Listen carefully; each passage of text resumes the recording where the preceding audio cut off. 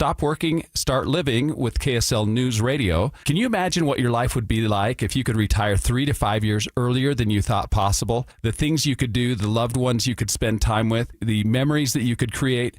That's what our team at the New Millennium Group does. We'll walk you through the entire process every step of the way. If you'd like to get a copy of the 5-step proprietary plan that will help you retire 3 to 5 years sooner than you thought possible, give us a shout right now.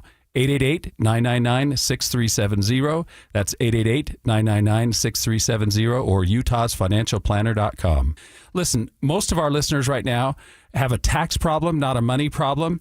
There's not enough money in Social Security and Medicare as it is. Let us show you how you can significantly reduce your taxes. That's 888-999-6370, 888-999-6370 or utahsfinancialplanner.com.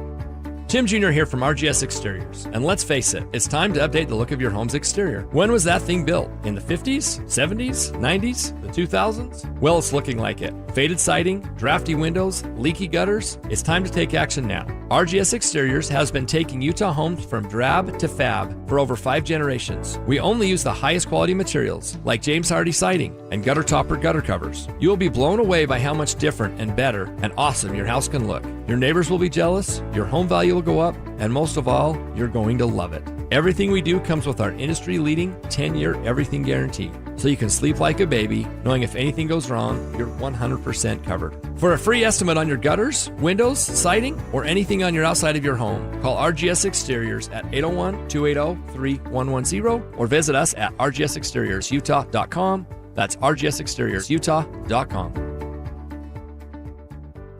Fire up summer with Mountain Land Supply. Right now, when you purchase any Blackstone Select griddle or pizza oven, you'll score a $50 Mountain Land gift certificate. Plus, you'll be entered to win B's Sweet tickets for Wednesday, July 22nd. Don't miss your chance to upgrade your backyard cooking and enjoy a night at the ballpark in style. Visit Mountain Land Supply today for the hottest Blackstone deals of the summer. Offer valid May 1st through June 30th, 2026 or while supplies last. Purchase any Blackstone Select griddle or pizza oven to receive a $50 Mountain Land gift certificate and 1 entry to win B's Sweet tickets for Wednesday, July 22nd. Limit 1 gift certificate and entry per customer account. You do not have to be present to win while supplies last. 5 guys walk into a JCW's and order burgers. A pastrami, a mushroom Swiss, a guacamole bacon, a hickory barbecue, a ribeye steak, 2 onion rings, 3 french fries, a strawberry, mint, peanut butter, chocolate, and marshmallow shake, and not one left to tip. Because at JCW's, we don't ask for it. We think the price you see should be the price you pay. And all that, would you like to leave a tip stuff, is for the birds. JCW's. Quality and a lot of it. Open in American Fork, Lehigh, Provo, South Jordan, and Harriman. Wildlife around the globe needs help. And when you help protect them, you become a friend of the San Diego Zoo Wildlife Alliance. A real friend. The kind of friend you want to thank. And not just with a card or a text, but with a song. Thank you for being a friend. Travel down the road and back again. Your heart is true. You're a pal and a confidant. Thank you for being a friend. Thank you for being a friend. Thank you for being a friend. From your friends at the San Diego Zoo Wildlife Alliance, thank you for helping protect wildlife around the globe. Without you, there's no them. Learn more at sdzwa.org/friend. Thank you for being a friend. 97.5 KZNS FM Colville, 1280 KZNS AM Salt Lake City, and KSL FM HD2 Salt Lake City Midvale. This is 97.5, the KSL Sports Zone. It's time to get your morning started with the news you need to know. News update. News update. This is what's trending with DJ and PK. Hashtag NBA. You're taking a little bit of grief from what you said about Jalen Brunson. You are. I'm not big in that. I never said, hey. Exactly. That's why I'm saying. No, I mean, I speak from experience, and I never, Allen Iverson got MVP, and he lost in the finals, and I think the 2 best teams are probably in the West. But I'm up for being proven wrong. And that's the other thing is I think Jalen Brunson's a hell of a player. A hell of a player. I'm speaking historically on the NBA with what I said. I don't know why that's being brought, like why everybody's so stuck on that. I said it 2 years ago. I stand by it. I'm letting you clear the air. There's no air to be cleared. I said what I said. he proves me wrong. He proves me wrong. I mean, I good for him, but I do think the two best teams are in the West. We know who you like, right? Oh, you know who I'm cheering for. That's Becky Hammond, who used to be an assistant coach in San Antonio, now a head coach in the WNBA, not backing away from her stance on Jalen Brunson. When your best player is 6'2" or under, can you win a title? There's a couple exceptions out there. Well, actually, Steph Curry's probably a little bigger than 6'2", but Curry and Isaiah Thomas viewed as two little guys who've led teams to titles. She's banking on history. She's not the only one. But you're right there. I am right there. She's speaking your language, man. Yep. You love history. The Knicks waiting. Who will they get? Brunson 4 wins away from the title, being one of the rare little guys to pull it off. Can they do it? First, they have to wait to see who they play. San Antonio hosting Oklahoma City tonight. Thunder up 3-2. They can close it out. Or back to Oklahoma City for a Game 7. 6:30 tonight, NBC and Peacock. NBA issued a warning to Victor Wembanyama for skipping post-game media after Game 5. He'll be subject to fines and other punishment if he skips future post-game media sessions. And don't do it again. President Donald Trump says he'll attend an NBA Finals game in Madison Square Garden. Said he'll be in attendance after being invited to a game by Knicks owner James Dolan. So prepare for extra security and get there early. For the two of you from Utah who are going. DJ and PK. Hashtag NFL. You know, it's just like two guys in a classroom. You know, he sits on one side, I sit on the other side, and it's the coach's responsibility to teach us and coach us. So, is there any awkwardness like between you two? Awkwardness, you know, it's just like the same feeling, you know, when you're in high school and there's another person on the other side of the room. That's just kind of how it is. So I wouldn't say there's any awkwardness. That's J.J. McCarthy on competing with Kyler Murray to be the Vikings' starting quarterback. Why be awkward? You're not there to be best friends. You're there to win the starting quarterback job. And even if you're the backup, you better be prepared because you're one play away from going in. So why spend time on awkwardness? Well, it is awkward. I want what you want. You want what I want. I mean, Montana and Young had it for years. Yep. So, I mean, yeah, we understand that, but I think that would be part of the deal. It is part of the deal. And I think that would be more awkward because there's more of a feeling like those guys can do it. I guess it could still be awkward even if there's questions about whether either guy can do it. Well, I mean, we're each striving for something. Then one of us is going to get it and the other isn't. So, yeah, I want you to suck and I want me to do well. Veteran pass rusher Von Miller said he intends to play this season. He's lobbied for the Denver Broncos to bring him back to the franchise he helped lead to the last Super Bowl title. He was MVP in that game. Says he feels healthy and capable of still getting after the quarterback despite the fact he's now 37 years old. Can't really think of any defensive ends in their mid to late 30s, can you? Oh, you love history. Explosiveness? No, right now. Right now? Yeah. I can't name one. Yeah, me neither. But I don't know how old they are. I don't track their ages. Khalil Mack's 35. I did not know Von Miller was 37, so I'd have to look. I couldn't tell you his age. Joey Bosa's getting into that range as well. But Joey Bosa's getting in that range, I believe. I'm being told. Lamar Jackson expressed his love for the Baltimore Ravens and said he envisions himself with the franchise long term. He's working on a new contract.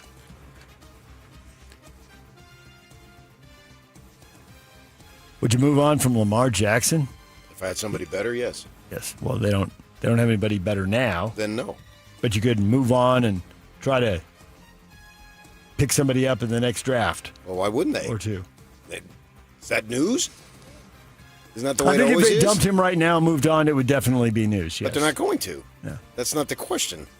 The question is it news that they're going to look for another quarterback in the draft? Yes, of course. Everybody does. But he's still good enough that he'll win enough games that they won't have. I wouldn't think they wouldn't have great draft position. Because they think he's good enough. I think he's good enough. And there'll come a time when he's not good enough. DJ and PK. Hashtag college football. SEC Commissioner Greg Sankey touted the conference as the best league by far, despite the recent Big Ten Conference dominance, winning titles in college football 3 years in a row, and also winning in college basketball. And UCLA looks really good in baseball. The SEC's got a bunch of teams hosting. We'll see how that plays out. If you look at the entirety of our league, Sankey says, we are by far the most competitive, the strongest football league. By far. He's just going to keep lobbying. Well, yeah. It's got like, him 5 teams in last year. This is what they do. Yeah. You made a big deal out of Sarkisian. Oh, their second team camp. It's not what he was saying. He's saying we're better. Come to us. This guy, we're better. Give us more money. Young men, young women, come to our places. It's all politicking. I get it. It's a reason why your mark says we have the second best basketball league in the world. No, you don't. No, you don't. But you say that. But he's not going to stop saying it. Yeah, all these people are salesmen. Why? Follow the friggin' money. Commissioners it will get paid. Always lead you to the agenda and the motive. Commissioners get paid a ton of cash. The only time money doesn't lead you always is love. Every other time, follow the money, you'll find out the motive and the agenda. And with love, it's only sometimes? Yes. That is hit or miss. Right. There are people who don't marry for money. There are people who do marry for money. Yeah, well, that's more of an emotional thing, love. But other than that, and you can throw in money / power. It's kind of the same thing. Power may not get you money right away, but it will in the long run. I mean, it's why these people stay in political positions and they're 89 years old. They can't give up the power. Falling asleep in their soup. Yeah. New bipartisan bill introduced in the U.S. Senate in an effort to put guardrails in place and stabilize college sports. Ted Cruz and Maria Cantwell proposed the Protect College Sports Act, which would provide the NCAA with antitrust exemption to enforce several rules that have been challenged in court in recent years, including limiting athletes to transferring one time, limiting the 5 years of eligibility, prohibiting former pro athletes from playing in college, prohibiting schools from poaching a coach from another school during their sports season. Goes on and on. It also has a provision to give conferences an option to negotiate future TV deals as one large group and share the money more evenly, as long as 75% of the schools agree to join. But the SEC and Big Ten are making the most money, can stop that from happening. They don't join, they don't get to 75%. So, well, actually, that's wrong, because currently it would be 75% without them. They're exempted from that provision as it's written right now. You two debate this. I'm out. A lot of this comes from Cody down there at Texas Tech. Apparently, he's been hip deep with them helping draft this. Now it's got to negotiate committees and politics and back and forth and be amended and changed. So we'll see. DJ and PK. Hashtag Major League Baseball. Last night, Murakami hits one deep. Left field, number 20. 14-1. Here comes the 3-2. Swung on and destroyed. Left center field. It is going to go. Sail away. Julio. 3-run home run. It's all Mariners now. 9-0 over the A's. An exclamation point. Here's a 1-1 from Sugano. Ohtani hammers it to dead center. This ball heading back. It is gone. A home run. A leadoff home run, the 28th of his career. Ohtani makes it 1-0. Shohei Ohtani knows how to bring the fans to their feet. Shohei Ohtani with the home run there. Dodgers added another in the first. They're up 2-0. They go on to win 4-1. Shohei pitching, 1 run, no hits. He did walk 4 over 6 innings. He continues to amaze. The ERA still below 1. It's 0.82 right now. Is there anything he can't do, PK? It's just he can't do it all. Idea about his cooking skills. Can't do it all at once. His cooking skills. You asked me if there's anything he couldn't do. Nice. You heard the White Sox blowing out the Twins in there, 15-2, the final score in that one. Tons of blowouts. Orioles 11-2 over the Rays. Red Sox taking it to the Braves 8-0. Braves having a really good year, but not today. Or not yesterday. You got the baseball page open, huh? I do. The Padres. Do the Padres remind you of the Cleveland Cavaliers? Going to have a good season, but against the best. Phillies went in there, beat them 3-0, sweep them. Well, I think the story is Christopher Sanchez broke a 115-year-old record for the Phillies with the scoreless streak. 44.2 innings. Grover Cleveland Alexander or something. Or Yep. Alexander Cleveland. I always get those guys confused. Grover Cleveland Alexander. Hall of Famer. Nikhil Grover Alexander. Grover Nikhil Anderson. I don't know. Closing in on Hershiser, but probably 2 or 3 starts away still. Hershiser has the Major League record. Major League Baseball Players Association made their first formal proposal in collective bargaining talks with Major League Baseball. This gets underway. It's one more box that has to be checked before they expand, PK. Share more local TV revenue than the current CBA stipulates. And a competitive integrity tax, so for low-spending teams. So they're going to have to spend money or they're going to have to write a check. And double the minimum salary. Right now, everybody in the majors, the minimum $785,000. They take it to $1.5 million. It's all window dressing. Yep. Get that done, and then it's one more box on the way to Major League Baseball adding teams 31 and 32. I don't know if they're going to get it done anytime soon. I mean, it's all about the salary cap.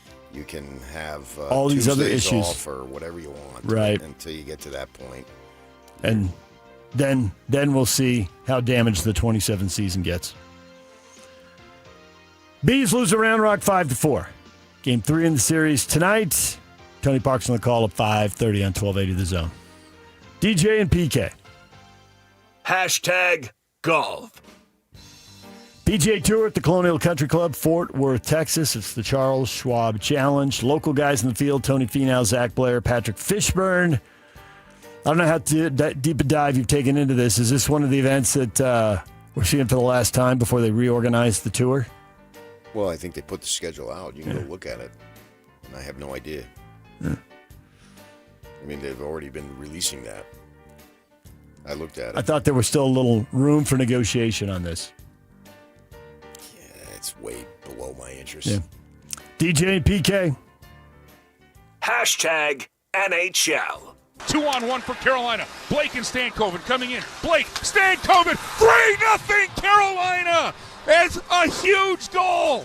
Sent across Logan Stankoven. There is his 8th of the postseason. And the Hurricanes have ripped the top off of this game. Carolina scoring 3 times in less than 3 minutes late in the first period. They had an empty netter late. They shut out Montreal 4-0.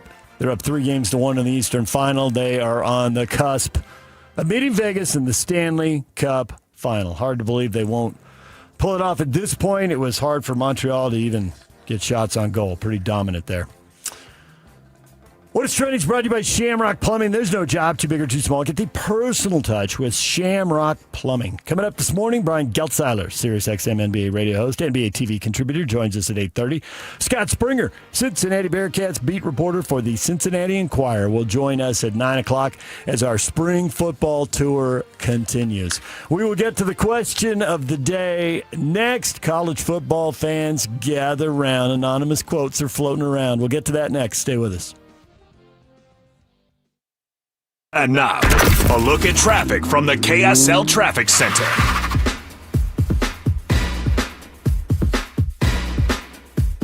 Got delays currently southbound I-15 in Davis County, picking up between 500 south and Bountiful and near the 900 west exit near Rose Park, right?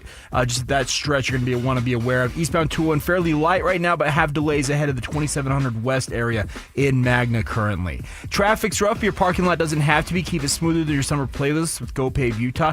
Visit GoPaveUtah.com. That's GoPaveUtah.com. Call them today or once again visit them at GoPaveUtah.com. With your KSL traffic update, I'm Jake Hatch right here on 97.5, the KSL Sports Zone.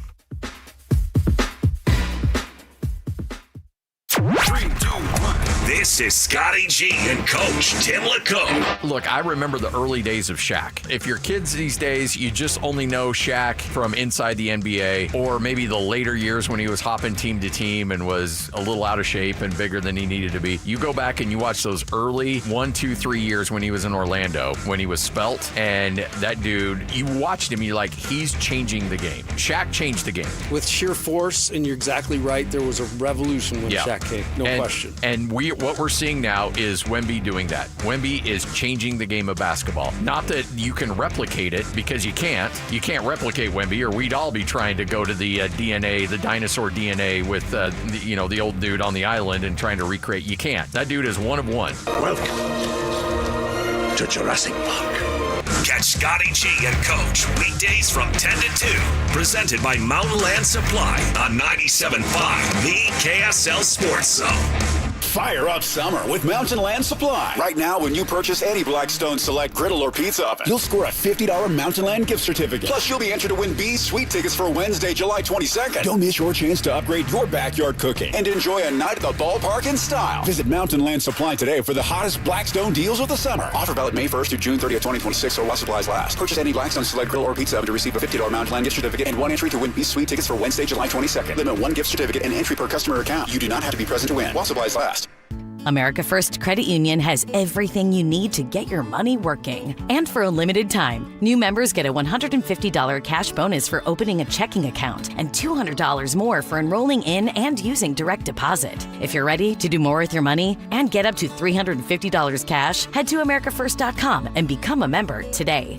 Subject to membership eligibility, terms, creditworthiness, change, and conditions. Additional requirements may apply. Federally insured by NCUA. Equal Opportunity Lender. After all that mud and rain, give your carpets a reset before the kids get out of school and summer guests start arriving. And if you want to get it done the right way, choose Zero-Res Carpet and Air Duct Cleaning. Zero-Res cleans without sticky soaps or harsh detergents, so your carpets are safer and stay cleaner longer. And right now at Zerores.com, get 3 rooms of carpet clean for just $129 and a free hallway cleaning.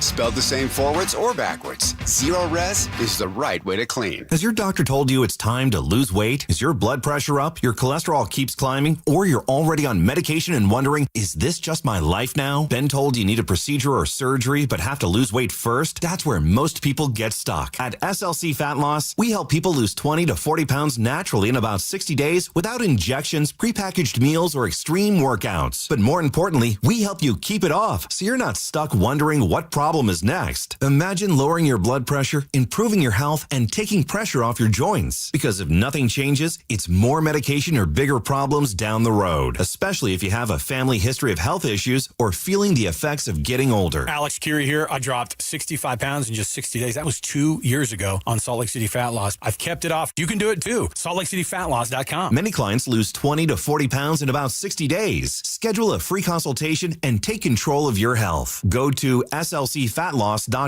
That's SLCFatLoss.com. Results may vary. A family office is a team built to handle the 3 biggest financial responsibilities a family faces: wealth management, tax strategy, and estate planning. Most firms only manage your investments and refer the rest out, hoping everyone stays aligned. At Trajan, we built something different. Your wealth, tax planning, and estate planning are handled together inside one firm under one roof. There's no guessing whether your CPA, advisor, and estate attorney are truly in sync, because our team works together every day on your behalf. When your financial life becomes more complex, your advice should become more coordinated, not more fragmented. One plan, one trusted team. Call Trajan today, 855-TRAJAN-1. That's 855-TRAJAN-1. Trajan Wealth, an SEC-registered investment advisor. Additional services through Trajan Estate and Trajan Tax. Additional disclosures and accreditation at TrajanWealth.com. In Utah, our first response to wildfire is prevention, not intervention. So douse your flames, keep your vehicles maintained, and let's fight wildfire together. FireSense is the first response. Hey, this is Chris with JCW's. Drop in for one of our delicious gourmet burgers made with 100% choice Grand Chuck. We're in Lehigh, American Fork, Provo, South Jordan, and Harriman. JCW's, quality and a lot of it. Over 2 decades of sports radio dominance in Utah. My favorite. This This is DJ and PK on 97.5, the KSL Sports Zone.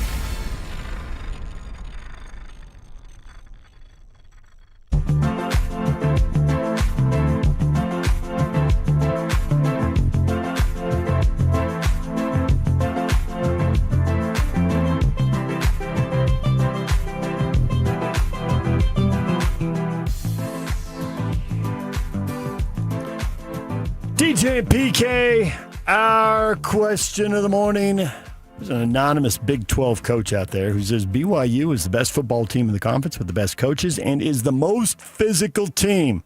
What is your assessment of this? Case dismisses the whole thing. You can say what you want. In sports, you must prove it. So that would be case dismissed? Case dismissed. That's well done.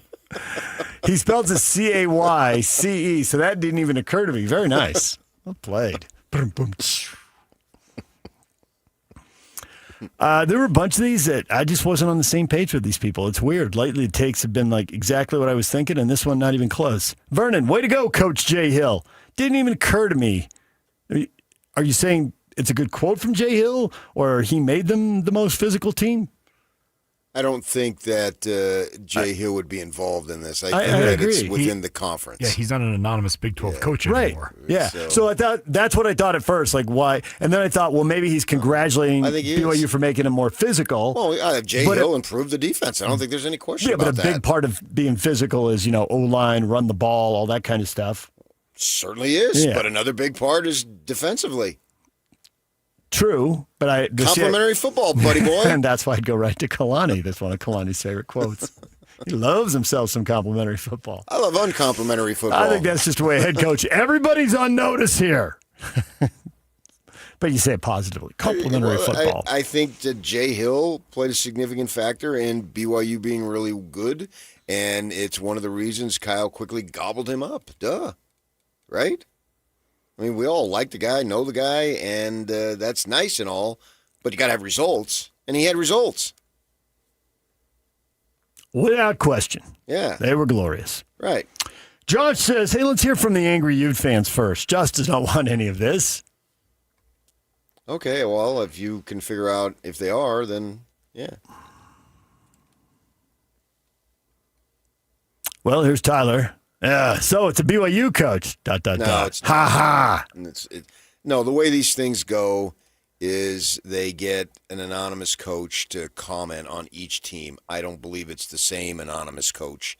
It's different coaches. Mm-hmm. I mean, to me, when I saw that, Jay Drew had a piece in the Deseret News on it. He did. And that's where I saw it, that it would be, and this time of year, you're always looking for stuff to write so you can get the editors off your back. Because there's not a... they need content. Yeah. All right, here's your content. More than ever. Right, yeah. Yep. Literally more than ever, because you're relying on internet stuff, and so they got to come to you, and that's something you can sell, as opposed to the old days. You had the subscriptions, and if you put crap on a particular Tuesday, well, it didn't matter.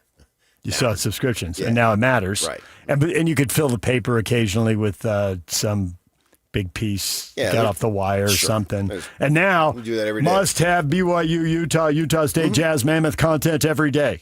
And everyone Basically, yes. Yeah, every one of those beat writers is hearing it. Yeah, oh yeah. And then actually they do a really good job of generating off-season content. All of them do. Jay spent some of the time in that explaining that he writes for Athlon. But he doesn't do that. But he It's not the doesn't predictions. get the anonymous quotes from the other team. So Right. he made No, a it's point just of about saying, your team. Yeah. I used to do it. I don't know who it is. Somebody else did Right. that part of it.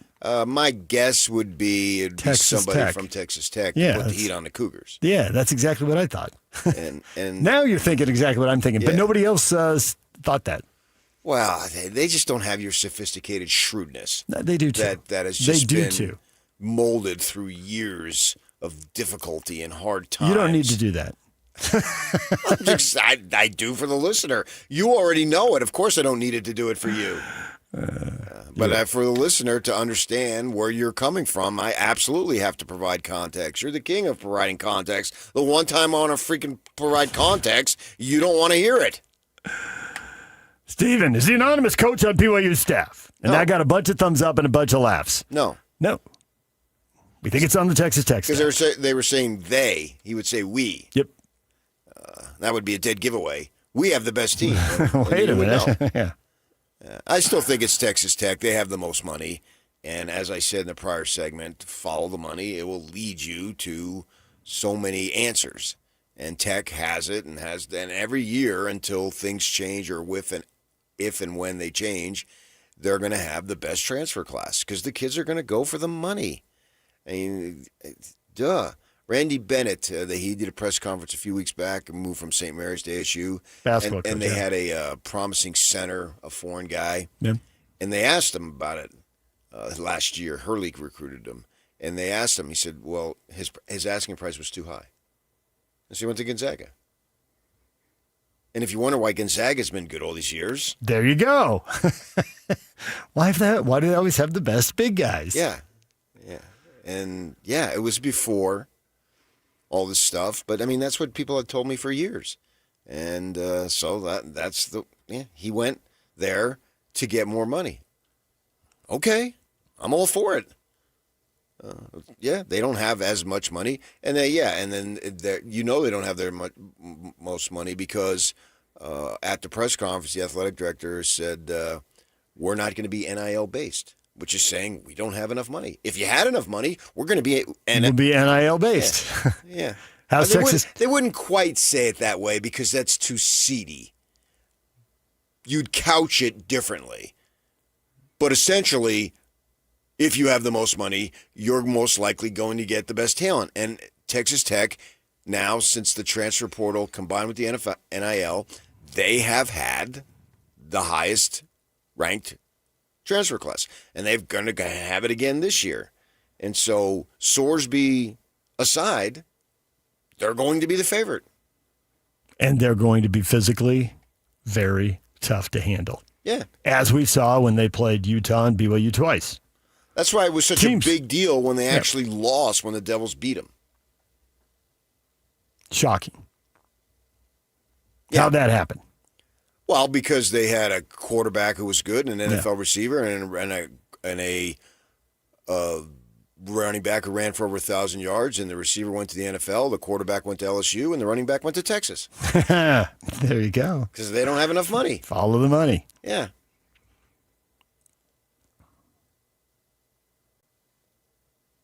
Cameron says it's not a weird take.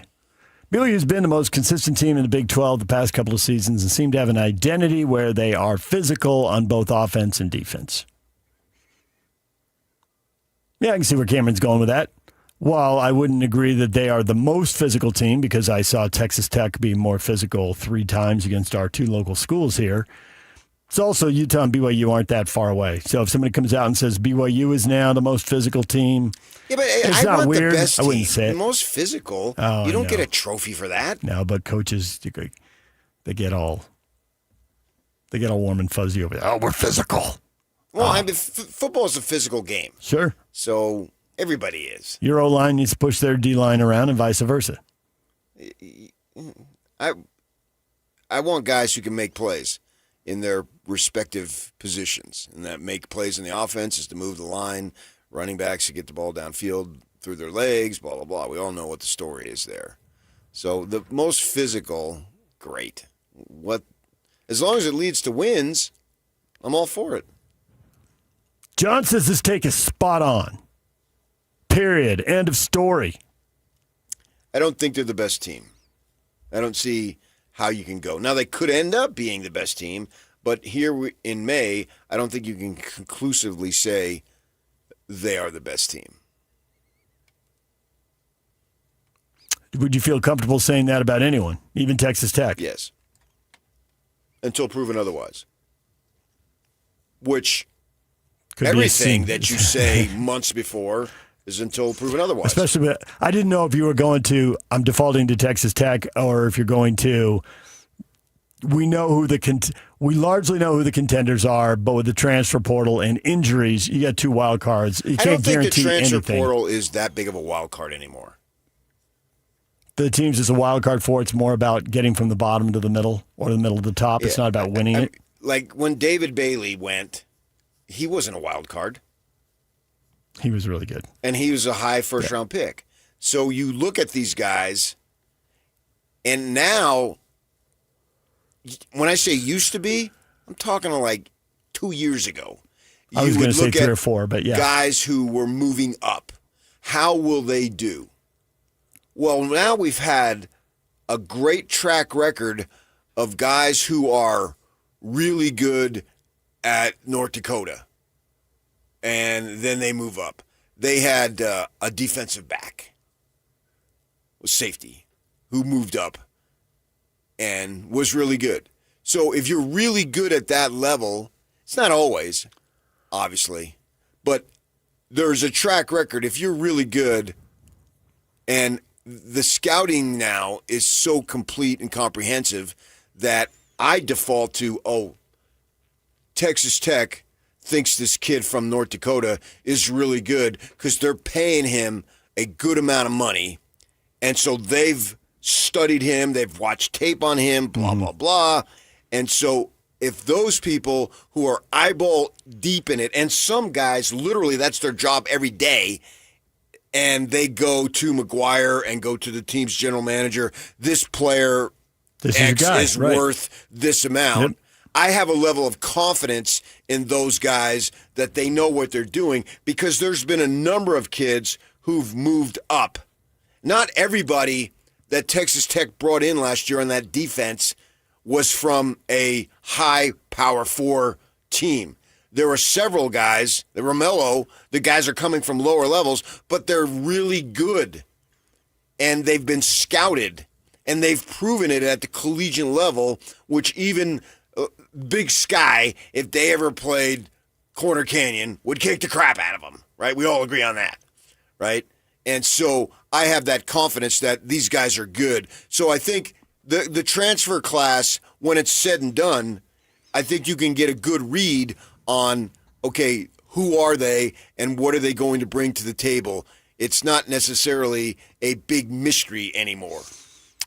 I get why you would say that at Texas Tech and at BYU, where coaching staffs have been in place for a while. But can you say that at Oklahoma State and West Virginia, for instance, just because it's two teams in this league and they got first and second year coaches? 85 new guys, as Barry Tremble was saying, then no. That's too many. Rich Rod had that very thing last year. Is it more that? But see, that's the thing. Like Dion the first year had a gazillion. It didn't work the first year. West Virginia had a gazillion the first year. It didn't work the first year. Now we'll see how Oklahoma State does the first year. I'm just wondering what kind of trends we should be looking for that tip you off.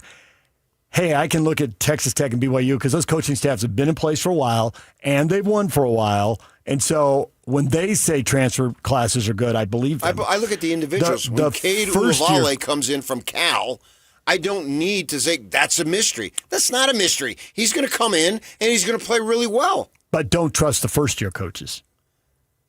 Well, they're under if the first-year coach is replacing someone who got fired, right? It's whether it's transfer portal or not. The first-year coach replacing somebody who got fired is always going to be a rebuilding year. It's just going to be with different guys rather than the same guys. Now, I know people are screaming at their radio right now, well, what about Urban Meyer from Ron McBride? Okay, yeah. But that goes back to your point about, hey, we're having to adjust our expectations. All the rules changed 2-3 years ago with NIL and transfer.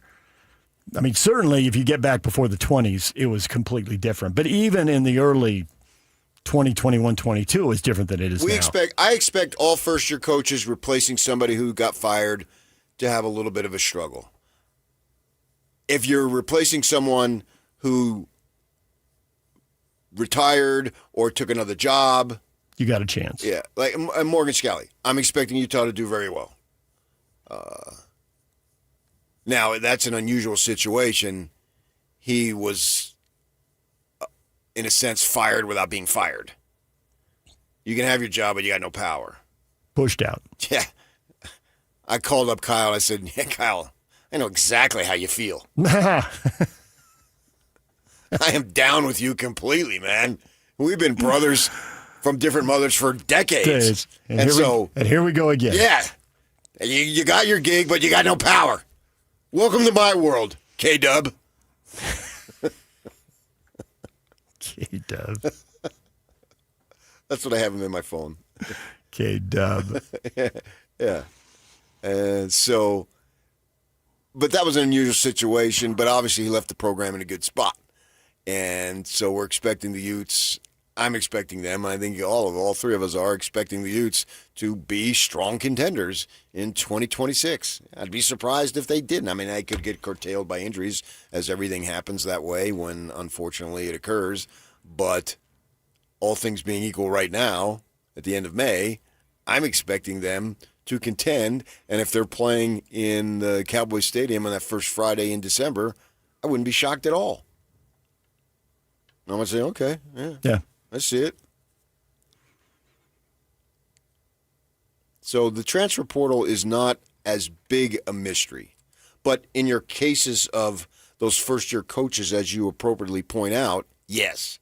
Because there's so much newness. It's overwhelming new. And that's what's been good about BYU. And they've spoken about that. That year that they went 5-7, they've said they brought in too many guys. And so, all right, if you haven't done anything and then you do it, it's a learning experience. And I appreciate Aaron Roderick saying that, Kalani saying that. Be honest. Yep.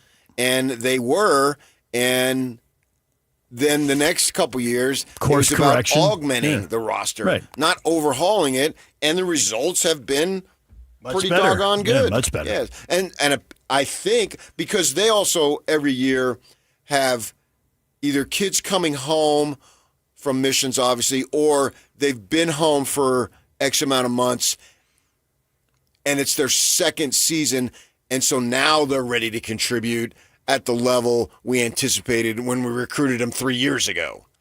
And so they don't necessarily need a whole lot of transfers because they're having probably, I haven't crunched the numbers, but they're probably having more new guys or more new guys who are ready to play after they shake off that mission rust than most programs. So they don't need to bring in an overwhelming amount. Just bring in where you have a particular need, and that's where they've kicked butt, where they've had a particular need. I mean, obviously, I just spoke of the linebacker, but clearly Bachmeier. Obvious need there. That's even a better example than linebacker. Like they bring in the Kelly. Position is more important. They bring in Kelly really good, but they also had a lot of linebackers. Who's to say if they hadn't brought him in, would they've had bad linebacking play? Probably not, but he was really good. He was really good. And he was fun to watch. Right. And now he got drafted. To the NFL. Away you go. Right. So that's what I'm saying is that. I guess you could still say that's a need. You always need a guy if he's going to be drafted. He's going to be drafted by the NFL, you need him. Right. Yeah. And that's what I'm saying is that he moves from Weber. We've had a number, and the list is, it's probably 150 deep of kids who move up, and they were really good at this level, and it's no longer actually that big of a jump. No, it's actually because they're tracking it now. Back to your point about this is all brand new, and they've just got to learn.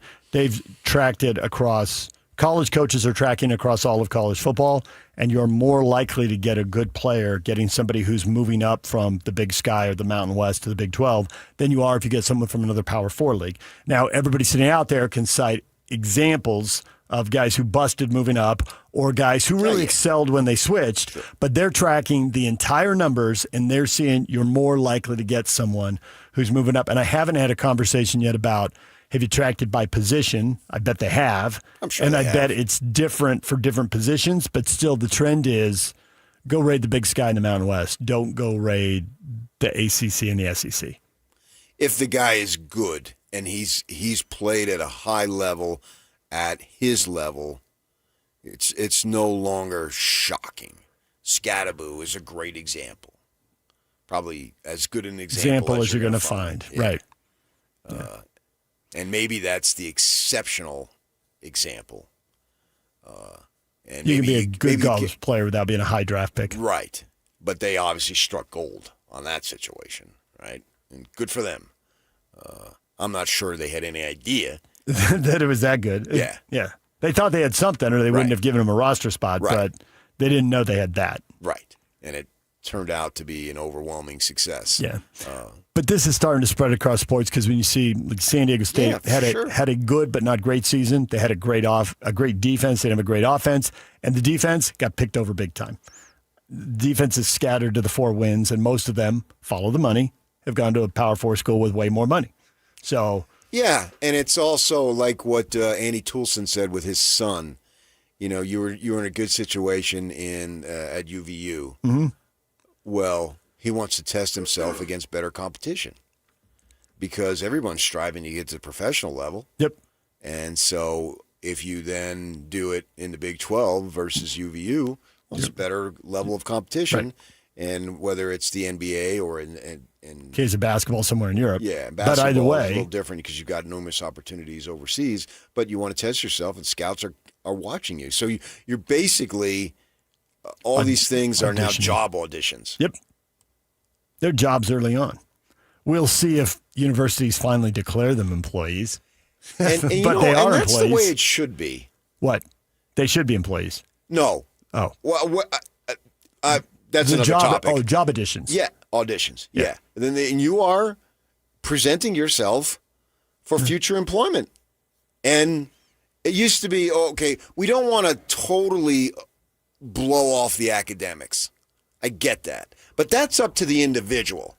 If he or she wants to be academically oriented and get that degree, great. We all encourage it.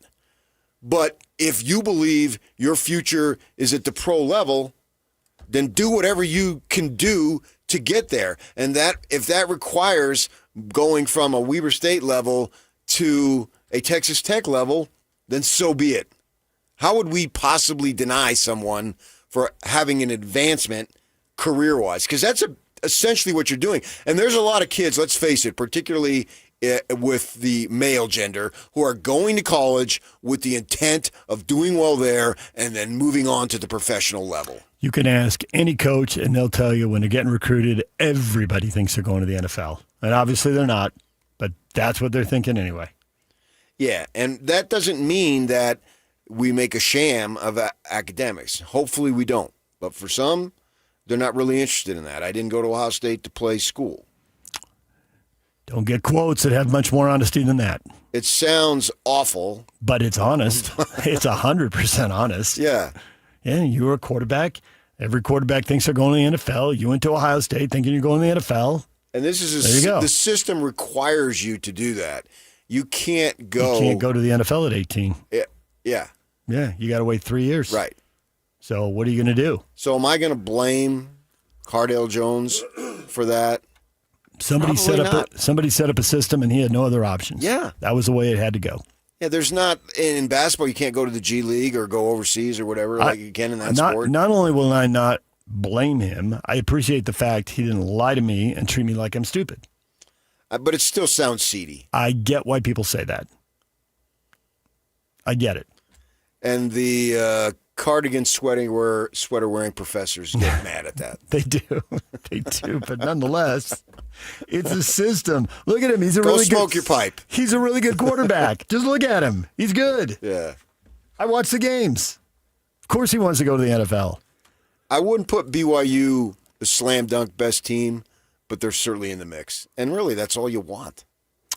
Is the preseason poll still gone? They had it year 1. They didn't have it year 2. I assume year 3 they're not going to have it. It's been done away with for the foreseeable future. Which is dumb. I know. Something to talk it's a about. Stupid poll. If they did it, I assume it would be Tech 1, BYU 2 again.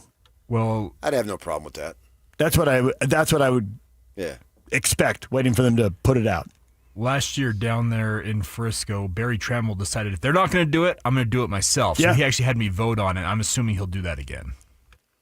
Yeah, it's just that it's not the official one. I get it. But we all have an idea. And so what? Yeah. If your poll is ridiculous when we get to December, who cares? No, it's just a fun talking point. Right. It's something to talk about. Right. And you know it's going to be shaped by injuries and kids blowing up that nobody had any idea, including the coach. There's always somebody, a scatterboo type, I didn't know. You always say that. And sometimes the kid doesn't even do it in September. Sometimes kids come on in October. There's an injury, they get a chance, and all of a sudden, wow, that kid's a revelation. We see that story all the time. Yeah, I told you a few days ago about the Khalil Tate. Mm-hmm. When he won like Pac-12 Player of the Week 4 weeks in a row. And he wasn't even starting in September. There it is. Yeah. Revelation. Right. They had injuries, put him in there, and then he blows up. All right, DJ and PK, it's 97.5, the KSL Sports Zone. Coming up, top of the hour, Ute fans gather around the radio. The Arkansas AD is fired off. We'll get to that at the top of the hour. Stay with us. And now, a look at traffic from the KSL Traffic Center. Heaviest delays at the moment are going to be southbound I-15 in Draper, where a crash has the right lane and shoulder closed. Otherwise, southbound I-15 from Davis County is slow from around Glover's Lane in Farmington down to the 900 West exit near Rose Park as you work your way towards downtown Salt Lake City. Traffic's rough, but your parking lot doesn't have to be. Keep it smoother than your summer playlist with GoPave Utah. Go to GoPaveUtah.com. That's GoPaveUtah.com. Call them today or once again visit them at GoPaveUtah.com. With your KSL traffic update, I'm Jay Catch right here on 97.5, the KSL Sports Zone.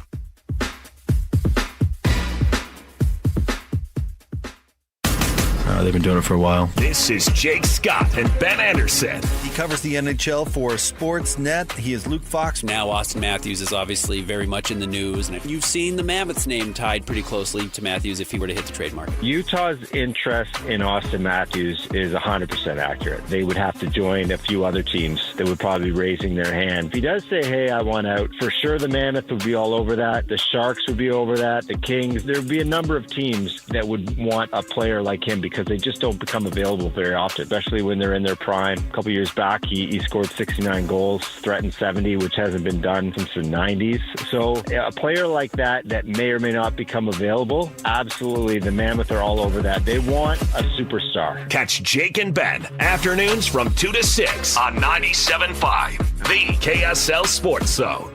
You've heard me say it before, Replenish Landscape Garden Products really has everything you need to make your lawn and garden work and look beautiful. Greg's here with me again. So many different products out there. I think people will find it convenient because they can come in, look at the specific product, get it loaded quickly, and get back home to get the job started. That's what our focus is on bulk and bag materials. Obviously, we're known for the compost itself, which has gained a great reputation, but our soil blends are excellent. We have the bulk box garden blend. We have 4 different colors of wood mulch, 5 or 6 different kinds of shredded bark, and just a variety of things, including sand and gravel. A lot of these playground chips and things are found in kids' playgrounds all over the valley. Find out why landscapers valley-wide use Replenish Landscape Garden Products. See them at 4660 South, 200 West in Murray. Go to their website at replenishcompost.com or give Greg and Mike a call at 801-262-5142. Replenish. It's good stuff.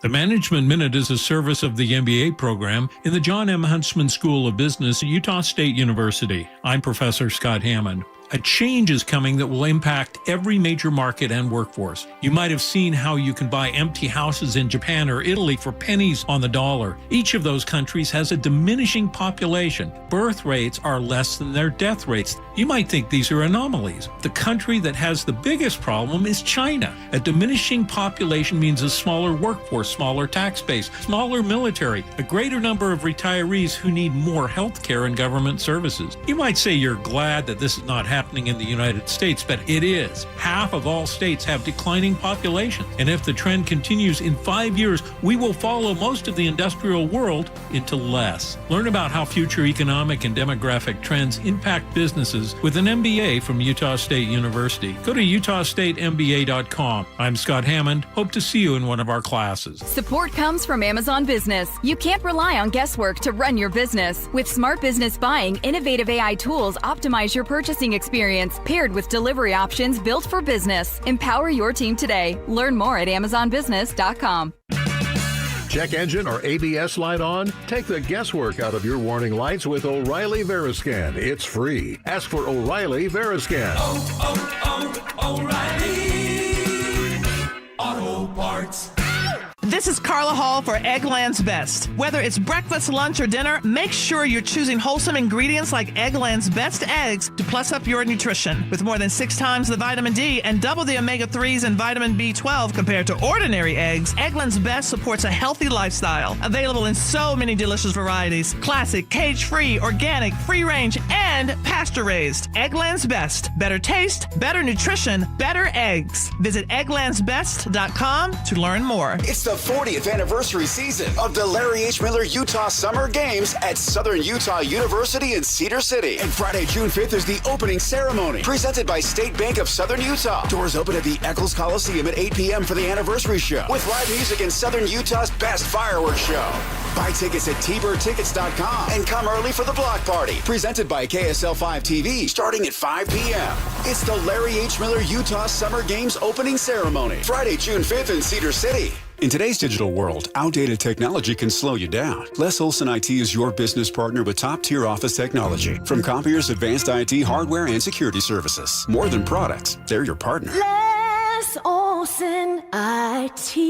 The KSL Sports Zone and Beehive Meals are honoring people that impact youth sports in our communities. Nominate the youth sports volunteer you know for the Beehive Meals Hero of the Week at kslsports.com/contest.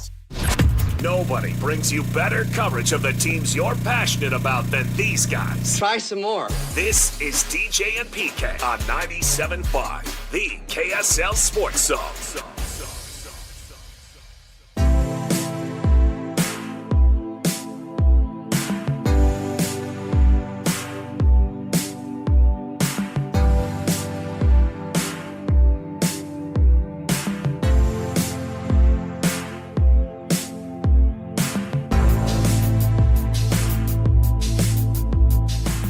DJ PK, it's 97.5, the KSL Sports Zone. We were just talking about the anonymous Big 12 coach. This is BYU is the best team in the conference with the best coaches and the most physical team.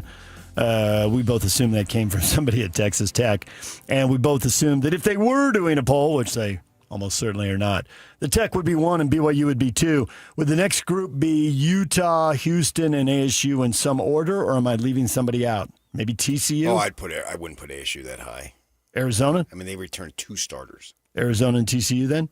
Yeah. That's not to say they can't do it. Do you have a clear 3? A clear number 3? Because I think Tech and BYU are 1 and 2 really clearly. And some people will say that, yes, and other people would say, well, Kyle's gone and Morgan's in charge, so they'll be good, but they won't be that good. I look at the players. They're not rebuilding. But they lost high-end difference makers.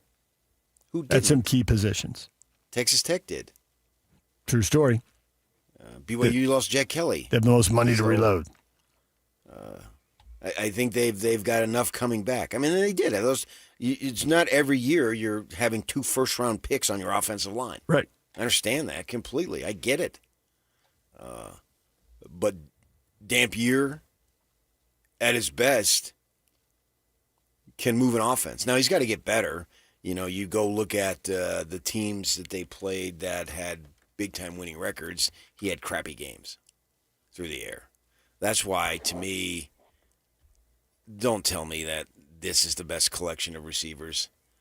I'm not going to be Charlie Brown here, and you're not going to be Lucy.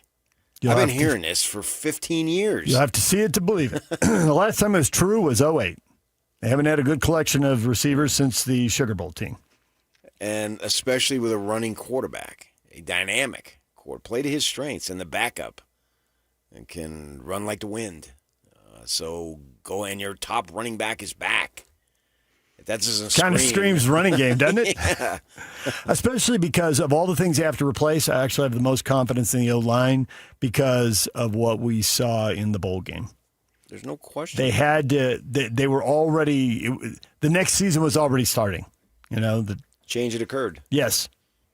First-round picks don't need to be playing in the Vegas Bowl. Absolutely, 100% not. Now when you're having contact literally every play. Take away their helmets. That's just not. Yeah. Don't go out there, guys. Right. And so I agree with you. They obviously showed well. I have more questions about the D-line. You know, John Henry Daly was a sack machine. Where is the Sac Lake City pass rush coming from? Would you rather have a sack machine or a love machine? I'll take the 5th, Your Honor. I guess I answered that. So, yeah, they're going to have answers. Why I would put them in the second tier, and we'll see how they develop. And I get it. it's not just Morgan, it's new offense. New OC. Yes. New O-line. And that's a lot to ask for. If Jason Beck was coming back, I'd have more confidence. And that's not to say that McGivern stinks. It's just a new situation where the damp year Jason Beck situation would be going into its third year of high production. But it's not to be. And I think Jason Beck's really good. That's why he's getting the big money in Michigan. You're not alone. Right. And I see him someday being a head coach somewhere. That's part of him going to Michigan also. Right. And it's part of Jay Hill going to Michigan. They know the spotlight gets a lot brighter, but if they look really good, people are going to come calling it's quickly. a move they had to make. Sure, yeah. And that's not a staff Kyle is likely to have together for 4 or 5 years. I think these guys are going to excel, and I think know that he's people going to be there for 4 or 5 years either. That's also possible. But I But just it's college football, sports. Who knows? In 5 years, Michigan's sports? got to be good right now. And in 5 years, who knows what college football is going to look like? Yeah. Michigan needs to be good now, and we'll see if these guys are there 1, 2, or 3 years. But if you wanted to go Houston third, I'm completely comfortable with that. If you even wanted to go Arizona, if you wanted to put the Utes fifth, I'm okay with that. Utah, Houston, Arizona, TCU. That's the next tier. I have the whole problem with going 3, 4, 5, 6 is by the time you get down to 6, it feels like you're dissing teams. But for instance, last year there were 4, 5, and 6 were all tied at 6 and 3. So what are we splitting hairs over? Yeah, I understand what you're saying, but I think that the strength of this conference is the top third.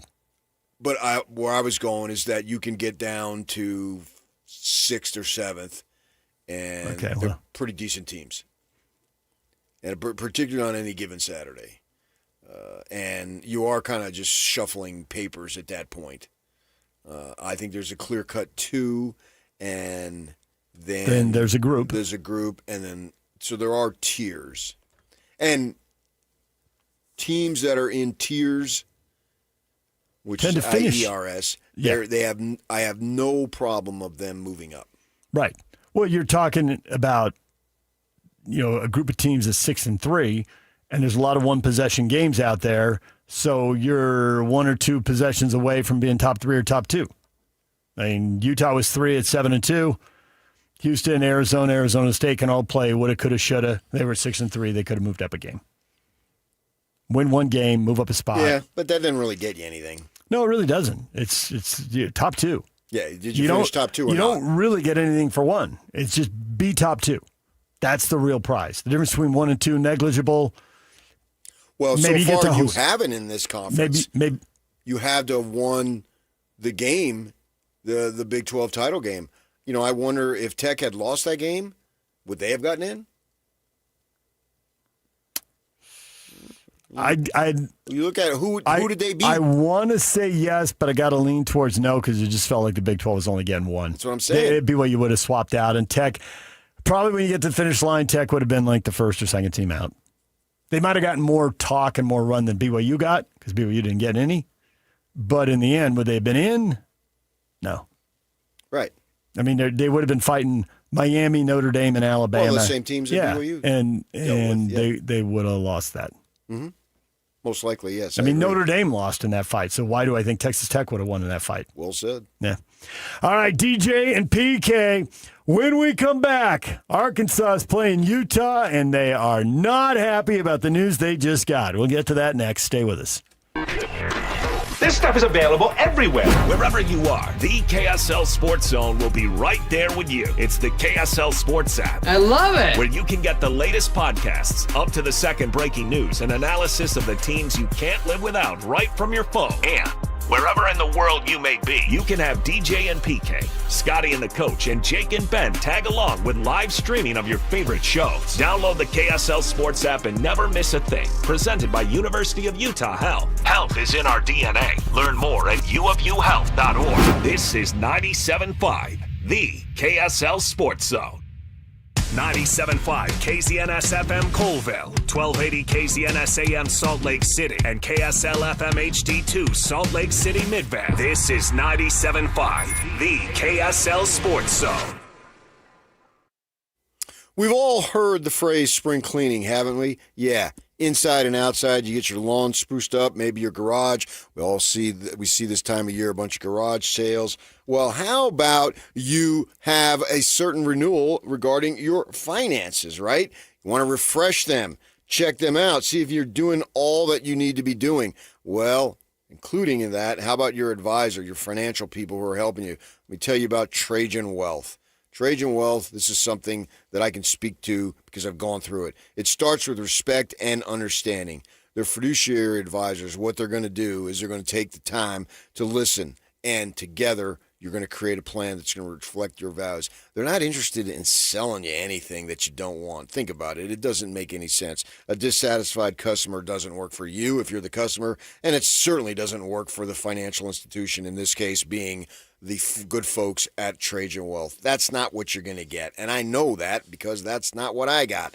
And I believe you'll get the same type of attention and personalized individual interest in you the way they do with me. Give them a call, even if it's just to review it. As I said, now's the time. The phone number is 1-855-TRAJAN-1. 1-855-TRAJAN-1. And also, too, the initial consultation is for free, so it's not going to cost you anything. I met with them at their offices in Draper, conveniently located right off the freeway. You live up north, no problem. They got offices up in Farmington. They'll come up there and meet you there, too. Also, you can get all sorts of information available right now on the website, and that is TrajanWealth.com is the website, TrajanWealth.com. Advisory services through Trajan Wealth, LLC, SEC-registered investment advisor. Additional services through Trajan Estate and Trajan Tax. Actual client, paid advertisement, additional disclosures at TrajanWealth.com. Celebrate America's 250th with our limited edition O'Reilly Brake Parts Cleaner. 2 for $8 at O'Reilly Auto Parts. O'Reilly Auto Parts. Why'd I go to the doctor? Working on the farm, my heart kept skipping a beat. I didn't think much of it, but my daughters made me get checked out. Turns out I have atrial fibrillation, which increases the risk of stroke about 5 times. Symptoms like irregular heartbeat, heart racing, chest pain, shortness of breath, fatigue, or lightheadedness can come and go. But if it's AFib, the risk of stroke remains. If you have symptoms, contact a doctor. I'm so glad I did. Visit NoTimeToWait.com. Sponsored by Bristol-Myers Squibb and Pfizer. Support comes from Amazon Business. Unlock smart business buying with fast, free delivery on millions of items and practical AI innovations that automate repetitive tasks so you can make smarter decisions faster. Learn more at AmazonBusiness.com. Hi, this is Derek Overstreet, president of the New Millennium Group and co-host of Stop Working, Start Living with KSL News Radio. Can you imagine what your life would be like if you could retire 3 to 5 years earlier than you thought possible? The things you could do, the loved ones you could spend time with, the memories that you could create. That's what our team at the New Millennium Group does. We'll walk you through the entire process every step of the way. If you'd like to get a copy of the 5-step proprietary plan that will help you retire 3 to 5 years sooner than you thought possible, give us a shout right now. 888-999-6370. That's 888-999-6370 or utahsfinancialplanner.com. Listen, most of our listeners right now have a tax problem, not a money problem. There's not enough money in Social Security Medicare as it is. Let us show you how you can significantly reduce your taxes. That's 888-999-6370.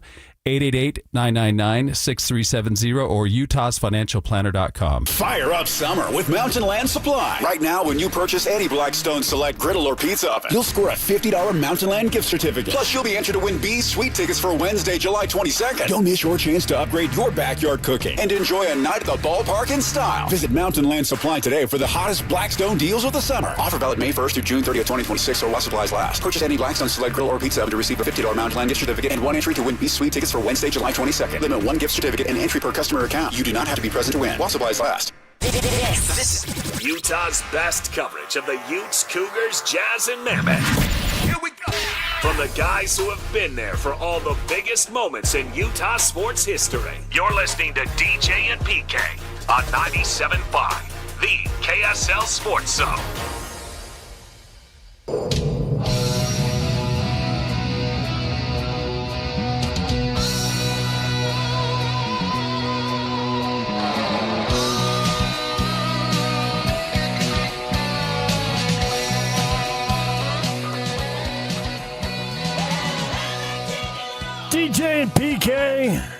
We're getting kickoff times for college football games in September.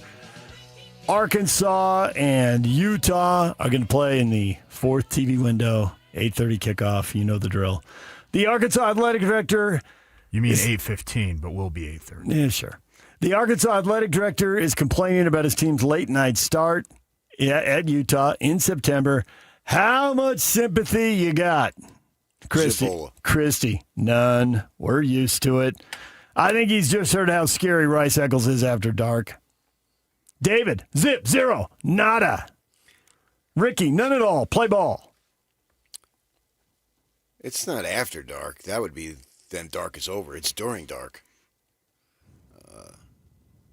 You signed up for it knowing that teams at this side of the country have a potential to be in that window. It's been happening for a long time. Shouldn't be surprised for someone in his role. Right. And they want good matchups throughout the day, obviously. Right. So this is, Arkansas is rebuilding, and Utah isn't. And so Utah, at that point, would not be surprised at all if they're ranked. And plus, there's going to be a curiosity. Utah has a brand name now.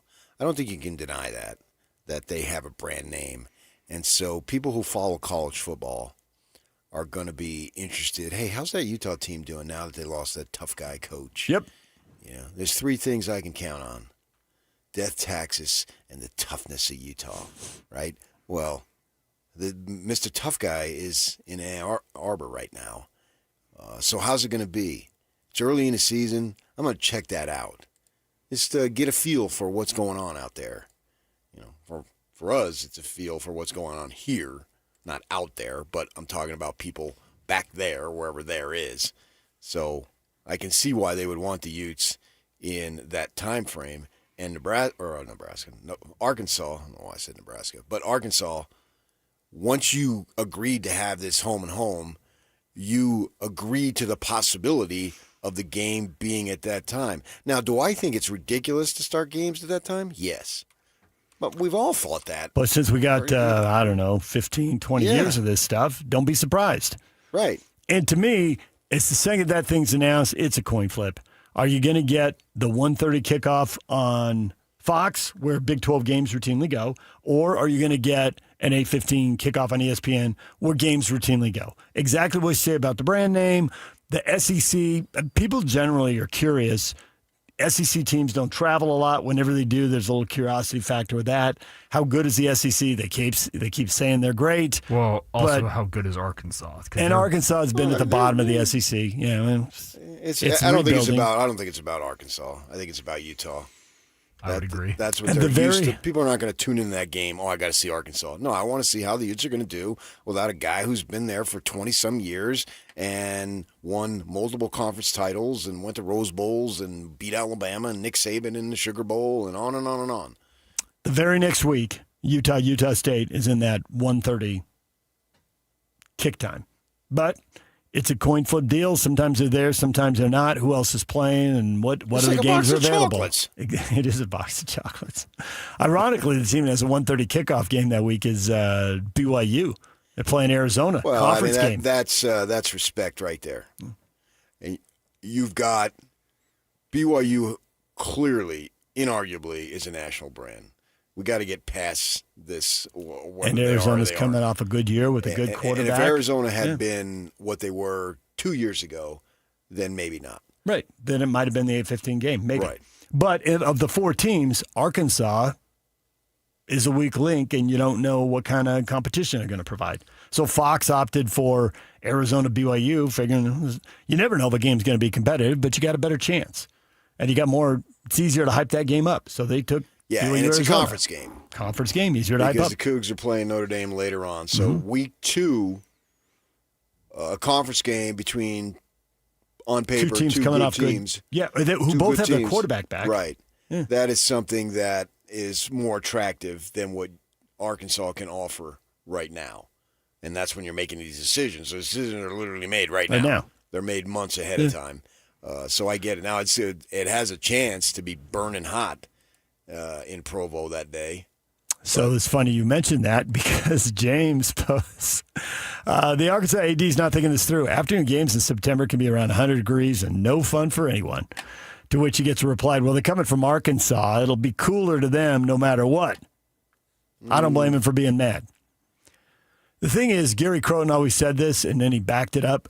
It's the dry heat. It kind of freaks teams out. You're breathing, your throat's stuck. He says he brought teams out of humidity, and it's hot, but it's not the same kind of thing. And for all the struggles Croton had, he had a really good record in non-conference games in September. He beat a bunch of people. Georgia Tech, might beat Syracuse, obviously beat Notre Dame. There are a bunch of teams coming out here who didn't win, didn't play well. And he always thought it was an advantage. Scores backed it up in the limited sample he had. I agree, those September afternoon games, it doesn't matter if you're in Provo or Salt Lake, they can be burning hot and uncomfortable. Now, the folks in Tucson are going to bring sweaters. This is great. Light jackets. It's not 110. I'll take it. Exactly. Yes. Oh, it's 96. Wow, this is awesome. They're going to get some 10 to 15 degree break. They'll take it. Right. So for them, it's not going to be any big deal. They're used to that. And that's why, although September is got your dry heat right here. I'll tell you about dry heat. The U of A and Devils play September day games at home. You can't. It's just so freaking hot. And even in October. Even October, it can be pretty brutal. Yeah. Oh, yeah. I mean, the Utes went down there in first week of November a few years back, and people were complaining. It was an afternoon game. When the Cougars went down, once you get past Thanksgiving, then you're okay. In fact, then you think this is awesome. Oh yeah, that's why millions of people live there.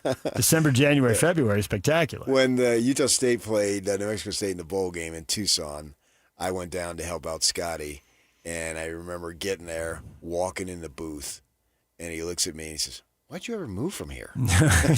Come back in July because it was post Christmas. And, it was like 75, 80 degrees that day. And it was a day game. And it was, it's spectacular, which is, that's what people talk about. It's like they always talk about, I just was with somebody yesterday who spent a week in Portland. And they told me, and it didn't rain the whole time. Well, that's because it rains a lot, and you tell me it didn't rain the whole time. You're admitting it rains a lot by telling me it didn't rain at all. Like, that's news, which means when it rains, it's not news.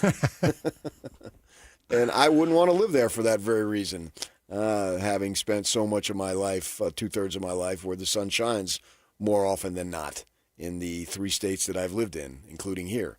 So that's a great selling point for BYU, that the respect you're getting for your program, and it's a great opportunity to showcase the program even more at that point, because obviously that's 3:30 back east, and that's an opportunity to display your program, what you're about. And so if I'm BYU, I'm fired up. And if I'm Arizona, I'm fired up too, and we'll see what happens that day. But Arkansas signs up for it, and should Arkansas get consideration by the TV people? I'd like to think so, because their AD is right. They're not going to get home until about 6 a.m. But even on this side of the country, so you're getting home at 4 a.m. What the crap is the difference? You'd like to think you're getting some consideration, but you're not, and there's years of it, and you know this better than anybody following ASU. The Arizona and Arizona State people would always give quotes for whoever called them about a story about what it was like to go to Washington or Washington State. That's a longer flight than Salt Lake to Arkansas. And there are all those stories coming out about them getting back to campus as the sun is rising. Mm-hmm. It's a completely lost night. It's a lost day. Yeah. But they all sold their souls for television. That's what the money's for. And so once you sell your soul for television, you've lost the right to complain, even though you want to complain. Nobody now, I guess for Arkansas, this is a newness. They're not used to this. Arkansas fans, if they're stunned by this and they're complaining, fine. It's not their job. But the AD, it's your job, and you know how the TV windows work. And but I can see why he's complaining, though, because they don't do this. Rich Rod used to complain about it all the time. Every time. Yep. He would do it. He hated it. Yeah. He hated it. And nobody likes it. I've spoken to both Utah and BYU people will both tell you this sleep disruption. The athletic department. Yeah, right. You're done. Sunday, you are done. You might as well not even have Sunday because you're not doing anything. It's a wasted day. You don't. If you're awake, you don't feel right, and No. you don't sleep well if you're asleep. I mean, the whole thing's messed up. Yeah. Anybody who's ever traveled like that, you know what it's like. Yeah. Unless you're right, have by some bizarre showing up calendar that you live by. Getting home at 3 a.m., 4 a.m., or 6 a.m., it's all messed up. The next day's a wreck. The most, I don't know what would be, the glaring example is that I covered BYU. It was either Michigan or Michigan State. I can't remember. And Utah is playing, I think, Oregon. So up in Eugene, and it's a late night start, right? And so I'm at the Detroit airport, and I got early flight. It's like 6 o'clock, 7 o'clock. I'm sitting there waiting, and I'm texting with some Utah coaches who hadn't gone to bed yet to get info on their game. How did it go? So you've already gone to bed, gotten up, and gotten to the airport, and yet they haven't gone to bed. They're still on their Saturday. You're already on your Sunday, but you're both wide awake because it's so jacked up. Yes. And I think it was the game where they creamed them. Oh, really? I think so. Okay. And went up there and one of the guys, that was the week where somebody told you that was going to happen, and then it did, and they hung 60 on her. Like, you weren't kidding, dude. Yeah, that was the time you could be out on the practice field and sort of mingle afterward. And I'm talking to one of the guys, and he says, "Oh man, we got this." And I said, like, yeah. You know, as I thought I was a little shuck and jiving. He stops dead in his tracks, looks at me, and I like to think one of the good things that I do, and there are not many, is if people tell me something and I look in their eyes and they really believe it, I'm going to believe it. And I could still recall, he stopped in his tracks, he looked at me, and he said, "No, we've got this." And the way he said it is like, "Okay, coach." I believe you. And then they went out and it kicked the crap out of them. Yeah. And they had been watching film that whole week and blah, blah, blah, probably in the summer. And they did. Yeah, they did. And they were right. And they said that. And I remember his eyes when he said it, and he stopped and he looked at me and I, ooh, man. If I would have, that was, I don't gamble, but that was a little insider trading right there. That was, it was. But that was an era where you Oregon need one of these prediction markets to be around at that point. That was an era where Oregon and USC, the Utes hadn't caught them yet. They were closing, but they hadn't caught them yet, and they were still taking some heat for it. So it was super satisfying to get over that hump. And then, subsequently, there's big games against both of those schools, and they were well over the hump at that point. But it was stunning at that point. It was a little surprising that they'd win, and it was stunning that they'd win easily. Did you ever get scared by eyes? Because when what they called that suspenders boy. Yeah, that's exactly where I was going to go. And no one's been more scared by eyes than suspenders boy. Me and Jake Scott were right there. You can go look at the video, and you can see us. We happen to be standing right there. Yeah.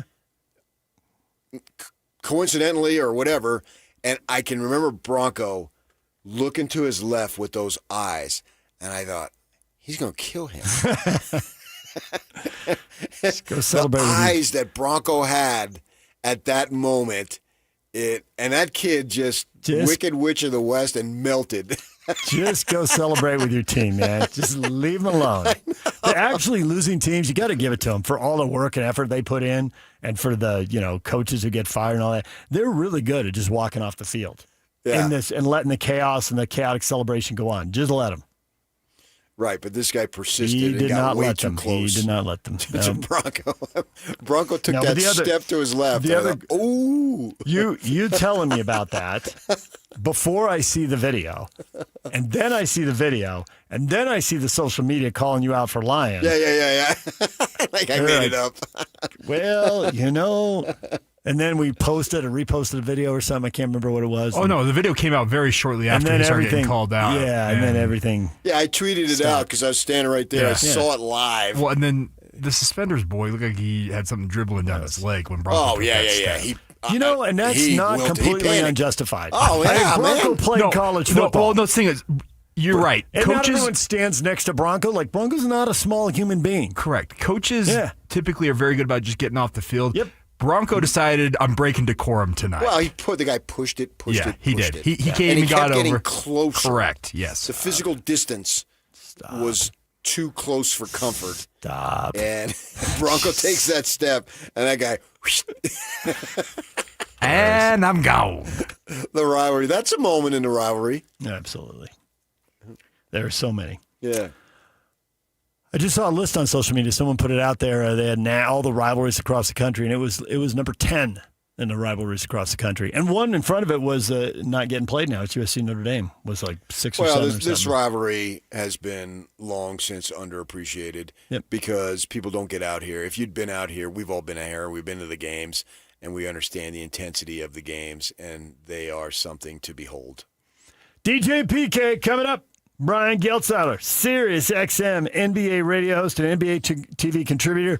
What does he think the Jazz are going to do with that number 2 pick? What would he do with that number 2 pick? And does he think the Knicks have a chance against the Thunder or the Spurs? We'll talk with him about all of that coming up next. Stay with us. And now, a look at traffic from the KSL Traffic Center. Southbound I-15 delays heavy as you come out of Davis County this morning, starting at 400 north in Mammoth and going all the way down to a little past the 900 west exit in Rose Park on your way into downtown Salt Lake City. Up in Summit County, we got the typical eastbound I-80 delays on the approach to Highway 40 merge, but also keeping mostly in the right lane in that area. Also, southbound Legacy Parkway, there's delays from Glover Lane to 1600 north in Centerville, and obviously we'll be aware of that if you're in that area. At UTA, it's never just a ride from point A to point B. We move independence, we move purpose, we move memories, we move what matters. That's you. Plan your trip today at rideuta.com. With your KSL traffic update, I'm Jay Catch right here on 97.5, the KSL Sports Zone. 3, 2, 1. This is Scotty G and Coach Tim LeCoux. The Jazz selecting number 2 in the upcoming NBA draft. So, if there's one thing that scares me, AJ's the safer pick. And that's what makes me nervous is that Washington is going to be like, okay, we've really swung and missed, and we've really done some problems. So let's go the safest superstar available in AJ and let somebody else take the risk on Darren. If I'm the Jazz, then I take that risk on Darren Peterson. But I exhaust every option available to me to get AJ. I encourage everybody to go back and you do watch pre-Kansas film on Darren Peterson. I want you to watch his handle, specifically how he navigates ball screens. He can become a better passer, but he's not bad as a secondary playmaker. You just look at him, it's his frame. To me, there are real reasons why this guy can be great. Catch Scotty G and Coach weekdays from 10 to 2, presented by Mountain Land Supply on 97.5, the KSL Sports Zone. DJ PK and John from J. Brooks Jewelers. John, spring is here. That means engagement season is officially underway. If you're thinking about popping a question, this is your sign. That's right, DJ. At J. Brooks Jewelers, spring is always a favorite time of year. We are honored to help couples find the ring that starts their forever story. So whether you're looking for something timeless and classic or completely custom and one of a kind, we'll walk you through the process step by step. We take the time to understand your style, your story, and of course your budget, because the perfect ring should feel like a reflection of you. So from selecting the right diamond, from natural or lab grown, to choosing the setting that brings it to life, we're here to make it simple and meaningful. So this spring, make your proposal unforgettable. Visit J. Brooks Jewelers in Murray or Lehigh, or online at jbrooksjewelers.com. And let's create a moment that she'll never forget. Visit J. Brooks Jewelers in Murray and Lehigh, or start your search online at jbrooksjewelers.com. Is your financial advisor managing your risk or just a spreadsheet? Hi, I'm Jeff Jr., founder of Trajan Wealth. Many financial advisors rely on target date funds, which are one-size-fits-all portfolios that don't know your name, your family, or your goals. And that passive management can leave you dangerously exposed. At Trajan, we look at the whole picture, not just the stocks everyone else buys, but the private market opportunities most advisors ignore. And as fiduciaries, we build a strategy around you, coordinating your investments, tax strategy, and estate into one cohesive plan. Your financial life deserves more than just a generic portfolio. Real planning isn't a stack of statements. It's the confidence of knowing where your income will come from for the next 30 years. Good enough isn't good enough for your family. It's time for a change. Schedule your complimentary consultation today. Call 855-TRAJAN-1. That's 855-TRAJAN-1.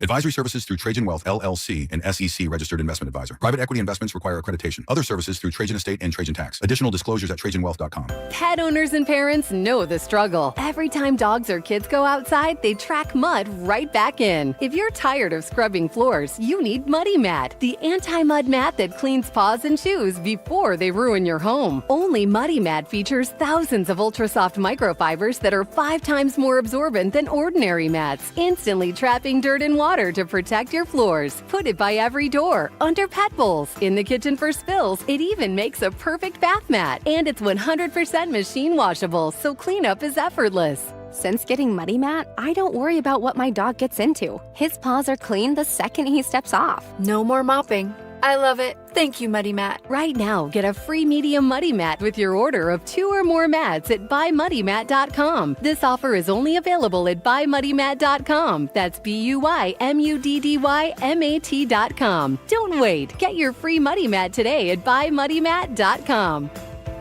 The energy, the roar.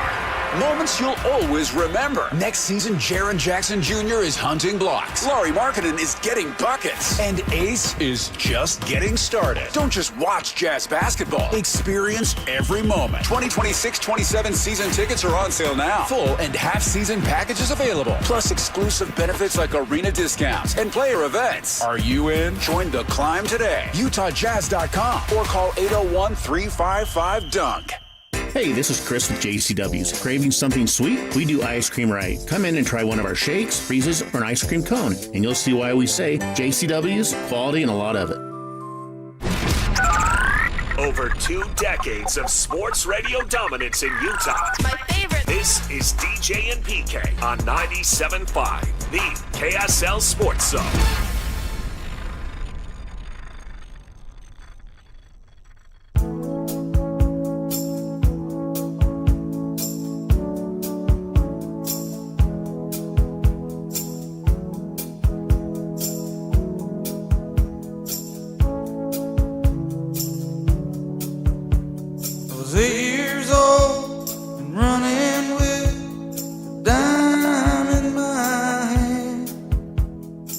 Stop to pick up a paper from my old man.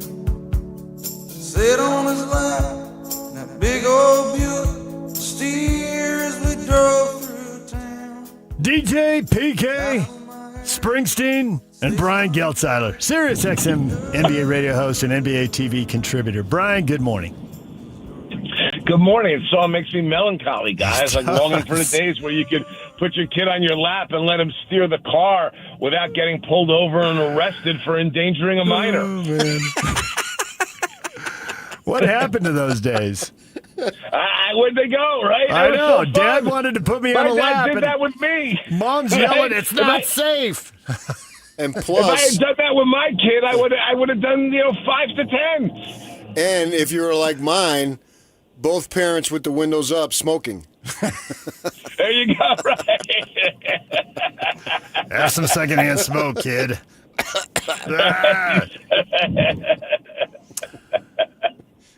That's funny.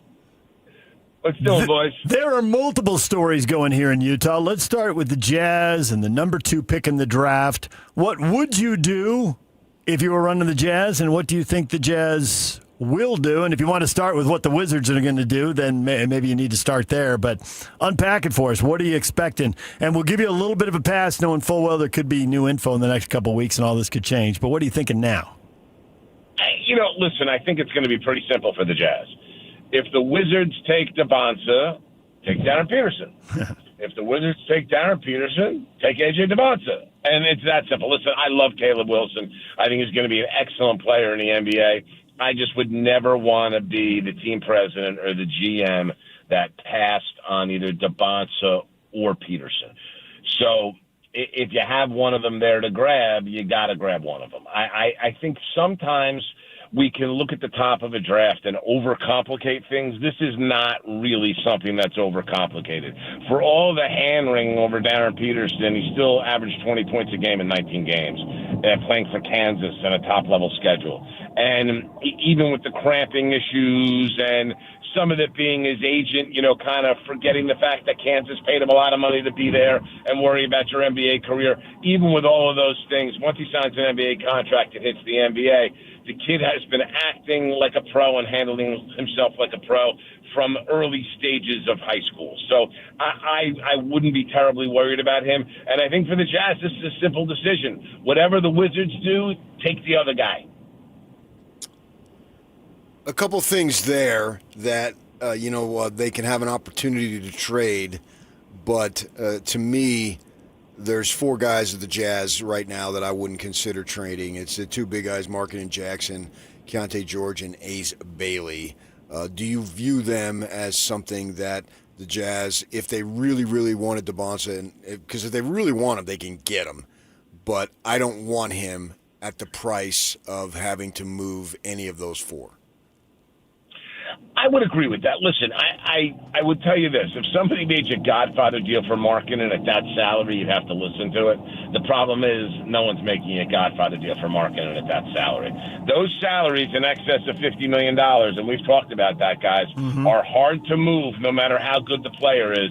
And listen, one of the reasons the Jazz got Jaren Jackson Jr. for what I think was a discounted price for the player that he is because of how hard those higher salaries are to move. So, would I give Ace Bailey to move up from 2 to 1? The answer is absolutely not. I mean, Keontae George, would I consider it? Maybe, but I don't think the Wizards are doing that. So I just, listen, if I'm the Wizards, I'm not trading out of this number 1 pick. This is a draft where the Wizards spent a whole lot of time. The Jazz too, by the way. The Pacers. We can keep going with all the teams. They spent months doing everything they could to be bad to get this pick. The Wizards got it. Where are you trading it? What are you doing with it? I mean, yeah, again, you can get a Godfather offer to go from 1 to 2 and look at it, but I don't know on any planet if that makes sense for the Jazz. Both of these teams are likely to get players that are going to be transcendent types of players for their organizations. Lean into your luck. Take the guy that's available for you to take there. And again, I say this, guys, I love Caleb Wilson. I would take him ahead of Cam Boozer. I know there's some consideration for Cam Boozer at the Jazz too that I've heard, and I love Cam Boozer. I think he's going to be a very good NBA player. I just think that's kind of absurd because the other three guys are athletically superior to him, and I think you have to make sure you're taking especially when the skill and ability are also there. I think you have to take the best athlete that you can get your hands on. And to me, again, I look at DeBonsa and Peterson and Caleb Wilson as significantly better athletes than Cam Boozer. And for the people who are listening to this and they're freaking out thinking, man, I just don't trust Peterson to play. In this era, he's going to be like Embiid. He's going to be playing 40 games a year and taking himself out. And you don't have any fear of that? You think that whatever happened in Kansas was kind of weird and it was a year of college basketball and it didn't look great, but it doesn't say anything going forward about his availability and his talent? I don't think, listen, availability-wise, he had a cramping problem. They're saying it was related to creatine. Maybe that's true. Maybe that's not true. But it was enough of an issue that his camp felt the need to address it in pre-draft stuff. And I think that element is important because there's a degree of accountability behind it. And don't get me wrong, Darren Peterson wants to be the number 1 pick. They're going to say whatever they have to say to get there. But they didn't want to ignore it. They wanted to make sure that they addressed it. And I think what's important to understand is that the public view of Darren Peterson has only been what they've seen at Kansas. What he did in high school, what he did in the AAU circuit, he was never that guy.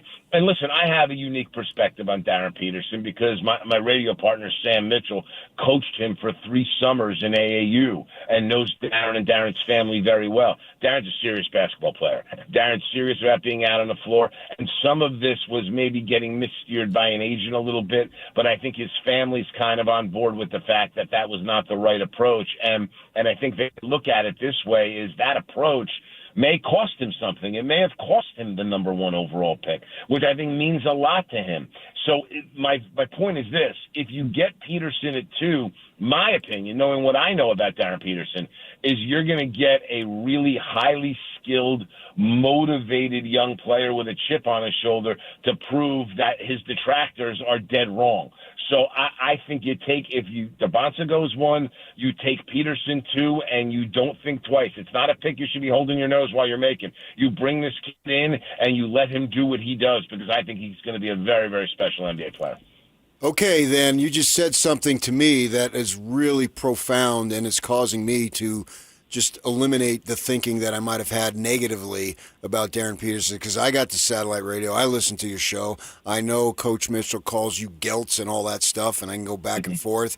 And to me, this guy is a walking encyclopedia of basketball as a player and a coach, and now obviously he's doing it in media stuff. And if, at that point, if I'm Ryan Smith, Danny Ainge, Austin Ainge, I just make one phone call. There's a lawyer out here. One phone call. That's all he uses as an advertising campaign. And I make it to Sam Mitchell. And if you're telling me, Geltz, that Sam Mitchell signs off on Darren Peterson, I'm not sure I need any more proof that he's the guy to take if he's available, if Sam Mitchell is signing off on him. Listen, Sam knows him better than anybody. He really does. And listen, when they were choosing where to go to college, Sam was involved in that process too. And there was at times, and I'm not going to, name names in this, but there was times that I know Sam had conversations with coaches that didn't necessarily match his energy for Darren. And Sam's opinion was that if you're not matching the enthusiasm that I have for this kid, after I've coached this kid for 3 summers, maybe you shouldn't get him. Maybe you shouldn't go there. And Sam passed that along to Darren's dad and Darren's family and let them know, listen, this team may not be they may tell you they're hot on you, but they're not as hot on you as you think. Sam has an incredible amount of faith in Darren Peterson. I will also say this, guys, and I think it's very, very important to note this as while we're talking about Sam. Sam's the same guy that picked the Knicks to win the NBA championship, and he picked the Knicks Spurs in his final. And I find that very interesting. He also picked Minnesota upset Denver in the first round. So Sam's kind of on his game these days. So when Sam's telling me all these things about Darren Peterson, and listen, we have plenty of guests from the college basketball world that have different opinions about Darren Peterson on our show. Sam will, to whoever we're talking to, whether it's Fran Fraschilla, Jay Billis, Sam will back Darren in every way. He has, an unwavering belief in not only who the kid is, but who the kid can be. Does Sam still think the Thunder and the Spurs is going to go to the Spurs? He does. I do too, by the way. Guys, I do too. I think the Spurs – what's happened in Game 5 is going to end up being a little bit of fool's gold for the Thunder, and follow my logic here. I mean, guys, in all the years of watching basketball, and you guys have been around a while, have you ever seen, forget about a player, a team that flopped more than Oklahoma City flopped in Game 5? I mean, guys, I've taken heat in the NBA media world because I'm generally pro-flop, because I believe it's a part of gamesmanship, and it's the responsibility of the referees to sniff that stuff out. That was too much for me. Every time somebody shoots the ball, they're falling on the ground. And the refs fell for it, hook, line, and sinker. What did Shai Gilgeous-Alexander have, 33 points on 7 made field goals? Yeah. Are you kidding me? It was a parade to the free throw line. And on the other end, Isaiah Hartenstein, and I give him credit, he's been the second most important player for the Thunder in the series.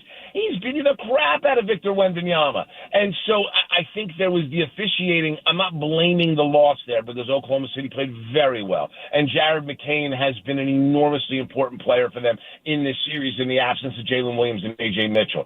With all that said, when there's going to be a light here shined on the officiating, and I think we're done with blowouts in this series. I think it's going to be close games the rest of the way, and you're going to get a close game. That could tip the scales towards San Antonio, because here's the other thing with San Antonio. What's happening to Wembanyama off the ball, the referees are a little too focused on what's happening on the ball, and I think that's an adjustment San Antonio has to make. You're hearing a lot of people talking about Wembanyama getting more touches deeper in the paint.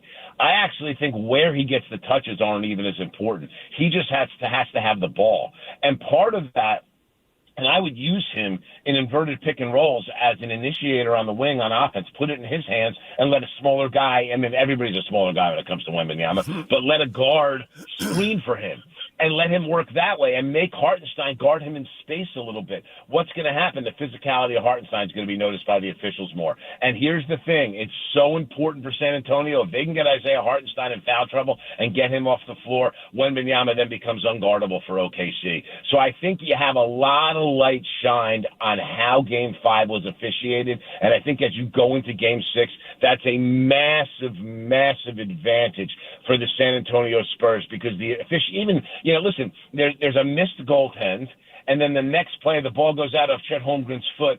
The referee ignores Mitch Johnson, who certainly made the challenge signal in enough time. And maybe we have to have NBA coaches throwing red flags like we have NFL coaches, because the fact is, you got to be able to go back and look at it on video and stop that game and say that man asked for a challenge before play started. And so that was another big problem. But again, all these officiating issues that have had a massive light shined on them and a spotlight put on them here in the off day, those are going to play a role. The officials in tonight's game are not going to want to get trashed like Tony Brothers' crew got trashed after what happened in Game 5. And I think that's going to be massive, massive for the San Antonio Spurs and more involvement for Victor Wembanyama. The other thing is this for the Spurs. The guards have to be more patient. De'Aaron Fox especially. De'Aaron Fox has played very poorly in this series, and there's a direct correlation to Wembanyama's lack of touches and De'Aaron Fox being on the floor. He's going to have to play through Wembanyama a heck of a lot more. And the other thing is Castle's got to be more patient. If you don't get it to Wembanyama on the first look, you got to go back for a second and a third and a fourth and a possession. You can't just default to threes off the dribble. So that San Antonio's got some changes to make, but if you hear everything I'm saying, it's all pretty simple for them outside of the officiating. On the defensive end of the floor, listen, go back to your Game 4 formula. Let Shea get his. If you have to switch everything and Shea gets his, fine, let him get his. But you can't have Alex Caruso getting 20 and Jared McCain getting 21. Those guys have to be guarded much better, and San Antonio's deep enough on the defensive end of the floor that those guys shouldn't be hard to shut down. I'm excited that the Knicks are in the finals. I'm going to tell you a little story. I'm going to go back in the memory bank. 1973. I'm living in Parsippany, New Jersey. I'm best buddies with the mayor's son. The mayor was a guy named Henry Luther. His son, Michael, who later became mayor of Parsippany. Henry I was his best friend. So Mayor Luther has tickets to the Knicks and the Lakers in the NBA Finals, and they invite me. And my father, who grew up in East Orange and loved basketball, was just as jealous as could possibly be because they didn't have an extra ticket for him. And his dorky son gets to go to the Garden. And I remember sitting there in 1973 and looking at, you're telling me that's Walt Frazier right there, that's Jerry West right there, Willis Reed is over here, and Wilt Chamberlain's over there. I was in heaven. And I remember the area, the New York, New Jersey, all that, and even into Connecticut, although I don't consider Connecticut much, but that's just me. The point is that, man, the town, the city, the area, the region was just electric, and I remember it to this day, and I can only imagine what it's going to be now with the Knicks being there. Tell us how it is as far as the whole area, the region, with the Knicks in the finals this year. Here's what I'm going to say about the New York metropolitan area, okay? What you have, PK, here is a situation where when the Knicks are great like this, not good, great like this, the Knicks are the biggest thing there is. Bigger than the Giants, bigger than the Rangers, bigger than the Yankees. I'm going to say it again, bigger than the Yankees. It's the biggest thing going in this area. And so much of it with the Knicks is based upon the kind of nostalgia that you just talked about. Now, listen, my father was a Hall of Fame college basketball player at Newark Rutgers from 1945 to 1950. When my father, he was also a college basketball snob, which made him not a big NBA fan. And he ended up being an enormous New York Rangers fan and a season ticket holder for many years. As I grew up, I had the basketball thing in my blood, and I loved the NBA from a young age. And listen, I checked my Knick fandom at the door years ago when I started covering the league because I just felt that was a necessary discipline for me to be as objective as possible. Yeah, right. But, listen, my father was a Knick fan because I was a Knick fan as a kid. I have a son that's a big Knick fan. But I can remember sitting there, and I had a scorebook where I would sit and write the Knicks starting five, the other team's starting five, and I would literally keep the book sitting in front of the TV with my father. And I can remember the starting lineup, Tom McMillan, Jim McMillan, Bob McAdoo, Ray Williams, Michael Ray Richardson. Those were the teams that I sat and followed as a kid and shared that with my old man. Now, my old man's been gone for, it's almost 9 years now. But I can only imagine his appreciation of what this would have been and how much he would enjoy this kind of team. Because here's what I'm going to say about the New York Knicks. It's not only what they're achieving and what they're accomplishing, it's how they're doing it. This is, and I'm careful when I make these comparisons, but this is a lot like the 70 team and the 73 team in the terms of the sweet spot of where unselfishness meets discipline. When the Knicks are so unselfish, they don't care who scores whatever baskets. It doesn't matter to them right now. This is truly that the sum of the parts is greater than the whole type of thing. They're doing it all together, but it's also a discipline where when they find a weakness in you, they are going to continue to pick and gnaw at that weakness until it just broke you, until you bleed out. That's how they, and that's discipline. That's a team that understands we got to keep going to something until they stop it, and they don't get away from it. And it's really, it's a tribute to Mike Brown and his coaching staff, and they've done a super, super job of kind of growing with this group, understanding what's been needed. I give Chris Gent a ton of credit as one of his lead assistants. Rick Brunson has done a great job in assisting his son to adjust on the fly, and Jalen's become a better player for it. Listen, everybody forgets about Jalen Brunson, guys. He made his bones as an off-ball player in this league, playing next to Luka Doncic. He's an excellent off-ball player, and outside of Steph Curry, moves off the ball better than any guard in the NBA.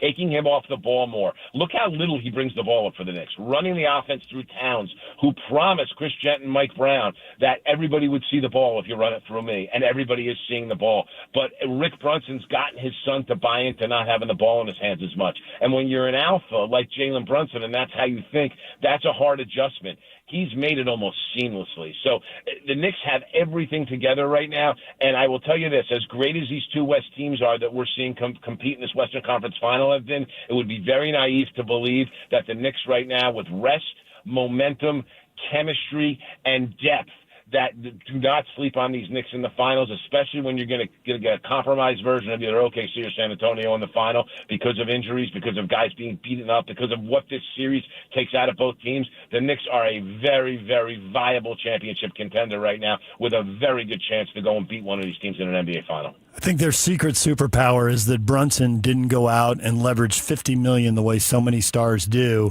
He's on $35 million. That depth you talk about, $15 million gets you Josh Hart or, I don't know, a collection of guys. I don't know which guys they'd be missing if he went out, but there's only one. There's Bridges. Yeah, you're right. Bridges. Good point. There's 3 teams left in the playoffs, and Cat is the only player making over $40 million, and that I think has been a factor in building out these teams. No doubt about it. Listen, let's talk about Karl Anthony Towns for a minute, because Jalen Brunson gets all the glory as the leader. Without Towns' individual sacrifice, and we can go through it. Okay, Karl Towns doesn't shoot the ball a lot for a guy that's one of the best shooting big men in the NBA. Okay, he's averaged 6 assists a game in the playoffs. He has been the best defensive rebounder on any team in the playoffs, and that includes Victor Wembanyama. He was the second best defensive rebounder this season in the NBA behind Nikola Jokic.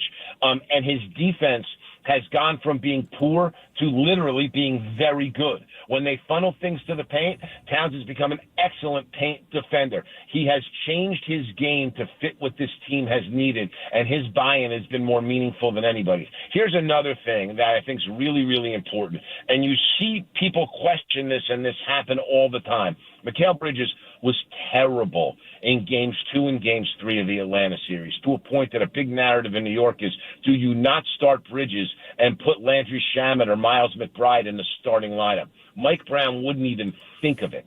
He put Bridges right back in the starting lineup with the thought, if Bridges can't get it going and is struggling and is not in a great place mentally, I can always go to somebody else. But not starting the guy means that I lose the guy. Think about what would have happened with Bridges and where he would have been, because he is a little fragile mentally and emotionally, if they had not started him and decided to abandon that. Mike Brown's faith in him when he was playing at his worst has actually gotten him at a very fast trajectory to be playing at his best. And that's the kind of thing when you have faith in your guys. And listen, we saw Kenny Atkinson ran away from Dean Wade in Game 4 of the Knicks series, and I don't necessarily blame him, but, you know, when you start to kind of dump guys and lose faith in guys, they lose faith in themselves.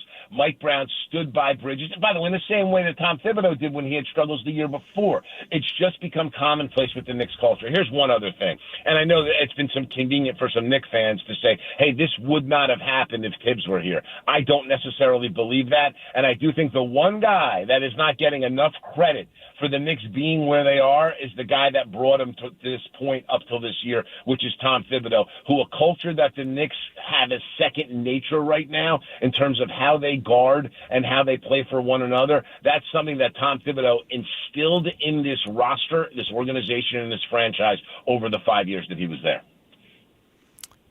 Guilt, we got to leave it right there. Thanks for your time. As always, we love talking basketball, talking draft, and talking playoffs with you. Always my pleasure, guys. Let's do it again soon. You guys take care. He's Brian Geltzeiler, SiriusXM NBA radio host and NBA TV contributor.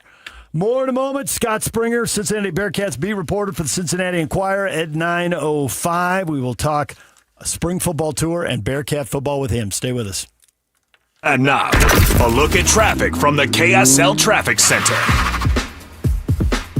Got two crashes on southbound I-15 in Salt Lake City. Of traffic extremely heavy. One is at 400 North, sitting on the right shoulder, causing minor delays, but the heavy ones come around 1500 South, where emergency crews have the left lane and shoulder closed, with delays even on the other side of the median as people go by through that area. Traffic's rough, but your parking lot doesn't have to be. Keep it smoother than your summer playlist with GoPave Utah. Go to GoPaveUtah.com. That's GoPaveUtah.com. Call them today, or once again, visit them at GoPaveUtah.com. With your KSL traffic update, I'm Jake Hatch right here on 97.5, the KSL Sports Zone.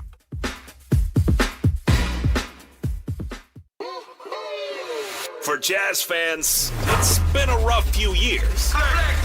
Well, those days are behind us as the Utah Jazz finally struck gold in the NBA Draft Lottery. Picking second. As the Jazz prepare to draft a potential superstar with the number 2 overall pick, nobody will bring you better coverage of the NBA Draft than the KSL Sports Zone. For all the breaking news, high-profile interviews, and player analysis leading right up to draft night, keep it locked on your exclusive home of Utah Jazz basketball, 97.5. The KSL Sports Zone. There's something amazing about where we live. When a child needs help, our community doesn't look away. We show up. Primary Children's Hospital has been showing up for our kids for generations. Join the KSL Sports Zone and KSL 5, June 4th, for the Primary Children's Hospital Give-a-thon. Whether it's $5 or $50, your gift tells the family they're not alone. Donate today at KSLSports.com. Primary Children's Hospital, the child first and always. Sometimes firefighting sounds like this. But most of the time, it sounds like this. And this. And even this. The first response to wildfire is prevention, not intervention. So douse your flames, keep your vehicles maintained, and let's fight wildfire together. FireSense is the first response. Looking for insurance solutions that actually work for you? United Underwriters have been serving Utah families for over 25 years, offering smarter coverage solutions at better prices. United Underwriters auto policies include a no-cost windshield benefit because we travel on I-15 just like you, and also offer smart home insurance solutions and earthquake plans you can't find anywhere else. Call United Underwriters at 801-396-0828 or visit uuinsurance.com. United Underwriters. Real insurance solutions. Real value. Real partners. Based right here in Utah. You've heard me say it before. Replenish Landscape Garden Products really has everything you need to make your lawn and garden work and look beautiful. Greg's here with me again. So many different products out there. I think people will find it convenient because they can come in, look at the specific product, get it loaded quickly, and get back home to get the job started. That's what our focus is on bulk and bag materials. Obviously, we're known for the compost itself, which has gained a great reputation, but our soil blends are excellent. We have the bulk box garden blend. We have 4 different colors of wood mulch, 5 or 6 different kinds of shredded bark, and just a variety of things, including sand and gravel. A lot of these playground chips and things are found in kids' playgrounds all over the valley. Find out why landscapers valley-wide use Replenish Landscape Garden Products. See them at 4660 South, 200 West in Murray. Go to their website at replenishcompost.com or give Greg and Mike a call at 801-262-5142. Replenish. It's good stuff. Fire up summer with Mountain Land Supply. Right now, when you purchase any Blackstone Select griddle or pizza oven, you'll score a $50 Mountain Land gift certificate. Plus, you'll be entered to win B's Sweet Tickets for Wednesday, July 22nd. Don't miss your chance to upgrade your backyard cooking and enjoy a night at the ballpark in style. Visit Mountain Land Supply today for the hottest Blackstone deals of the summer. Offer valid May 1st through June 30th, 2026, or while supplies last. Purchase any Blackstone Select griddle or pizza oven to receive a $50 Mountain Land gift certificate and 1 entry to win B's Sweet Tickets for Wednesday, July 22nd. Limit 1 gift certificate and entry per customer account. You do not have to be present to win. While supplies last. Don't miss the Utes Stampede Rodeo and Extreme Bulls, July 8th through 11th. Rodeo, music, food, carnival fun, and adrenaline-pumping Extreme Bulls. Tickets won't last. Get yours now at UtesStampedeRodeo.com. UtesStampedeRodeo.com. Nobody brings you better coverage of the teams you're passionate about than these guys. Try some more. This is DJ and PK on 97.5, the KSL Sports Zone. Here comes the summer, the summer.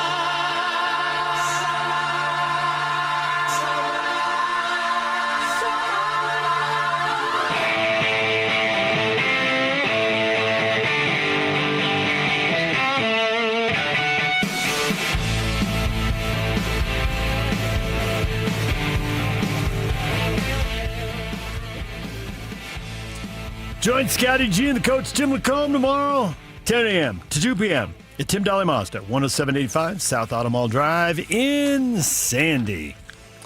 So you're buying airline tickets right now for Austin Ainge, Danny Ainge, Jay-Z. Yeah. Deep dive into the background. I think Sam Mitchell is an extremely credible NBA analyst, NBA person, NBA lifer. You've heard his show. You've heard his takes. You obviously have known his name for a long time. And now, 3 years with DP. I did not know that. I did not either. I've talked to Sam Mitchell. All right. If that means anything. I have not. I have. But I think he's got credibility. And if he's coaching the young man, he knows the family, and he's advising the young man where to go to college. That means the family trusts Sam. Mm-hmm. They've got a relationship there. Sam is at the top of my list, and if I'm Jay-Z and the Ainges, I don't know where Sam lives, Midwest somewhere. I go to his house, and I say, Sam, I need about 3 hours. And I go there. We sit on the back porch. On his turf. Yeah. Where do you want to go eat? Let's talk. Right, yeah. Yeah, you don't come to us. I come to you. So I'm not inconveniencing you. Right. I value what you have to say extremely. No Mo Green territory here. You know stuff I need to know. Yeah. And he has a certain bias, but he also understands the position he's going to be in, and he's not going to say stuff that is going to mislead you. He's going to tell you as it is, as he sees it. I don't worry about the bias at all because everybody they're talking to about these players is going to have that kind of bias. Yeah. Everything we hear about these guys, super likable. These are people who've been pulling for them, working with them forever. They're largely going to want them to succeed. If anything, you have to do a little digging to find the people like, okay, who's had some run-ins with these people? Who has something negative to say? Who does it? Because most people are probably in their corner. Yeah, not automatically, To me, but a lot. top two guys now are Sam Mitchell and Bill Self. And there's a long history of college coaches not telling the truth. But I don't see where. But everyone's got their bias, and you just Bill got to. has no reason to lie. But that's why you talk to a lot of people, and you cross-reference stuff, and what keeps popping up. Bill Self has no agenda. He can't benefit from this. If he never coaches a game again, and he's had some health issues, he's already at the top. So he can express himself It's not going to matter freely. a lot to the Kansas program whether Peterson goes 1 or 2. Yeah. How much NIL Kansas has will have more of an impact on the Kansas program going forward. And so to have Sam Mitchell, an NBA guy, player, coach, offer what he thinks of Darren Peterson, that's powerful. Scott Springer, Cincinnati Bearcats beat reporter for the Cincinnati Enquirer, joins us next. Stay with us. Hockey fans, let your voice be heard with the Utah Mammoth Fan Forum. Visit the Utah Mammoth page on KSLSports.com to connect with the team, other fans, and our KSL Sports insiders. Start chatting today in the Utah Mammoth Fan Forum on KSLSports.com. 97.5 KZNS FM Colville, 1280 KZNS AM Salt Lake City, and KSL FM HD2 Salt Lake City Midvale. This is 97.5, the KSL Sports Zone. Hi, this is Derek Overstreet, president of the New Millennium Group and co-host of Stop Working, Start Living with KSL News Radio. Can you imagine what your life would be like if you could retire 3 to 5 years earlier than you thought possible? The things you could do, the loved ones you could spend time with, the memories that you could create. That's what our team at the New Millennium Group does. We'll walk you through the entire process every step of the way. If you'd like to get a copy of the 5-step proprietary plan that will help you retire 3 to 5 years sooner than you thought possible, give us a shout right now. 888-999-6370. That's 888-999-6370 or utahsfinancialplanner.com. Listen, most of our listeners right now have a tax problem, not a money problem. There's not enough money in Social Security Medicare as it is. Let us show you how you can significantly reduce your taxes. That's 888-999-6370, 888-999-6370 or utahsfinancialplanner.com. At Fisher Investments, we may seem like other money managers, but we're different. What makes you so different than the rest of us? We ensure clients receive unparalleled service at every step of the relationship. Tell me more. Our investment counselors focus on service over sales, prioritizing clients' needs. How do you make money? We don't sell any commission-based products. We have a simple management fee based on the value of our clients' portfolio. So we do better when our clients do better. What about client portfolios? We get to know each client, their finances, family, health, lifestyle, and more, and then we tailor a portfolio based on their specific goals and needs. Your clients really come first then, huh? Yes, we make them a top priority. Our goal is helping them achieve a comfortable retirement. Wow, maybe we are different. At Fisher Investments, we're clearly different. Learn more at FisherInvestments.com. Investing in securities involves the risk of loss. Get the latest Utah sports headlines delivered to your inbox with the KSL Sports Newsletter. From the Jazz, Utah Mammoth, BYU, Utah, Real Salt Lake, and more. Be in the know of all things sports in the state of Utah. Visit KSLSports.com to sign up for the KSL Sports Newsletter. It's the 40th anniversary season of the Larry H. Miller Utah Summer Games at Southern Utah University in Cedar City. And Friday, June 5th is the opening ceremony presented by State Bank of Southern Utah. Doors open at the Eccles Coliseum at 8 p.m. for the anniversary show with live music and Southern Utah's best fireworks show. Buy tickets at tbirdtickets.com and come early for the block party presented by KSL 5 TV starting at 5 p.m. It's the Larry H. Miller Utah Summer Games opening ceremony Friday, June 5th in Cedar City.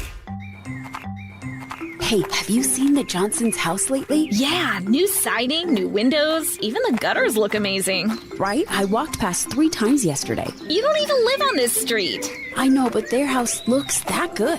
When your siding, windows, gutters, and decking look great, people notice. That's what RGS Exteriors does. Hi, Tim Brown here, RGS Exteriors. My family has been building and improving homes in Utah for 5 generations, and taking care of homeowners is something we take very serious. With over 1,300 5-star Google reviews, 21 Best of State awards, and our 10-year workmanship warranty, homeowners know they can trust RGS. Over 200,000 families across Utah have trusted RGS Exteriors with their home, and so can you. Schedule your free estimate today at 801-280-3110, 801-280-3110. 801-280-3110.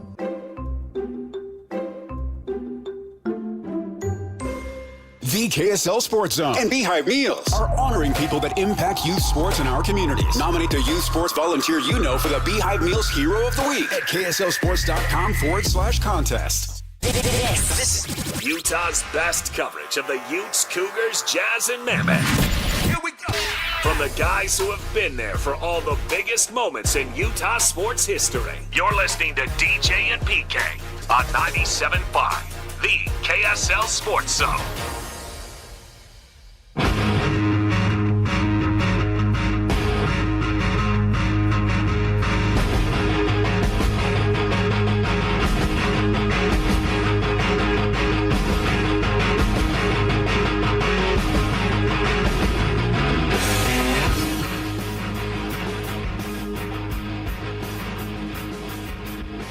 DJ and PK, it's 97.5, the KSL Sports Zone. PK, we always talk about the new rules in college football and NIL and the transfer portal and who benefits and who loses. Obviously, schools like Texas Tech benefiting, BYU benefiting. The SEC seems to be losing 2-8 in the playoffs over the last 3 years. They were winning at a much better clip until the last 3 years. Cincinnati's got to go in. Did they go in the losing camp, or did they lose because the rules change, or did they lose because they lost their coach? Because both things happened pretty close together here. And they had a coach who had it rolling, but he got hired away. Don't ask me. No, ask somebody who knows better. Scott Springer, Cincinnati Bearcats beat reporter for the Cincinnati Enquirer, joins us now for the spring football tour. Scott, good morning. Howdy, I'm in the Florida Keys on special assignment, but nice. Happy to talk football. Yeah, 100 days from today, I think, is kickoff. You win. Let's talk about the Florida Keys. Who cares about Bearcat football? I'm way more interested in the Florida Keys. Which key you're in? Where you are right now? We are Islamorada. Just left. I'm heading back to Fort Lauderdale. Fly out of there, but been down here about 5 days and went down past Marathon Key yesterday. I've been to Key West before, but didn't go on this trip. But that's kind of a long haul. Yeah, it is. I grew up in San Diego, and growing up near the beach was great. It was a 30-minute drive. But now that I've seen other water, it's like very disappointing water off San Diego. It's cold and murky, warm and clear. Yeah. Let's try that. No, this weather's been every day 85 and low of 80 with a sea breeze, and you can't beat it. So, and I love San Diego too. That's a little cooler than what this has been. But back home when I left, it was 60 and spitting rain and ugly, and so I'll take it. Yeah. Curious about the state of the Cincinnati program. Did they take a big hit because they lost the coach, or did they take a big hit because everything went to the world of NIL and transfer, and when you're in the shadow of the Bengals and Ohio State, you're probably not going to have as much money. The big money is going to flock to those two. What has really hampered Cincinnati the last couple of years? Well, it's a lot better league than the league they were in, the American. And, with Luke Fickell and that bunch, when they made it to the college football playoff, they were in the American. Well, you're playing, East Carolina and Tulsa, and not that those teams are bad at all. That you can get some really good players there, but it's not the same as, day in, day out playing Big 12 football. And then your other point, you said, you're in Cincinnati is a pro town. Houston has that to an extent. So you have a lot of people competing for the entertainment dollar. And you mentioned Ohio State. That's a different animal there. They are the pro team in Columbus, other than the hockey team. But at Cincinnati, you got Reds and Bengals. You do have a soccer team and two universities. Xavier is close by and pretty good basketball team there. And so a lot of things going on. Like even with baseball, the baseball team is pretty decent. They're in the NCAA tournament, and they play in Starkville tomorrow. But in Cincinnati, you have the Reds, and so it's tough for the baseball team to grasp hold as good as they are. So different set of problems, but overall the programs have done okay. I think with football, it's just tough to get beyond 7 wins and if you have a good player, let's be honest, someone's stealing him. Someone's gonna poach your players, and that's just the way it goes. And that leads us right into Sorsby taking off, and we know about his issues with Texas Tech. But as far as what Cincinnati's got, they get the quarterback J.C. French. Started, I think, 26 games for Georgia Southern, I should say. Is he going to be the guy, and how good is he? He's pretty decent. I think he'll be the guy because that's who they spent the money on, and that's usually the way those things work. But he had a good spring. He's the way it was described, I think he might be a little bit more accurate passer than Sorsby. Sorsby tended to take some gambles every now and then and try to hit a deep ball. Brendan was a great runner. This guy ran pretty well because Scott Satterfield's always going to run his quarterback. Not the same size. Sorsby's a big dude, like 6'3", 235, and French is maybe 6'1", couple hundred. But, Drew Brees was about that size. I think he had a decent career. There's a lot of quarterbacks that aren't necessarily big. So, nice kid, seems well-rounded. And then behind him is Samaj Jones, a guy that played some in the bowl game in Memphis. And he runs very, very well. Actually has a great arm. It's just he has to control it a little bit. But, as far as putting a pass somewhere quickly, he's very good at that. So, you have a lot of different people on the offense. That you have some returning offensive linemen, which is the good news. Not as many as they did last year, but 3 starters back and 2 guys that played quite a bit. And the way they like to run the ball, that's going to help them out. So I think offensively they made some improvements, but, we're in this era where every year you got to figure out who's on your team, and about halfway through the year you might find a favorite, and then you got to figure out a way to keep them. We see a lot of times that the best players get held out of spring games or final spring scrimmages, as they tend to do these days. And so sometimes the guys who star in that aren't really the stars. They're the people that are willing to risk getting hurt. J.V. Gibson had 3 touchdowns in that final scrimmage. Is he the guy, or were they holding the guy out? Yeah. They didn't really hold any receivers out. They had a couple defensive linemen that didn't play. There's more on the defensive side, guys that didn't play. But Gibson looks like the real deal to me. He reminds me some different build, but Cyrus Allen, for instance, was a Louisiana Tech guy and then played 1 season at Texas A&M. Didn't necessarily get as many throws. I think he had 18, 19 receptions. Then he comes to Cincinnati and catches over 50 balls and had 13 touchdowns, set a single-season school record, and then he gets drafted by the Chiefs in the 5th round. So this kid, he's got good wheels, good size, bigger, 6'2", 211, went up and got a lot of balls. I like him a lot. I think they've improved every year on the receivers. It's just so odd, you're used to one group of receivers, and then, like last year we had Caldwell from Lindenwood, who caught on as a free agent with the Chiefs, and then Cyrus Allen. The only new receiver, or old receiver, I should say, Isaiah Johnson, is like the only returning one. Elijah Jones, I'm thinking off the top of my head here, but they pretty much went out and got new receivers and pretty much all new running backs, and you're going to have a new tight end because Joe Royer is with the Browns now, so a kid, Gavin Grover, stepping up. I think he'll be good. Good size, 6'6", 250. Offensively, I saw some good things. It's just, when you're playing against yourself, you just don't know. You don't know what you have until, October, and then you have to fight it out there. But because you guys know these preseason predictions, every Big 12 poll I've seen every year is pretty off base. They're not accurate, and because you don't know, you don't have anything to base it on. Talk about the new guys. Let's go into the coaching. Scott Satterfield did not retain or parted ways with both coordinators. Explain what was going on there and what do you expect out of the new folk? Nate Woody is a guy who has coached with him and is the defensive coordinator now. Tyson Veit ran 3-3-5, three-man front, trying to do kind of what Iowa State had done because that was his background. Just didn't work. The Big 12 offenses were too sophisticated, and if you're only rushing three, it's they can piece you apart. And he really nice guy. He turned around and got a job at Penn State with Matt Campbell, who he had coached with before.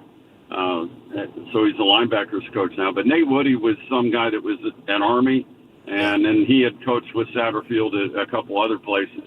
And I think they're going to be a little more aggressive, rushing the passer, causing havoc, which is the key word that they want to throw out there. And they got some bigger defensive backs. You do need size on, 6'3" guys now. You got a 5'8" guy covering a 6'3" receiver. You're probably losing that battle. And so they've got some size there in the portal, a couple guys. And I think defensively, they did lose Jake Golday, because he was one of the guys that they picked out of nowhere out of Central Arkansas, and he came and was pretty good. And that's the one thing I can say about Cincinnati and the personnel staff is they have done a great job of finding guys, diamonds in the rough that nobody knew anything about, and they turned out to be good players. So they've had a lot of good luck in taking guys that maybe weren't necessarily the 4 or 5 stars, and those kids have had decent careers. It's just, like we said also, you have to watch that. It's like either they fall in love with you or you're going to lose them to somebody else that's going to pay them a ridiculous amount of money. And, Brendan, great kid. I know nothing of his gambling issues other than what Cincinnati has told me and all, but $5 million, you give a 21-year-old kid $5 million, that's just scary, and I don't care who it is. $5 million to me at 21, hard to say where I'd be, what country I'd be in, or anything. To be alive. Maybe I'd be down here in the Keys hanging out. Yeah, right. You hear those coaching moves for coaches in the 4th year, and it could be desperation. It could be something tactically really smart. Just on the surface, it looks like the program's headed up from 3 wins to 5 wins to 7 wins. In conference, it's 1 win to 3 win to 5 wins. Bowl eligible the 3rd year. It looks like the progress is tangible and the arrow is up. Is that what it looks like when you're closer to it? And how much patience is there with Satterfield? I think they have exactly what you said. I think they looked at it that way. Because if you looked at it just from November, you're going, oh, no, this is not working. Because they've not, 1 win in November. That was 2 years ago. And 23 was the last win in November at Houston. But, the previous year, you're 5-2, just knock off Arizona, who turned out to be pretty good. And then you don't win. And then this past year, 7-1, coming into Salt Lake City, and big game there, and that's tough for anyone. But they couldn't get it back after that. They had Arizona, and then BYU. The back end of the schedule was really tough. TCU in Fort Worth. None of those are picnics. It's just the way it worked out. You lost them all, and I'm sure that was a factor in what Brendan Sorsby did, other than the $5 million. But what I've told people too, and don't get me wrong, I'm Brendan, really like him. I hope something good happens to him out of all this stuff. But I've told people, I said, hey, you know what? He's won just as many games in November as you and I did, and that's 0. Because he, good quarterback, no wins in November. Some of that has to fall on him, right? Yeah, I understand that. Yeah, makes sense. We'll see if the new guy makes a difference there. He's got a lot of experience, so I guess that they just go and it's the way of the world. You lose one, and you go get another from somebody else. And Georgia Southern, I don't know what they did. They probably got somebody else from some other place, and then we lace them up and kick them off in the fall. Right. It's just dominoes, the food chain, and that's kind of the way it is. And you're lucky if you have the same guy back. You're doing all right. So they got two seasons out of Sorsby. I know basketball-wise, if you get a kid, I think we had recently a kid that went. Day Thomas was there 3 years, which is an eternity anymore. But yeah, it's I don't get it. I know I'm old and cranky and all that, but you bring a guy in and you give him a plaque after 5 months, and then he's off to somewhere else. But the games, the people still watch. That's the bottom line. I know, yeah, people that's will watch so true. on TV. Yeah. You're going to watch them. People complain about the bowl games, and the bowl games still get watched. And here's where the NCAA is a bit hypocritical. And I'm no gambler. I do not gamble. I've been to Vegas 3 times, haven't laid one bet down because I have no idea what I'm doing. And but why do people watch these bowl games? Because they get bet on, and that's why the ratings are huge. And then if you're going to take gambling money and have a relationship with them, then I'm not defending Brendan Sorsby because you can't bet on your own team, and that makes no sense. But I don't know. From what I know, with these gambling apps, I can tell you, kids have them. High school kids have them. Now, there's probably little things as are you 21? Do you hit yes or whatever? But they're a thing, and you can do a lot. And I don't do it myself, but they better be keeping an eye on all that stuff. That's just not good. Is Cincinnati going to be better at the line of scrimmage? I see 13 against the run. And when you talk about it's hard to get past 7 wins, it's hard to get past 7 wins if anybody who's good at running can run all over you. And when you're 13th in the league, giving up almost 180 yards a game, it seems like you're kind of doomed there. Yeah. Well, I think that some of that also was, you're again, rushing with a 3-man front. There were times I'm sitting in the press box and I'm going, well, look at that gaping hole there. And sure enough, they hand the ball to a guy and he plows into the end zone, and it's like, well, this isn't rocket science there. Did anyone not see that, the Red Sea parted there? And so that's part of it. I think they're going to clean that up.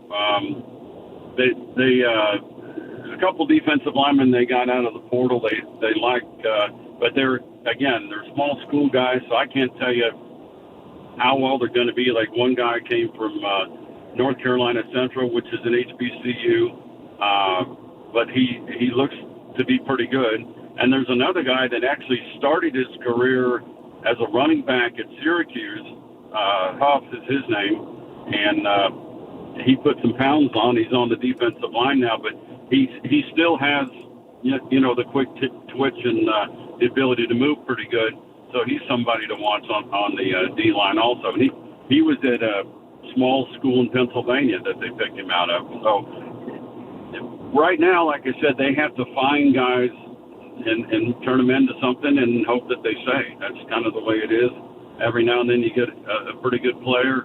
The area, the Cincinnati football is pretty good, the high school football, because, Big Ten is always in there. SEC is always in there taking kids out. And, you can go to the north, you're in the Big Ten with the Buckeyes. To the south, you've got Kentucky gets a lot of kids, and they sell the SEC. When SEC and Big Ten, they got more money. And then Louisville down the road, they do a decent job in their ACC. So very, very well, I don't want to rule out Indiana. I can get to Indiana in 30 minutes, at least the state line. I never in a million years thought Indiana would win a football title. Never. If I bet, I surely would have lost that. That's for sure. Well, it's good you didn't waste that money there. You can spend it on traveling to the Florida Keys. That is money well spent. that's what we do. We come down and look for iguanas and things like that. Saw some sea lions and critters and all that, some parrots, and I just passed a guy that's on a motor scooter and wearing flip flops. That's the way of life for some of these people. So, yep. Well, Scott, enjoy the rest of your trip. Thanks for taking a few minutes out for us and talking a little Bearcat football. We appreciate it. All right, sure thing. Scott Springer, Cincinnati Bearcats beat reporter for the Cincinnati Enquirer. You really can't underestimate how nice it is for people to pick up the phone and come on the radio with us. Florida Keys, and you want to talk Cincinnati football? That was very nice of him. It sure was. Yeah. It's like, I'll talk to you next week. Like, get back to Cincinnati and make that Well, call. yeah, I got connections there with the Enquirer. The columnist, the news columnist, was my former editor at the Casa Grande Dispatch. No way. I kid you not. Wow. Look at you go. You pulled strings. You made that happen. Yak, you leaned on PK's Casa Grande connections. Well, yeah, sure. We'll go with that. I texted Scott and said, hey, can you come on tomorrow and talk Bearcat football? Sure. What time? And actually, I was at the Casa Grande Dispatch for 1 year, and he was the city editor. And I learned more in that 1 year that I may have learned in 10 years. Yeah. The guy was really good, and he was a really good mentor. Knew his stuff. Yes, and just willing to share. Yeah, and the way the business works and what you need to do to make it. Yeah, absolutely. And I several years later, I actually emailed him to thank him. He was blown away. He had no idea it was coming. But I just remember, man, he taught me so much. DJ PK, we'll take a break. When we come back, everything you missed in this show, we'll get you all the headlines, all the big stories, all the interviews. It's next. Stay with us. And now, a look at traffic from the KSL Traffic Center. Got two crashes still southbound I-15, one at 400 north, the other 1500 south, where emergency crews have been on the left side, left lane and shoulder closed in that area. So obviously monitor that as you go through that area in terms of delays as you try to get towards downtown Salt Lake City and beyond. The Utes Stampede Rodeo and Extreme Bowls are back. Save the dates, July 8th through the 11th. Tickets are going fast. Don't miss out. Go to UtesStampedeRodeo.com. That's UtesStampedeRodeo.com. With your KSL traffic update, I'm Jake Hatch right here on 97.5, the KSL Sports Zone. 3, 2, 1. This is Scotty G and Coach Tim LeCoux. Morgan Scally, head coach at the University of Utah. The hiring of Kevin McGibbon, very, very innovative. When I've watched his teams, man, he loves to fling that thing around. Are you looking to open the offense a little bit? I want to be explosive no matter where that comes from. If we're an explosive offense, but we're not physical, to me, that's the detriment to the entire team. You have to be physical, period, end of story, because a lack of physicality gets exposed at the highest levels. The priority, the premium is on physicality, and then explosive football, obviously explosive plays that can be from running the ball, from catching the ball. I think we have one of the best wide receiver groups we've had since I've been here. We want to get our playmakers the ball, but you have to play complementary football, and that's what Kevin's offense does. Catch Scotty G and Coach weekdays from 10 to 2, presented by Mountain Land Supply on 97.5, the KSL Sports Zone. Have you ever looked in the mirror and just didn't feel like yourself anymore? Maybe your clothes didn't fit the way they used to, or you don't like how you look in them. Honestly, it's more than that. It's how you feel walking into a room, avoiding photos, skipping events, not feeling as confident at work or even with your spouse. Over time, that starts to wear on you. But here's the truth. Losing weight is one thing. Feeling confident again and keeping it off, that's what really matters. At SLC Fat Loss, we help people lose 20 to 40 pounds naturally in about 60 days without injections, crazy workouts, or prepackaged meals. More importantly, we show you how to keep the weight off so you can feel comfortable in your clothes, confident going out, and actually like what you see in the mirror again. Alex Curie here. I dropped 65 pounds in just 60 days. That was 2 years ago on Salt Lake City Fat Loss. I've kept it off. You can do it too. SaltLakeCityFatLoss.com. Many clients lose 20 to 40 pounds in about 60 days. Schedule a free weight loss consultation and start to feel confident again. Go to SLCFatLoss.com. That's SLCFatLoss.com. Results may vary. There's something amazing about where we live. When a child needs help, our community doesn't look away. We show up. Primary Children's Hospital has been showing up for our kids for generations. Join the KSL Sports Zone and KSL 5, June 4th. for the Primary Children's Hospital Give-a-thon. Whether it's $5 or $50, your gift tells the family they're not alone. Donate today at kslsports.com. Primary Children's Hospital, the child first and always. At University of Utah Health, we're mapping DNA to find the cause and the cure. Because 1 in a million is really just one. One person facing one incredibly difficult diagnosis.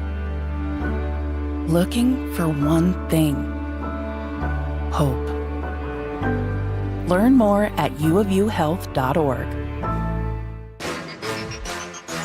You're the turf whisperer, the grass-cutting guru.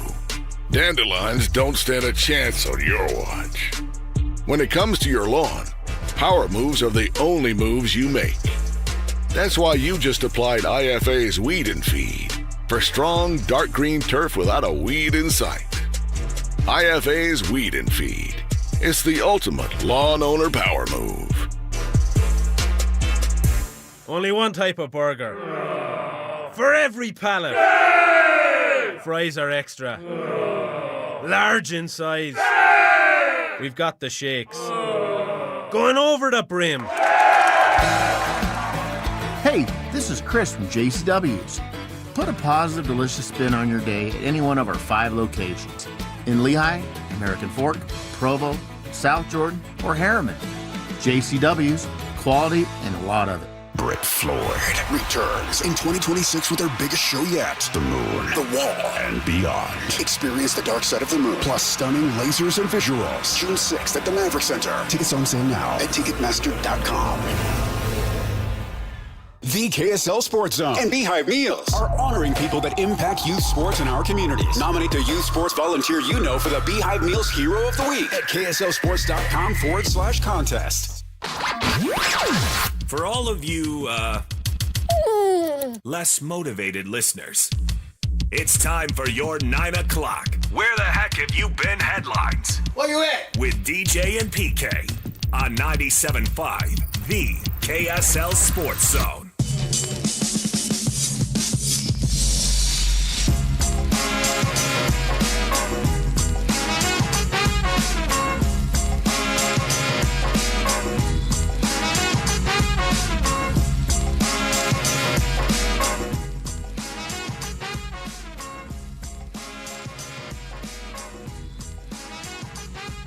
Slacker Radio headlines are brought to you by Trajan Wealth. Call Trajan Wealth today, your local trusted financial fiduciary. Call them at 1-855-TRAJAN1 or visit their website at TrajanWealth.com. If you're just joining us, we talked NBA draft at 8:30 with Brian Geltzeiler, SiriusXM NBA radio host, NBA TV contributor, one of our favorites.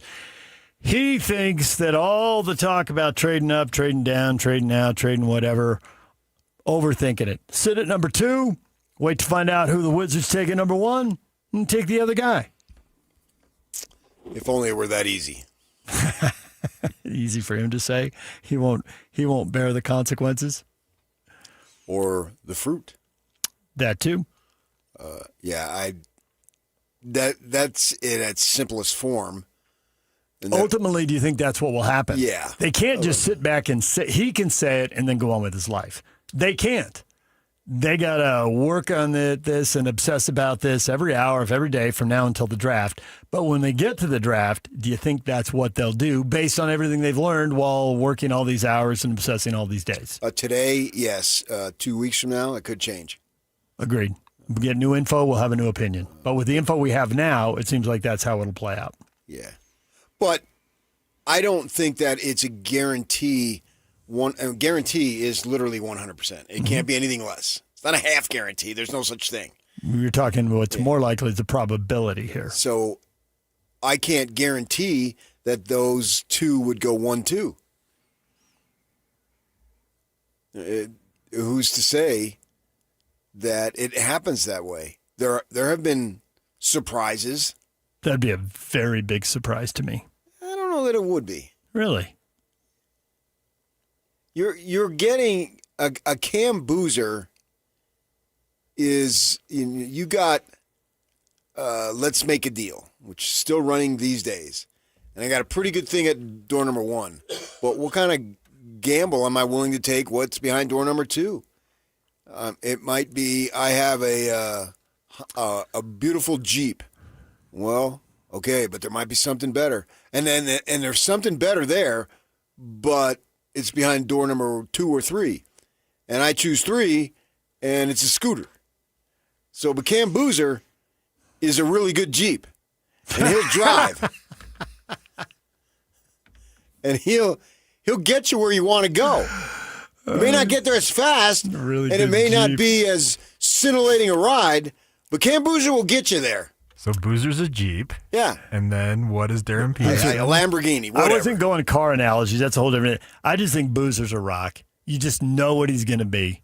Yeah, so why do you you don't just blow that off? Because in this draft, I think people feel like they need to hit a home run. And to go baseball, it does. It might be a home run. If he's a 20-10 guy, that's not a home run. What team, what GM would not take a lock on a 20-10 guy for 10 years? Boozer's a 2-run double in the left center gap. And 2-run doubles are good, but people like 3-run homers and they like grand slams. Right, but I may get a strikeout. 100%. And to me, if Boozer goes 2, and for that matter, if Caleb does, because I'm with you on the whole probability guarantee. I wouldn't guarantee 1-2. There's still a chance that whatever that was at Kansas last year with Peterson, that when people dig into it, they get red flags and make them uncomfortable. And if the Wizards find those red flags, and if the Jazz find those red flags, either they trade down and let somebody else make the mistake who doesn't find the red flag, or Peterson slides. And you take Boozer. And then the whole Boozer-Wilson thing comes into play. And Boozer has been projected in front of Wilson and may well be the guy. I don't think you're going to miss with Boozer. I think he's going to be a really good pro. But is he going to be all-NBA first team? I'd be surprised by that. I don't think he has elite NBA athletic ability, and most of the guys who get there have that. But he's really good. Oh, did Letter Carrier have very good. He was, in the sense that he was bigger, stronger. He was faster than most of the big guys, and bigger than most of the big guys. Was he faster, or was he willing to be faster? An excellent question. Probably depends on the guy.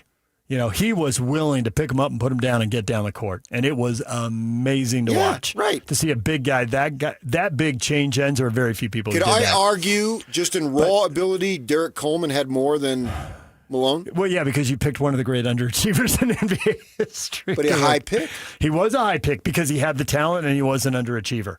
Yeah, and Carl would outwork him and intimidate him all day long, to the point that Coleman, after saying something super derogatory, stopped showing up for games, and Jazz fans were laughing about it. It was like common knowledge. I don't know if there was somebody in the lower bowl who didn't know. Hey, I bet Coleman's not going to play tonight.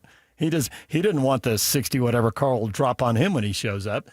Yeah, so there was that. But Carl was skilled too. He added the game at the free throw line. But skilled isn't athleticism. Agreed. No doubt. You don't end up being the career he had without being skilled. And Boozer's skill, I think, is undeniable, and it's why he's 3.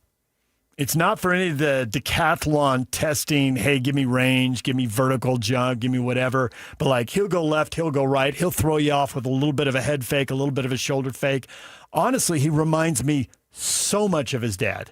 I mean, the parallels, and maybe you get him with other athletes, and I don't know that I saw him that up close. Seems like Ken Griffey Jr. had way more talent than Ken Griffey Sr., but Ken Griffey Sr. was a pretty good ball player. Well, one was a Hall of Famer, one wasn't. Right. So, yeah, one was a pretty good ball player and one was a Hall of Famer. So, but everything like Boozer could do, like Carlos was undersized. I don't think Cam's as undersized, but the game's also gotten bigger. Yeah, but there's no such thing as undersized now, basically, at that level where he's playing. Yeah, Carlos wasn't asked to step out and shoot the 3. It was a different era. It was a different mindset. Right. But I have a fair amount of confidence in Boozer's abilities. And I know the NBA line's further and all that, but... So that's what I'm saying. You're talking into what I'm saying. But that it's not a guarantee. It is not a guarantee, but I think it mostly comes to his Peterson fall. Because I think the ceiling with Peterson is people think he can be the best player in a championship team and he can be an MVP. There's really nothing that guy can't do if everything goes right. It's just, do people trust it to go right? I don't think anyone projecting Boozer as first-team All-NBA. I don't think that. I think there's more to it than that. I don't think that you're making Darren Peterson sound like if you clear up the muscle spasm issues, he could be legitimate. Superman. I don't know that. I don't think that's a guaranteed lock. It's not a guaranteed lock, but that's his ceiling, and I think the I don't fact know that that it is. You're just making it up. I don't think I'm making it up. I think plenty of people believe And they're that. making it up. That may be, yes. I'm reading into what other people are supposing, and no one can guarantee it. But I think enough people have put that out there in theory, in supposition that... And these are the same people who thought I could go back to see who they are, and I guarantee you, if not most of them, if they're in the position to be a GM and make a pick, they've made bonehead picks. Yes. And furthermore, as good as this draft is, pick whatever other good draft and show me where the top 4 have all panned out and reached their ceiling. It doesn't happen. Someone's going to underachieve. Right. Something's going to go wrong. There'll be undiscovered red flag. Whatever it is, somebody's going to bust. And right now, everybody in Washington, Utah, Memphis, and Chicago is scrambling to make sure that they don't pick that bust. I think they're researching. Scrambling seems sort of panicky. You hear stories from people afterwards. They try to keep a brave face in public. But there is that certain amount of dread. Please let him be able to play. Well, yeah, certainly. Yeah, exactly. Because careers and hang in the balance. Fortunes of franchise and you're asking bank people accounts. You're asking to predict what some 18, 19-year-old is going to do against the elite in the game a decade from now. And you're passing Good a luck. Boozer to do good luck. Mm-hmm. No, I don't want good luck. Well, Boozer's not going number 1. And I think he's got the highest floor is the way people always say it. Like you're really going to I know. But they get into these stupid phrases. Yeah, I know. And but he doesn't those seem become like gospel. He doesn't Whether they're gospel or not, we won't know until 2030 at the earliest. At the earliest, yeah. And in 2035, we could still be talking about it. Maybe a little later then. By 2040, it'll all be dead. written. Okay, fine. So I won't care. All right. So anyway, we're getting into all of that you heard Geltzeiler talk about Sam Mitchell spend 3 years with Peterson. He's got strong opinions, and Geltzeiler was pumping him up. Like he had the Knicks to win the East, and it's happened. He had the Spurs and the Thunder in the Western Finals, and it's happened. He's got the Spurs over the Thunder, which could still happen. They're down 3-2. And he's got the Knicks winning it all. And he's got Peterson is the man. And you're saying... if the Knicks win it all, then I do exactly as Sam says. that pick. And the timeline works. Okay. Because we'll crown an NBA winner before the draft. You get a champion, and then a few days later we'll have a draft. Yes. So at that point, and I'm Austin, I say, hey, if this doesn't work, don't blame me. Blame Sam. Because he's Nostra Mitchell over here. Nostra Mitchell. All right. Game 6 tonight.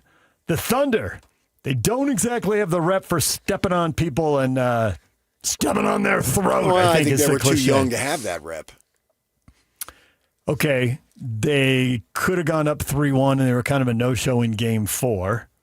They were up 20 and could have blown it wide open and didn't, and kind of had to power through the finish line, which they did to win Game 5. A year ago, they had a couple of Game 6s to close out. They didn't get it done. They were too young last year. So this year they will. I don't know. They're missing 2 rotational guys, and we're just glossing over it. Jalen Williams sitting in street clothes over there. Yeah. And I heard some speculation he might play, but it doesn't make sense to me that he play in Game 6. You know, if there's anything iffy about it, give him 2 more days to get healthy for Game 7. And if you win if you're healthy to go, you go. If not, you don't. What if it's a gray area? Maybe you can push through it. I don't think you can push through a hamstring. That's where the medical people and the individual, they come to a conclusion. Push through it. If you can go, you go. If you can push through it, then you go. I don't want somebody out there being a detriment. It gets in the way. 6:30 tonight, NBC. Big game. You want to talk about the bipartisan bill that's been introduced in the U.S. Senate? Hell yeah. To put guardrails on college sports? Yeah. Limiting transfers to 1 time without penalty, 5 years of eligibility, no pro athletes coming back to play in college. No more recruiting the G League there, college basketball coaches. Well, some of those are common sense. I shouldn't have a politician do it. You should do it yourself. Prohibiting schools from poaching a coach from another school during their sports season. The Lane Kiffin rule. I mean, salary cap? What is your season? Most of the time, these things are messy. So all of a sudden, by putting the Lane Kiffin rule, then nothing is going to be messy anymore? I don't believe that. Okay, you can't leave, but I can fire you after 2 games. And the agent can be over there talking. I didn't leave, but the agent's over there talking. You're fully distracted. Well, yeah, but I think the idea is leaving. You have to stick it out through your season. That's already been going on, and it'll never not go on. You're not going to eliminate that problem because, well, wait, you can't leave unless I force you out? Oh, wait a second here. No. I'll make you fire me. Yeah, that's a symptom of the game that stinks, but I think you're going to have to deal with it. And it doesn't happen that many times. And the guy stays and coaches until the end of the season. That's all well and good, but yeah. I just read the guy who's at Florida was staying. He stayed and was trying to do both, and he said it sucked on both ends. Yeah, I saw that quote. Yeah. It was the dumbest thing. Yeah. I don't know what I was doing. Right. He said it was a bleep show. Especially if you're moving across the country. BYU went through that when Bronco left, and you had all those assistants that were moving from Provo to Virginia. Yeah. And then they got off to a bad start in the bowl game. Yeah, they turned it over 10 times. In retrospect, that should have been obvious. Yeah. Major League Baseball negotiations also starting their collective bargaining agreement. We'll see what happens to the 2027 season. When they get that done, then they can proceed with expansion. See if we get a team here. And coming up next, everything you missed in this show. We got that recap, so we'll get your feedback next. Stay with us. And it's all over almost here. Don't go nowhere. Turn it up. Let's go. It's a new era for sports radio in Utah. This is the all-new KSL Sports Zone. As always, DJ and PK kick off your mornings from 6 to 10. Then introducing the newest addition to the KSL Sports Zone. The coach, Tim Lacombe, joins Scotty G every day from 10 to 2. And as you wrap up your day, Jake Scott and Ben Anderson are there with the best sports talk in Utah from 2 to 6. Live and local, all day, every day. Your home for the best sports radio in Utah is live, on air, online, and on the KSL Sports app. This is 97.5, the KSL Sports Zone. The KSL Sports Zone is your radio home for live local sports. The Jazz, the Mammoth, the Aggies, RSL, the Utah Royals, and the Salt Lake Bees. Tonight, the Bees are in Round Rock. First pitch at 5:45 on 1280 The Zone. Tomorrow, the first pitch is at 6 o'clock on 1280 The Zone. And Saturday, the Utah Royals visit the Portland Thorns at 5 o'clock on 97.5 The Zone. If you want to reach new customers and introduce your company's brand to Utah sports fans, email Stephanie Palmer at spalmer@ksl.com and join the winning team at KSL Sports. Monster Jam World Finals, the biggest event of the year, kicks off Thursday, July 2nd. The most trucks and all the best drivers in one place at the biggest festival-style pit party of the year. Plus, see qualifying and the two-wheel skills and high jump world championships. Don't miss the stars, stripes, and unbelievable family fun moments. Monster Jam World Finals. Returning to Rice Echo Stadium July 2nd through the 4th. Brought to you by the Utah Sports Commission and Texas Roadhouse. Fire up summer with Mountain Land Supply. Right now, when you purchase any Blackstone Select griddle or pizza oven, you'll score a $50 Mountain Land gift certificate. Plus, you'll be entered to win B's Sweet tickets for Wednesday, July 22nd. Don't miss your chance to upgrade your backyard cooking and enjoy a night at the ballpark in style. Visit Mountain Land Supply today for the hottest Blackstone deals of the summer. Offer valid May 1st through June 30th, 2026, or while supplies last. Purchase any Blackstone Select griddle or pizza oven to receive a $50 Mountain Land gift certificate and one entry to win B's Sweet tickets for Wednesday, July 22nd. Limit one gift certificate and entry per customer account. You do not have to be present to win. While supplies last. DJ PK and John from J. Brooks Jewelers. Do you want a ring that no one else in the world has? Here's something you need to know. That's right, DJ. At J. Brooks Jewelers, we're a full custom jewelry house, which means that we design and create your piece start to finish right here in Utah. From the first idea you may have seen online to the very final polish, everything is done in-house by our expert team of artisans. So when you work with our custom stylists and our highly skilled artisans, there's no mass production and no middlemen, just true craftsmanship and collaboration. We'll sit down with you and talk through your vision, show you design concepts, and bring your dream piece to life with precision and care. So whether it's an engagement ring, anniversary gift, or heirloom redesign, we love creating something that tells your story. So if you can imagine it, we can make it. So come see us today at J. Brooks Jewelers in Murray or Lehigh and begin your custom journey today. J. Brooks Jewelers, your locally owned family jeweler. Utah roads have commuters, can-doers, and cross-country viewers. But wherever our vehicles are headed, they've got one thing in common. They're ready for the road. Utah's first response to wildfire is prevention, not intervention. So let's check our chains, keep our vehicles maintained, and fight roadside fires together. FireSense is the first response. For over 30 years, Replenish Landscape provides the finest compost and hardscape products from bark, mulch, top dressing, and playground materials. Replenish products are perfect for flower, veggie gardens, and top dressings for your lawn. Visit replenishcompost.com. Replenish is good stuff. And now, enough of us. It's time to hear from you. From all your texts, tweets, and posts. This is the best feedback of the day. Ooh, oh, I was there. It's the best game of my life. With DJ and PK on 97.5, the KSL Sports Zone.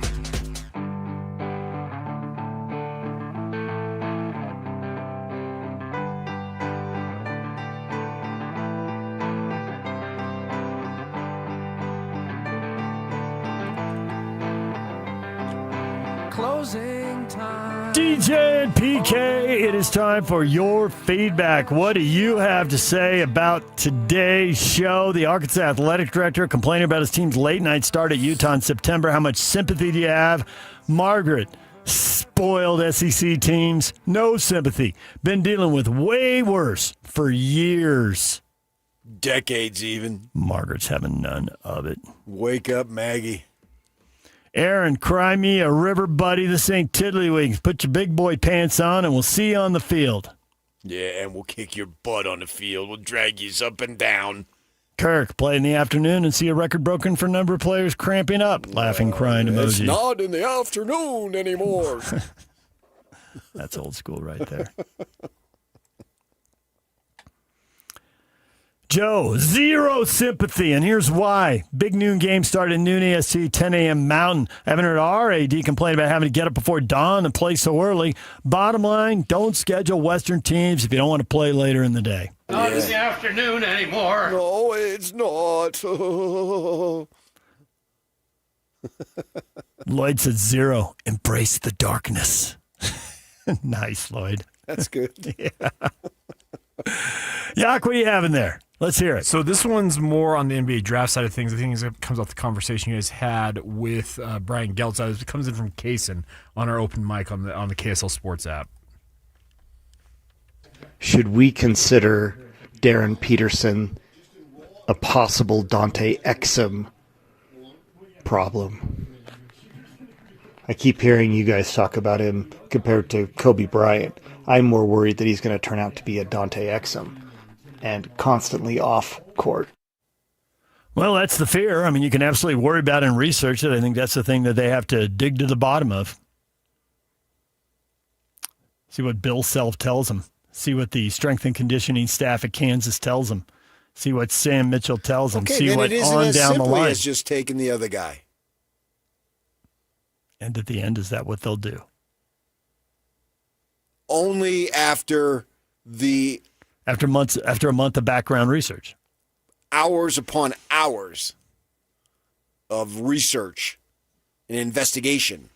And if it comes to that conclusion, which I have no doubt that it is, that if it comes to that, doubt what is the research and investigation and all that stuff. Yeah, they're going into a deep dive on all this stuff. Yes. So with access to people the rest of us aren't going to get. Right. No question. Yeah. And sometimes that access can do everything. And sometimes that access can mess you up. Well, Ian Majerus used to talk about what's that phrase? Paralysis by analysis. Is that it? Or analysis by Can't paralysis? see the forest for the trees. Yeah, so... The story that Karl Malone fell to the Jazz because his college coach was mad he was leaving a year early, said a bunch of negative stuff about him to the team thought was going to draft him. He wanted him to get his English degree. And the Jazz were beyond that, so they didn't hear that stuff. They just saw him dropping, so they got him. That was nice, though. Thanks. See what you did there. I looked at Yock for validation. Did you get it? I got it. Yeah, I got it. Okay, cool. What have he not did that? No, it's get it right, Doc. I was having some fun taking liberty with it. Oh, yeah, you can mix and match. You don't want to stay stagnant. Anonymous Big 12 coach says BYU is the best team in the conference with the best coaches and the most physical team. What's your assessment of this? And Eric says, I think Coach McGuire is dropping off-season rat poison to drum up his team to victory this upcoming season. A little rat poison, that'll never grow old. Yeah, I don't think that it's the other way around, though. If you want motivation, BYU needs it against Tech because they destroyed you both games. Domination. Yeah. The sports psychic says, well, they weren't the best team twice against Texas Tech. They need to prove it on the field. Well, that's the only place you can prove it conclusively. And then even at that, you'll have James Harden say, no, we got swept, but we were the better team. Sammy says, like most things, there's elements of truth there. BYU is very physical. They are the best team that has yet to win the Big 12. We have yet to see what Utah will look like under Morgan as well. The Arizona schools and Tech will argue against this. I'm sure I'm missing one or two more teams. Well, BYU compared to Utah, they both have the same winning percentage, but BYU has one more loss in winning the Big 12. They're 0 for 3. Utah's 0 for 2. Yeah. But there's still time to go 2 for 5. All right. That's not bad. That would be good. I would take, if the Devils won the title 4 times in 10 years, I'd take it. Puns Blazing says, this is exactly the kind of quote I would say anonymously if I was a coach somewhere like Texas Tech or Arizona or Utah. And then I would tell my players often that somebody said it.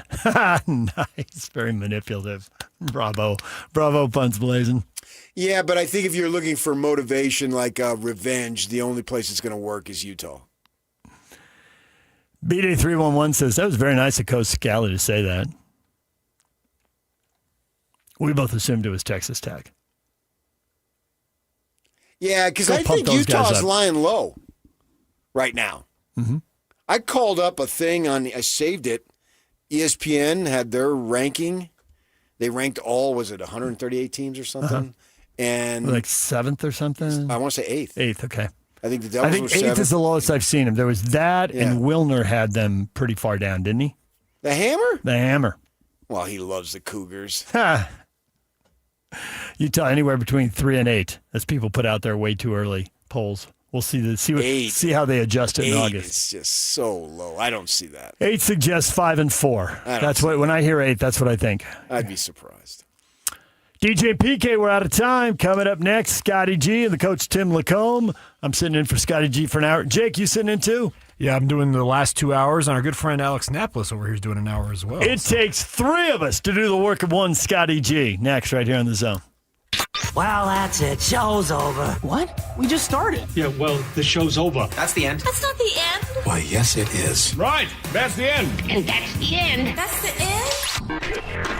This stuff is available everywhere. Wherever you are, the KSL Sports Zone will be right there with you. It's the KSL Sports app. I love it. Where you can get the latest podcasts, up to the second breaking news, and analysis of the teams you can't live without right from your phone. And wherever in the world you may be, you can have DJ and PK, Scotty and the coach, and Jake and Ben tag along with live streaming of your favorite shows. Download the KSL Sports app and never miss a thing. Presented by University of Utah Health. Health is in our DNA. Learn more at uofuhealth.org. This is 97.5, the KSL Sports Zone.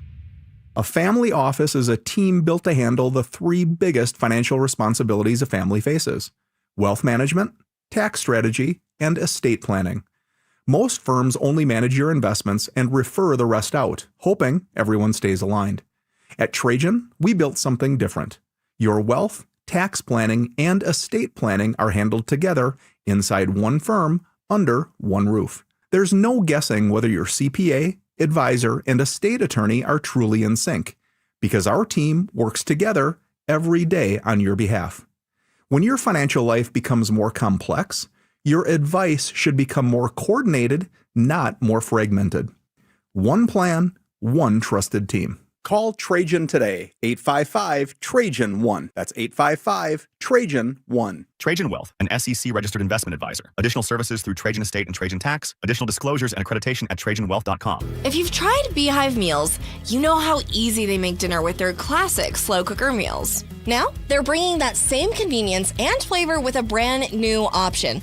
Flat Top Meals. These fresh prepared meals are delivered right to your door and are designed to be cooked on your flat top grill, griddle, or even a regular skillet. This menu includes favorites like steak fajitas, smash burgers, teriyaki chicken, and more with 8 meals in every box. Order today at beehivemeals.com.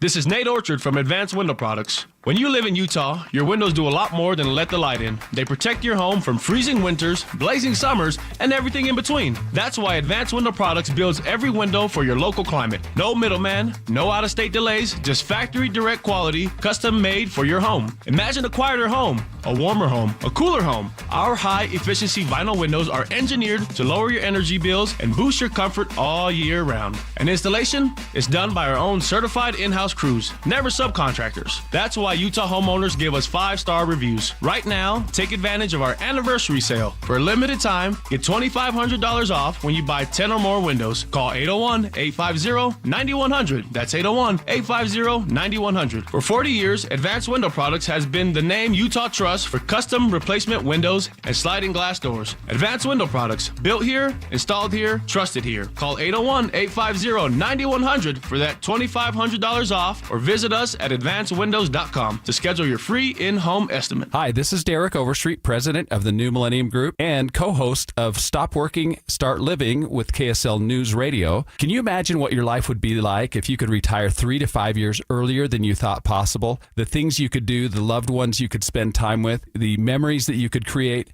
That's what our team at the New Millennium Group does. We'll walk you through the entire process every step of the way. If you'd like to get a copy of the 5-step proprietary plan that will help you retire 3 to 5 years sooner than you thought possible, give us a shout right now. 888-999-6370. That's 888-999-6370 or utahsfinancialplanner.com. Listen, most of our listeners right now have a tax problem, not a money problem. There's not enough money in Social Security Medicare as it is. Let us show you how you can significantly reduce your taxes. That's 888-999-6370. 888-999-6370 or utahsfinancialplanner.com. 97.5 KZNS FM Colville, 1280 KZNS AM Salt Lake City, and KSL FM HD2 Salt Lake City Midvale. This is 97.5, the KSL Sports Zone. Hey, it's 10 a.m. and this is Utah's best sports radio. Say my name. You're locked on to Scotty G and the coach, Tim LeComb, presented by Mountain Land Supply on 97.5, the KSL Sports Zone.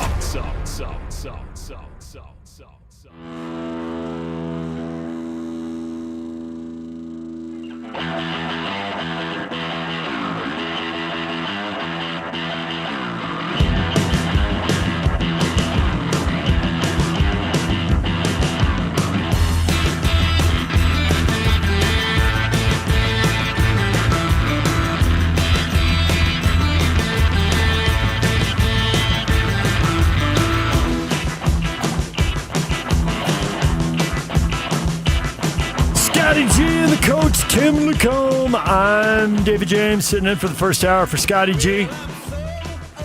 The coach, Tim LeComb, is here. We are going to refrain from the urge to talk basketball for close to 25 minutes. Yes.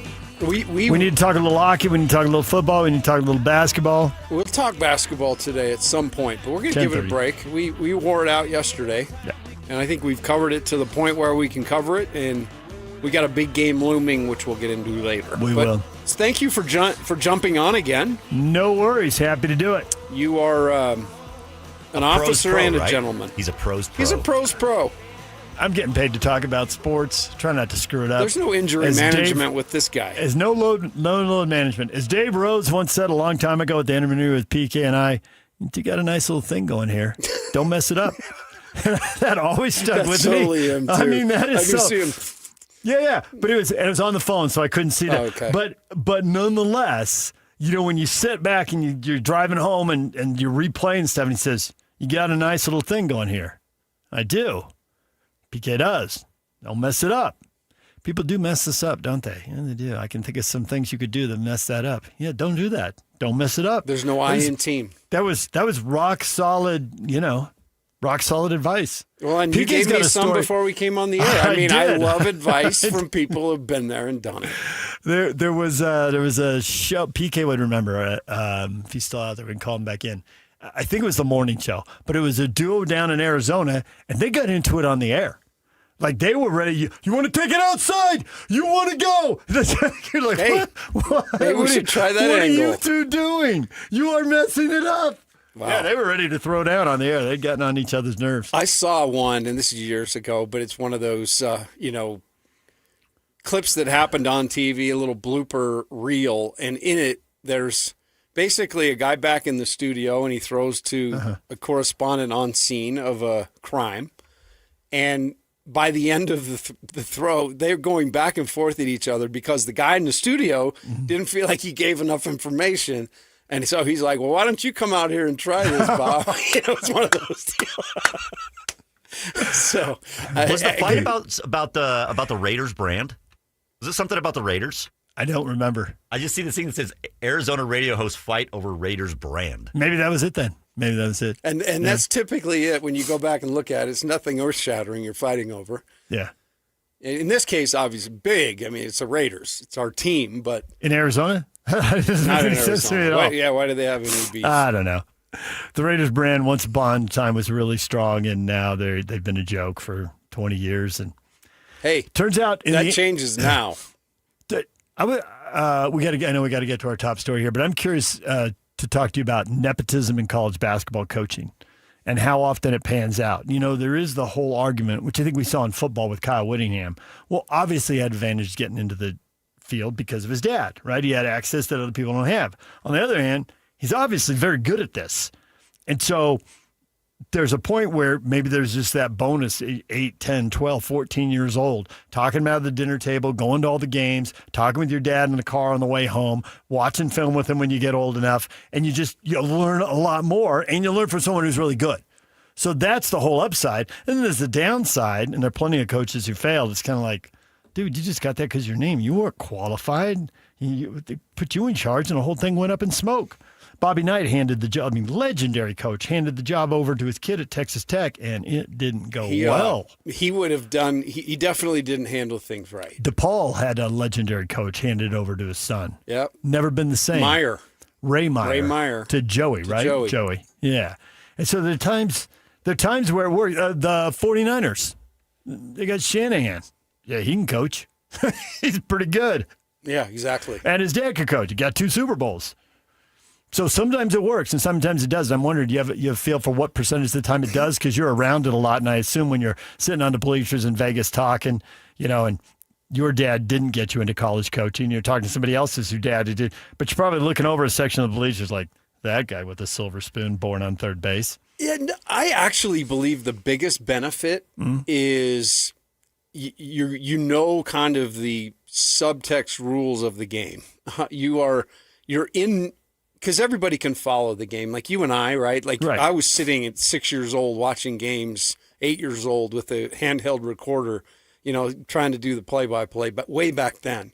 So we all approach it different, but when there is a business to it, and there is a way to carry yourself, and there are so many there's so many unwritten, nuanced things that if you are in the room, even as a young kid, you pick it up. You absorb all that. Yeah, for sure. And it makes you look like you're way ahead. Yeah. And possibly you actually are way ahead. And I've seen it, as simple as, Austin Ainge. Austin Ainge got out of playing, and he instantly went down to Southern Utah to coach. And I heard so many people saying, oh, man, it must be nice to have that last name. Well, he went to Cedar City, He's making, they don't pay great down there. Yeah. He's making a fraction of what I was making.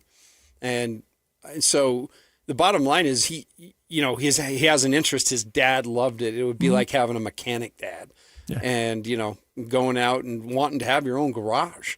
And so he instantly, probably was able to skip a couple of tough things trying to get in the door. Mm-hmm. But a guy like Austin would have gotten the door ultimately, because we've then seen that it wasn't just, who he knew. It's what he knew as well. And his ability over time to continue to learn. Those are the guys that make it. When somebody, you can tell the guys that get in there and they're there because, the last name, and they don't know how to adjust. They don't know how to change. They learned it one way. And everything's evolving all the time. And honestly, I think that's what's going to happen to the dude at Auburn.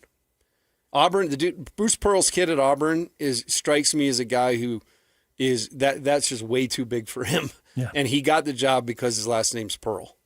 On the other hand, Richard Pitino, right? Richard Pitino went out, kind of cut his own cloth. And Richard Pitino is actually so different from his dad.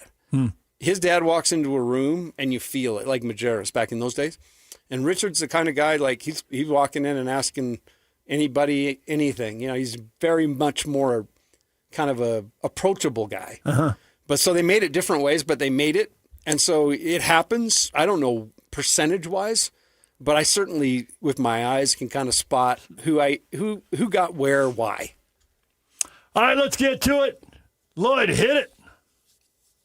It's time to kick off the show with the biggest headlines of the day. This is your starting lineup on 97.5, the KSL Sports Zone. An anonymous Big 12 coach tells Athlon Sports that BYU is the best football team in the conference with the best coaches and the most physical team.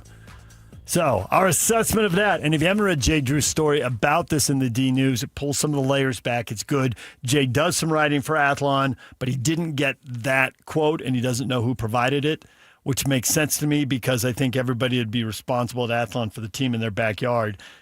Jay didn't address this. I wouldn't be surprised if he got some BYU coaches to give anonymous quotes on some of the other teams in the league.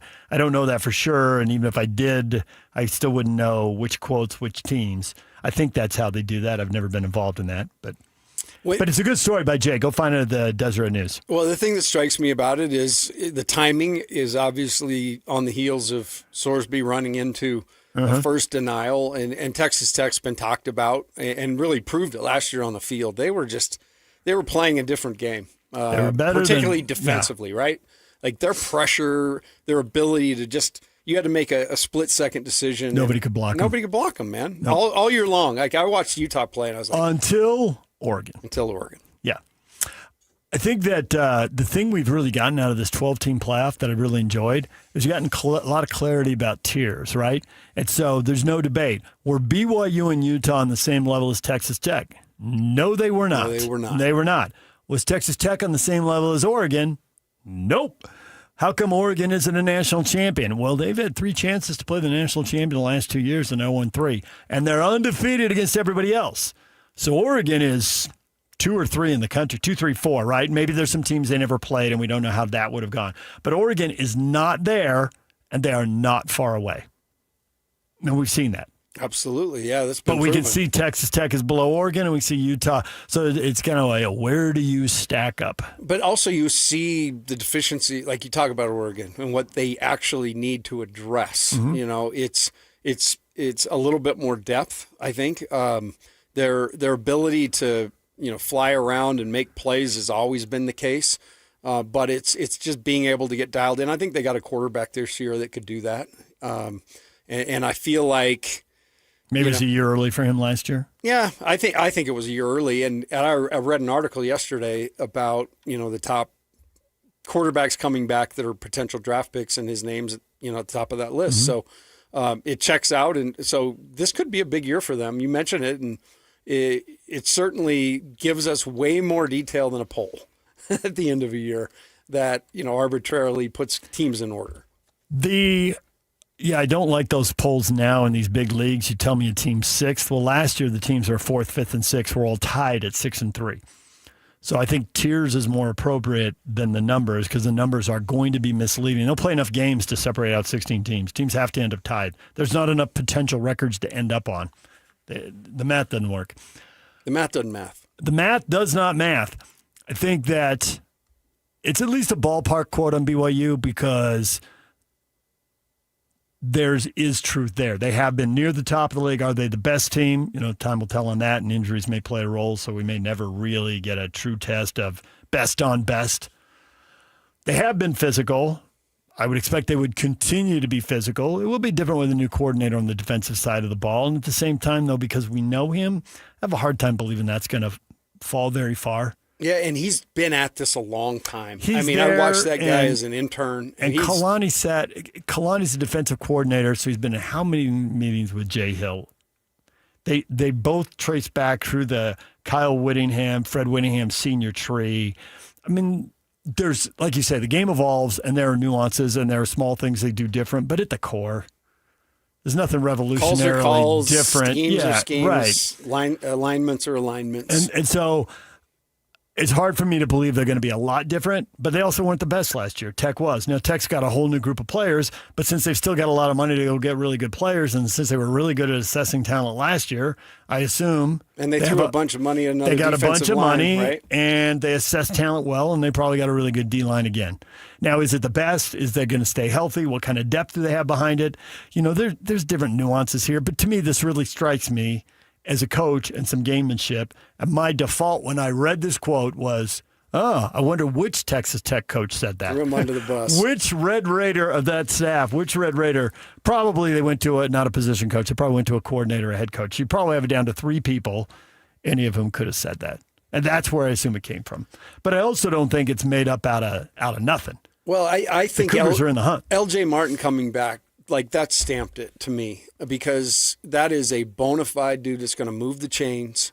He's been in those rugged situations where, I just love the way how hard he runs, and he's got so much confidence, so much respect. And so when he comes back, and then you that tandem back there, Bear and he makes life easier for Bear. And I think Bear can grow this year. My biggest concern, honestly, DJ, is the receiver. I'm not going to say the room because everybody says room, but the core. The receiver core is going to be fairly light and fairly untested. And that's going to be a big part of if BYU can. I think they can be the best team in the league, but there's going to be some things that have to happen for that to be the case. That is obviously a good thing to point at for obvious reasons. They lost a guy who was really good to eligibility. Right. They lost a really good guy to legal problems. Yep. They lost another guy retire from the sport because of injury issues. So that's 3 different guys for 3 different reasons, but that's a lot of lost production that has to be replaced. I think the other place you have to go is the pass rush. Now, it used to be a major problem. I don't think it is a major problem, but I also don't think it's elite.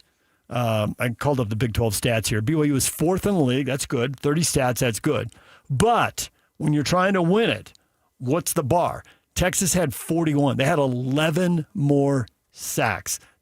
And then that doesn't give me pressures and hits, but you can assume pressures and hits follow that.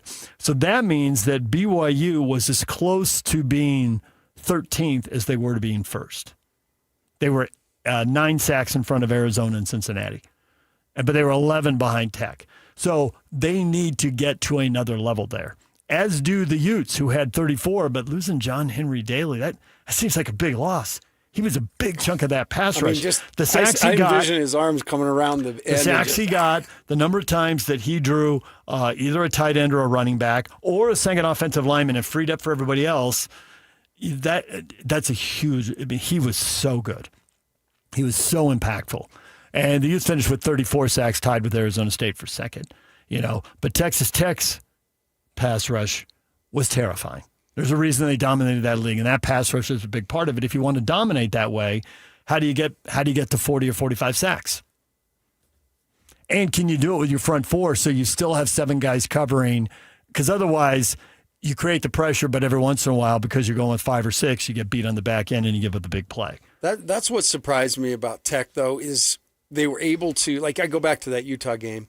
I mean, Utah literally played within about a 7-yard box all night long. couldn't block them. They couldn't block them. And Kyle afterwards said, we couldn't block them, and I would have never thought that was going to be true. But they were able to absolutely take away the run game because they loaded the box up and said, everywhere. Beat us, man. Yeah. And so that is the one thing both teams are going to have to counter this year. They're going to have to figure out a way to buy some time because, as you said, they went out, reinvested, they being Texas Tech, in a big-time defensive line, and that will be a major strength for them again. But, I listened to Scotty and Hans for years, and every year, leading up to last year, one of the big disappointments was sacks for BYU. The year before, they had 20. Yep. So 30's progress. 30's progress, but you definitely, in this day and age, you got to build on it. In this league, you got to build on it because you see how vital and how positive it can be if you can put some pressure on the quarterback and still manage to especially keep if the you run can and do contain. it with four. With four. If you could do it with four, you've still got 7 out there defending 5, or you've got 6 and you've got someone spying the quarterback. And when you look at big upsets in the Super Bowl, when you look at how did that famous quarterback with multiple Super Bowl rings get beat, I didn't see it coming. The thing you didn't see coming is that the 4-man pass rush was going to be in their lap all game long. Absolutely. That's how the Giants beat the 18-0 Patriots. That's how Mahomes has gone down in 2 Super Bowls. His O-line couldn't block the other D-line. Now, in that case, with Mahomes, he's multiple times had O-lines that were beat up and a shell of the O-line that got through the season. But nonetheless, when the D-line has a big advantage over the O-line for whatever reason, all of a sudden these star quarterbacks become very human very quickly. And it is coach speak that it is all in the trenches, but this is one of the more amazing examples of that because that's, to me, those games you watch BYU playing Texas Tech, you watched Utah, and that was they were moving backwards every single time. Mm-hmm. Texas Tech did not have to give more bodies, and they controlled it. And if you can get to that, man, it makes defense a little bit easier to play. It's tough. With all the schemes, with all the movement, with all the pre-snap stuff. But if you can lock into it, man, if guys up front will do their job, it is done in the trenches. I told PK during the show, and I know they don't do the poll anymore. I assume they don't do it. They didn't do it last year. I assume they're not doing it this year, which is too bad because it's a talking point and it's fun, and who cares if it's wrong? Top 100? Whatever. No, just the preseason media poll at the conference. I loved it when there was a media poll and a coach's poll. Right. And then the coach is like, what do we want to do that for? It's what happens when you get it so wrong, apparently. So what? I agree. So what? Fun. Deal with it. This is fun. We're whatever. We're just killing time, aren't we? Wrong. Yeah, just people it's a talking point. People want to talk about sports. That's why sports radio is flourishing in every market in the country. How about we stop taking ourselves so serious? No. Yes. No, I'm very serious about me. You're on the serious side of the room. I'm more of the frolicky part of the industry. No, I'm frolicky part of the industry. I think they should totally do this. If we're wrong with our predictions, we're wrong. We're going to make predictions about the NBA next. We're wrong. There's so much information out there. It's just fodder anyway. I mean, this is the hot stove. If there were a preseason poll, I would think Texas Tech would get picked 1. I would expect BYU to get picked 2. And then there's a tier of teams I'm not exactly clear on. And for starters, I'd have to examine all their schedules and see who's playing Texas Tech and BYU and who's missing Texas Tech and or BYU. Try to figure all of that out. But I think that from the talent perspective, Utah, Arizona, Houston, and not far behind, I have ASU and TCU.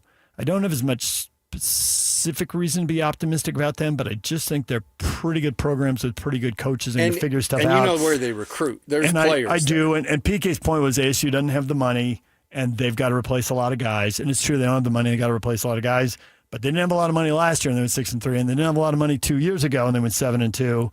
Somebody there, either the head coach or his staff or both, they got an eye for talent, and they kind of figure stuff out. So I don't want to dismiss them, although, to his point, they got to replace a big-time receiver and they got to replace a big-time quarterback. And those 2 guys gave them advantage and made everything else on offense easier for everybody else. Where do you expect Utah to be numbers, like in preseason? I'm saying, where do you don't feel like like this they'll 3-4-5 thing, but I think they'll fall 3-4-5. Okay. But I think 3-4-5, it could be a 3-way tie at 7-2. You know, it's just I have a feeling they don't play Tech, so right. that BYU game becomes huge, and by the time we get to it, it's deep enough into the season, we'll have a better feel about some question marks. What is Morgan's transition going to be like? They've lost some real difference makers, the kind of guy who not only dominate their matchup, but make it easy for the other guys on the field because they're only one-on-one. Like, you know who's getting the heat here. But they're losing 2 dominant tackles, they're losing a dominant pass rusher, and they're losing 2 or 3 other really good players. And they got a new OC, and they got a new head coach. So there are some questions around Utah, so that's why I think Tech 1, BYU 2, and then Utah's in that group. Can Houston really do it? I think Houston benefited from a soft schedule last year, and it's a tougher schedule this year. They have to step it up this year. But they got a coach who's got another year to get his program together, so they may be ready to step it up. He's a good coach. He's got a good track record. And it's trending in the right direction in Houston. So why wouldn't Houston take the next step? On the Utah front, I do believe they'll be, because Morgan's there, I think it's going to be natural for voters to vote him lower, because Morgan in their mind has, he's got to prove it. And I think that's obviously hanging out there with everybody. It is not too different from what he's been doing, but it's different. And you've got a ton more people that you're accountable for. And so I would imagine Utah coming a little lower. My prediction is that they will outkick that coverage. They will finish higher than they're picked. I think they have 4 really big games. I can see them being favored in every game through mid-October. It's hard to say, hey, they're going to start 6-0, but they're definitely going to be, I think they're going to be favored in all 6 games, and they may well be 6-0 when Houston comes in. And that's here. That's here. And then they're at Cincinnati, which I think Cincinnati's a massive question mark. Yeah, that's like flip. You just don't know. You don't know, and that's a long way out. You don't know who's going to be healthy by Halloween. And then November is just very interesting for Utah. They could easily go in 7-1 or 8-0, everything on the table because they got BYU at home and then at Arizona, at TCU, and then West Virginia at home in the finale, I think is a W. So I think worst case scenario, the Utes are 8-4. But they may well be better than that.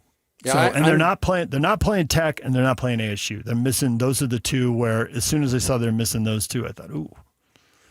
Anybody can debut at the Pebble Beach coaches event and sing like that. Yeah, like that was awesome. And that's a good song. I'm betting on that. Oh no, it was so cool. Yeah, it was even like a cool song to pick. Yeah, it even had cowbell. I mean, it had everything. People get up there and give me, give me Sweet Home Alabama or something. No, this guy went with some feeling there. Mac the Knife. Yeah. That's right. Oh, I'm sorry. Karaoke song back in the day. I can imagine you crushed that. I did. Pre-iPhones. If you know who Paul Verkaman is, there used to be a duet. Yeah. I love it. Yeah. Wow. You've done it all, my man. I'm lucky to know you. Let's put it that way. Oh, come on now. Hey, next, you ready? Hoops. Yeah, let's do it. We've held it off long enough. Big Game 6. Let's break it down from all angles, shall we? Yes, we shall. And Brian Geltzeiler does a show with Sam Mitchell. And Sam thinks the Knicks are going to beat the Spurs in the NBA Final. We'll get to that and the logic behind that next. Stay with us.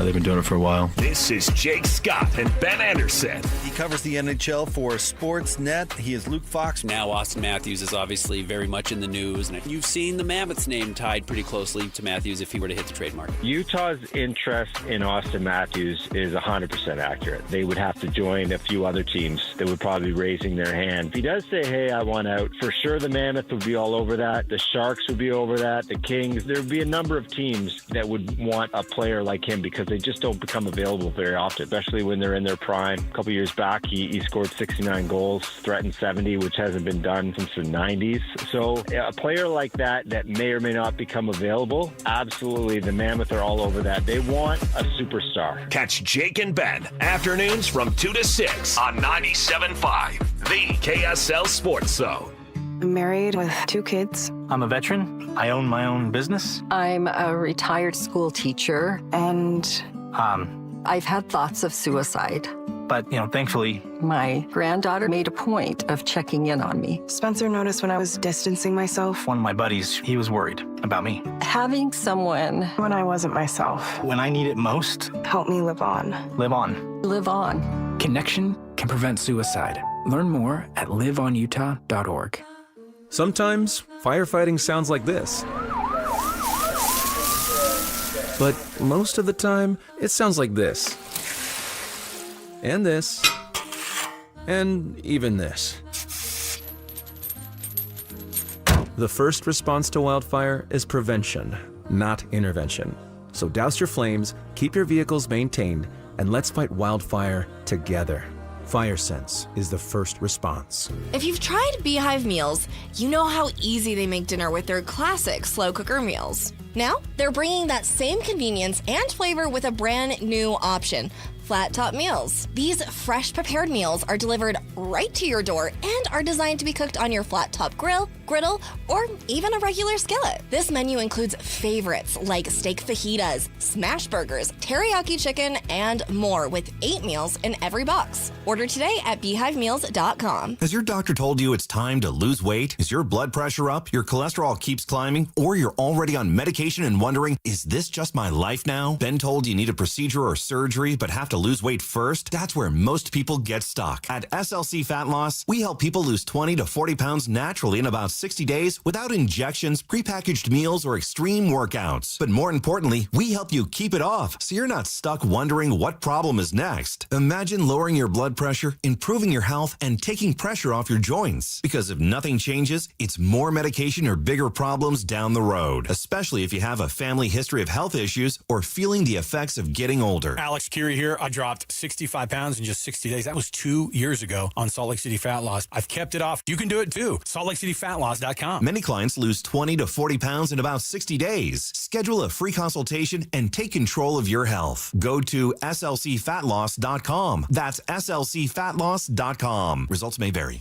The KSL Sports Zone is your radio home for live local sports. The Jazz, the Mammoth, the Aggies, RSL, the Utah Royals, and the Salt Lake Bees. Tonight, the Bees are in Round Rock. First pitch at 5:45 on 1280 The Zone. Tomorrow, the first pitch is at 6 o'clock on 1280 The Zone. And Saturday, the Utah Royals visit the Portland Thorns at 5 o'clock on 97.5 The Zone. If you want to reach new customers and introduce your company's brand to Utah sports fans, email Stephanie Palmer at spalmer@ksl.com and join the winning team at KSL Sports. It's the 40th anniversary season of the Larry H. Miller Utah Summer Games at Southern Utah University in Cedar City. And Friday, June 5th is the opening ceremony presented by State Bank of Southern Utah. Doors open at the Eccles Coliseum at 8 p.m. for the anniversary show with live music and Southern Utah's best fireworks show. Buy tickets at tbirdtickets.com and come early for the block party presented by KSL 5 TV starting at 5 p.m. It's the Larry H. Miller Utah Summer Games opening ceremony Friday, June 5th in Cedar City. You're locked on to Scotty G and the coach, Tim LaCoste. Presented by Mountain Land Supply on 97.5, the KSL Sports Zone.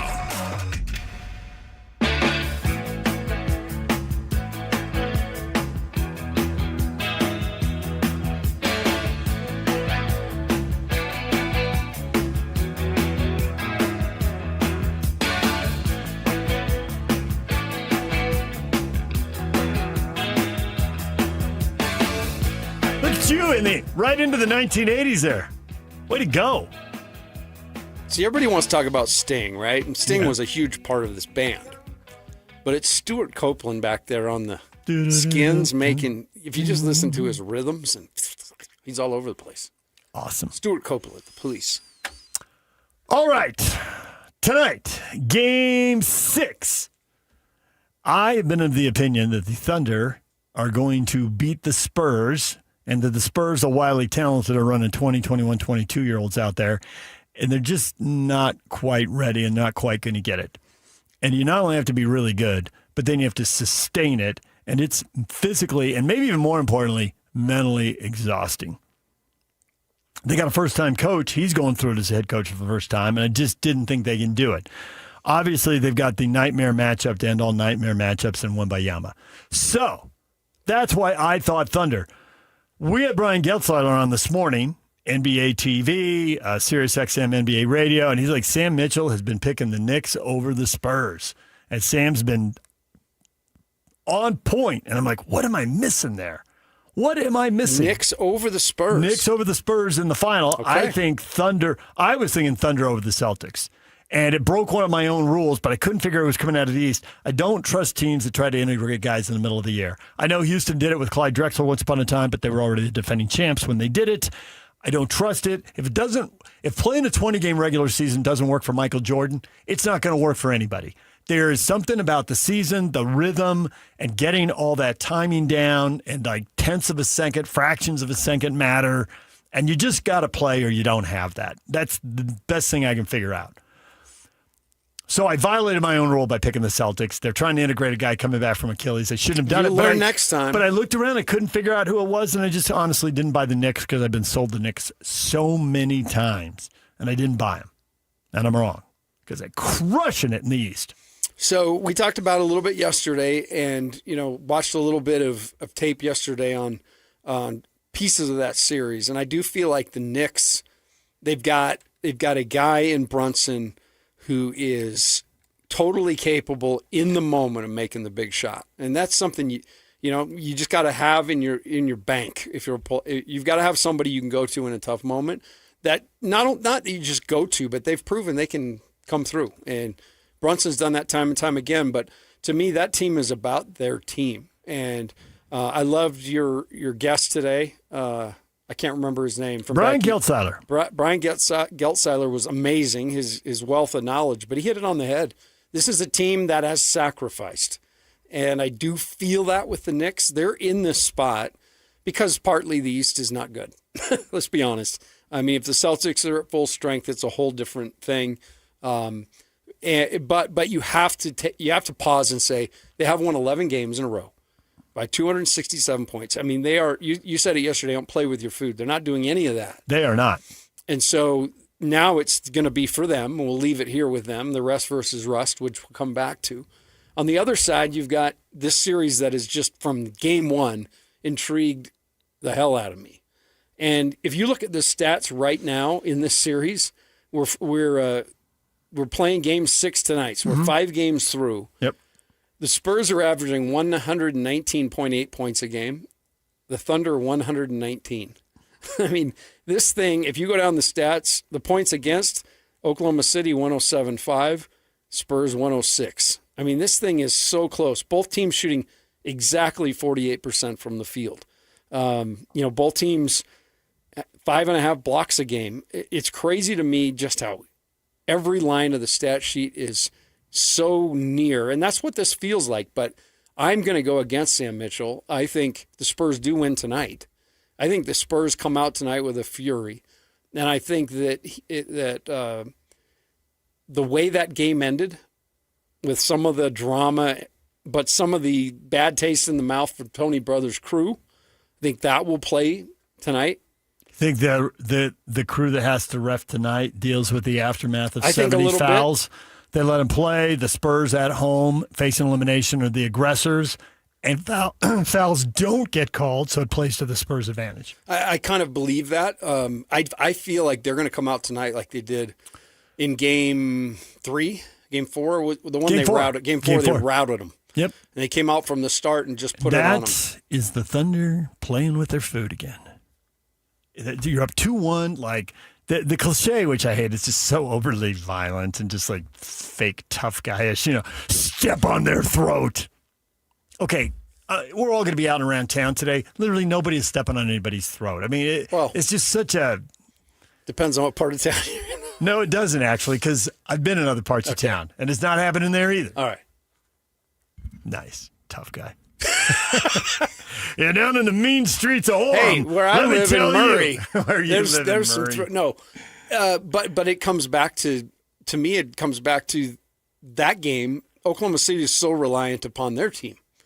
And if you look at the stats in that game, it was the supporting cast who's really held them up.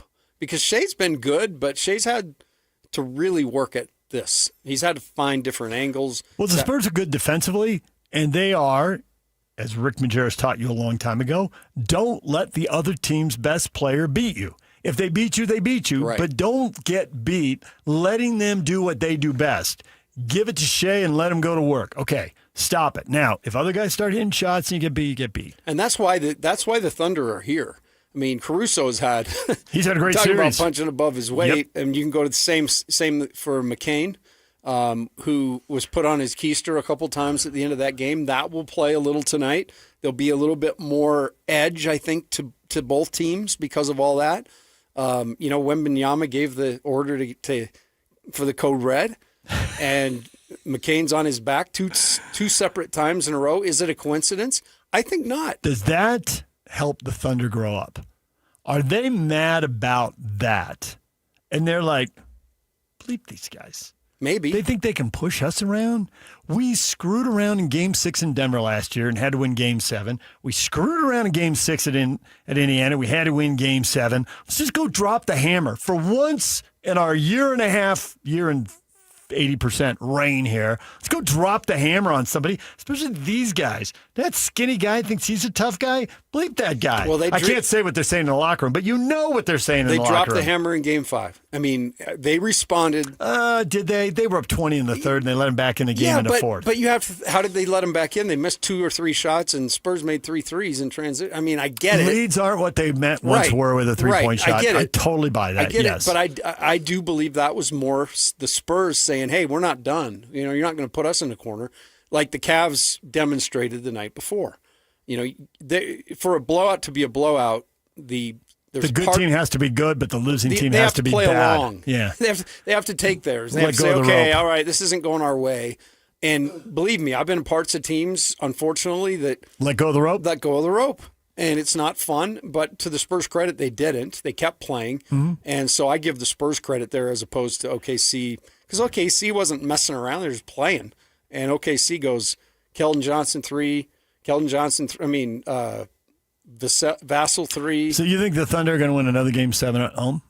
They won 2 last year. They're going to win another one this year. At some point, I feel like if you play with your food long enough, at some point, somebody's going to take it away from you. Yeah, no question. You're pushing around, and the waiter thinks you're done, and they just take the plate. Spurs win tonight, and Thunder do what you just said. They drop the hammer and win again in that sort of fashion in Game 7. That's my feeling from watching this series thus far. And, hey, I don't have a crystal ball or anything. I'm just got these things. These eyeballs. Yeah, Nostrilacome.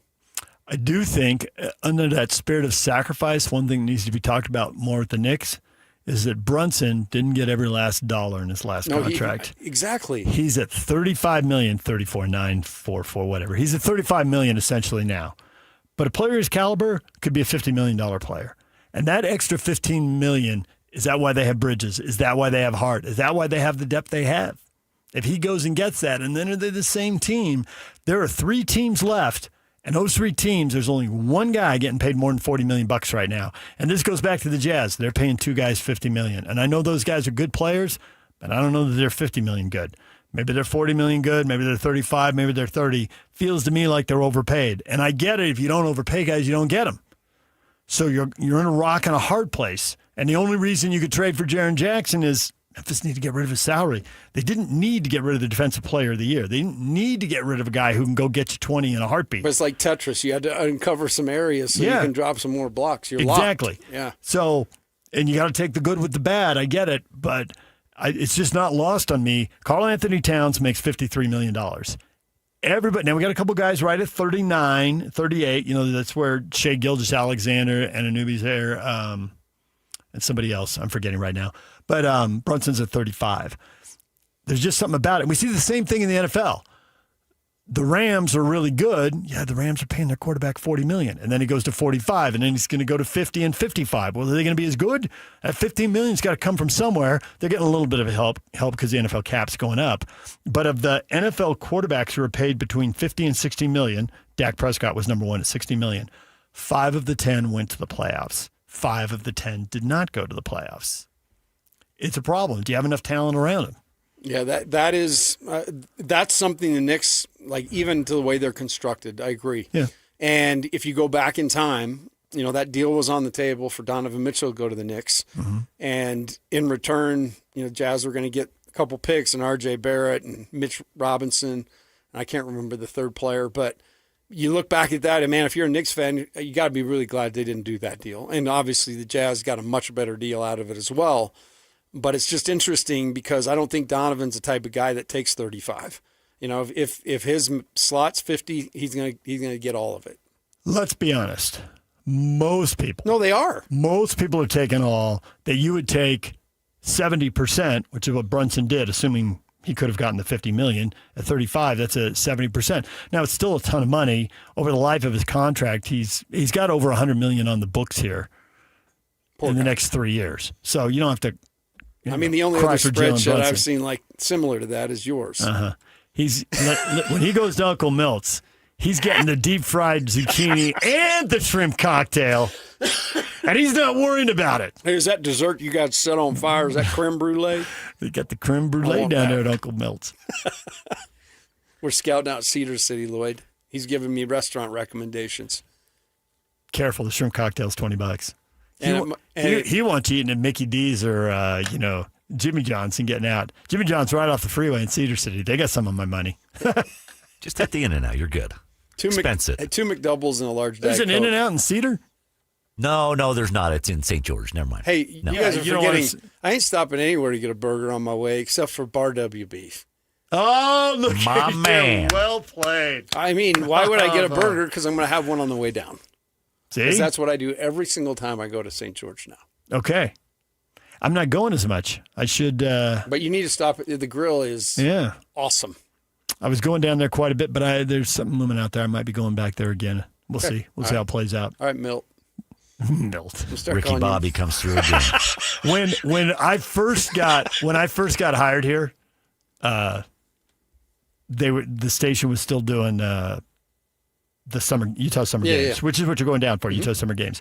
I was never part of that. I was back here anchoring, but they would send a whole crew down there. And all the guys on our production staff were like, Milts. They're in a control room chanting on a Tuesday because they're leaving on Thursday. Milts. You get a steak, you get a baked potato, they got great desserts. And I was down there for a shoot with a photographer, and I don't even know what it was. Maybe we were doing something at SUU.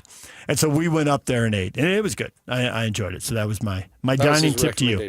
Milts. Yeah, you had a Milts. I didn't drive, but it was up the canyon, I don't know, 15 minutes or something. Wasn't a big deal. It's beautiful country in there. We're very beautiful. I'm looking forward to going. It'll be great. There you go. Milts. All right, DJ sitting in for SG. The coach, Tim Lacombe, is here. One more segment with me. Next, stay with us right here on The Zone. This stuff is available everywhere. Wherever you are, the KSL Sports Zone will be right there with you. It's the KSL Sports app. I love it. Where you can get the latest podcasts, up to the second breaking news, and analysis of the teams you can't live without right from your phone. And wherever in the world you may be, you can have DJ and PK, Scotty and the coach, and Jake and Ben tag along with live streaming of your favorite shows. Download the KSL Sports app and never miss a thing. Presented by University of Utah Health. Health is in our DNA. Learn more at uofuhealth.org. This is 97.5, the KSL Sports Zone. All right, folks, I have done it. It is the maiden voyage of the Beehive Mills flat top menu. Last night on my flat top, I fired up the Beehive Mills steak fajitas. That's right. And the great thing is, all the steak came pre-cut, pre-marinated. The vegetables were all chopped up. All I had to do was throw it on the flat top, grill it up to perfection, grab a few tortilla shells, a little bit of cheese, a little bit of guac and sour cream, and boom, I had an awesome meal for my family. Steak fajitas. I didn't have to chop up any onions, peppers. The steak was all ready to go. It was really easy, but I was still able to say, hey, guys, look what I made. Fajitas. It's awesome. They were great. Tasted awesome. And you would expect that from Beehive Mills. They do everything the right way. All the freshest ingredients, all prepped and ready to go for you. Now, they've had the slow cooker menu forever. All you have to do is cut off the top, put it in the slow cooker. 4 hours later, you have a meal. If you want to get outside and do a little grilling on the flat top, they have the flat top menu available for you now. Steak fajitas, they've got smash burgers, you name it. It's all on the main menu. Go to beehivemills.com. That's beehivemills.com. Try it out for yourself. That's beehivemills.com. Tim Jr. here from RGS Exteriors. And let's face it, it's time to update the look of your home's exterior. When was that thing built? In the 50s, 70s, 90s? The 2000s? Well, it's looking like it. Faded siding, drafty windows, leaky gutters. It's time to take action now. RGS Exteriors has been taking Utah homes from drab to fab for over 5 generations. We only use the highest quality materials like James Hardy siding and gutter topper gutter covers. You will be blown away by how much different and better and awesome your house can look. Your neighbors will be jealous, your home value will go up, and most of all, you're going to love it. Everything we do comes with our industry-leading 10-year everything guarantee, so you can sleep like a baby, knowing if anything goes wrong, you're 100% covered. For a free estimate on your gutters, windows, siding, or anything on your outside of your home, call RGS Exteriors at 801-280-3110 or visit us at rgsexteriorsutah.com. That's rgsexteriorsutah.com.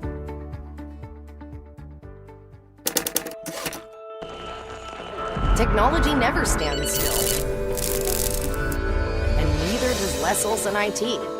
For 70 years and counting, we've helped businesses adapt, grow, and stay secure through every change. With experienced people and smart technology solutions, we make work easier, more productive, and more secure.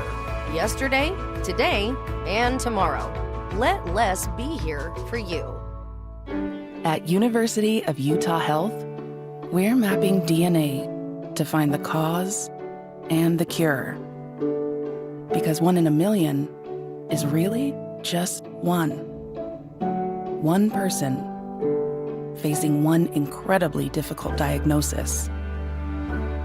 Looking for one thing: hope. Learn more at uofuhealth.org. At Shriners Children's, we're home to the world's leading pediatric orthopedic care. Because so many life-changing advancements start here. We provide access to the best doctors and never allow your ability to pay for services to compromise the care your child needs. We're the first place to turn for the most common or complex orthopedic conditions. Home to possibility and empowering kids to achieve the extraordinary. The most amazing care anywhere begins at shrinerschildrens.org. The best sports radio in Utah is right here, right here. This is Scotty G and the coach, Tim LaCombe, on 97.5, the KSL Sports Zone.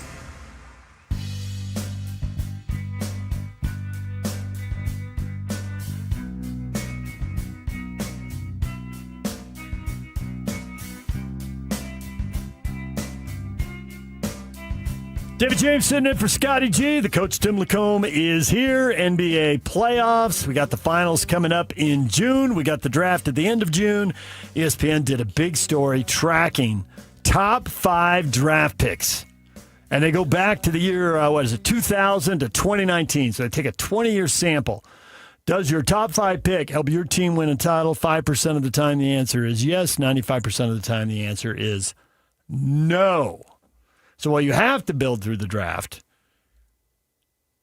it's not the be-all, end-all. It's not the be-all, end-all. There's still a lot of things that can go wrong. When I see the yes, I think right away, well, does Tim Duncan count because he was drafted in 98, but he won a bunch of titles between 20 and 19, so I haven't gone through their math and their methodology. He's a guy who paid off. Does LeBron count when he comes back to Cleveland? Because he did win one for Cleveland who drafted him, but after he left and went and won 2 in Miami, and obviously won the one later for the Lakers. Out of the top 100 players who were top 5 picks from 2000 to 2019, 44 won a playoff series as a rotation player for their original team, which means 56 never fulfilled that. And as we sat here and talked about it, I mean, there is part of this that makes sense because we know who drafts at the top of the draft. Bad teams. And typically, some really bad teams that have a bad track record. The Wizards aren't turning things around, so their draft picks aren't going to pan out for them. Wes Unseld ain't walking through that door anytime soon for Bobby Dandridge. Okay. Tom McMillan. Tatum and Brown got it done in Boston. Hey, look who's drafting here. Look who is drafting there. Most of these guys move around now. Top 5 picks get traded all the time. As they said, there's only like 5 guys who are still with their teams, and John Morant and Memphis may be on the move soon. Embiid in Philly, Zion Williamson in New Orleans. A lot of these guys move around. The player in this group, so in that segment of time, with the most playoff series victories with his original team, is actually a minority owner of the Utah Jazz. What? D. Wade. There it is. 22 playoff victories over 13 seasons in Miami. And Brown and Tatum have 15. But then you have to look at guys like Raymond Felton, Nikolai Tchikvili, Sheldon Williams, who were all picked in the top 5, but never won a playoff series with the original team. So just because you're up there, I guess this is the point. You still have to stack good decisions. You still have to approach your roster with very mindfully. And I think that's starting to show out in Oklahoma City's done over the last few years. And we just talked about it with the Knicks. Like, that thing was put together mindfully. There was thought put into it. And you've got that cohesion at New York with all those guys that played together in college. So it's got a really cool collegiate feel to it in a way. And then that keyword, sacrifice. So, yeah, there's more than just drafting players. There are players in the NBA who get a ton of run. They do amazing things in the regular season, but they do not do much in the playoffs, and then they end up on TV in the postseason. I can't watch an NBC halftime show without thinking of Tracy McGrady making fun of Darren Williams' name. Duran, how do you pronounce that? Shut up. You've never won a playoff series, and now you're demeaning other people. And then up 3-2, he gags in that one and loses in 7. 0 for 8. He didn't win a playoff series until he was sitting on the Spurs bench the last year of his career. But he looks good on the sideline.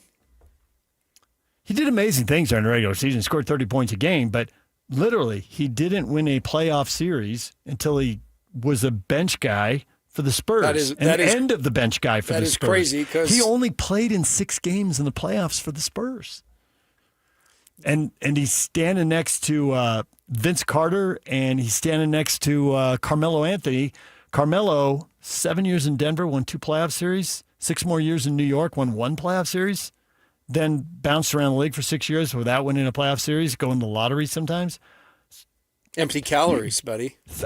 Go back and count them up, but I think he won 3 playoff series in 20 years. There was a lot of guys like that in that stretch that were about how much money can I get, how many points can I score? And then if we win, that's just a bonus. That's just a bonus. But if we lose, I'm done quicker. I can be in Cancun by Cancun on 3. So 1, 2, 3, Cancun. Yeah, it's interesting. I mean, and this is a great article. I recommend if you get on ESPN and read it. But I just tweeted out the link. Perfect. David DJ James on Twitter. Go find it. The piece I found interesting is Chet Holmgren is the only player on OKC's roster who was acquired directly from a top pick. So you look at how they got their guys. You know, the Shea, the trade. They got Jalen Williams in the teens. They acquired very systematically Caruso and Hartenstein. Hartenstein.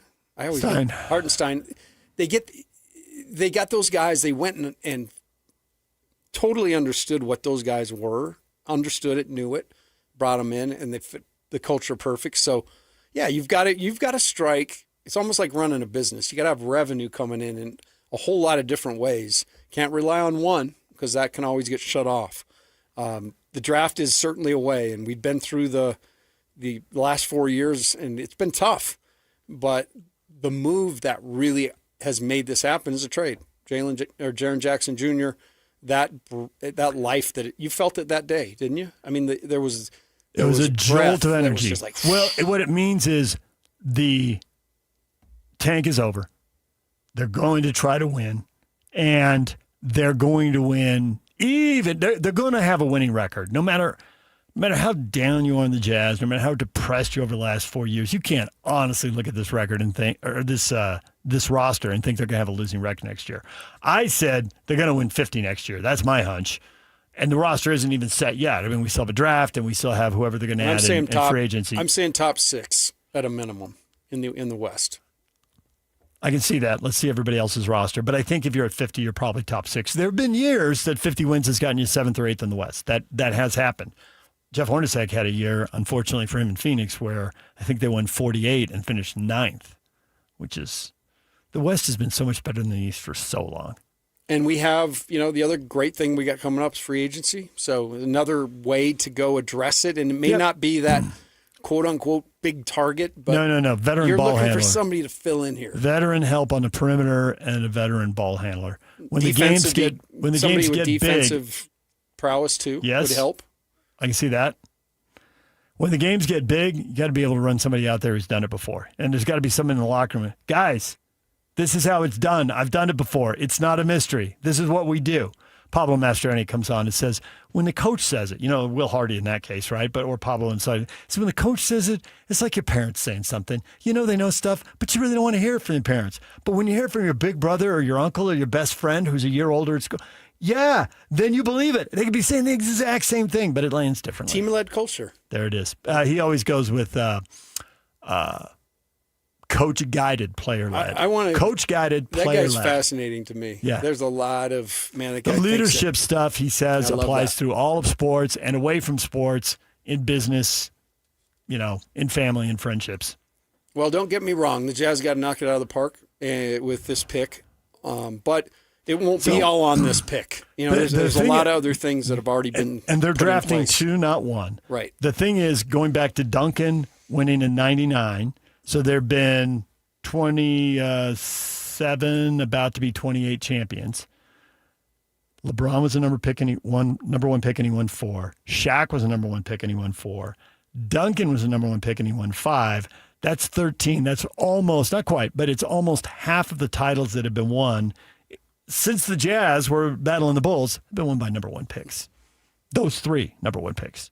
Now, that means there's 20-plus years number 1 guys who didn't dominate like those guys. I have a feeling Wemby's going to get a couple. Yeah, you think? Just a gut feeling. Only thing is, and I know we got to go here. When Oklahoma City had the Durant, Harden, Westbrook, and made it to the final, and I told PK, they're going to win a championship or championships. They are so good. And I remember PK literally goes, you never know.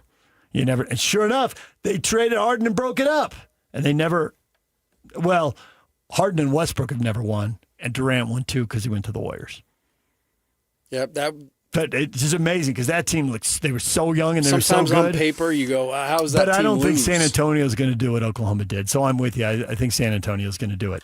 But, man, we're asking a lot of them at 20, 21, 22 years old. Ain't going to be this year. We'll see. I don't think so either. But I've been wrong before. Thanks for hanging I think out. Thunder. You're the Good to man. see you. All right. See you.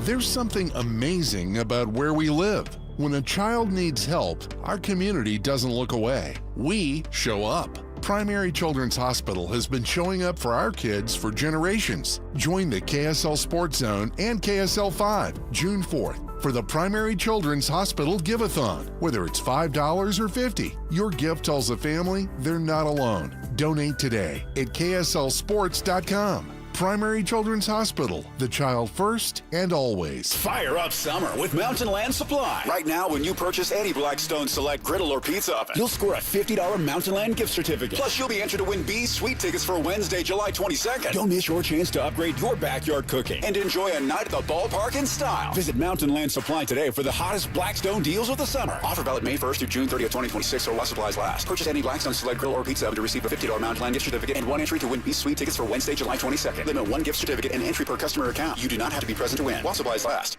5 guys walk into a JCW's and order burgers. A pastrami, a mushroom Swiss, guacamole bacon, a hickory barbecue, a ribeye steak, 2 onion rings, 3 french fries, a strawberry, mint, peanut butter, chocolate, and marshmallow shake, and not one left to tip. Because at JCW's, we don't ask for it. We think the price you see should be the price you pay. And all that, would you like to leave a tip stuff, is for the birds. JCW's. Quality and a lot of it. Open in American Fork, Lehigh, Provo, South Jordan, and Harriman. If your teen is thinking about college but not sure what path to take, start at Huntsman Business Day at Utah State University, a one-day hands-on experience designed to help students explore a business degree in a real way, from leadership activities to business games. They'll get a clear picture of what they could study. It's free, it's on campus in Logan, and it includes lunch, June 11th or June 18th. Register today at huntsman.usu.edu/business day. IFA knows the secret when it comes to growing a thick, green, healthy lawn this summer. And you could say those roots run deep. Deep roots help your lawn better absorb water and help prevent damage during the dry months ahead. Our expert team can coach you through all the variables, like combining our locally formulated 4+ lawn care fertilizers with our recommended soil surfactants. Stop by or visit ifa.coop today to learn more. IFA, helping you grow the things you love.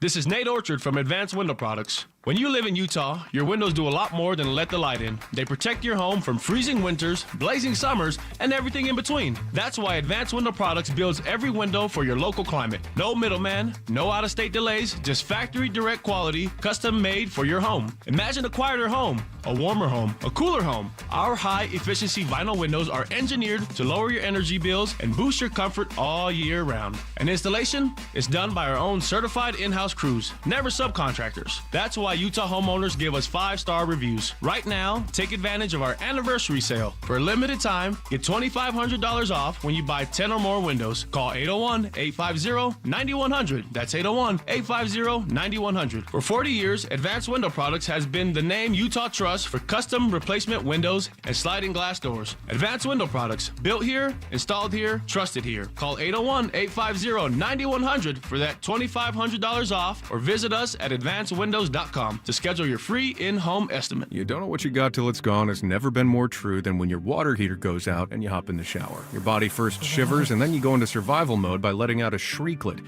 which is like a shriek, just smaller, followed by unnecessary running in place and jazz hands. Look, there are really only two kinds of people in this world that need cold showers: pioneers and plungers. So unless your name is Laura Ingalls or Joe Rogan, cold showers aren't for you. At Shamrock Plumbing, we know what to do when your ungrateful water heater stops showing up for work. Give us a call and we'll get you back to those scalding temperatures you've grown accustomed to over the years. Shamrock Plumbing.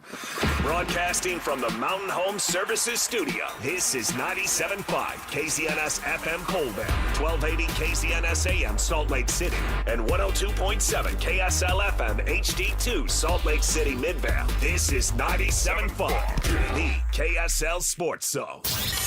Ladies and gentlemen, the biggest name. You're locked on to Scotty G and the coach, Tim Lacombe, presented by Mountain Land Supply on 97.5, the KSL Sports Zone.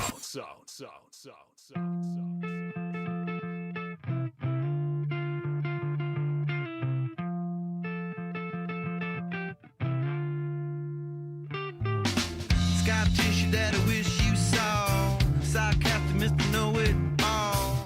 Close your eyes and I'll kiss you, 'cause with the birds I'll share. Welcome back in. It is Scotty G and the coach here on 97.5, the KSL Sports Zone. I'm Alex Napolis. I'll be bridge quarterbacking here for the next hour as we wait for Jay Catch to come in and take over. Yeah, this is a little trial run. Very excited to be sitting here next to the coach, Tim Lacombe, as we get to break down everything that's happening. And we'll have Mitch Harper here on the line in a moment to talk about the Big 12 business meetings, but excited to jump in and see where everything is kind of landing with college expansion. The media rights are a big talking point down there in Texas, and so we'll get the temperature from Mitch to see what's going on with the Big 12. Well, the one thing Mitch is tuned into, it's the boys in Provo. Absolutely tuned in. So he'll have some good stuff for us, and it's great to have you, Alex. I feel privileged to work with such a young star. This is like the Wembanyama of this crew. I was looking at more like a little bit like Jacoby Brissett. Okay, I go with that. The bridge quarterback. Yeah, okay, I'm again, with you on that. As we wait for Jay Catch to take over, but to talk about a little bit about what you guys were talking about earlier with BYU and them kind of bringing back LJ Martin, with them bringing back all that talent. The big question is the receiver core. I 1,000% agree with what you guys were saying earlier with BYU and the questions that they need to answer with Chase Roberts leaving, with Parker Kingston and his situation, and then, of course, Cody Hagan, who medically retired. So there's a big question marks for BYU in the wide receiver room, but bringing LJ Martin back is a huge boost for that BYU team. Yeah, it solidifies everything, and like I said, I think the guy who's probably the happiest is Bear Bachmeier, because you got to be able to have balance. And new running backs. We've watched a bunch of guys come in to college football, the NFL, with a high, reputation, and it's different getting it done day to day. You've got a guy in LJ Martin that you can, he's one of the best in the country. So you're starting at a real advantage if you're Bear there. We'll jump out now to the zone phone and welcome in our next guest. It's Mitch Harper, our BYU Cougars insider for KSL Sports. Mitch, how's it going, man? How's Texas? It's going good, guys. I'm here at the PGA Frisco in Frisco, Texas, here for the meetings. It's been going well. What has been the any surprises or anything that's come out of it's been interesting in your time down there this far?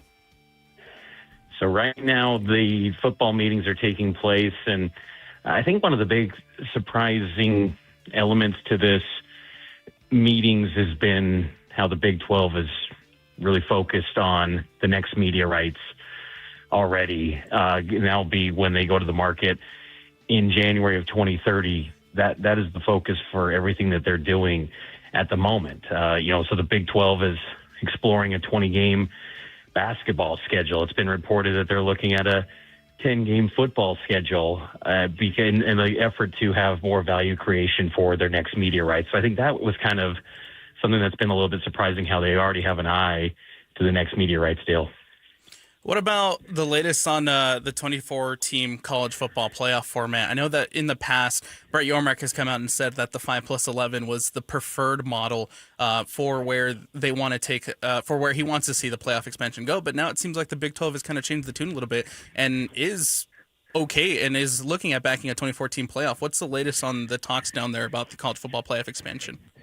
So I sat down with Commissioner Yormark last night here in Frisco and really dove into his thoughts on the playoff and that format. And he wants a 24-team playoff with no automatic qualifiers, where it's just all at-large bids plus a group of 6 highest-ranked team.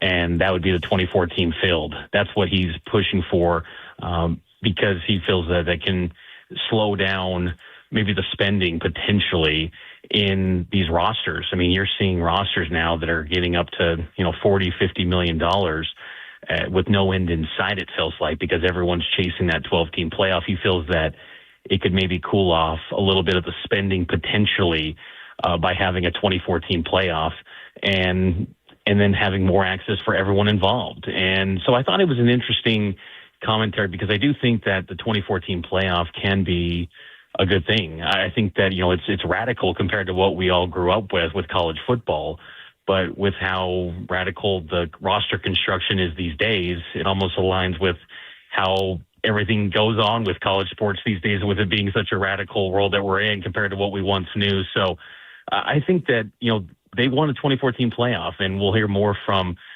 some of the coaches here coming up a little bit later. They're currently eating lunch at the moment. I'm seeing Coach Prime sitting next to Dave Aranda and Sonny Dykes at one table. Kalani Sitake is doing a radio interview. Just saw Morgan Scalley walk by.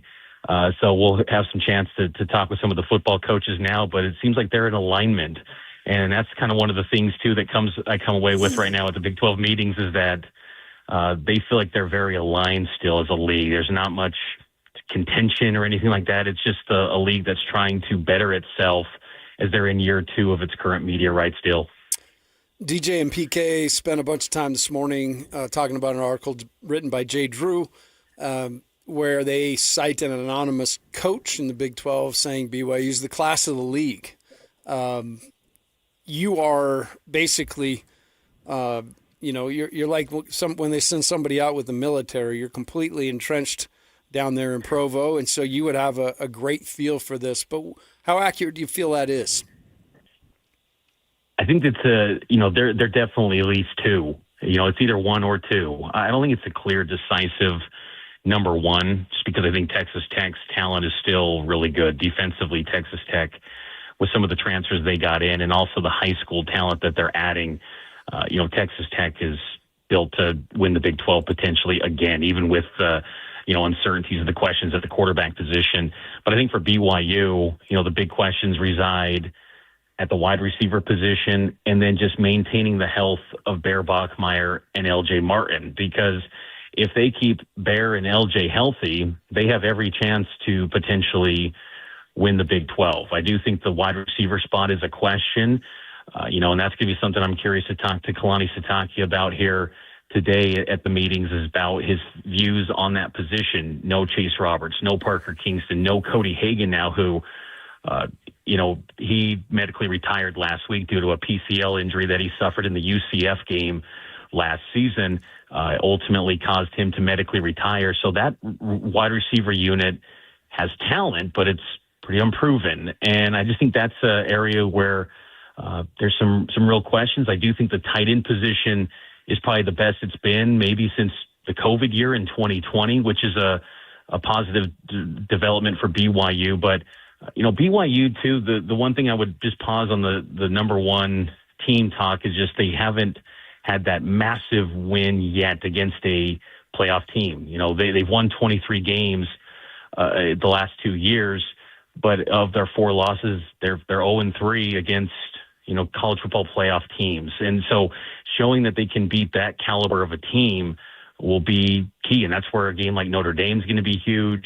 The Utah game potentially, even, Arizona State could be really interesting. It's a tricky schedule for BYU, but it's one that sets up and how it lays out. It stacks pretty nicely for the Cougars to really make a run. I mean, sitting 100 days out, I think this is a team that their floor could be 10. And if bounces go their way, they could be, if they stay healthy, they could have a pretty magical season, but there are still some questions with this group. And they have an early test, too, against Arizona that I think everybody's looking forward to. They'll open up conference play in week 2 when they take on Arizona. But I want to focus a little bit more on – I want to go back a little bit to what's going down there in Texas. And with the business meetings, everybody wants rules. Everybody's clamoring for rules. Everybody's clamoring for something to change in college football where there's more rules and everybody can play on the same playing field. You have the SCORE Act that's coming up that everybody's been talking about. Plus, now you have another bipartisan proposal that's been put out called Protect College Sports Act, the Protect College Sports Act, where more senators and more politicians are trying to get some rules implemented to fix college sports. Has there been conversations about the SCORE Act or the Protect College Sports Act down there, and what is the temperature down there for the Big 12 and the coaches and how they feel about, and the administrators and how they feel about the people trying to come in and make these rules?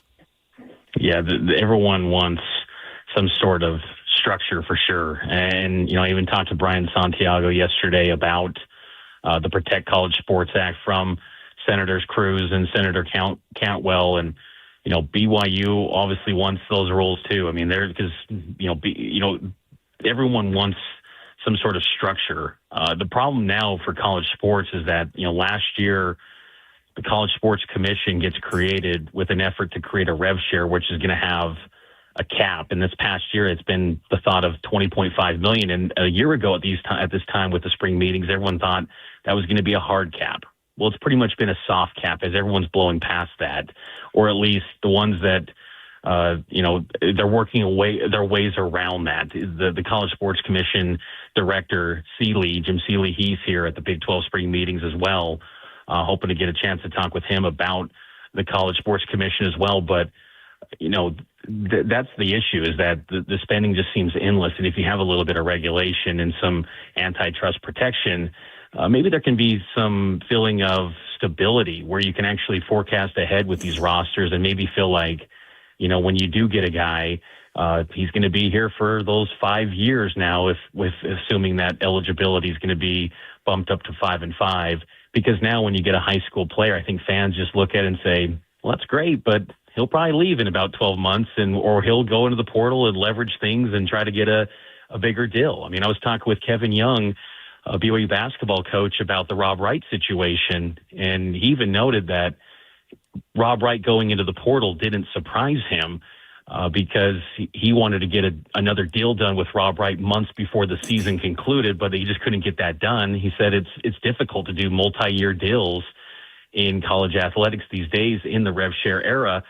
So, create a situation where Rob Wright goes to the market, listens to Kentucky, but then circles his way back to BYU, and everything's in the rear view mirror now. But just things like that. I think the consensus is that everyone wants clearly stated rules that can't be, tried in court with a temporary restraining order that can then be lifted, some hard, concrete rules that are locked tight that they can follow and then move forward with that. Because right now, it seems like any rule that is created, people just, either find a way to sue and get away around that, or they just disregard it altogether. And that's where it creates all this chaos in the sport. I would have loved having no rules back in the day, at least for a little while, just see what it felt like. Rules basically defined us back then, so that would have been a completely different thing. On the topic of basketball and Kevin Young, everywhere I go, I get people saying, "Hey, have you heard anything on what BYU's doing at the 5?" and I have to remind him I don't work there anymore, but I know somebody that knows that place inside and out. I'll ask him. So, Mitch, what's going on with the 5? Kevin Young said that he's going to take his time with this. He noted that last year he kind of felt a little bit of a rush to feel like he needed to have his roster completely set before summer practices. They'll get summer practices going this year on June 15th. Last year they were in May. They had a way early head start. They had that roster set by this time last year. This year he's being more patient. He did say that it's been the most chaotic transfer portal cycle that he's experienced since he's been a head coach. But he noted that there's still options in the portal. He acknowledged that the NBA draft process prospects, he didn't mention by name, but you can infer, Luigi Swigo is a 7'2" big man who's got Villanova and BYU as options.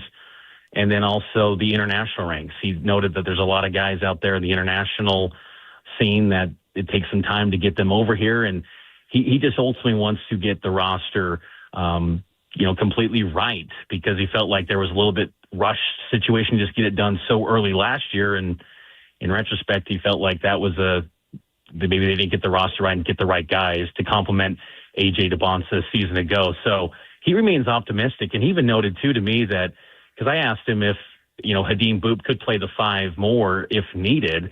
And Kevin Young quickly said it's more than if needed. He's going to do that significantly with Hadim Boop. He compared him to a Dennis Rodman type of player, the way he views what Hadim Boop can be. And they like the ability that he can be a 5th player that can hit 3-pointers and give BYU 5 guys on the floor at all times that can knock down threes, which is something they haven't had since Kevin Young became the head coach. So I think that the roster, he feels really good about it. I think for good reason, because you love the return of Rob Wright, the addition of Colin Chandler, he said, Kevin Young did, that Colin Chandler is going to be the flag bearer of BYU basketball this year, which was kind of interesting because who's going to take over that Richie Saunders role of being a leader and the face of the program? It seems like that's going to probably be Colin Chandler in the eyes of Kevin Young. He really likes Jake Wallin and what he can be in handling the basketball and maybe making more plays off the bounce. So this is a good roster. They just got to get that thing figured out at 5. And he noted that they're looking at multiple bigs.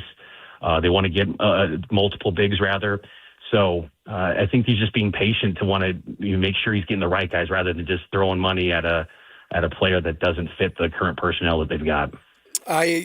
I've heard through the grapevine too that there's a segment of games they want to play smaller, perhaps and use that as an advantage, as you mentioned, with the shooting. So that checks. So I appreciate it, Mitch. That's why we got you down there, man.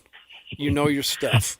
And it's interesting too. I mean, because you could tell Kevin Young when he looks at this landscape of college sports, it's frustrating because I think that's the theme for a lot of coaches right now. They love their jobs that they're currently in, but they just want to know the rules to follow and go by them to really build out these rosters. Because when you feel like you've got a guy that's maybe lined up to join the team and then someone swoops in with a different offer and there's no transparency to who you're negotiating against or the prices you're going up against, it's an interesting time. And, even hearing from Tommy Lloyd, talking to him here at the meetings, and, he was saying how he's really curious to see what athletic departments become in 5 years, because where do they have to completely separate football and basketball altogether and treat them like their own LLC businesses?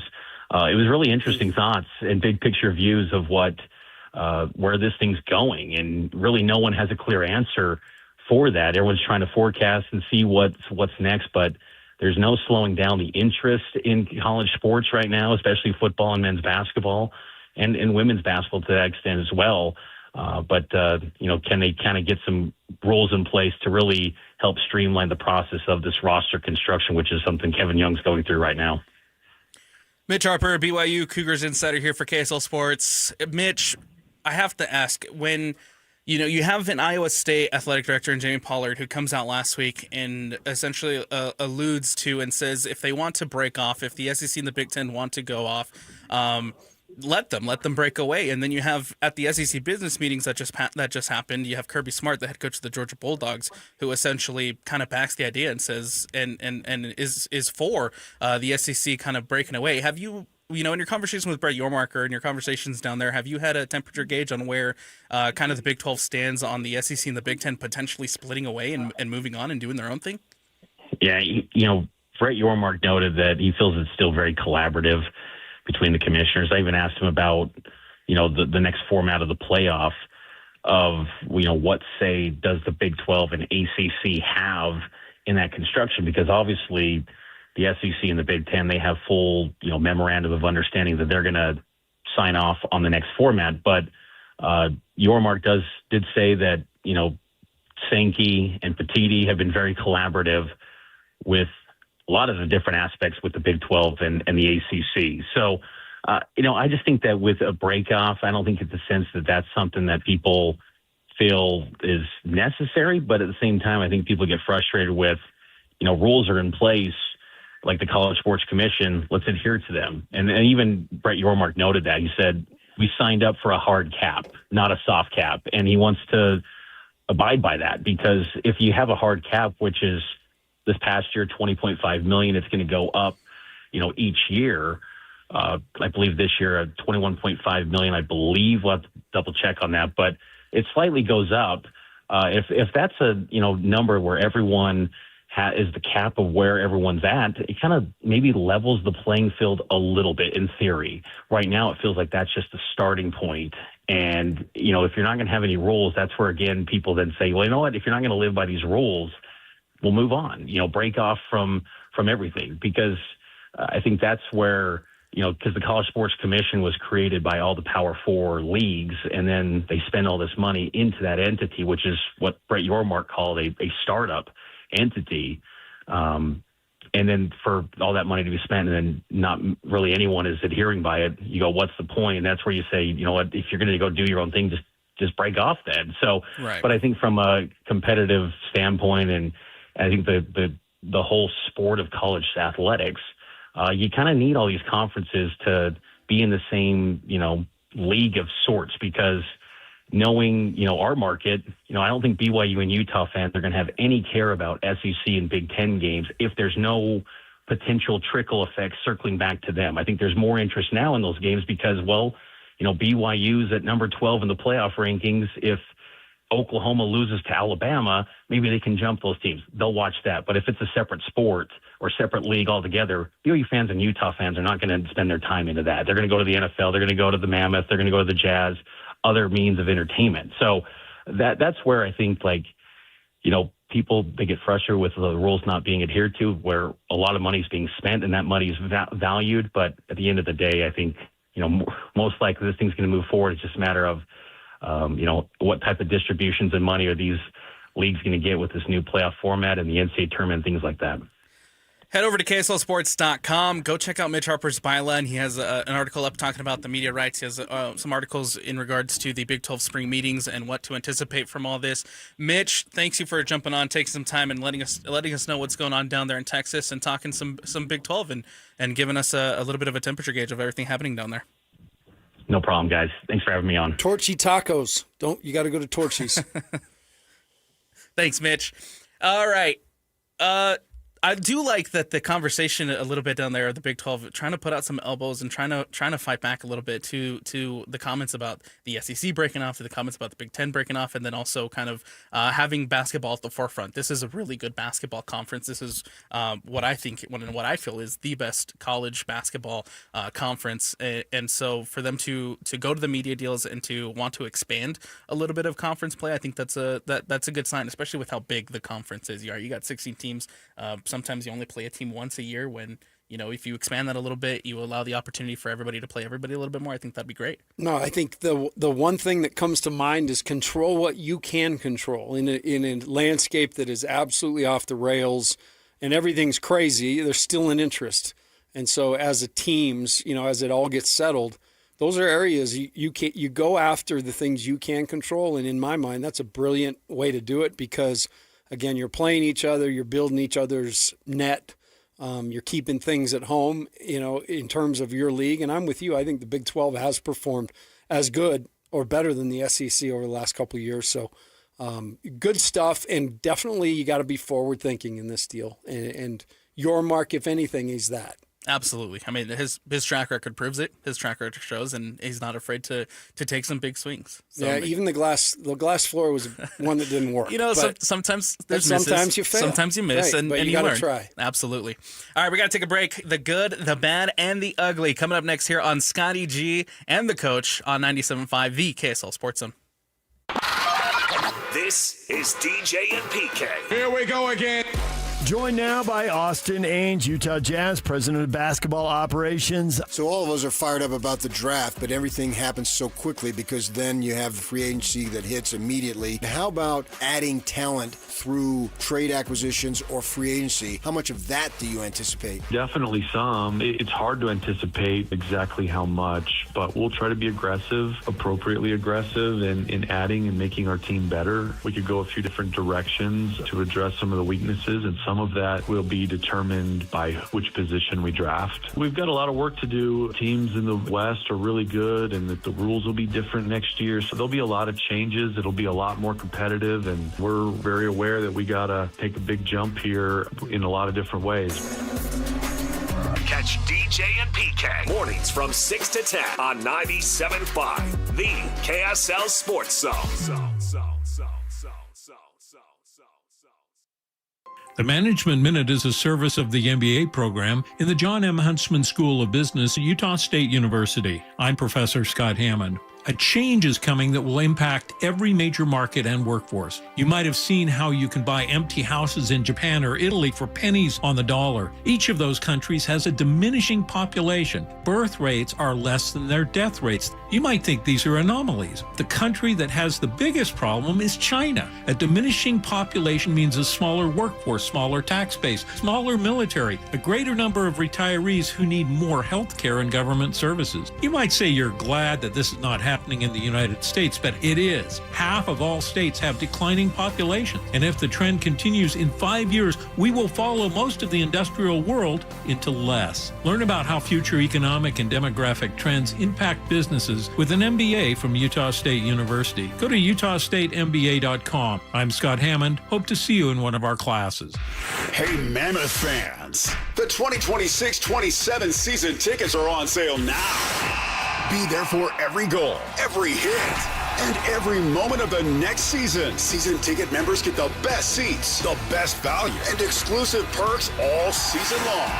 Call or text 801-325-PUCK. That's 801-325-PUCK to reserve your seats today. Don't miss a moment next season. Tusk's up.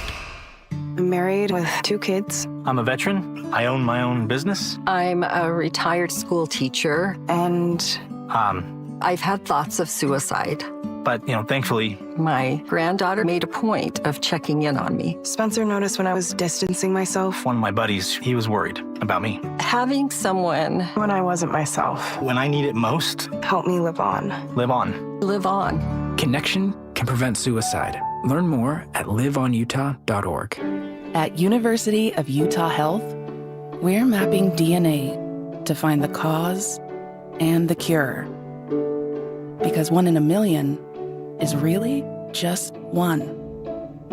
One person facing one incredibly difficult diagnosis. Looking for one thing: hope. Learn more at uofuhealth.org. If you're struggling to hear conversations, TV, or the people you love, now there's an easier, more affordable solution without spending thousands. Audion Hearing makes high-quality, rechargeable hearing aids starting at just $98 with free shipping and dedicated one-on-one support in the comfort of your own home. No doctor's offices, no pressure. Clearer hearing delivered right to your door. Join over 1 million happy customers hearing life more clearly. Visit audionhearing.com. That's AUDIEN hearing.com. Check engine or ABS light on? Take the guesswork out of your warning lights with O'Reilly Veriscan. It's free. Ask for O'Reilly Veriscan. O'Reilly Auto Parts. Support comes from Amazon Business. Free your team from time-consuming procurement tasks. Discover smart business buying where unmatched selection meets AI-driven tools to simplify complex processes so you can focus on what matters most. Learn more at amazonbusiness.com.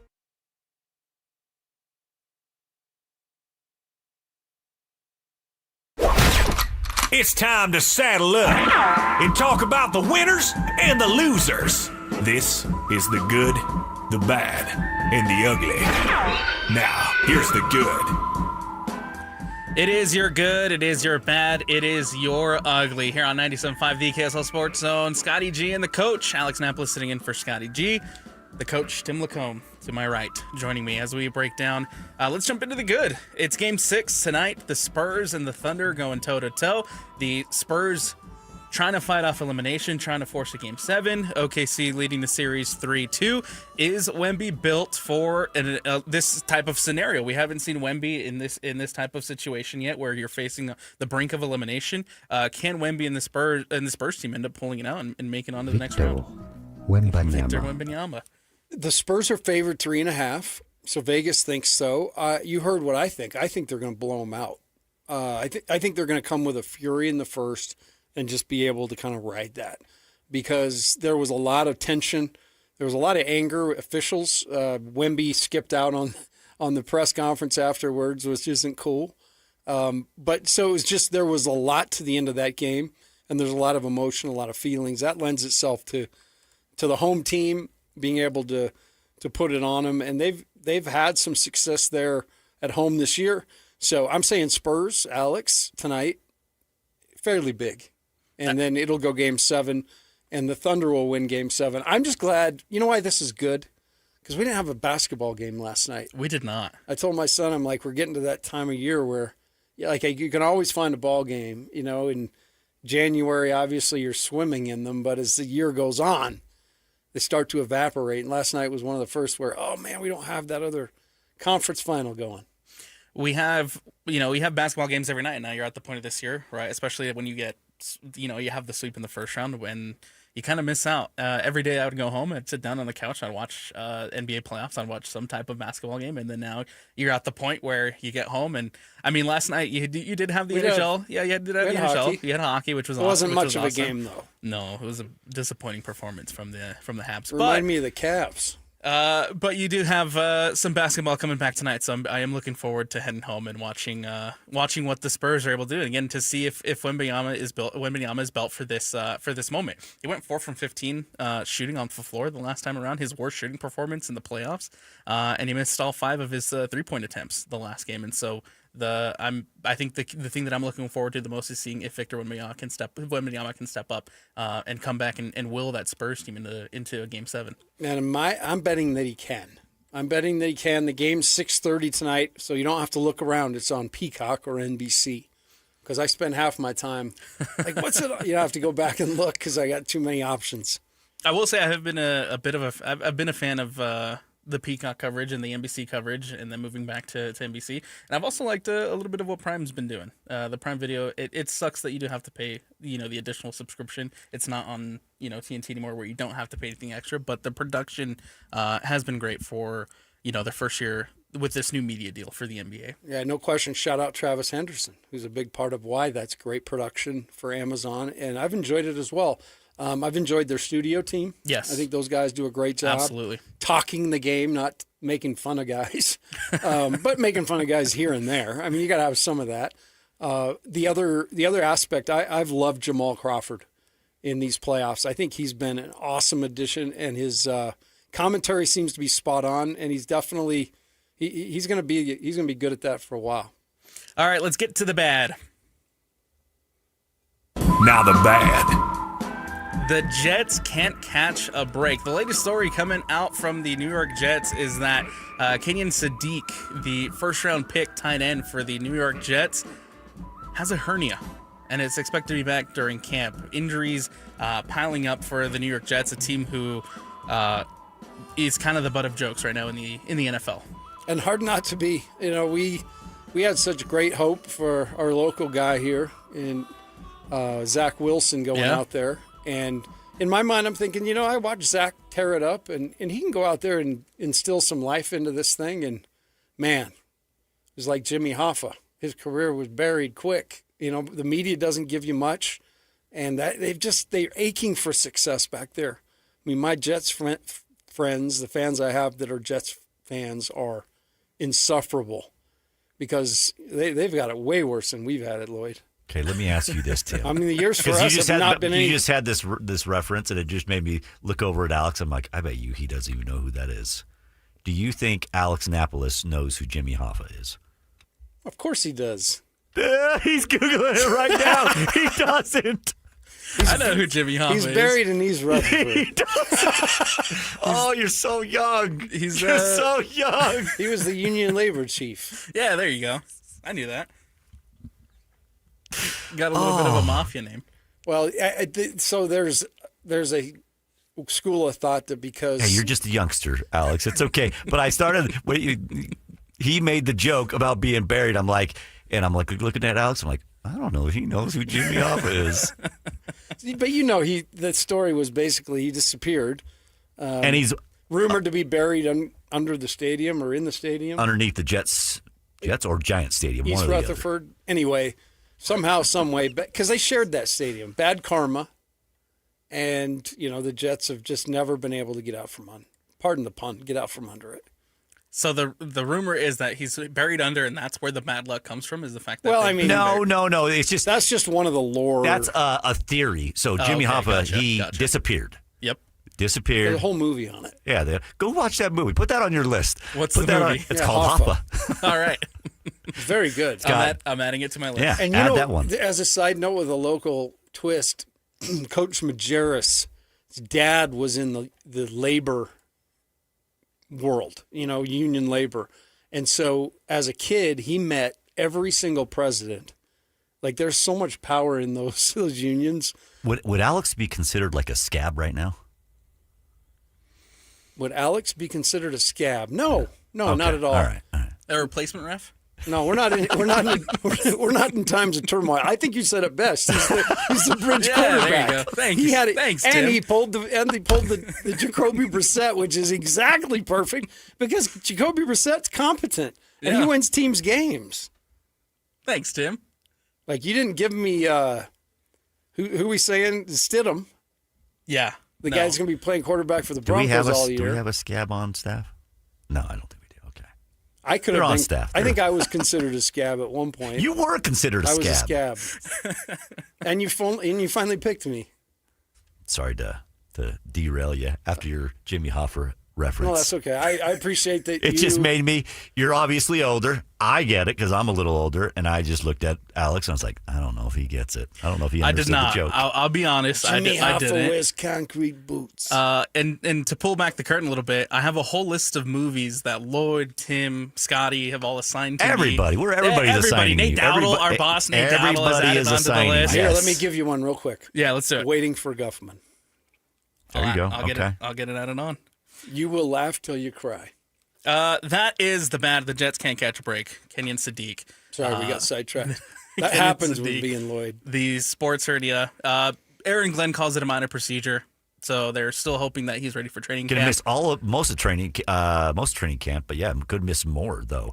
But isn't that just how it goes for the Jets? I mean, their number one overall pick is already injured and might miss some time. Who's playing quarterback for the Jets? Jimmy Hoffa. Maybe.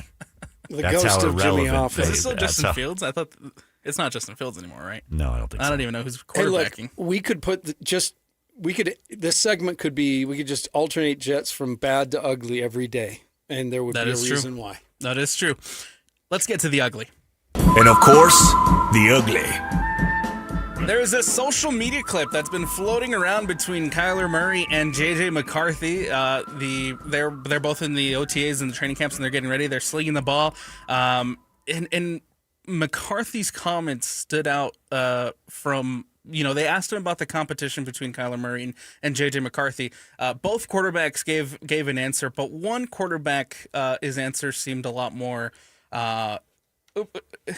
and so we'll have both. Here's Kyler Murray and his comments about the competition with JJ McCarthy. Kyler, could you describe your relationship with JJ to this point? It's been great. Obviously, I know he's a younger guy, so any way I can help him. Obviously, I feel like I've played 7 years now, going on 8. So I'm considered a veteran, even though I don't see myself as that. Give him any knowledge that he needs. Again, we're both competitors, and I know we both want what's best for the team. Has he been receptive to hearing criticism? Of course. Yeah, he's overly acceptive, and he's always communicating, asking questions, stuff like that. So it's been good. JJ, what's your relationship been like with Kyler so far? It's just like two guys in a classroom. He sits on one side, I sit on the other side, and it's the coach's responsibility to teach us and coach us. So, is there any awkwardness like between you two?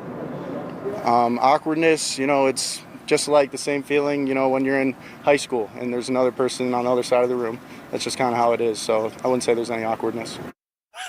That sounds pretty awkward. That second one was Vikings quarterback JJ McCarthy, and Kyler Murray gave the diplomatic answer. He gave the answer of he's learning, and he's willing to learn. And then JJ McCarthy says it's like two guys in a classroom. One sits on one side, the other one sits on another, and makes it awkward. They asked him if there's any awkwardness, and he made it pretty awkward. It would be like tonight if I were to get a call from the Hefe. I mean, Lloyd's Hefe 1, Scotty's Hefe 2. And he would say, how'd the show go? Yeah, it went good. It was me and this warm body. I mean, it was fine. There was a guy there, and it was fine. Guy sitting across the way. And he had a pulse. It was fine. Well, did you talk to him? How'd it go? No, it was, it's like high school. When a guy says, I mean, that was awkward. So, yes, the answer to the question was actually given in the answer. Given. Just the actual text of the answer is awkward. It's the coach's responsibility to teach us and coach us. I mean, yes, but I think you also have a responsibility on your own, right? When you're clearly in a quarterback competition, when you clearly didn't have the season you wanted to last season, you're kind of become you're kind of on that verge of people questioning you and saying, is this guy a bust? And so you have to step up to the plate. You have to come up. So like there is a responsibility for you to not make it awkward and to go out there and compete and perform. It's not just the coach's responsibility, I think, to teach and coach us. Like you have to put forth the effort as well. And it doesn't seem like from his answer that JJ McCarthy right now is putting forth that effort. You want your guys well-rounded.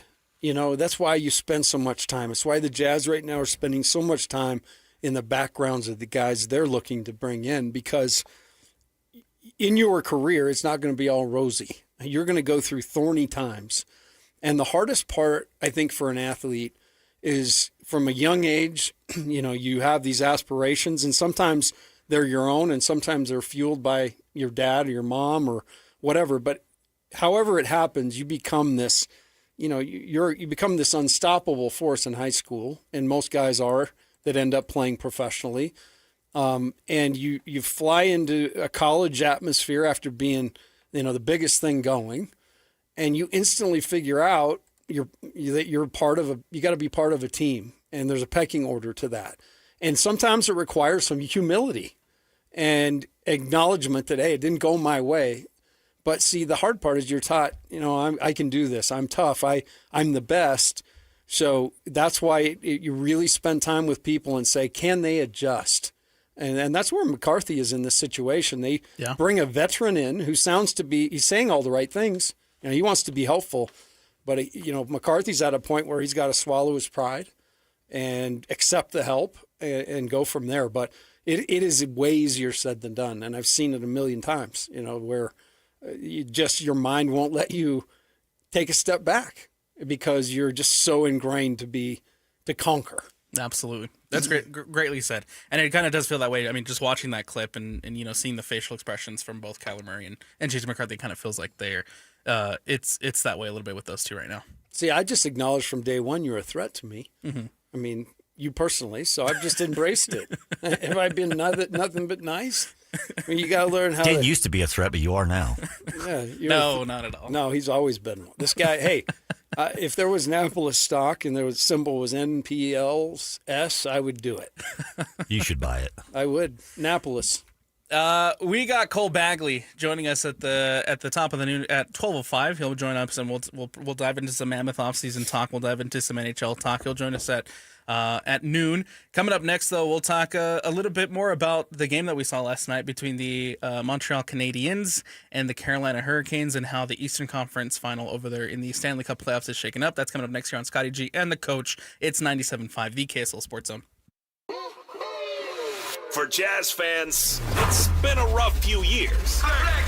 Well, those days are behind us as the Utah Jazz finally struck gold in the NBA Draft Lottery. Picking second. As the Jazz prepare to draft a potential superstar with the number 2 overall pick, nobody will bring you better coverage of the NBA Draft than the KSL Sports Zone. For all the breaking news, high-profile interviews, and player analysis leading right up to draft night, keep it locked on your exclusive home of Utah Jazz basketball. 97.5. The KSL Sports Zone. I'm such a huge fan of Bar W Beef, and Bart, Corey, Jeremy, the rest of the crew down there, they want to make sure that you have the best beef out there. And to make sure that you have a chance to try it, they're going to have multiple ways in which you can enjoy it. Number one, you can have them prepare it. They've got the Bar W Grill and the Bar W Steakhouse just off exit 222 in Nephi. It's a beautiful building. You walk in, on the left side is the grill, on the right side is the steakhouse. You can grab yourself a burger, wait a few hours, grab a steak, you're off and going. And by the way, the sides are absolutely incredible. They have that steakhouse. They'll go to toe and beat any other steakhouse in the state of Utah. I've been to them all, folks. Nobody touches Bar W Steakhouse. Now, if you want to cook it yourself, well, guess what? Bar W Beef can ship it right to you. The same steak that you're going to eat at their steakhouse is the same steak they're going to send to you. It's all 14-day dry age. All the cattle are raised here in the state of Utah, processed here in the state of Utah in their state-of-the-art facility. Everything is traceable. Everything is homegrown, and you can taste that difference. Bar W Beef, have it shipped to your home, barwbeef.com. They've got subscription models where it'll save you a ton of money, and any order over $150 or more will be shipped to your house anywhere in the state of Utah for free. No shipping costs whatsoever. So get there now. The Bar W Grill and the Bar W Steakhouse in Nephi, or right to your house at barwbeef.com. You've heard me say it before, Replenish Landscape Garden Products really has everything you need to make your lawn and garden work and look beautiful. Greg's here with me again. So many different products out there. I think people will find it convenient because they can come in, look at the specific product, get it loaded quickly, and get back home to get the job started. That's what our focus is on bulk and bag materials. Obviously, we're known for the compost itself, which has gained a great reputation, but our soil blends are excellent. We have the bulk box garden blend. We have 4 different colors of wood mulch, 5 or 6 different kinds of shredded bark, and just a variety of things, including sand and gravel. A lot of these playground chips and things are found in kids' playgrounds all over the valley. Find out why landscapers valley-wide use Replenish Landscape Garden Products. See them at 4660 South, 200 West in Murray. Go to their website at replenishcompost.com or give Greg and Mike a call at 801-262-5142. Replenish. It's good stuff. After all that mud and rain, give your carpets a reset before the kids get out of school and summer guests start arriving. And if you want to get it done the right way, choose Zero-Res Carpet and Air Duct Cleaning. Zero-Res cleans without sticky soaps or harsh detergents, so your carpets are safer and stay cleaner longer. And right now at Zerores.com, get 3 rooms of carpet clean for just $129 and a free hallway cleaning. Spelled the same forwards or backwards, Zero-Res is the right way to clean. Tim Daly Mazda Southtown has as low as 0% financing on many vehicles, including 2026 Mazda CX-90s, CX-50s, and the CX-70 PHEVs. That's right, 0% on your favorite new Mazda. Get your new Mazda CX-90, CX-50, or CX-70 PHEV for as low as 0%. It's happening now at Tim Daly Mazda Southtown in Sandy. APR for well-qualified buyers. OAC 72 months at $13.89 per month per $1,000 financed with $0 down. Not available with any other offers. See dealer for complete details. If your teen is thinking about college but not sure what path to take, start at Huntsman Business Day at Utah State University, a one-day hands-on experience designed to help students explore a business degree in a real way, from leadership activities to business games. They'll get a clear picture of what they could study. It's free. It's on campus in Logan, and it includes lunch, June 11th or June 18th. Register today at huntsman.usu.edu/business day. Britt Floyd returns in 2026 with their biggest show yet, The Moon, The Wall, and Beyond. Experience the dark side of the moon, plus stunning lasers and visuals. June 6th at the Maverick Center. Tickets on sale now at Ticketmaster.com. The Jazz, the Mammoth, and the Utes, Cougars, and Aggies. When it comes to sports in Utah, we've got you covered. This is Scotty G and the coach, Tim Lacombe, presented by Mountain Land Supply on 97.5, the KSL Sports Zone.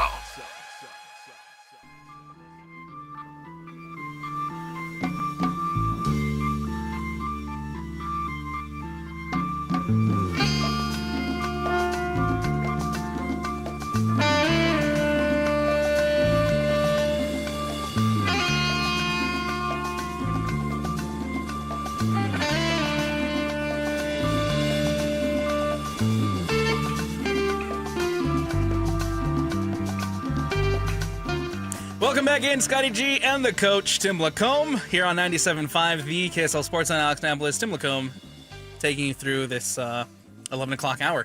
I want to take this opportunity to defend myself now that I have a mic in front of me and can talk. Let's not get caught up in the weeds, Alex. Tell me the truth. Okay. Let's not get caught up in the weeds, Alex. Because you have to understand, all I see is Lloyd back there. I see his mouth move from time to time. I wonder what's coming out of it sometimes, but I can't hear. The reason why there was Santana that day 3 times back to back was because it had an alphabetical order. The log is in alphabetical order. Santana's there. We didn't have a music bumper, and so Lloyd was like, "Hurry up and throw a bumper in!" And so, of course, Santana's the first thing there, and that's why it went back to back Santana's.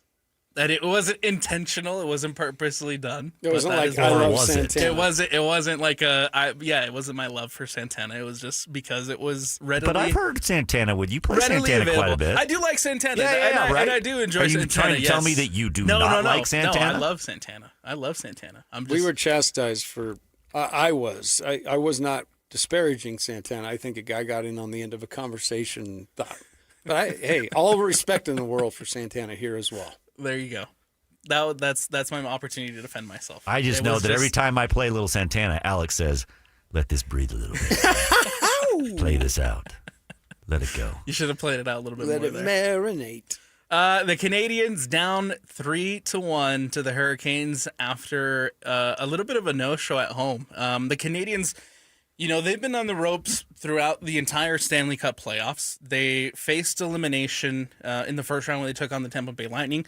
And I thought Tampa Bay was going to be able to wrap it up and move on, but instead it's the Canadians. The Canadians also face elimination when they take on the Sabres. They're able to move past the Sabres, and now here they are. Maybe not necessarily the situation was 3-2 when they were down, but they're facing now elimination with multiple games sitting at a 3-1 after last night's disappointing performance. And that's really what the lay of the land was out there, and reading things. It was just a disappointing effort. And in a moment where, they really tried to rally everything they could as an organization, the team just was flat. And, Carolina made short work of them. You look at the shots on goal, you look at, it was just complete domination. And as I said earlier, it reminded me of the Cavs, when the Cavs got down. And it may be fatigue. I mean, this team they've won 48 games this year. So they've punched above their weight to this point, and Carolina is so well thought of. It's looking like it's going to be Carolina-Vegas. It is, and I wanted to give a little bit of the benefit of the doubt to the Montreal Canadiens because of their track record heading into this, right? They weren't supposed to win against Tampa Bay. They weren't supposed to win against the Sabres. Yet here they are in an Eastern Conference final against the Carolina Hurricanes. But now it seems like maybe a little bit of that. I don't know if momentum's the right word. A little bit of that momentum has kind of died down for them a little bit. On the other hand, though, the Carolina Hurricanes look incredible. They're leading the playoff. They're leading in the playoffs. The power play goals. They have the most across all the teams that have made it this far. And so Carolina is kind of riding special teams into what's been a very impressive season for them. And now I thought it was going to be Hurricanes in Avs, but here we are. It's looking like it's going to be Hurricanes in Golden Knights. Yeah, you heard me yesterday. I mean, most of the hockey conversations, that was kind of our line of questioning. Can anybody beat the Avs? Well, that was done pretty quickly, and it makes me feel that much better. I felt like the Mammoth had a whale of a season, but when you look back on it now, it's just crazy how close they were to really beating this team that's now going to the Stanley Cup Finals, and you'll definitely feel them in the Stanley Cup Finals too, because their style is working, and the coaching change there looks ingenious. Really, the coach coaching change kind of set this on its course, and Tortorella's done an unbelievable job of just kind of staying out of the way almost. Absolutely. Letting these guys who are great hockey players play. It seems like that was the domino that needed to fall in order for the Golden Knights to go on this insane run. Tortorella has come in and has changed, the mentality has changed the way that the Golden Knights are playing, and now here they are getting. I think it's the third final in 9 years for the Golden Knights. That's right. That's right. 9 years in existence, third final, and in That's an impressive. article I read this morning, Tortorella talked about how he approached this differently than he has any other time. He basically came in, he knew these guys were good and successful, and he simply tried to listen more than anything else. And he caught so much from just listening to these guys, and they were able to figure it out. So great job by them. Very, very risky move, but well played. And yeah, they're back there in their third Stanley Cup final. I'm excited to see what Cole Bagley's feelings is a little bit about this, because I wonder, when you look at that Mammoth series against the Golden Knights, now that you know that the Golden Knights are heading into the Stanley Cup final, and to see kind of where I guess the Mammoth fans feel a little bit about knowing that you had this Vegas team on the ropes, knowing that you were, 53 seconds away from taking a 3-2 lead over this Vegas Golden Knights, and now you're sitting at home watching this playoffs, and to see kind of where I guess the team feels about being as competitive as they were against this Golden Knight team that now has a chance to win it all. Yeah, I'm with you. I felt like there were times in that series, if you were to flip it on, you would say, man, this Mammoth team is the better team. There were stretches of that. Yeah. But it was just those pivotal moments. It was the turnovers and power play. I'm not as burned about the power play now, and we'll ask Cole about that, because obviously they just beat a team I thought was pretty unbeatable in the Avs 4-0. So they've got some special going on. We'll talk to Cole about it. Coming up next here on Scotty G and the Coach, it's our NHL and Utah Mammoth insider for KSL Sports, Cole Bagley. He's going to join us on the other side when we return here on 97.5, the KSL Sports Zone.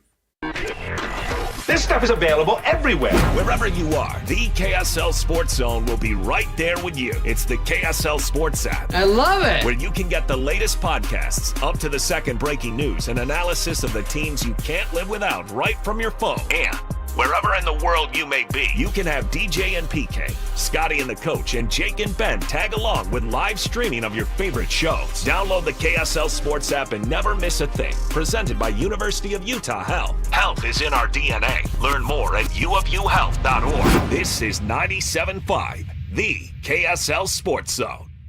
Is your financial advisor managing your risk or just a spreadsheet? Hi, I'm Jeff Jr., founder of Trajan Wealth. Many financial advisors rely on target date funds, which are one-size-fits-all portfolios that don't know your name, your family, or your goals. And that passive management can leave you dangerously exposed. At Trajan, we look at the whole picture, not just the stocks everyone else buys, but the private market opportunities most advisors ignore. And as fiduciaries, we build a strategy around you, coordinating your investments, tax strategy, and estate into one cohesive plan. Your financial life deserves more than just a generic portfolio. Real planning isn't a stack of statements. It's the confidence of knowing where your income will come from for the next 30 years. Good enough isn't good enough for your family. It's time for a change. Schedule your complimentary consultation today. Call 855-TRAJAN-1. That's 855-TRAJAN-1. Advisory services through Trajan Wealth, LLC, an SEC registered investment advisor. Private equity investments require accreditation. Other services through Trajan Estate and Trajan Tax. Additional disclosures at TrajanWealth.com. This is Nate Orchard from Advanced Window Products. When you live in Utah, your windows do a lot more than let the light in. They protect your home from freezing winters, blazing summers, and everything in between. That's why Advanced Window Products builds every window for your local climate. No middleman, no out-of-state delays, just factory direct quality, custom made for your home. Imagine a quieter home, a warmer home, a cooler home. Our high-efficiency vinyl windows are engineered to lower your energy bills and boost your comfort all year round. And installation is done by our own certified in-house crews, never subcontractors. That's why Utah homeowners give us 5-star reviews. Right now, take advantage of our anniversary sale. For a limited time, get $2,500 off when you buy 10 or more windows. Call 801-850-9100. That's 801-850-9100. For 40 years, Advanced Window Products has been the name Utah trusts for custom replacement windows and sliding glass doors. Advanced Window Products, built here, installed here, trusted here. Call 801-850-9100 for that $2,500 off or visit us at advancedwindows.com to schedule your free in-home estimate. We're living through a monetary crime scene, and your IRA or 401k is a key victim. Hi, Dr. Ron Paul here. In 1971, gold was $35 an ounce. After the dollar was cut loose from it, inflation soared. And in just 9 years, gold hit $850. People who diversified into precious metals survived and thrived. Today, we're in a worse position because we face inflation and massive debt. Fortunately, gold is still an option. My trusted friends at Birch Gold Group can help you own gold inside your retirement account. Plus, you pay 0 penalties on the transfer. Start now by getting a free info kit on gold. Text the word SECURE to 989898. We're facing the same monetary chaos as the 70s with significantly more debt. Get your free info kit from Birch Gold. Just text SECURE to the number 989898. Visiting the Wasatch Back with your family? Make a stop at Dairy King in Heber Valley, featuring Utah's favorite fast food and specialty menu and legendary best of state shakes.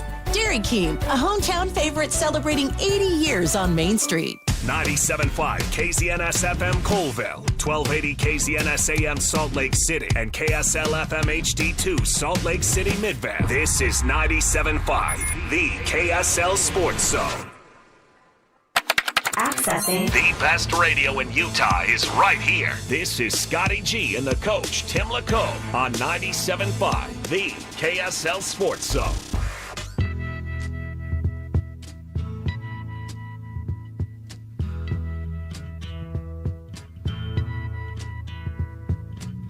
There's something happening here, but what it is ain't exactly clear.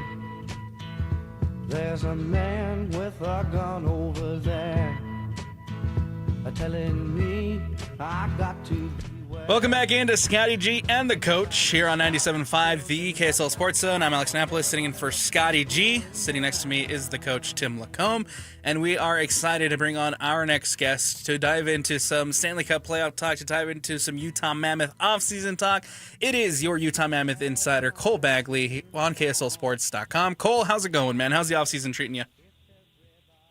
Oh, it's good. Yeah, I mean, it's, obviously, I think Mammoth fans were a little disappointed that their team didn't go a little bit further, but no, I think it was a good year for the team, and we can't complain too much about the hockey we've been able to watch over the last couple of weeks. It's been a lot of fun, and we continue to kind of see the parity of the National Hockey League, which I think is one of the best things about it.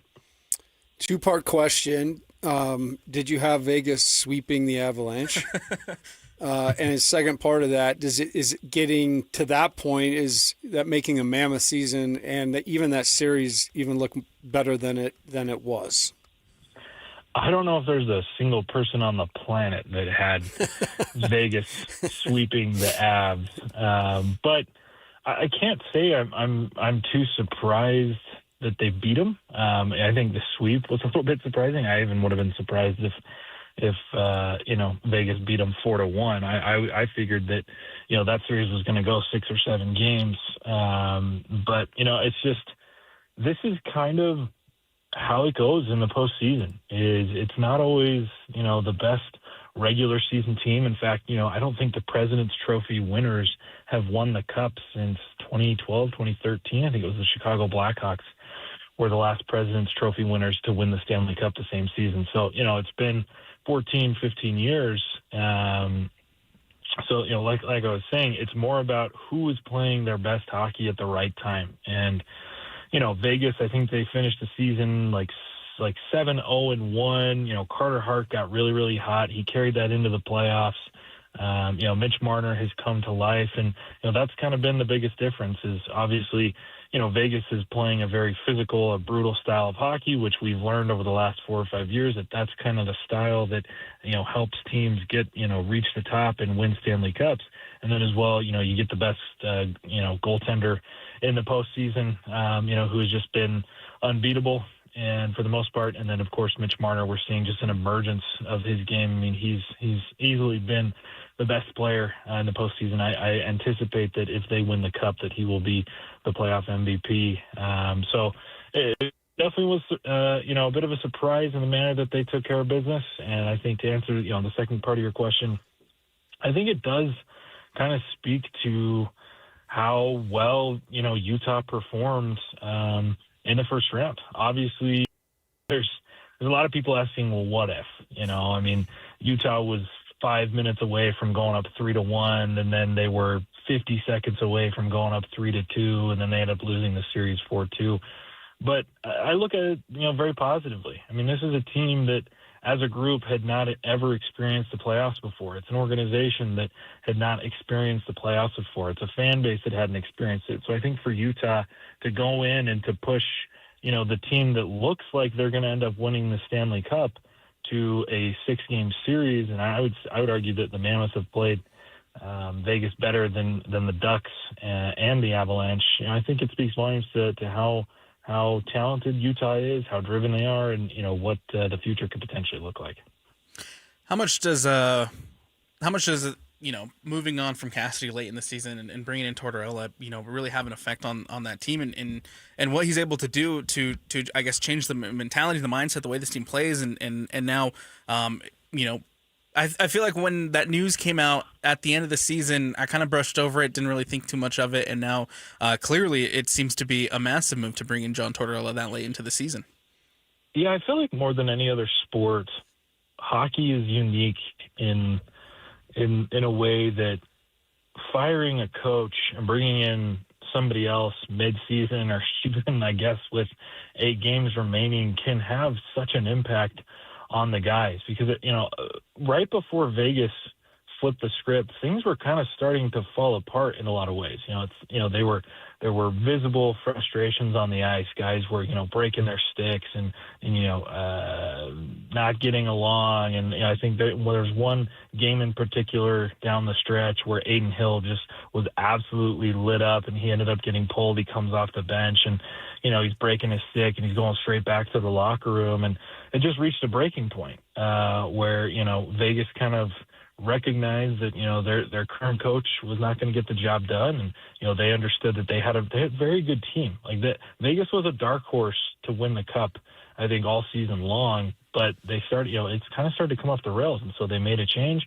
They brought in Tortorella, and, what he's done and what he's kind of, what he's preached is that they've just kind of, his coaching staff and, how his management style has operated is, these guys know what they're doing. They know how to succeed. They know how to play well. And so all that we're really here to do is kind of to be guides. It's kind of to be, hey, we need to just fix this minor detail and suddenly we're going to be playing a lot better. And I'd say that that's, really been the biggest thing. And, I think back to that first round series against Utah, when Utah went up 2-1 and Carter Hart had his worst game of the playoffs, people were questioning if he should have benched him and, if he should have taken him off. And we asked him about that, immediately following that game. And he said, no, absolutely not. I know, Carter, I know how his game works. I know what his mindset is. There was never a thought in my mind to bench him and to bring on somebody else. And, to his credit, I think that was a good move. That obviously, instilled more confidence in him, and he's been able to play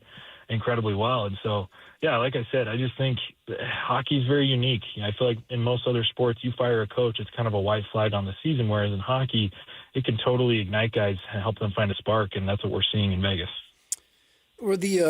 Looking back, were the inefficiencies in the playoffs, at the time called, silly mistakes that led to pivotal moments in that series. Those were way more about playoff experience in hindsight, it seems. Playoff hockey is a different beast. And like these guys were exposed to it for the first time. Like how much value will that have next year that they've actually gone through this and against this quality of an opponent? Yeah, the expectation next season is to get back to the playoffs. And I would expect that, as we get into next year and they get closer to achieving that, and I expect them to achieve that the goal will, shift a little bit to winning a playoff series, right? And I think that, what better way to learn, the complexities and the challenges of the playoffs than to go up against, the team that looks like they're going to win it. And even if they don't, the team that's going to come in second place. And I would absolutely agree that a lot of those mistakes were just a lack of experience. One thing that stood out to me after Utah lost the series is we were talking with head coach Andre Tourney in the post-game press conference, and I was able to ask him, what did you learn? Was there anything that really stands out about this series? And he recalled, I think it was after game 1 or game 2, where Keller and Schmaltz, they were in a meeting together, and this is Keller and Schmaltz. This isn't like Cooley and Gunther or any of the really young players. This is guys that are kind of starting to step into their prime. They were in a meeting with Coach Tourney, and they went, whoa. Playoff hockey is different. It's a different game, right? I mean, and Utah had to adjust to that. During the regular season, Utah got their offense in almost a completely different way than they did in the playoffs. They had to be much more strategic with their approach. They had to generate off the rush, as opposed to, when Utah was at their best in the regular season, it was when they were getting in on the forecheck, when they were winning back pucks, and they were breaking teams down with their speed. Well, Vegas didn't allow them to do that whatsoever. And that's, I think, what, eventually resulted in Vegas winning the series, is that they completely took Utah off of their game and forced them to only generate with their speed. They lived with those results, and Vegas ends up winning the series. So for Utah, I think it was not only about learning from their mistakes, learning what it takes, but learning what kind of style and what kind of scheme is going to best operate and provide the best results in the postseason. I think not only was that a learning experience for the team and the coaching staff, but I think for the front office as well, right? I mean, they have done a lot of incredible groundwork in drafting and hitting on guys like Cooley and on Gunther and making, some good trades and upgrading their team. But, Bill Armstrong is stepping into, in my opinion, the most difficult stretch of, of this rebuild, where there's a really good foundation, but now it's these additions, and whether they come in free agency or via trade, are going to be the most critical, because these are the guys that are going to start putting you over the top in terms of competing. Cole Bagley, our Utah Mammoth insider here on KSL Sports, joining us on Scotty G and the Coach. Cole, I mean, sticking to that conversation, you think back to the Mammoth season that they just wrapped up. You think you watch the playoffs here a little bit, and see the teams making it through, and some of the strength that they have. What do you see from your vantage point, from your perspective? What do you see, and what are the steps the Mammoth need to take this offseason to try to get to that point where they can win a playoff series? And what type of player maybe are they looking for in this offseason when it comes to free agency or making moves? Yeah, I think they need to get bigger and stronger, right? As I said previously, I mean, the style of hockey that's winning when it matters most is, physicality and, brute force and just domination. And that's because there is way less time and space to operate when it comes to the playoffs. Teams are playing things a lot tighter. They tighten things up defensively. There's less room in the slot. There's less room to, really try and pick teams apart, unless you are a physical team that can win the dirty battles in those areas, that can go into the corners and get pucks and retrieve pucks and, be harsh on the forecheck. That's why Utah, in my opinion, didn't end up winning that first round series, is because they're a little bit too small. They were losing a lot of those important battles. They weren't able to generate as many greasy goals, whereas that was the Golden Knights' bread and butter, was, not necessarily generating off the rush. They did that a few times, but it was, pinning Utah in their zone and forcing them to make mistakes and then capitalizing on those mistakes. So, speed, it's funny because every team wants to play faster. Every team, speed is a premium, and the best players in the game for the most part are the fastest, right? You think of the McDavids and the McKinnons, and the list goes on and on, right? I mean, Logan Cooley's arguably Utah's best player, and it's because he's the fastest and he can move the puck really quickly. But you get to the postseason, and you have to be able to combine that speed with physicality. That's why the Panthers won back-to-back cups over the Edmonton Oilers. That's why we're seeing Vegas, just dominate some of the fastest teams in the league. I mean, Utah, Anaheim, and of course Colorado were probably three of the fastest, if not the fastest teams in the National Hockey League this year. And Vegas has just dominated their way through all of those teams. I mean, they've gone, 12-4 over the first three rounds. And so for Utah, I think you have to learn from that. You obviously have incredible skill. You have incredible speed. You have finesse. I think, as I said before, Bill Armstrong is entering a very challenging part of the rebuild where that early work is done, right? They sold off all their best players at the beginning. They collected draft picks. They've made really good picks. They've got up-and-coming players. Gunther scored 40 goals. Logan Cooley seems like, the future of this team. They've got TJ Ginla and Cole Baudouin, in their pipeline. Daniil Boot and Dmitry Simashev kind of starting to figure things out. But I think for Utah, they've got a lot of guys coming off the books this year, right? They've got Kerfoot coming off the books, and Yamamoto, and DeSimone, and Ian Cole, and Barrett Hayton's a restricted free agent. And I think that Utah needs to, to really look at the success of, what is successful in the postseason and how can they apply that? Well, it's coming down to size. They need to get a little bit bigger. They can't be as small, especially in their bottom six. You think of the bottom six of guys like Kerfoot and, Carconi and Yamamoto and a handful of other guys. They have got to Tanev, they've got to get bigger. And so I think there's going to be opportunities, right? There's always, plenty of free agents. There's opportunities for, potential offer sheets. I think there's going to be guys that, maybe become available via trade. We'll see what happens with Austin Matthews in Toronto. I'm interested to see if, Ottawa decides to maybe sell on Brady Tkachuk. And of course, there was a lot of rumors, floating around St. Louis and a guy like Robert Thomas. I like the fit of a guy like that, right? He's big, he's physical, he's going to, win battles in front of the net. That, to me, is where Utah is lacking and is where I think that they need to turn their attention and to make sure that they're getting bigger, and not necessarily changing their identity, but, maybe, adding to it. With all due respect to our Habs and our friends north of the border, I think that series is over. So help me preview what looks to be a very intriguing Stanley Cup with a lot of defense.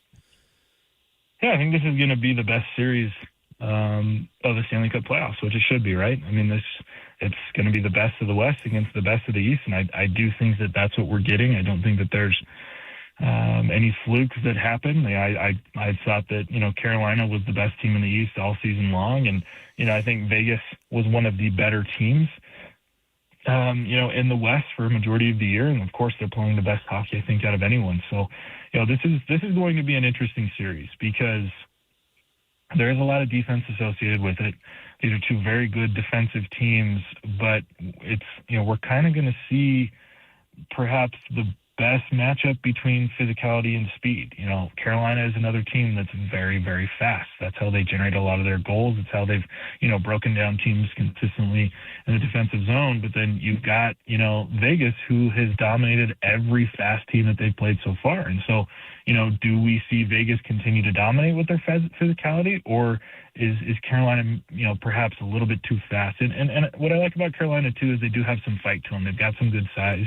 They've got players who, are not going to back down from the fight. They can go toe to toe, I think, with some of the bigger boys on Vegas. So no, it's going to be an interesting series. This is one that, I would anticipate going, 6 or 7. I don't think that anybody's going to come in and sweep or, win 4-1 or anything like that. So yeah, it should be an exciting final for sure.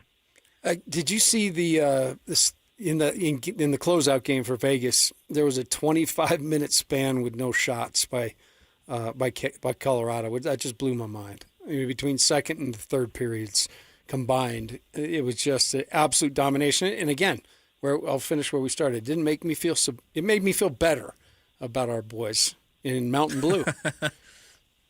Yeah. I mean, Utah put up a really good fight, and there's a lot of people that are kind of looking at it going, man, if they couldn't have, just blown those leads, maybe it's Utah that's going to the, Western Conference Final and, catching Colorado off guard. But that's a dangerous way to think. Yeah, only way through is through. You gotta earn your stripes, right, Cole? Exactly. And this, to me, this was such a good start for Utah. I think it was a great first opponent. It was a great first series, both, on the ice and, how close the two teams are. There were a ton of Utah fans that got to go down to Vegas. I think that, the home games were incredible. Utah is building something special, and, the only way to reach the top is to have – this is where the growing pains shift. Bill Armstrong has said the last couple of years that the team had to earn their stripes, like you said, and to endure some pain. Well, this is where the pain shifts, is instead of experiencing regular season pain where you're not even in the conversation to make the playoffs, now your pain comes through learning what it takes to win in the playoffs. And I think Utah did a great job, and there's a lot to build on from year 2, but, their first year in the postseason. The off-season content keeps on coming from Cole Bagley. You head over to right now to KSLSports.com. You head over to the Utah Mammoth page, and you can see some Utah Mammoth grades. Cole's going through and giving some grades to some individual players. Cole, you're going to go through the whole team and give every single player on that roster a grade, or what's what can people look forward to? Yeah, I got a lot of time on my hands right now, so I figure I might as well try and go through as much of the roster as I can, and then of course. We'll get into the draft here in a couple of weeks, and then we'll have another development camp, and that'll be interesting, right? I mean, there's a couple of guys that are, seriously knocking on the door of potentially making this team in the fall. Guys like Aginla and Baudouin. We'll see where those guys are at, but it's exciting. There's as good as Utah was. There's even more, incredibly talented young players that are coming up through the pipeline.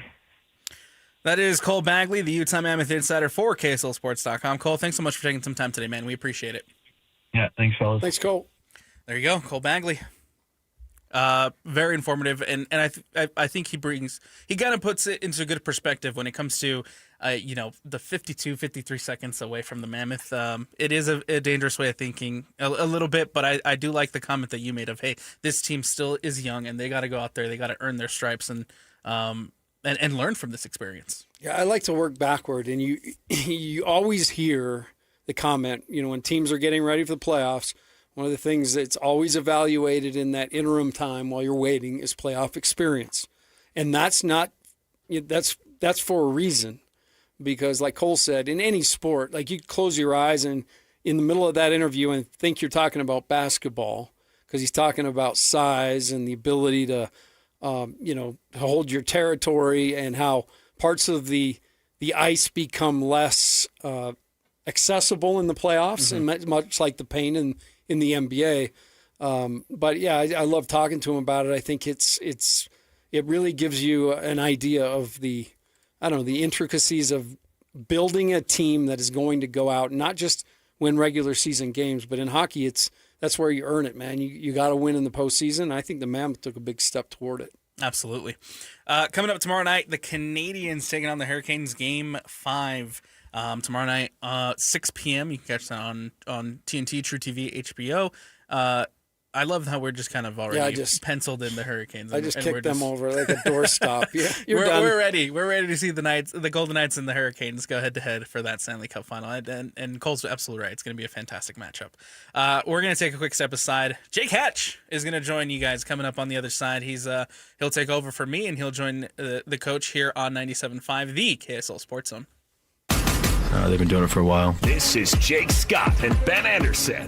Man, the myth, the legend, Thurl Big T Bailey. I'm not sure how much you've had a chance to watch AJ DiBonsa, but do you have any thoughts if you have been able to see him a little bit? Personally, I think he's the best player right now in that group. I did get a chance to watch all these guys play, maybe AJ a little bit more, but he's been groomed for the next level. You look at what BYU was running. The offenses look like NBA offenses. The ISOs look like ISOs. He's becoming a really good playmaker as well. Just a great season, far and above Player of the Year in college. I would be surprised if Washington didn't take him. He's going to be nice. It's not going to be perfect for him coming in at this level. He's going to have to learn some things, the physicality, the speed of the game, the number of games, potential rookie wall, but everybody goes through those things. He's going to be a great player in this league. Catch Jake and Ben afternoons from 2 to 6 on 97.5, the KSL Sports Zone.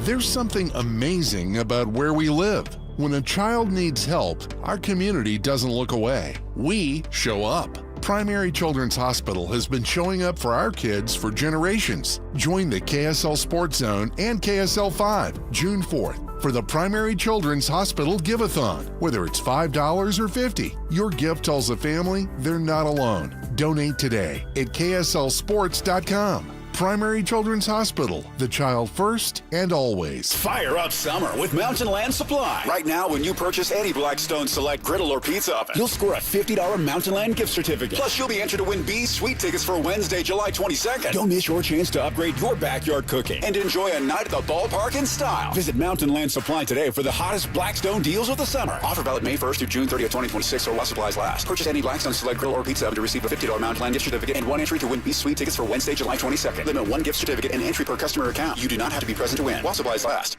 If you've tried Beehive meals, you know how easy they make dinner with their classic slow cooker meals. Now, they're bringing that same convenience and flavor with a brand new option, Flat Top Meals. These fresh prepared meals are delivered right to your door and are designed to be cooked on your flat top grill, griddle, or even a regular skillet. This menu includes favorites like steak fajitas, smash burgers, teriyaki chicken, and more with 8 meals in every box. Order today at beehivemeals.com. Hi, this is Derek Overstreet, president of the New Millennium Group and co-host of Stop Working, Start Living with KSL News Radio. Can you imagine what your life would be like if you could retire 3 to 5 years earlier than you thought possible? The things you could do, the loved ones you could spend time with, the memories that you could create. That's what our team at the New Millennium Group does. We'll walk you through the entire process every step of the way. If you'd like to get a copy of the 5-step proprietary plan that will help you retire 3 to 5 years sooner than you thought possible, give us a shout right now. 888-999-6370. That's 888-999-6370 or utahsfinancialplanner.com. Listen, most of our listeners right now have a tax problem, not a money problem. There's not enough money in Social Security Medicare as it is. Let us show you how you can significantly reduce your taxes. That's 888-999-6370, 888-999-6370 or utahsfinancialplanner.com. You're the turf whisperer, the grass-cutting guru. Dandelions don't stand a chance on your watch. When it comes to your lawn, power moves are the only moves you make. That's why you just applied IFA's Weed and Feed for strong, dark green turf without a weed in sight. IFA's Weed and Feed. It's the ultimate lawn owner power move. Tim Daly Mazda Southtown has as low as 0% financing on many vehicles, including 2026 Mazda CX-90s, CX-50s, and the CX-70 PHEVs. That's right, 0% on your favorite new Mazda. Get your new Mazda CX-90, CX-50, or CX-70 PHEV for as low as 0%. It's happening now at Tim Daly Mazda Southtown in Sandy. APR for well-qualified buyers. OAC, 72 months at $13.89 per month per $1,000 financed with $0 down. Not available with any other offers. See dealer for complete details. You're locked on to Scotty G and the coach, Tim Lacombe. Now I know y'all are tripping. Presented by Mountain Land Supply on 97.5, the KSL Sports Zone.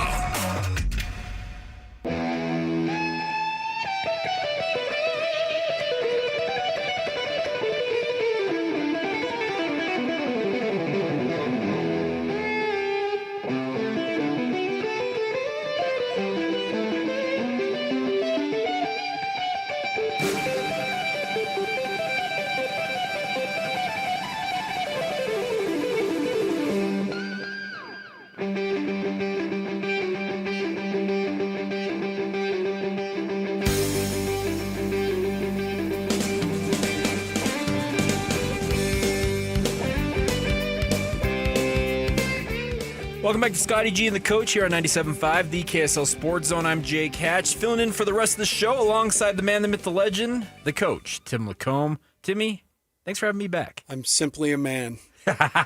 You are more than that, sir. No myth, no legend. Just a man. Anybody who has watched you pluck your 6-string knows that you are more than that. Okay, I'll let you give me some. Honk that horn. I'm just saying, like.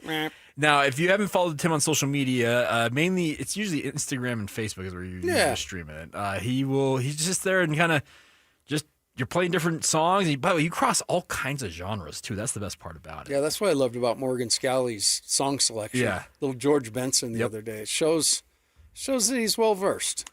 Oh, actually, speaking of that, we're gonna get into some Utah stuff here momentarily. Who did I have? Somebody texted me the day we talked about it, and they didn't know that we had talked about it on air. But they sent me the link to him singing. They're like, "Did you know that Morgan Scalley could sing?" I'm like, "No, No, I didn't. And we all kind of learned together that dude can belt it. So props to you, Morgan. Like he could try out for community theater. Yeah. He was that good. It was good. All right. Speaking of Utah and Morgan Scally, because this is going to impact him directly, there is a story in the Salt Lake Tribune from Jason Baticow saying that the state auditor, so this person's responsibility is to look at funds that are allocated throughout the state, whether it's universities, government, whatever it is, says this. They have concerns about the University of Utah's planned private equity partnership with Otro Capital. And this was they sent those concerns in a letter to the University of Utah's Board of Trustees on May 19th. Tina Cannon is the Utah auditor. She outlined what she sees as, quote, significant risks with the school's pending deal with Otro Capital. Now, background on this, many of you might recall late last year, Utah announced a first-of-its-kind private equity partnership with Otro Capital. It was supposed to net them somewhere in the hundreds of millions of dollars, potentially as much as $500 million for their athletic department. That obviously had a lot of people saying, wow, that's a lot of money, obviously, because in this day and age, you talk about college athletics, the amount of money that needs to be generated is in the hundreds of millions of dollars. The problem is this deal has still not been finalized. The initial statement from Utah said they were planning on finalizing it first quarter 2026. Now, we are almost at the end of the second quarter of 2026. Which is mind-boggling how fast it goes. It does. But in this story, the University of Utah issued a statement to the Salt Lake Tribune saying that they plan to have it done by the end of the fiscal year, which is, I think, July 31 is when the fiscal year ends. So they're thinking they're going to have this done in the next 2 months.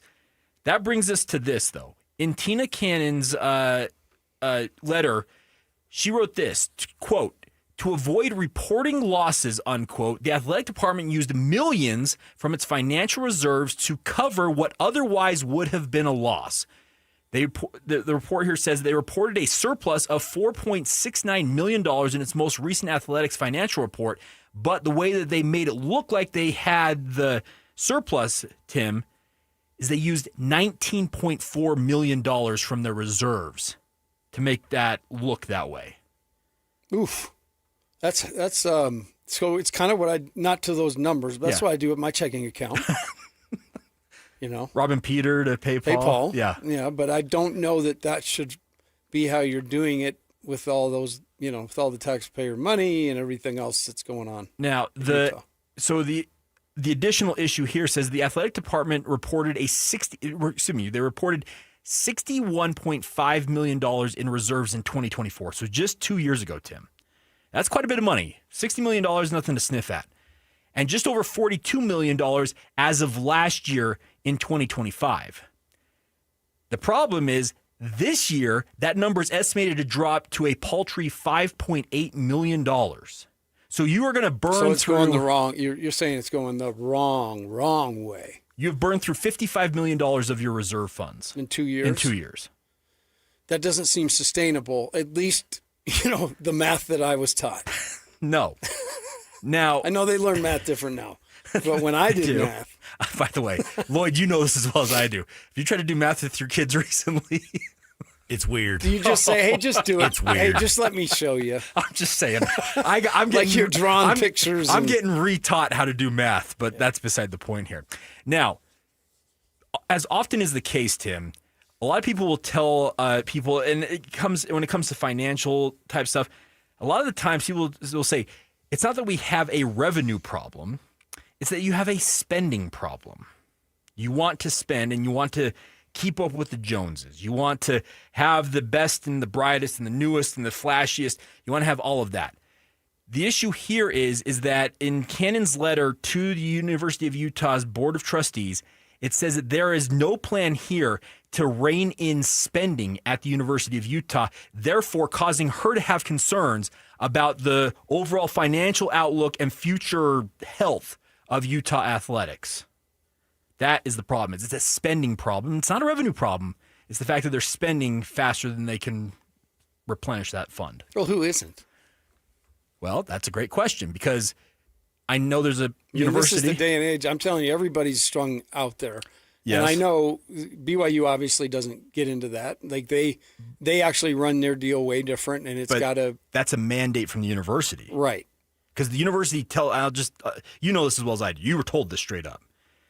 In the BYU athletic department, main campus will never send money over to the BYU Athletics. BYU Athletics has to eat what it kills. They have to generate all their funds, and they're told it's mandated you operate in the black. Well, I'll give you a perfect example. Okay. The annex, that way that deal got done, the money had to be in the bank. Correct. Before the building could be planned and announced. Before ground was even broken, right? Money had to be in the bank to pay for the entire thing. It's not for just the whole thing. It's not like, hey, get 50% and we'll go for it. No, you had to have a budget. It had to be mapped out, and you had to have the money in the bank to pay for that project. So what obviously Utah's done here is they've gone and had the years they've had, and then they've had money in the bank. They had reserves from great years, and they're peeling through that money very fast.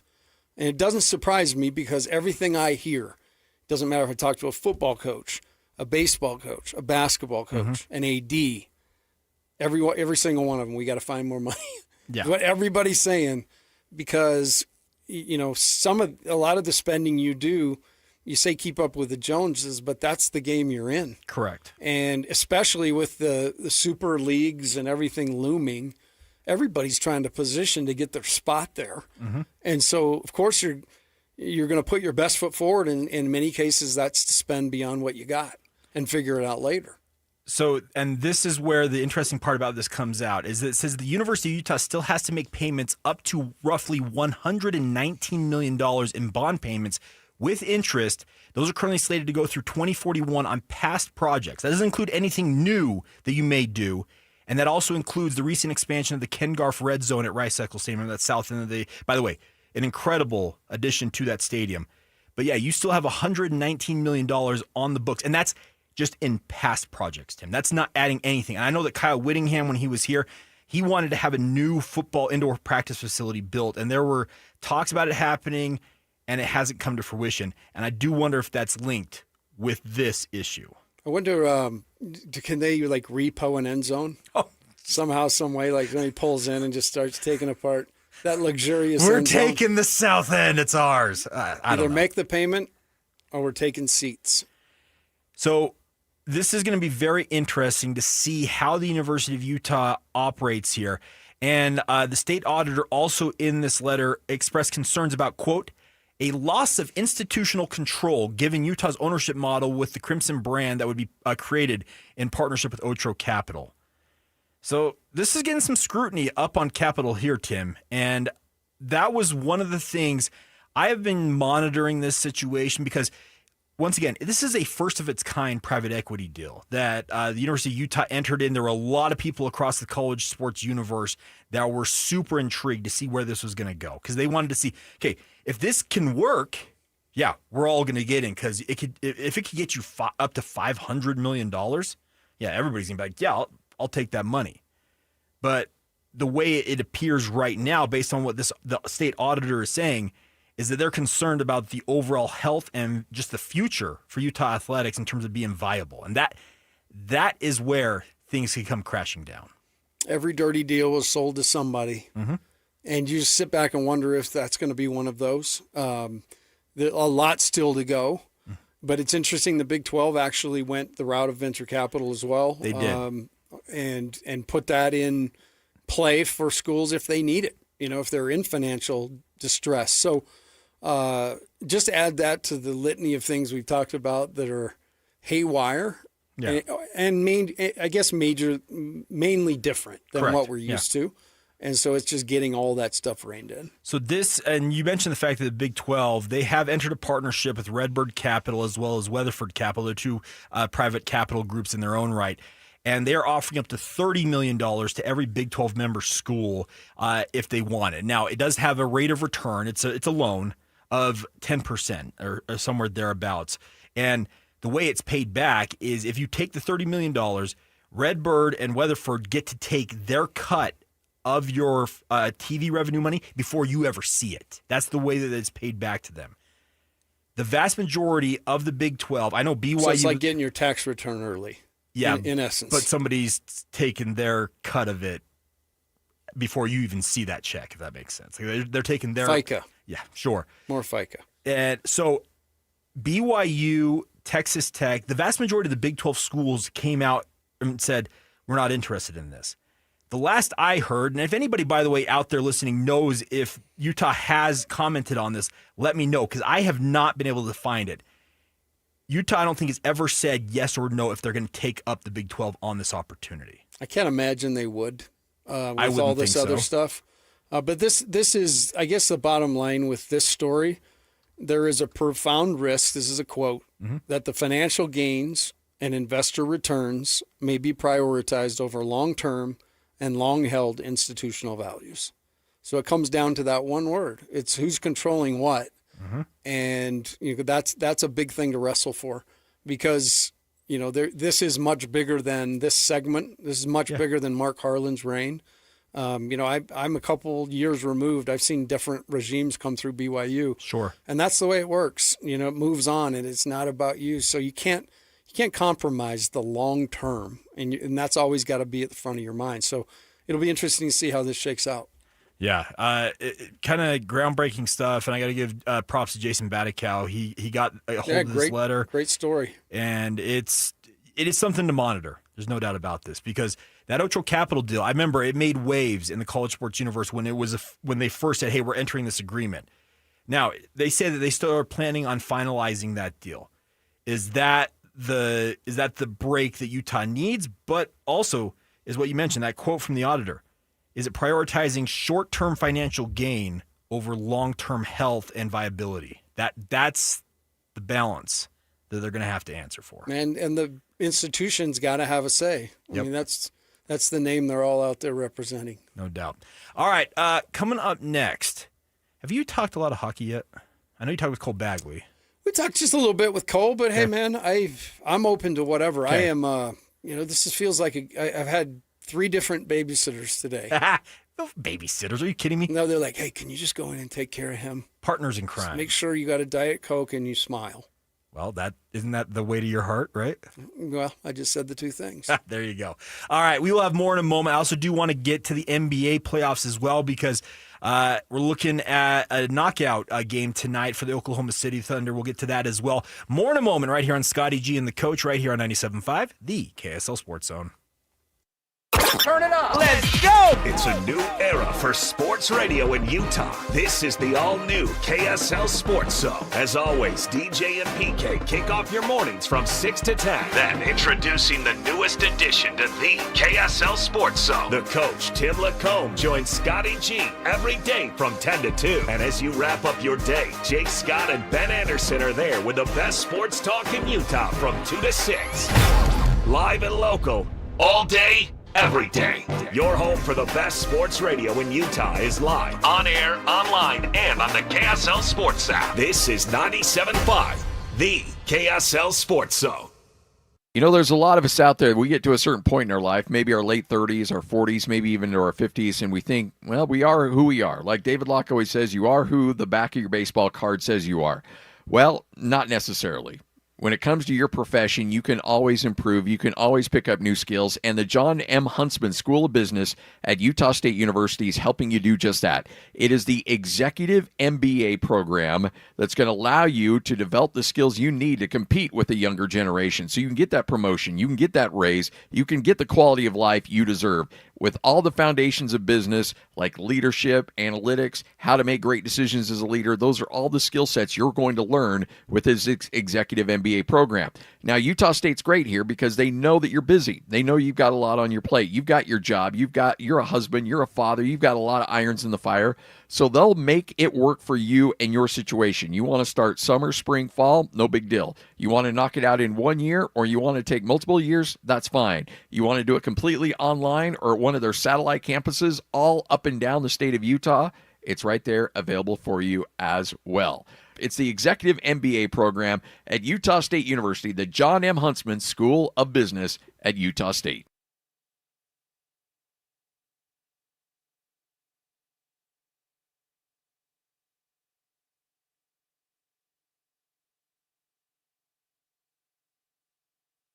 If you have unfiled taxes or are in debt to the IRS, this is important news. Did you know the IRS has programs specifically designed to help people struggling with tax debt? Powerful tax assistance programs that can save you thousands if you qualify. No one knows these programs better than the experts at Optima Tax Relief, America's most trusted tax resolution firm, A-rated by the Better Business Bureau. Their award-winning tax attorneys and licensed professionals have resolved over $3 billion of tax debt for their clients.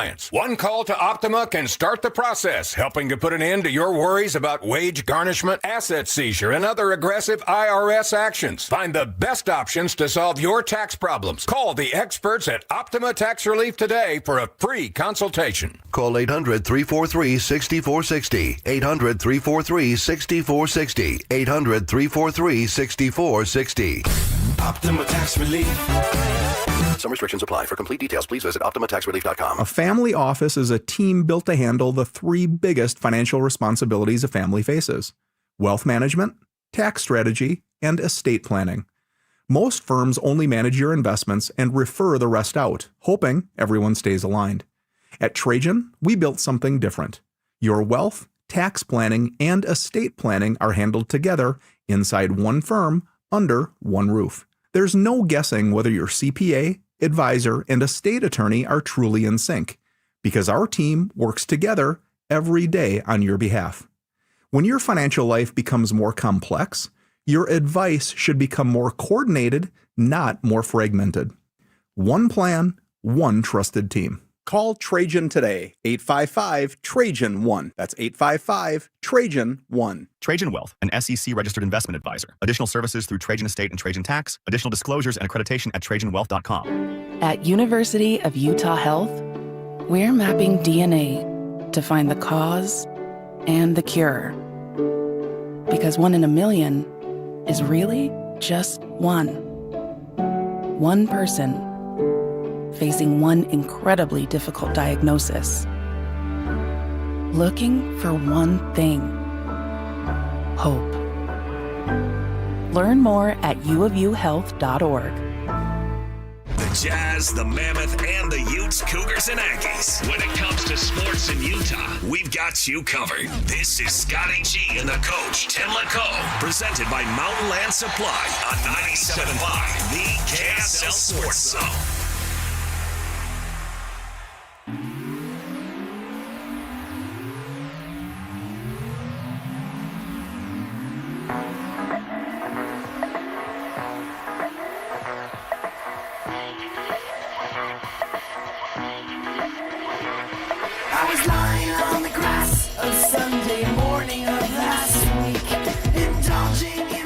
Welcome back to Scotty G and the coach here on 97.5, the KSL Sports Zone. Jake Hatch sitting alongside Tim LaCombe. All right, Timmy, so the Big 12, we just talked a little bit about this, about Utah and some of the financials that they're going to be facing in the future. Well, financials are never far off the mind of conference commissioners because that is ostensibly what their job is. Find the money, make the money, pass the money out. Yeah, but most importantly, find the money. Correct. So the Big 12 right now is still in the middle of a media rights deal with both Fox Sports and ESPN that is paying member schools an average of $31.7 million annually. But in 2030, the next media rights window opens for them to renegotiate their deal.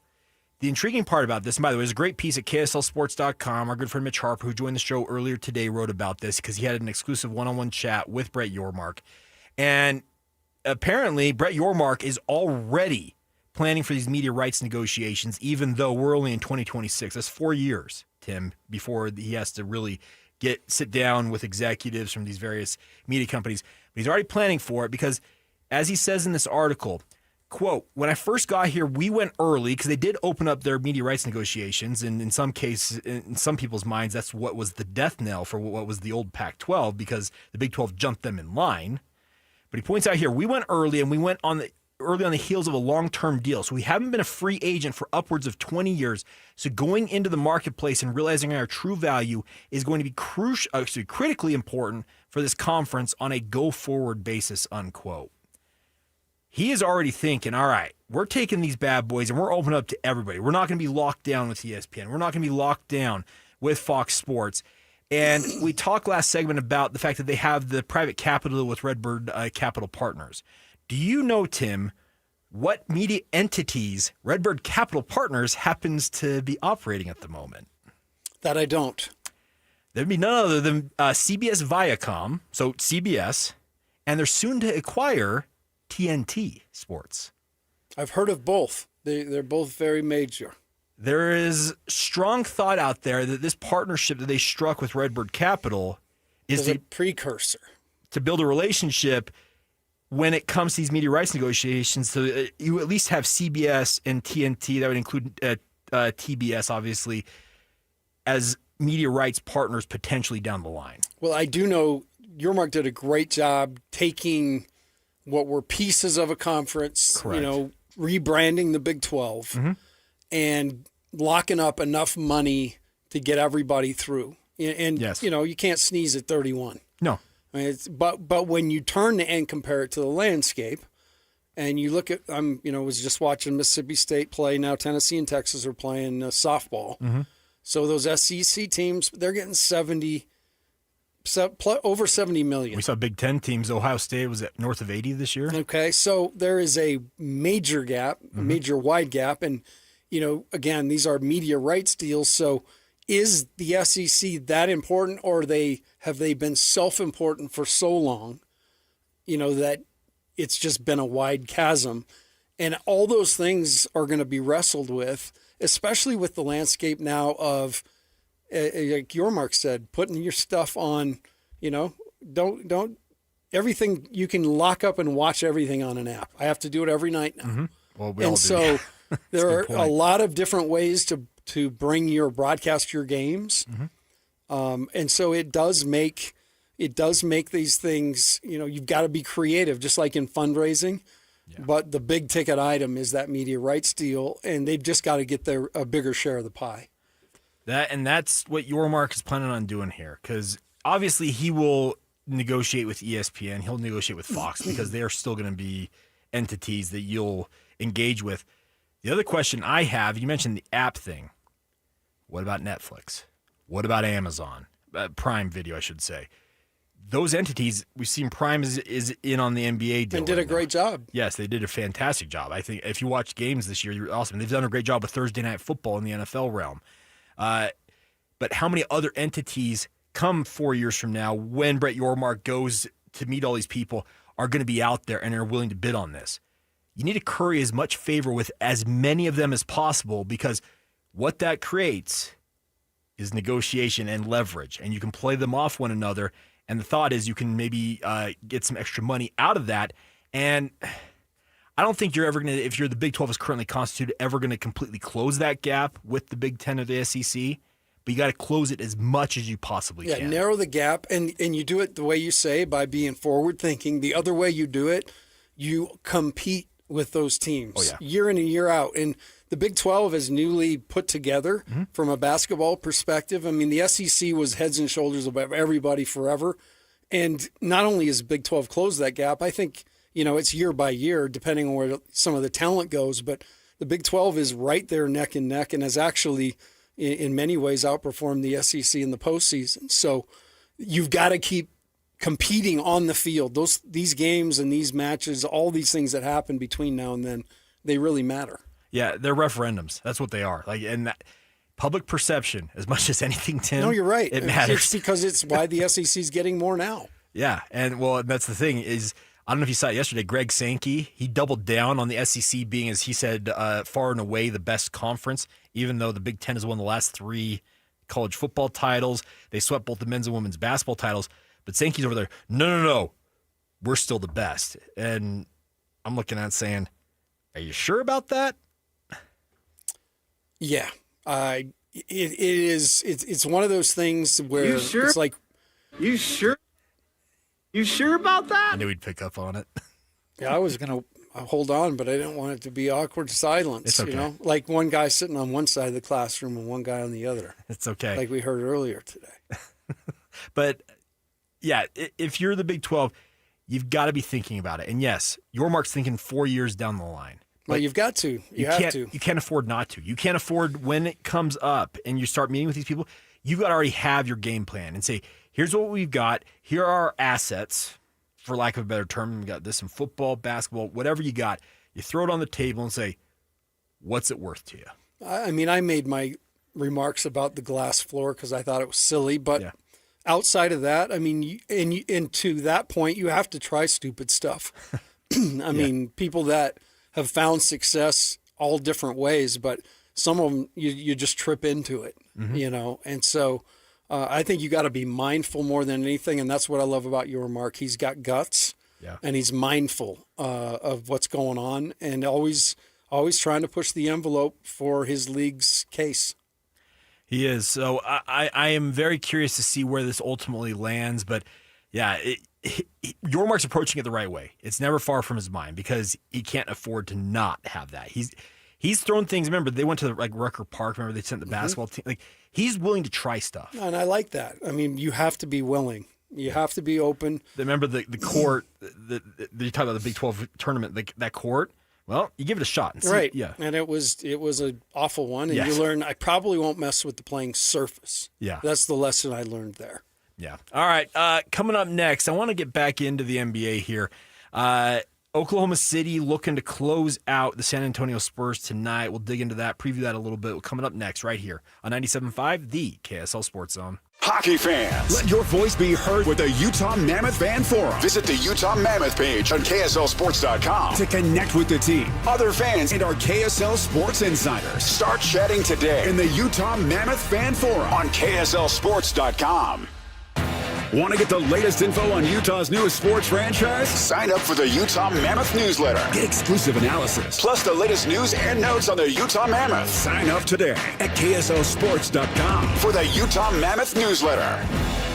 We're living through a monetary crime scene, and your IRA or 401k is a key victim. Hi, Dr. Ron Paul here. In 1971, gold was $35 an ounce. After the dollar was cut loose from it, inflation soared. And in just 9 years, gold hit $850. People who diversified into precious metals survived and thrived. Today, we're in a worse position because we face inflation and massive debt. Fortunately, gold is still an option. My trusted friends at Birch Gold Group can help you own gold inside your retirement account. Plus, you pay 0 penalties on the transfer. Start now by getting a free info kit on gold. Text the word SECURE to 989898. We're facing the same monetary chaos as the 70s with significantly more debt. Get your free info kit from Birch Gold. Just text SECURE to the number 989898. The KSL Sports Zone is your radio home for live local sports. The Jazz, the Mammoth, the Aggies,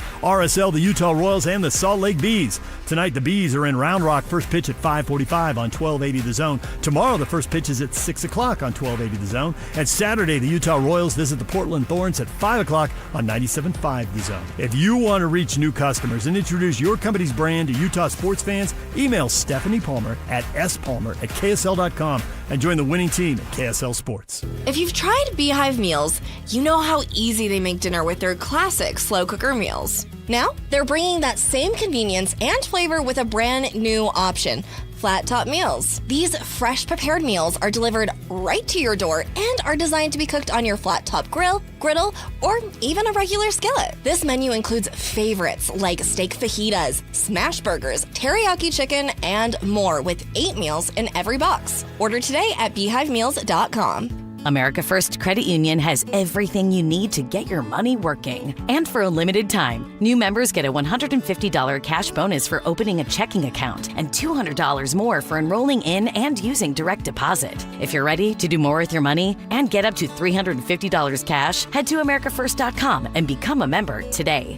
Subject to membership eligibility, terms, creditworthiness, change, and conditions. Additional requirements may apply. Federally insured by NCUA. Equal Opportunity Lender. After all that mud and rain, give your carpets a reset before the kids get out of school and summer guests start arriving. And if you want to get it done the right way, choose Zero Res Carpet and Air Duct Cleaning. Zero Res cleans without sticky soaps or harsh detergents, so your carpets are safer and stay cleaner longer. And right now at ZeroRes.com, get 3 rooms of carpet clean for just $129 and a free hallway cleaning. Spelled the same forwards or backwards, Zero Res is the right way to clean. Brett Floyd returns in 2026 with their biggest show yet, The Moon, The Wall, and Beyond. Experience the dark side of the moon, plus stunning lasers and visuals. June 6th at the Maverick Center. Tickets on sale now at Ticketmaster.com. 97.5 KZNS FM Colville, 1280 KZNS AM Salt Lake City, and KSL FM HD2 Salt Lake City Midvale. This is 97.5, the KSL Sports Zone. You're locked on to Scotty G and the coach, Tim LaCombe. Presented by Mountain Land Supply on 97.5, the KSL Sports Zone.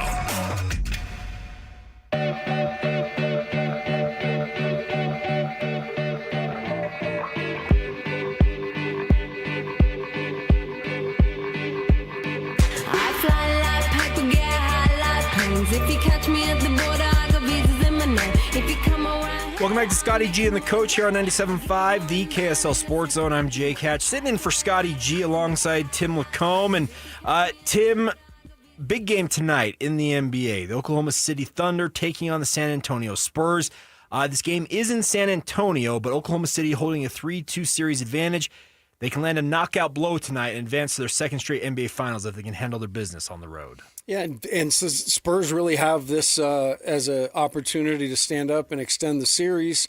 It is in San Antonio, and that crowd in Game 4 was absolutely insane. Yes. I expect the same tonight, and I kind of expect the same result in some ways. I think the Spurs, especially Wemby, he was not as active. He looked really, really fatigued, and he stayed out of the paint a lot. He seemed as though, I don't want to say he was saving himself, but I think he kind of got stuck between not having enough energy to really go. I expect with a day off and the result, the way that thing went down, and his leaving the court and whispering in a couple guys' ears to maybe take care of some business for him. I think he'll just come out with reckless abandon. And, the Thunder are going to win the series because I don't think the Spurs can beat them twice. But I'm picking the Spurs to win tonight. So you think they push it to a Game 7? I do.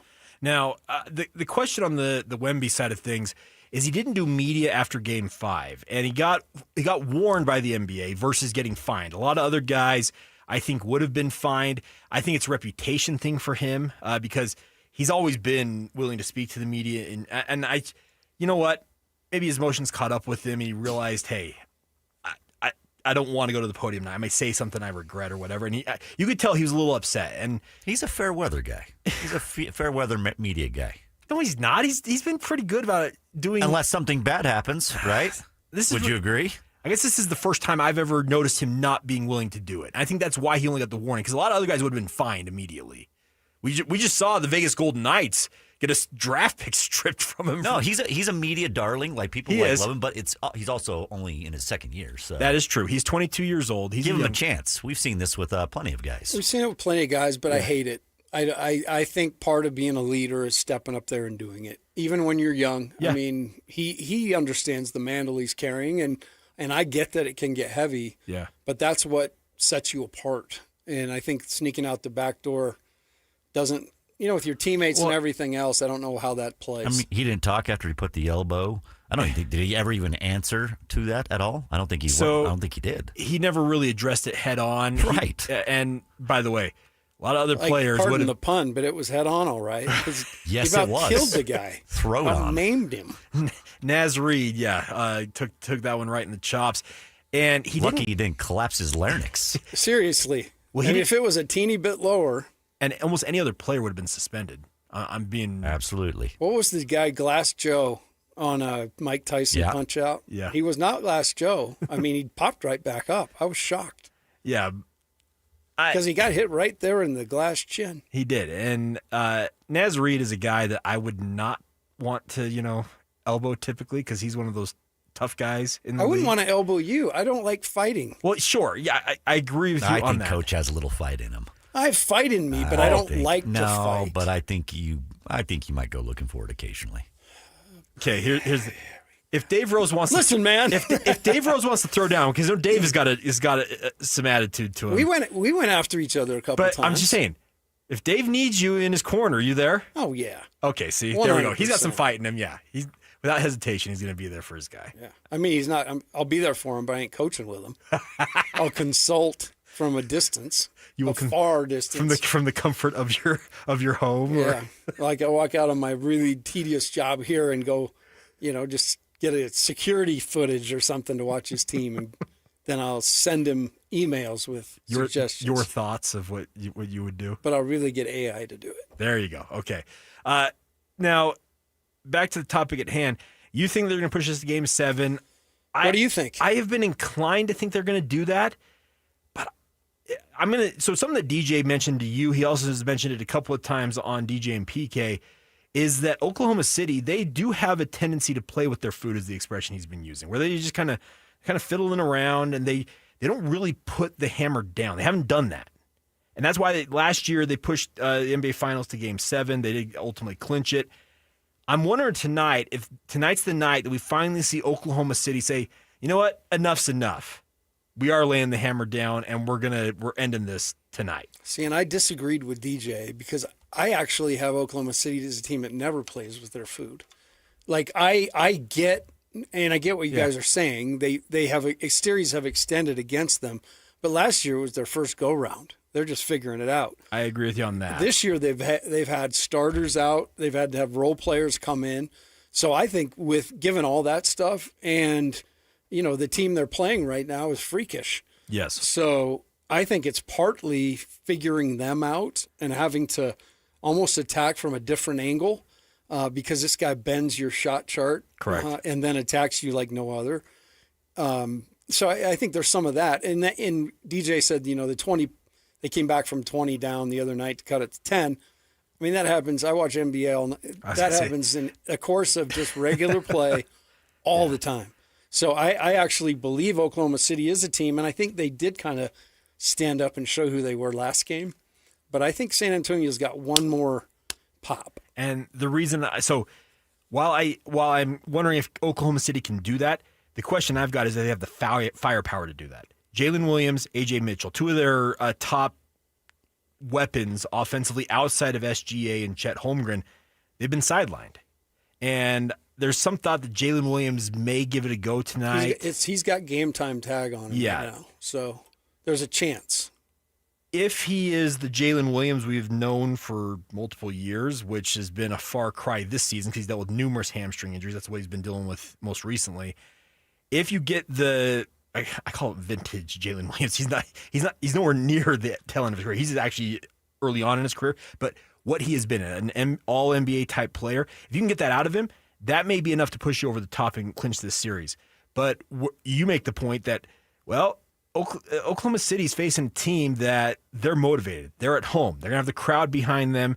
And if the officiating has some of the hijinks it had the other night, things could spiral in the direction of the San Antonio Spurs, which leads me to think I think we're going to get a good game, but I am going to agree with you. I think San Antonio does push it to a Game 7 here. Well, man, I don't know. Now I feel bad if I'm wrong because you've joined my team. Okay, okay. Let's pull like the curtain a little bit on sports radio. We make our predictions. Guess what? We're wrong a lot. Let's be blunt. Oh, I've never been wrong. Oh, okay. Some more than others. Did you hear Scotty had a guy come up to him and say, we were at a remote, and his listener came up, and Scotty's thinking he's going to say, hey, he comes up and he's like, man, I've made so much money going against you. Scotty said he wanted to not because it was bar W beef. He wouldn't want to knock the beef out of his hand, but if he was holding a plan or something, I think he would have done it. Okay. We do have some breaking news here. You're going out of your way to tell me that. Oh, man. Lloyd, what do we got? Something coming down from Shams? Yes. Says the NBA makes an unprecedented move in America Pro Sports League by punishing the very most teams in the draft lottery and creating a new system to incentivize winning. So essentially, they've passed the 3-2-1 the tanking. Yes. Okay, Tim. I know you guys have talked about this in terms of the proposals here. So what it is, it expands the draft lottery from 14 to 16 teams.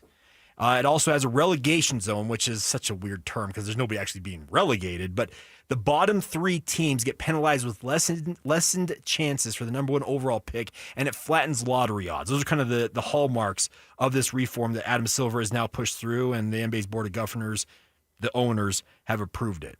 Where do you come down on this? I think it's like anything else. It's changing. It's almost like changing the drapes in a room. I think you're going to have the same situation. I think once people figure out where the advantage is in this, and every team has analysts, and so they'll figure out where the optimum spot to fall is if you want a better chance. I do like that it incentivizes winning and in serial offenders, teams that are constantly mismanaging things, and in the lottery, they'll be punished too, and I like that. But beyond that, I think it's going to be another set of system that people will figure out to the best advantage to take of it. You want to make yourself the 4th worst team to avoid the lessened lottery odds. That's going to kind of be the gaming the system now. Just be good enough to not be bottom tier, but be okay, if that makes sense. Yeah, it was, honestly, I lived through the era where you had to log your phone calls to recruits before you had access to, being able to call them all the time and text them, which came through with cell phones and smartphones. So when that became a thing, then you used to only talk to a couple recruits a week, and you'd log it. You literally had to write down when you did it? You'd log them and put them in after that, then when it became unlimited with smartphones. So I lived through that, and people figured out then, and they figured it out now, and they figured out how to cheat it. And so I say the same thing for this. It will be a new system, and it will be somewhat effective, but will it be totally effective in doing everything it wants to do? I highly doubt it. But it will change the narrative. And I think that's what Silver's looking for the most. That's kind of the interesting part here. Is Adam Silver has been on, I would call it a crusade here, because he has been open about his disgust with some of the tanking going on. We all know that Utah Jazz were fined $500,000, and it wasn't for tanking. It was conduct detrimental to the league. That's what the fine was levied on them for $500K. Indiana also got $100K. Remember when they got caught up in that? Ryan Smith had his response on social media, essentially telling guys like Bobby Marks, "Hey, when you talk and it was so funny that the Utah Jazz, who have been one of these franchises that for multiple decades until recently have been one of just the pillars of consistency in terms of not tanking, became in some cases the face of tanking this season, Tim, and were ostensibly, based on some of the reporting out there, the reason why Adam Silver I'm like, okay, look at the Washington Wizards. Look at No. Look at the Oklahoma City Thunder. Yeah. Philadelphia 76ers. Remember the whole I don't think people remember how bad Philadelphia was on purpose, and they acknowledged it right from the get-go. We are going to try and find our way to the bottom because we're going through what they call the process. It ultimately netted them Joel Embiid, who was one of the guys who got them to where they're at today. But man, remember the Jahlil Okafor deal when they got him? They were bad for so many years in a row. And the Jazz do it like one time in franchise history, and they're being cast like as the bad guy in all of this, the boogeyman. Like, see the Jazz? It's like, come on now. And in that same year, they moved up in the lottery for the first time ever. They did. So I'm with you on the fact that this is it's a new look. It does shift the narrative, and I think that's what Adam Silver ultimately wants. He just needs to get that out. Now, the next thing he needs to focus on, if he's talking about integrity of the game, this segment brought to you by, DraftKings, that stuff. Yeah. Well, I told these guys the other night, right before the game came on, there was a guy in a studio just standing there by himself, and he was with DraftKings, and he was, hey, you can still get your... Yeah. Like it was like a 40-second infomercial, and I'm just like, man, these guys are into the guts of the NBA. I think that's a far bigger issue. I really do. I think over time, it will cause a lot of rot, and they've got to figure it out. Isn't it already causing issues? Oh, of course, but I'm just saying it's something over decade. If you let it go too long, then it rots a lot of things, and I still think there's a lot of great things about the NBA, but this thing, it threatens any competitive sport is a threat to.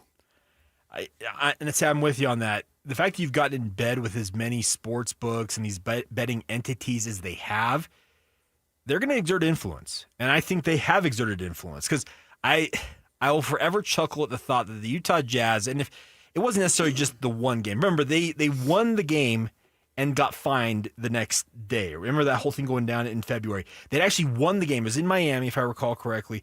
They win the game, and they're being see, bam, evidence of tanking here because they benched Lowry Mark, and then I remember who the other player was they benched in that game. Even though they won the game, they were still being put up there as this is the face of tanking. And some people say that's what forced the NBA's hand and Adam Silver's hand.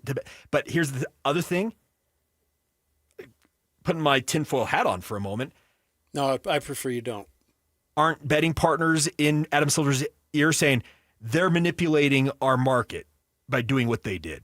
Of course they are. I mean, look, I got no issues with casinos and gambling, all that stuff existing. Yeah. But you just can't have it be part of your subdivision. You can't have it. You can't have it in your locale, and that's what the NBA's done. It's opened it up to, hey, they're a welcome guest. I mean, they're holding 40-second infomercials right before the tip. And the NBA is not alone in this. The NFL, the right, MLB, all of these leagues have gotten into bed with it. So I think it's high time that isn't addressed. If we are talking about the true integrity of the game, to your point, what the Jazz did, what other teams did, their teams are going to find the loophole to this next set. Yeah. And you're going to see it right out of the gate. And it won't be called the process. It'll be called the, whatever else. But there's going to be a name for it. But that's what it is. It's a game. You're figuring out how to get. It's how I got through college. Found smart people like Lloyd in a class. Sat by him every day.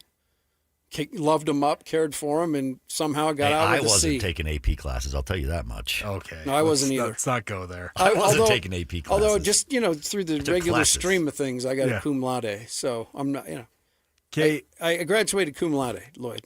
Well, see, that's an accomplishment. And I did not. That's an accomplishment. Well done, sir. Thank you.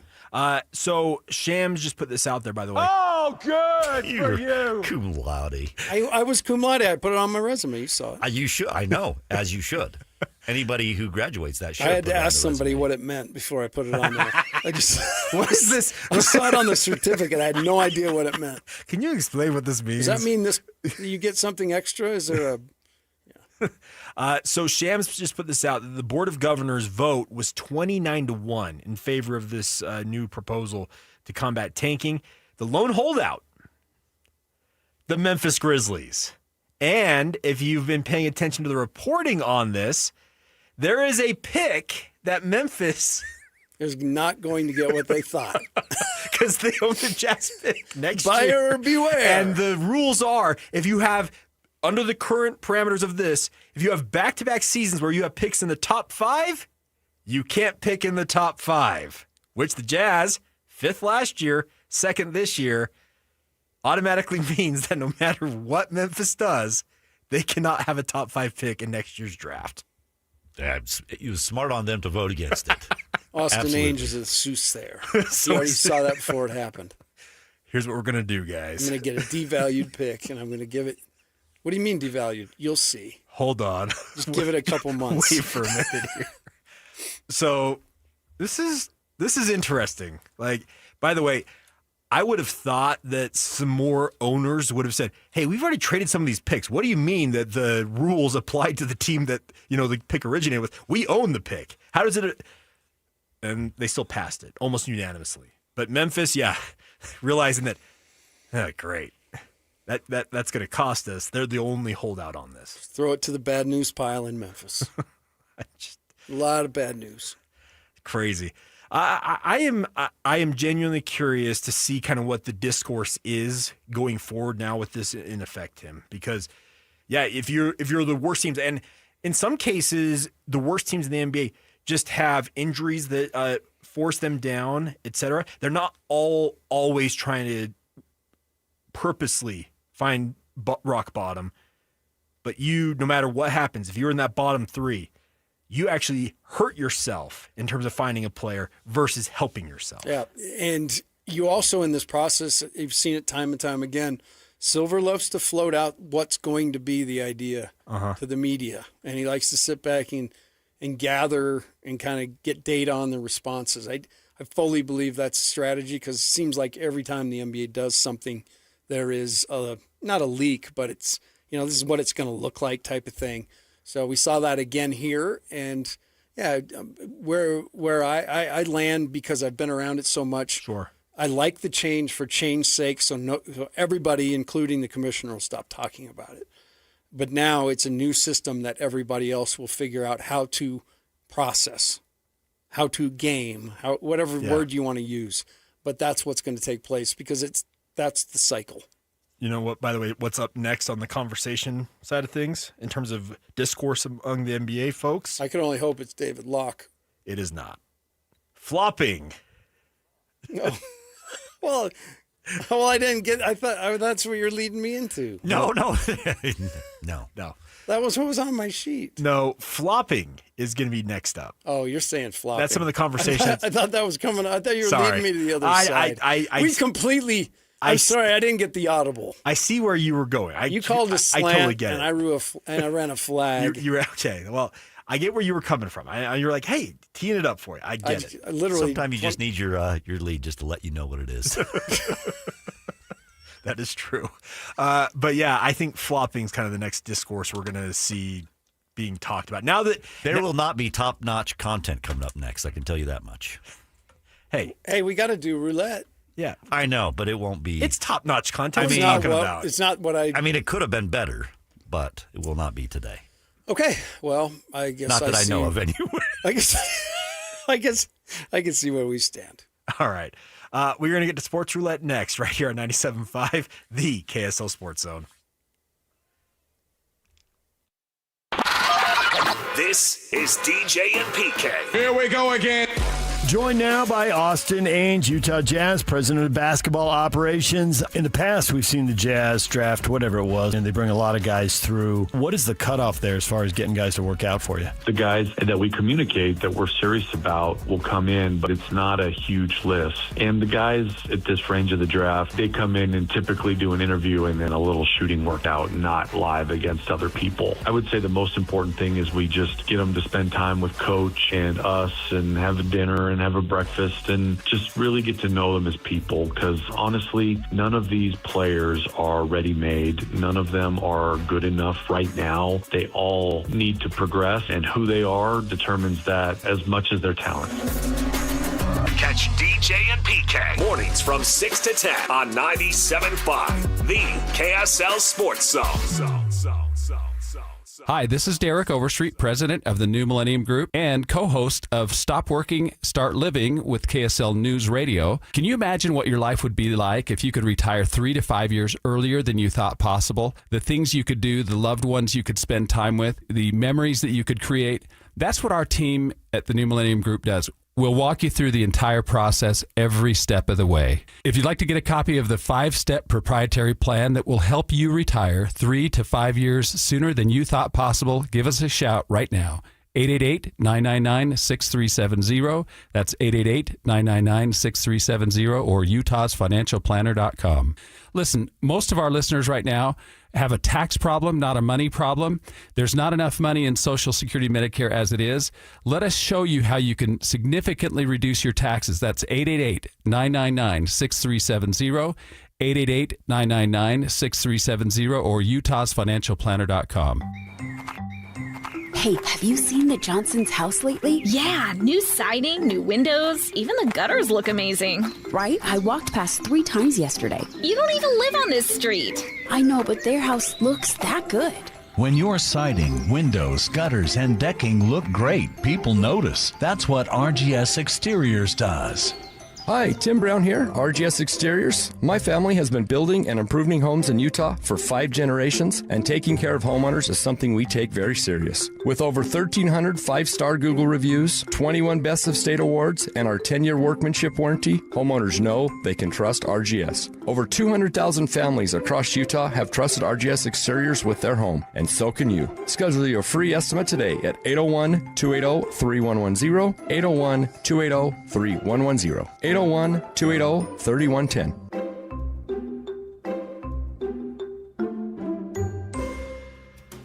DJ, PK, and John from J. Brooks Jewelers. John, spring is here. That means engagement season is officially underway. If you're thinking about popping a question, this is your sign. That's right, DJ. At J. Brooks Jewelers, spring is always a favorite time of year. We are honored to help couples find the ring that starts their forever story. So whether you're looking for something timeless and classic or completely custom and one of a kind, we'll walk you through the process step by step. We take the time to understand your style, your story, and of course your budget, because the perfect ring should feel like a reflection of you. So from selecting the right diamond, from natural or lab grown, to choosing the setting that brings it to life, we're here to make it simple and meaningful. So this spring, make your proposal unforgettable. Visit J. Brooks Jewelers in Murray or Lehigh, or online at jbrooksjewelers.com. And let's create a moment that she'll never forget. Visit J. Brooks Jewelers in Murray and Lehigh, or start your search online at jbrooksjewelers.com. Utah roads have commuters, can-doers, and cross-country viewers. But wherever our vehicles are headed, they've got one thing in common. They're ready for the road. Utah's first response to wildfire is prevention, not intervention. So let's check our chains, keep our vehicles maintained, and fight roadside fires together. FireSense is the first response. It's time to spin the wheel and talk some sports. This is Sports Roulette on 97.5, the KSL Sports Zone.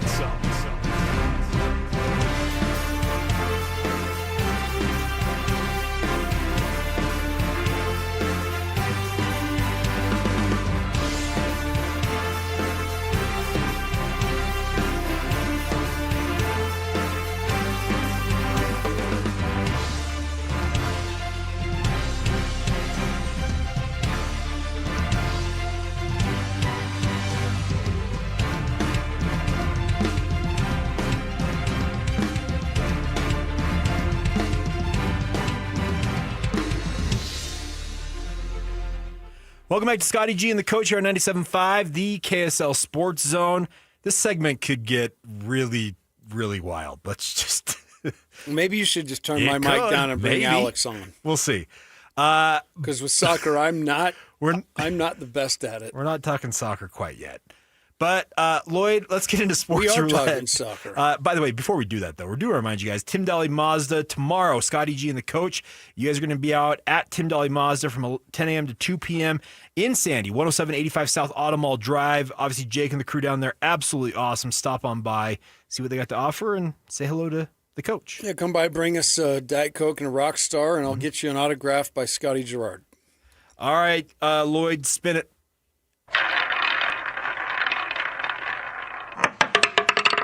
Team USA is not invincible. So, obviously, Team USA so we are talking soccer. I know. In one circumstance. Okay. But we're talking hockey. Team USA is at the World Championships, Ice Hockey World Championships in Switzerland this week. And, after winning the gold medal in the Olympics over Canada, the Canadians have gotten their revenge, Timmy. They knocked Team USA out of the semifinals at the Ice Hockey World Championships with a 4-0 shutout victory. So those Canucks. I'm still thinking that Team USA is totally cool with the gold medal. Just all right. Well, opinion. That's about as much soccer as I'll talk today. Or hockey. Next. All right. Well, I told you this segment could get wild. Let's get to it. It's time to get the inside scoop on the Utah Jazz. From the play-by-play voice of the Jazz, David Locke. Sweet revenge! Ow! On 97.5, the KSL Sports Zone. David Locke joining us here on the show. David, how are you, sir? Well, these are the two guys I needed to talk to today. Because I had a little project I did last night, and it was a little interesting to me. And the two people that probably know the answer are the two of you. Well, I'm excited to hear it. I know what you've been working on, and just to make sure our listeners know, David and we always kind of talk a ton during the draft with our thoughts and bounce them off each other. He's changed my mind on occasion, and I his. But at the end of the day, it's a fun little project, and David throws everything into it. What's that? So yeah, I mean, what I'm doing this week is I'm watching I haven't watched Caleb Wilson yet, so I watched Boozer, Peterson, and DeBonce's final 5 minutes of any close game. A little bit of the premise here is that I think coaches tell us what we need to know. I believe in coaches. And coaches really only have one job, and that's to win. So they're going to do in that setting, they might placate some players during the other portions of a game. But in the final 5 minutes of the game, you find out what they really believe in. And so the fact that Cameron Boozer initiated the offense in 12 of the final 16 late game possessions for the Duke Blue Devils this year is pretty eye-opening to me. So here on the most loaded team in the country, John Schreier, if he was going to win a game, put the ball in Cameron Boozer's hands at the top of the key, and he initiated the offense on 75% of their possessions in their final 4 close games. Like that tells me a lot. If you want to jump straight into AJ, what's fascinating to me about what I found last night was he starts the year unbelievable, right? He's pretty good late game against Villanova. He's out of this world late game against UConn. Mm-hmm. Dayton, he's good. Clemson, they double team him a little bit, but he finds Keita on a bunch of lobs and shows his passing skills. That's the last time he made a field goal in the clutch. He jumped against Clemson with 1:13 left on December 8th and then never scored another field goal for the rest of the season in the final 5 minutes of a close game. Which he sent that to me last night, and what was my response? Interesting. Because, because your eyes tell you something else. Yeah. But then you start thinking about those games and whose ball was the hand, or whose hand was the ball in during those segments. It was Rob Wright. I mean, Rob was getting a lot of those shots down the road, down the end of games. And the primary play call early in the year was A.J. DeBonce off Keita on a pick and roll. The primary play call late was Wright off Keita and A.J. as the picker. And then occasionally somebody running off of A.J. off the picker and then a flare screen to Richie Saunders or one of the other guys that came off the bench and took 3-point shots, the Richie Saunders replacements. And so why? What Kevin Young wants to win. Why was that the change? Well, and that's interesting, David, because I cover BYU about as close as anybody, and I'm gonna have to go back and look at this because I need to dig into this myself because I am absolutely intrigued because I am with you. It felt like Jake, don't waste your time. I'll just send you the spreadsheet that has every possession. If you've got it, so cool. I'll send it to you. Okay, please do. But here's the thing. I perceived it to be a 2-man game that BYU was trying to run. The scheme was to play both Rob and AJ off one another.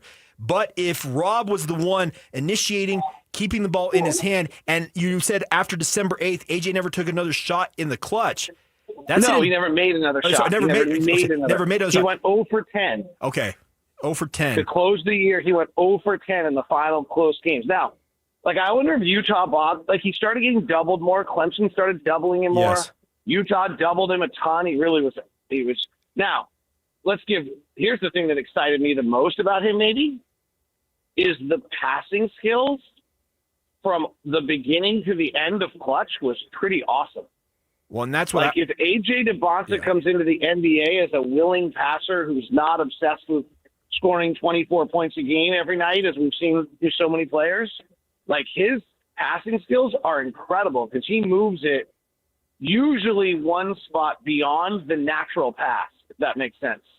Tim can probably explain this better.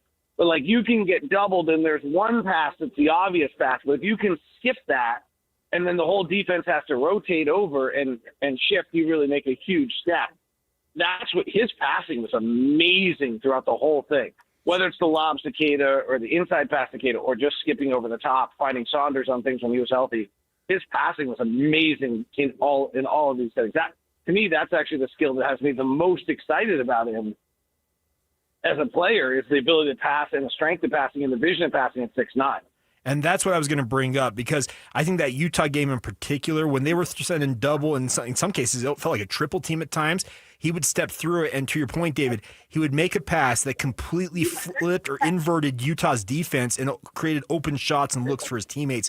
And I think that's going to be one of the things that NBA teams are most intrigued by, is his willingness as a passer. I think he is more than willing. He wants to play winning basketball. He's not always hunting for his own shot. He's willing to set his teammates up if he feels like it is going to give them an opportunity to win. Yeah, I mean, I think that's – so I agree with you. I think it's great. There is – I would wish I knew – I mean, Tim's the one in this conversation who knows more. Like, wait, what happened, though? Like, did teams figure out he can't shoot the three and they started guarding him differently? And that the Big 12 games are scouted differently, and he goes 0 for 10? Like, that seems weird to me. Mm-hmm. That, hey, he killed UConn. I mean, he was crazy. And he killed Villanova, but they hadn't seen him yet. Right? That was first game of the year and fourth game of the year. And then he kills Dayton because Dayton doesn't have the personnel to be able to handle him. He should kill Dayton. And he's really good against Clemson. But then all of a sudden, when he's suddenly playing teams that are probably, Tim, I'm guessing conference scouting is very different than non-conference scouting. Absolutely. Yeah. And so, like, what happened? Why was he suddenly 0 for 10? And I would say this, the biggest fear I have of him is the inability to shoot. The three, you saw teams kind of force him. The other thing that jumped out to me was in the Big 12 action, teams dropped off of him more, and then his possessions when he had the ball got a lot longer. Right? He had to start to get into his bag and work the dribble, because he almost had to bring the defender to him so he could start to go to work. And I kind of wonder if they got rid of the pick and roll because everyone was just going under it all the time. That's my supposition, is that scouting report got out that there was no off-the-bounce three.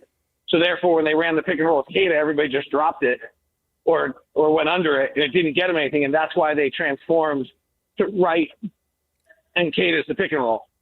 We'll see. I mean, let me make one other point about this kid. So I'm really worried about his shooting. So if he doesn't become a great shooter, he becomes Pascal Siakam, Julius Randle, R.J. Barrett, or Paolo Banchero. Okay, they're all all-stars. Right. Except for R.J. Barrett, who's averaged 20 points a game 4 times in his career. So my worst-case scenario on this kid is that he's an NBA all-star, or that he scores 20 points a game for 4 times in his first 8 years in the NBA career. Let me just be perfectly clear on that. We are microanalyzing a kid. But there is a chance that he's Julius Randle, Pascal Siakam, R.J. Barrett. I'm thinking there's another player, Paolo Banchero. There's another one I can't think of right now that kind of fits this mold of a 6'9", non-shooting wing ball handler. And they stymie offenses. They're hard on offenses. So I think that's the concern. But that also makes him an all-star. It just might not make him all NBA. And the one thing in his defense, and I think everything you're saying is spot on. And I'm actually intrigued to dig in a little to that myself, because I watch full games, but to get into those, as you say, those clutch moments where, I think coaches do tell you a lot there. Situationally, however, I mean, I think everybody's dealing with a different bag, so to speak. And I did see a majority of the time, I mean, AJ was going to make the right play majority of the time when 2 came to him, but definitely late in games, I saw him undo teams, being willing. So I'm with you. I think the line between all 4 of these guys is fairly minimal. It's just what do you need? What are you looking for? What is going for your organization? What's the most beneficial? And that's what they're working through now. Let me move off AJ for a second, because I thought the 2 most revealing things to me this week doing this project, I've mentioned one of them already. I'll go back to in a second. But the first most revealing one to me is Kansas St. John's NCAA tournament, 27 seconds left. Bill Self is going to the Hall of Fame, but he's not beloved in Lawrence right now. They haven't done great recently. There's been real questions of whether he's still got it. There's a lot of questions, right? Yeah. Tim? That's what happens to old coaches. Right. Yeah. Get in So line. there's 27 seconds left. They're up 1 against St. John's in the tournament. They lose that game. Bill Self could lose his job. Okay? Right. And, like, that's, you know what he called? Darren Peterson off a double drag. Like, we can talk about all the cramps and all the other stuff, but when it got right down to the most important single play call of the entire season, he called Darren Peterson double drag, and Peterson turned the corner, got fouled, and made both free throws. Yep. Like, that was the most revealing play to me of everything I watched. Coaches tell me something. I don't care about it. I'm going to throw his family under the bus in a press conference in December. I'm going to complain about him not being available. And when I need it, I'm going to Darren Peterson. Exactly. The second one that jumped out to me,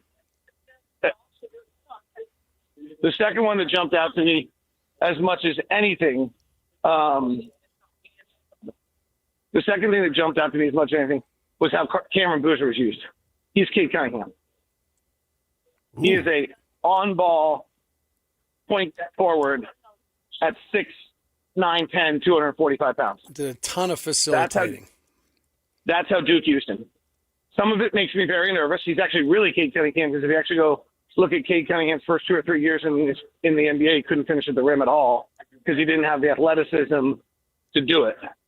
And I think that's where he's really Cade Cunningham. Like, the parallel to me is almost perfect, because Cade Cunningham is athletically deficient, and in some ways Cameron Boozer is too. So I'll ask this question because I've always thought that Cam is the modern version of his dad, because him and Carlos's game is similar. Is that kind of just an indication of where the game is morphed in the 20 years between the two of them being in the league? So you know I love you, right? Yeah. I'm probably your biggest fan, so I just don't think that's accurate. I think that's what we all think. And I think when you watch Cameron Boozer, particularly in late game, like, yes, you're correct in the sense that 19% of his possessions were post-ups this year. He ran 1 post-up in 9 close games this year. Okay. So they posted up Cameron Boozer some, but they never posted up Cameron Boozer when it mattered. Got it.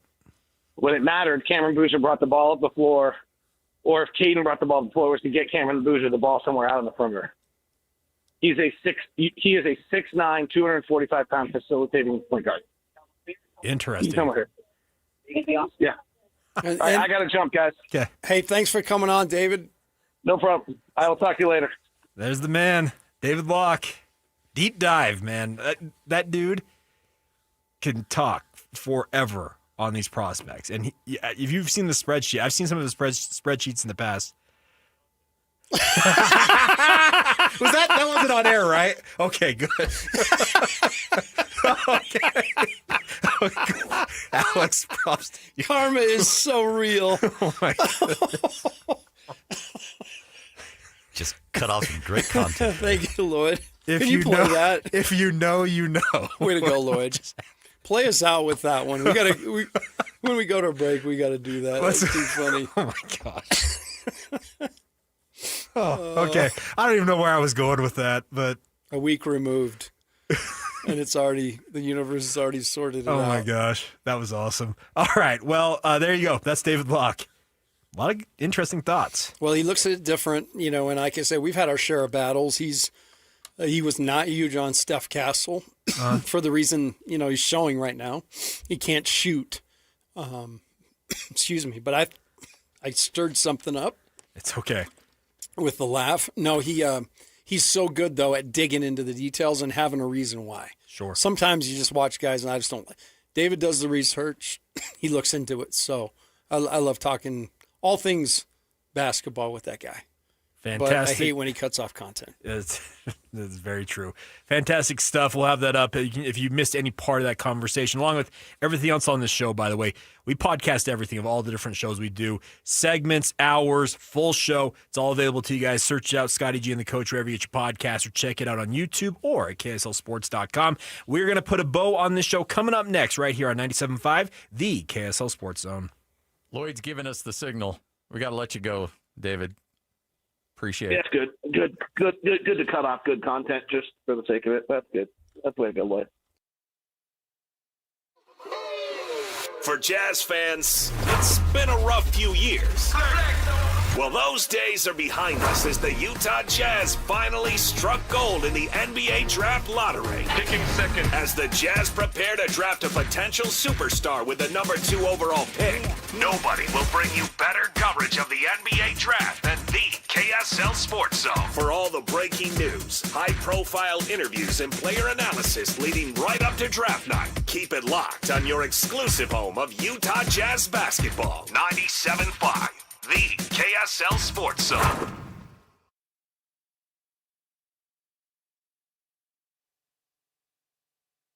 All right, folks, I have done it. It is the maiden voyage of the Beehive Mills flat top menu. Last night on my flat top, I fired up the Beehive Mills steak fajitas. That's right. And the great thing is, all the steak came pre-cut, pre-marinated. The vegetables were all chopped up. All I had to do was throw it on the flat top, grill it up to perfection, grab a few tortilla shells, a little bit of cheese, a little bit of guac and sour cream, and boom, I had an awesome meal for my family. Steak fajitas. I didn't have to chop up any onions, peppers. The steak was all ready to go. It was really easy, but I was still able to say, hey, guys, look what I made. Fajitas. It's awesome. They were great. Tasted awesome. And you would expect that from Beehive Mills. They do everything the right way. All the freshest ingredients, all prepped and ready to go for you. Now, they've had the slow cooker menu forever. All you have to do is cut off the top, put it in the slow cooker. 4 hours later, you have a meal. If you want to get outside and do a little grilling on the flat top, they have the flat top menu available for you now. Steak fajitas, they've got smash burgers, you name it. It's all on the main menu. Go to beehivemills.com. That's beehivemills.com. Try it out for yourself. That's beehivemills.com. At Fisher Investments, we may seem like other money managers, but we're different. What makes you so different than the rest of us? We ensure clients receive unparalleled service at every step of the relationship. Tell me more. Our investment counselors focus on service over sales, prioritizing clients' needs. How do you make money? We don't sell any commission-based products. We have a simple management fee based on the value of our client's portfolio. So we do better when our clients do better. What about client portfolios? We get to know each client, their finances, family, health, lifestyle, and more, and then we tailor a portfolio based on their specific goals and needs. Your clients really come first then, huh? Yes, we make them a top priority. Our goal is helping them achieve a comfortable retirement. Wow, maybe we are different. At Fisher Investments, we're clearly different. Learn more at FisherInvestments.com. Investing in securities involves the risk of loss. You've heard me say it before, Replenish Landscape Garden Products really has everything you need to make your lawn and garden work and look beautiful. Greg's here with me again. So many different products out there. I think people will find it convenient because they can come in, look at the specific product, get it loaded quickly, and get back home to get the job started. That's what our focus is on bulk and bag materials. Obviously, we're known for the compost itself, which has gained a great reputation, but our soil blends are excellent. We have the bulk box garden blend. We have 4 different colors of wood mulch, 5 or 6 different kinds of shredded bark, and just a variety of things, including sand and gravel. A lot of these playground chips and things are found in kids' playgrounds all over the valley. Find out why landscapers valley-wide use Replenish Landscape Garden Products. See them at 4660 South, 200 West in Murray. Go to their website at replenishcompost.com or give Greg and Mike a call at 801-262-5142. Replenish. It's good stuff. It's the 40th anniversary season of the Larry H. Miller Utah Summer Games at Southern Utah University in Cedar City. And Friday, June 5th is the opening ceremony, presented by State Bank of Southern Utah. Doors open at the Eccles Coliseum at 8 p.m. for the anniversary show, with live music and Southern Utah's best fireworks show. Buy tickets at tbirdtickets.com and come early for the block party, presented by KSL 5 TV, starting at 5 p.m. It's the Larry H. Miller Utah Summer Games opening ceremony, Friday, June 5th in Cedar City. There's something amazing about where we live. When a child needs help, our community doesn't look away. We show up. Primary Children's Hospital has been showing up for our kids for generations. Join the KSL Sports Zone and KSL 5, June 4th, for the Primary Children's Hospital Give-a-thon. Whether it's $5 or $50, your gift tells the family they're not alone. Donate today at KSLSports.com. Primary Children's Hospital, the child first and always. Fire up summer with Mountain Land Supply. Right now, when you purchase any Blackstone Select griddle or pizza oven, you'll score a $50 Mountain Land gift certificate. Plus, you'll be entered to win B's Sweet tickets for Wednesday, July 22nd. Don't miss your chance to upgrade your backyard cooking and enjoy a night at the ballpark in style. Visit Mountain Land Supply today for the hottest Blackstone deals of the summer. Offer valid May 1st through June 30th, 2026, or while supplies last. Purchase any Blackstone Select griddle or pizza oven to receive a $50 Mountain Land gift certificate and one entry to win B's Sweet tickets for Wednesday, July 22nd. Limit one gift certificate and entry per customer account. You do not have to be present to win while supplies last. The best sports radio in Utah is right here, right here. This is Scotty G and the coach, Tim LaCombe, on 97.5, the KSL Sports Zone. Country roads, take them home, back to the place where they belong.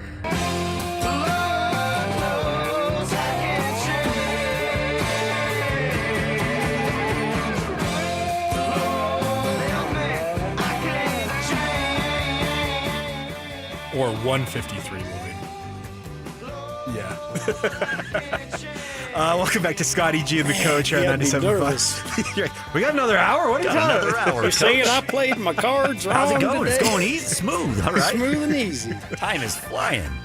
Jake Hatch here. That's Tim LaCombe. That's obviously Lloyd behind the glass, who is the executive producer and program director of this fine station. But, Timmy, hearing Locke talk about AJ DiBonsa, I don't think it's lost on anybody that AJ has to prove he can shoot at the NBA level. No, and I don't have any doubt that he will do that. I think his work ethic, everything, talking to those coaches, just how easy it was to have a guy come in that potentially could have taken up a ton of oxygen and did, but did it in a way that was conducive to having, a team. And so I think context is always important, and I totally respect David's work, and I'm interested to go and see how much of that time, because teams are going to double you.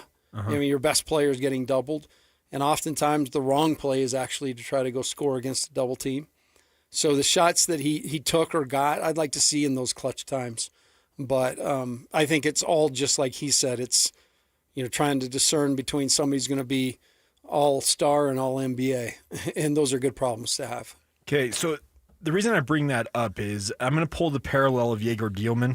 Now, we called him Demon when he was at BYU, but apparently it's Jaeger Dielman. Remember, when the book on him when he was coming out of BYU is he was this jumbo-sized point guard, great passer, maybe the best passer for his age in the world. That was a guy, Fran Fraschilla said that about him, but everybody thought he couldn't shoot. And he was shooting, I think it was low 30s, if I recall, coming out of BYU from three, and there were just major question marks. How is he going to remain viable in the NBA? Well, he suddenly gets into the NBA, and all of a sudden, spacing. That is the one thing that's completely, you know this as well as anybody, coming from the college game. The spacing in the NBA is completely different. Guys aren't able to pack the paint. You can't crowd guys like you can in college. And what does Jaeger Dielman respond with? Shoots 38.5% from three for the Brooklyn Nets as a rookie. And he, too, a worker. A guy that wants to be better and shot it better at times, in college than others. But spacing, I believe that. And I also believe you're not on top of the scouting report. You go to a new league that you got to earn your stripes, and nobody's going to really respect you that much. And so, guys like Sensabaugh and guys like Filipowski, they haven't just killed these things with idle minutes doing the things they're always good at. Mm-hmm. They're a great opportunity in those minutes to develop and try things you're not great at in the context of an NBA game with the space to do it. And I think that's what freed Jaeger up, and I think that's what will free AJ up. Yeah, so I am genuinely intrigued. And we had Brian Geltzeller on with DJ and PK this morning, and DJ asked him a question like, okay, so the Jazz number 2 overall pick, what do they do? And Brian said, I'm not going to complicate this for you. If the Washington Wizards take AJ DiBonsa, Jazz, you take Darren Peterson. If the Wizards take Darren Peterson, Jazz, you take AJ DiBonsa. And it backs up kind of what David said. Even if AJ can't shoot at an elite level where it would make him what most considered to be an all-NBA type player, he's got enough physical tools to be an all-star level player, which is still pretty downright elite in its own right. And we get caught up in this time talking about what guys can't do. It's when you're going to close the deal on a recruit and you're trying to decide between A, B, or C. Yeah. And as coaches, you have to avoid what they can't do, and you need to focus on what they can do and how they do it. Like, what is their process? Because they're still really, really young. This is by no means are any of these guys finished products. So taking that work ethic, understanding what these guys are about, that's why this time's important. But you get them in, and then you start putting everything to the test, and that's where your game grows. It's what the intrigue of the NBA draft does to us. I love it. The NBA is awesome in its own right on the court, but this stuff is really, really fun to follow. No doubt. All right, Timmy, that's going to do it. Thanks for letting me hang out with you. Thank you. I appreciate you being my third chaperone today. Happy to help out. It takes a lot to take care of me. Lloyd, nice job, Hatch. Thank you. Scotty's back tomorrow, correct? Our guy's back tomorrow, right? Back tomorrow. So there you go. Tim Daly Mazda. That's all I hear. Yeah, well, fair. Yeah, we're at Tim Daly Mazda tomorrow. Yep. Come see Jake and us and the crew. It'll be great to be back with our friends at Tim Daly Mazda. All right. Well, for Timmy, I'm Jake. Thanks to Lloyd and Alex behind the glass, and obviously DJ helping out as well. Coming up next, Jake and Ben right here on 97.5, the KSL Sports Zone. This stuff is available everywhere. Wherever you are, the KSL Sports Zone will be right there with you. It's the KSL Sports app. I love it. Where you can get the latest podcasts, up-to-the-second breaking news, and analysis of the teams you can't live without right from your phone. And wherever in the world you may be, you can have DJ and PK, Scotty and the coach, and Jake and Ben tag along with live streaming of your favorite shows. Download the KSL Sports app and never miss a thing. Presented by University of Utah Health. Health is in our DNA. Learn more at uofuhealth.org. This is 97.5, the KSL Sports Zone. IFA knows the secret when it comes to growing a thick, green, healthy lawn this summer. And you could say those roots run deep. Deep roots help your lawn better absorb water and help prevent damage during the dry months ahead. Our expert team can coach you through all the variables, like combining our locally formulated 4+ lawn care fertilizers with our recommended soil surfactants. Stop by or visit ifa.coop today to learn more. IFA, helping you grow the things you love. The KSL Sports Zone is your radio home for live local sports. The Jazz, the Mammoth, the Aggies, RSL, the Utah Royals, and the Salt Lake Bees. Tonight, the Bees are in Round Rock. First pitch at 5:45 on 1280 The Zone. Tomorrow, the first pitch is at 6 o'clock on 1280 The Zone. And Saturday, the Utah Royals visit the Portland Thorns at 5 o'clock on 97.5 The Zone. If you want to reach new customers and introduce your company's brand to Utah sports fans, email Stephanie Palmer at spalmer@ksl.com and join the winning team at KSL Sports. T-Mobile has an exclusive bundle for customers 55 and up. I'm Sarah Bowl. Yeah, I'm Frank Bowl. A reliable network is key for us. And with T-Mobile, it's been wonderful. And going to the 55+ plan saved us so much money. A lot. And that's important, trying to keep costs down. The home internet's been perfect. It's fast, it's quick. The setup was so easy, it took less than 15 minutes. It was like, ta-da! If you want simplicity, coverage, reliability, you want the whole package, T-Mobile has it. Right now, T-Mobile customers 55 and up can get 2 phone lines on America's best network, plus America's fastest 5G home internet for just $30 each.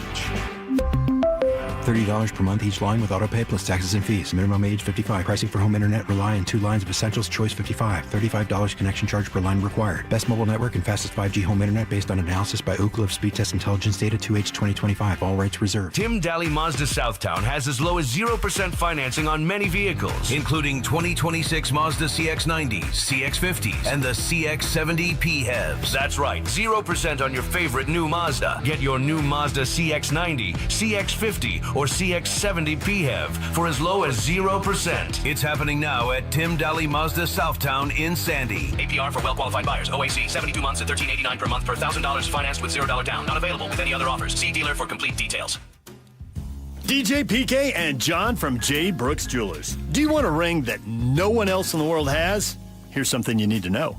That's right, DJ. At J. Brooks Jewelers, we're a full custom jewelry house, which means that we design and create your piece start to finish right here in Utah. From the first idea you may have seen online to the very final polish, everything is done in-house by our expert team of artisans. So when you work with our custom stylists and our highly skilled artisans, there's no mass production and no middlemen, just true craftsmanship and collaboration. We'll sit down with you and talk through your vision, show you design concepts, and bring your dream piece to life with precision and care. So whether it's an engagement ring, anniversary gift, or heirloom redesign, we love creating something that tells your story. So if you can imagine it, we can make it. So come see us today at J. Brooks Jewelers in Murray or Lehigh and begin your custom journey today. J. Brooks Jewelers, your locally owned family jeweler.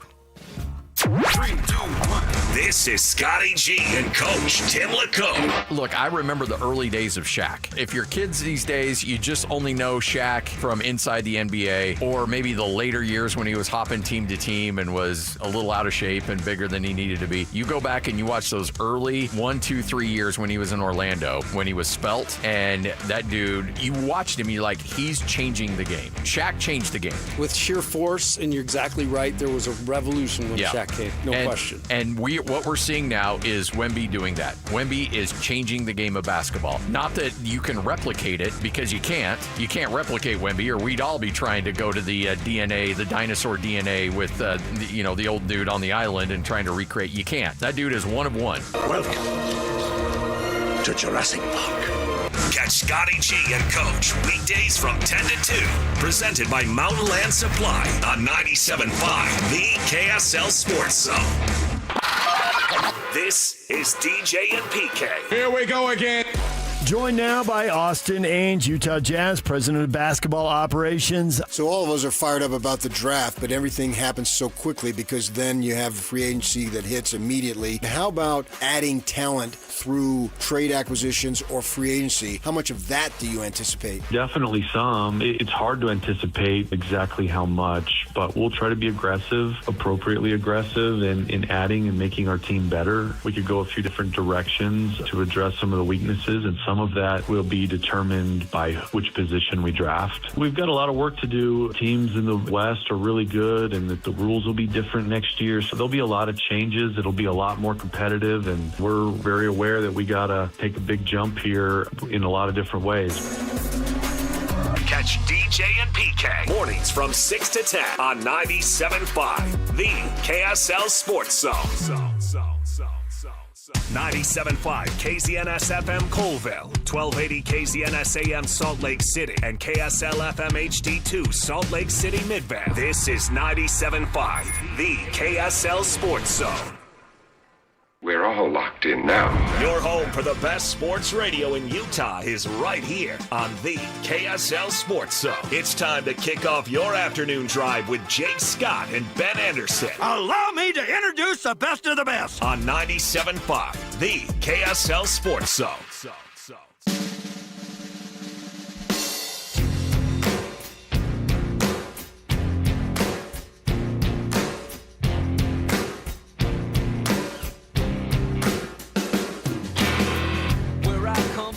Isn't all that great? My automobile is a piece of crap. My fashion sense is a little whack, and my friends are just as screwy as me. I didn't go to boarding schools. Preppy girls never looked at me. Jacob Ben, 97.5, the KSL Sports Zone. Jake Scott, Ben Anderson. Of course, he said, come back down and we'll get it figured out if you can't get logged in. When am I going to do that? Yeah, when is that supposed to happen? Having some computer issues. Nah, I'm fine. Well, I wasn't having computer issues. Anyway. Now you are. Good to see you, Ben. How are you? Doing well. How are you? Slightly irritated, but overall, I'm fine. Sounds like a normal Thursday. Yeah, right. Only slightly irritated, though. It's all right. I'll get over it. I'll figure it out. We actually have a basketball game to watch tonight, which is great. Yes, we do. Honestly, the world is filled with irritating news. I mean, there's a lot of news right now. There is a lot of news that's particularly irritating. Okay. Anything in particular? They're enshrining the new tanking plan. Yeah, the new lottery rules have passed by the NBA, according to ESPN Shams Charania, and very funny, 29-1. The one being the Grizzlies. Memphis Grizzlies. And the Jazz weren't getting a top 5 pick next year anyway. I don't think so. Then again, they have flattened the odds so much that you don't really know. Now, I think you and I both believe the Jazz are going to be a play-in team next year. Oh, I think they're going to make the playoffs. I'm with you. If they do find themselves in the play-in, There actually is still a scenario where they end up in the lottery because the new lottery expands from 14 Because teams they to 16 lose on teams. purpose? They tank in the play-in as opposed to tank during the season? And now the Jazz don't really have value in doing that because they don't own their pick, and they can't get a top 5 pick anymore. But yes, there is some motivation, I guess, for teams if they want to lose in the play-in tournament to get a lottery pick. I was just making an overall point that now you're going to have teams higher up on the ladder losing on purpose, so that's cool. But the bottom 3 teams will try to win. Yep. And everyone else is just going to kind of park in there. Everyone's going to find their parking spot and just say, no, we're good with 4th worst record, 5th worst record, 6th worst record, and maybe up to 10th, whatever. But they're not going to be way better than that because they will hurt their lottery odds. Should we reset how this is all going to work? Please, go ahead. Okay, so the new NBA lottery proposal that passed today, 29-1. No longer a proposal. No longer a proposal. The new NBA lottery rules are as follows.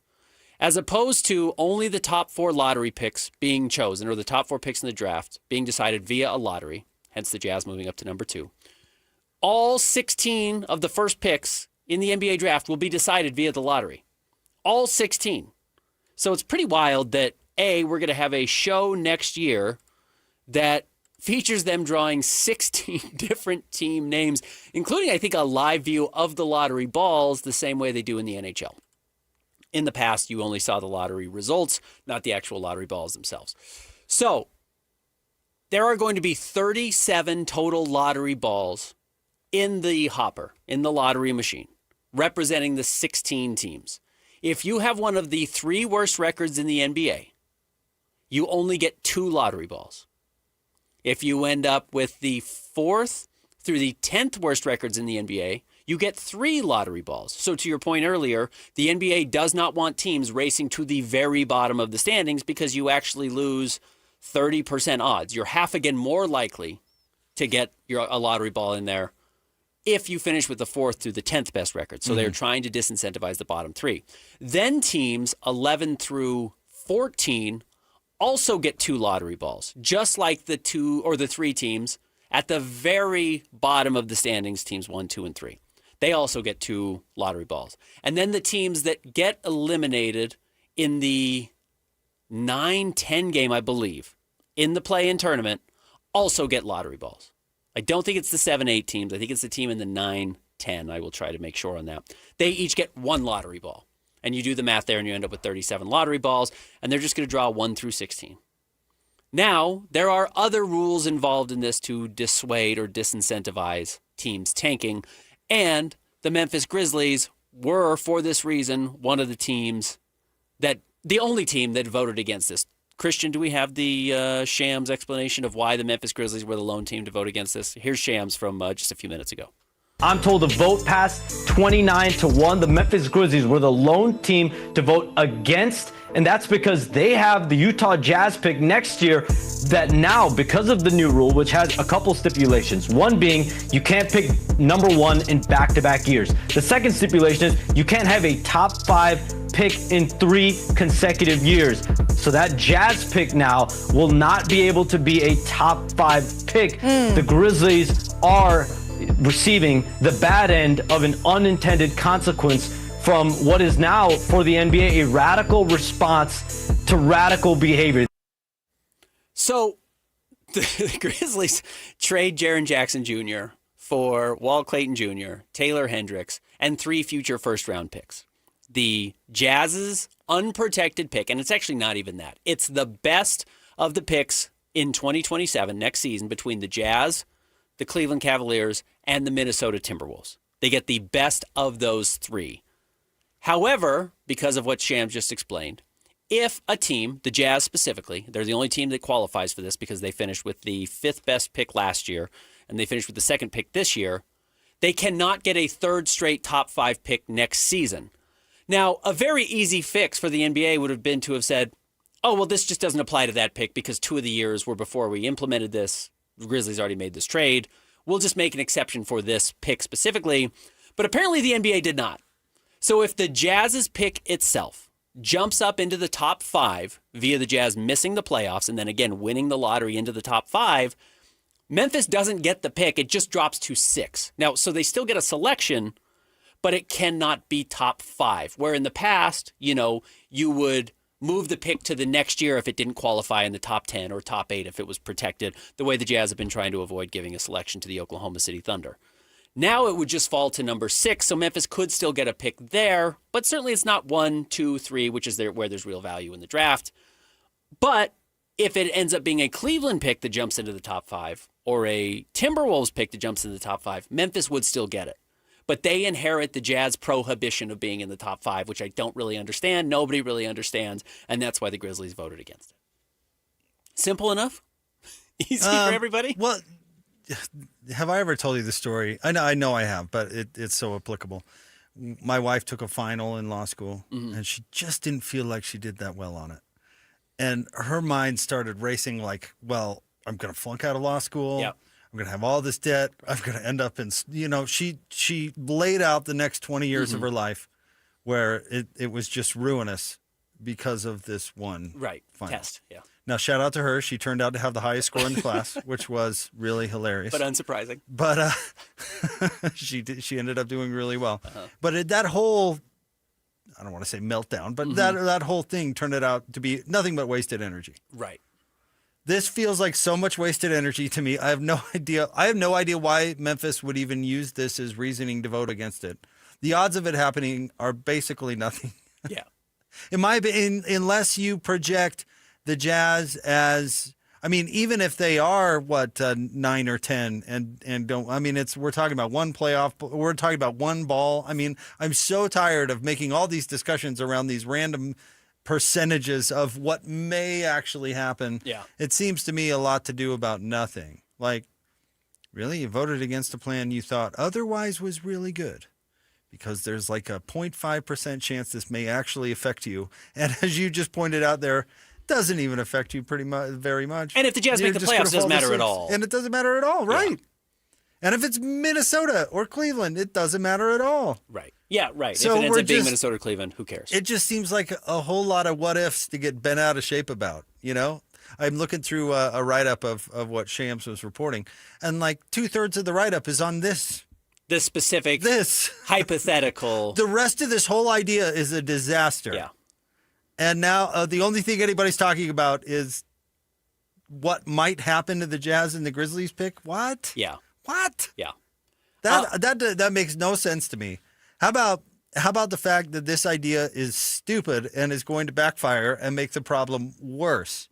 And it does affect a franchise's ability to rebuild and get better, which happens to every single franchise at some point in time. So you've severely hindered teams that are trying to get it together while also not fixing the problem. So let's talk about that.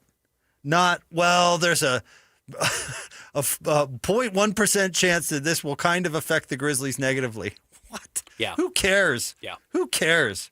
Let's talk about what a crappy idea this is and how it passed almost unanimously. I'm basically saying it passed unanimously because if Memphis really voted against it for that reason, but otherwise thought it was a great idea, that's the dumbest thing I've ever heard. How does this get pushed through unanimously? How does it go through at all? I suspect you got a heavy-handed Adam Silver who came in and said, if you don't pass this, you're going to see enormous fines by me because, again, who passed this is the team owners. It gives him unlimited now, power, too, right? It does give him even more power where he can take away lottery balls if he thinks you're tanking. He can fine you if he thinks you're tanking. We'll see if he actually does it, but I think he threatened that he would do even more if this didn't pass, and that's why the teams got on board for it. And look, tanking is a problem in the NBA. It's made the last half of the season pretty unwatchable for most games, or at least half of the games. So, again, I do not fault the NBA for trying to fix this problem.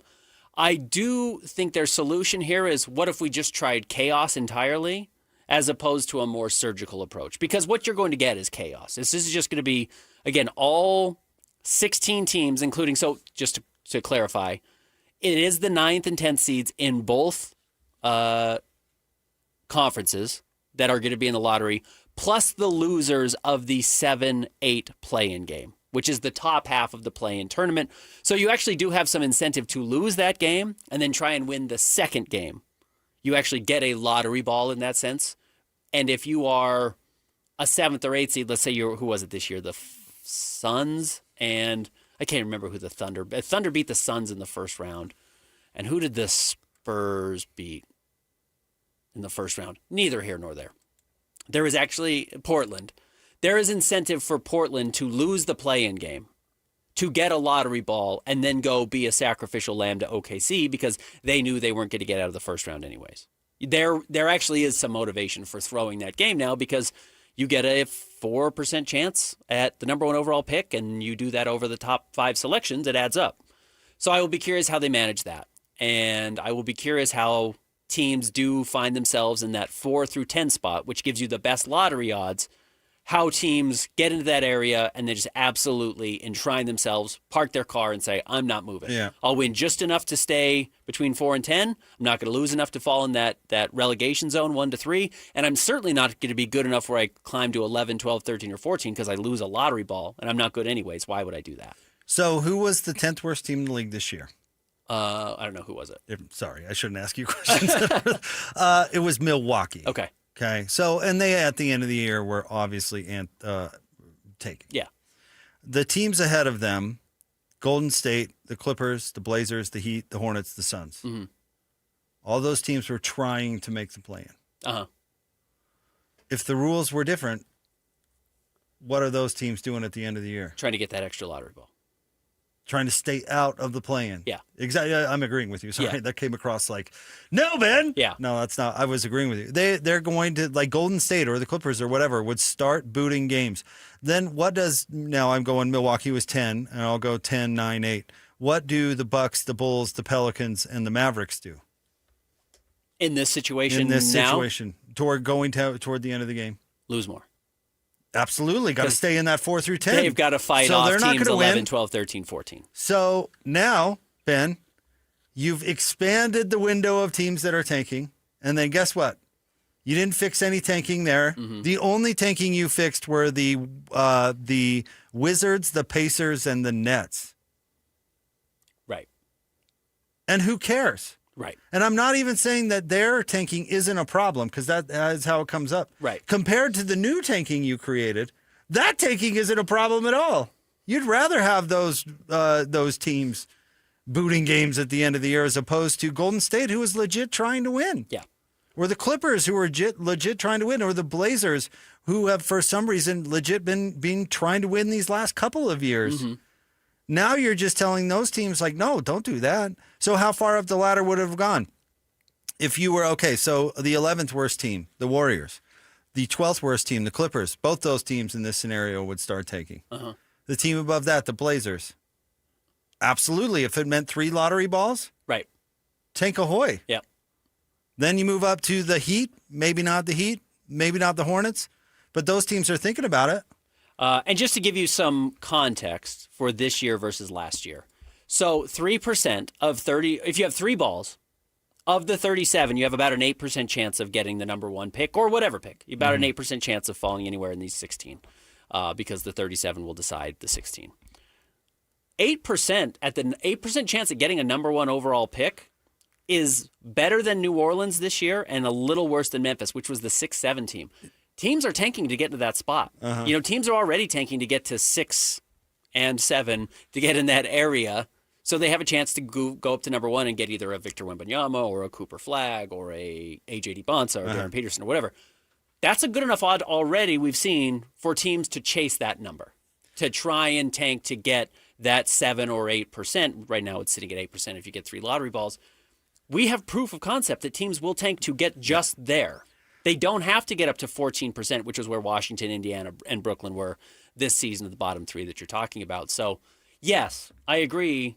Teams are really going to want to get those 3 lottery balls, and now you've motivated the middle class of the NBA to try and get there. So now we've established that the new rules themselves aren't going to do anything. In fact, they will probably make it worse. Let's talk about the other part of this enabling Adam Silver to punish with lottery balls, to punish with fines. Now, throughout history, Ben, great solutions to sometimes existing problems always arise a dictator. That's always gone well. Okay, so what's going to actually solve this? Let's give more authority to one person. One person. To one person to adjudicate over all, however they may feel. So if Adam Silver wakes up with a bad case of heartburn, he could wake up and say, you know what? Let's find the Jazz today. Yeah. Even more so than he can now. He wouldn't even have to really make up a loophole. Right. He'd just have to say, I'm going to find him. Yeah. Oh, hey, guess what? That lottery ball's gone. Yeah, you lost a lottery ball. So the greatest solutions to most problems are just insert a dictator. How do you think Lloyd got the job here?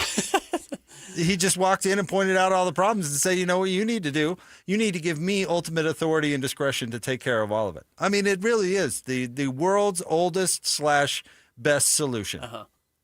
Not fundamentally change things. No, that would be ridiculous. No, let's just put more authority in the hands of one person and make it so that they can adjudicate overall. Yeah. I mean, I would guess if you asked NFL players if they gave Roger Goodell way too much power in the last collective bargaining agreement as far as fines and adjudication and all that stuff, I bet you to a man they would all say yes. And that has not been a good thing for the NFL. I agree. Now, the NFL will point and go, well, we've never been more popular. Yeah. But I don't know. The NBA is not the NFL, and I don't think that's a solution. Then fix the rules. Don't just give Adam Silver more discretion to fine and punish teams. That's not a great solution. It just feels like a very significant correction, and then in the next 5 years, this is going to run through 2029, I believe, then they have a chance to opt out of it and go back and look at the rules.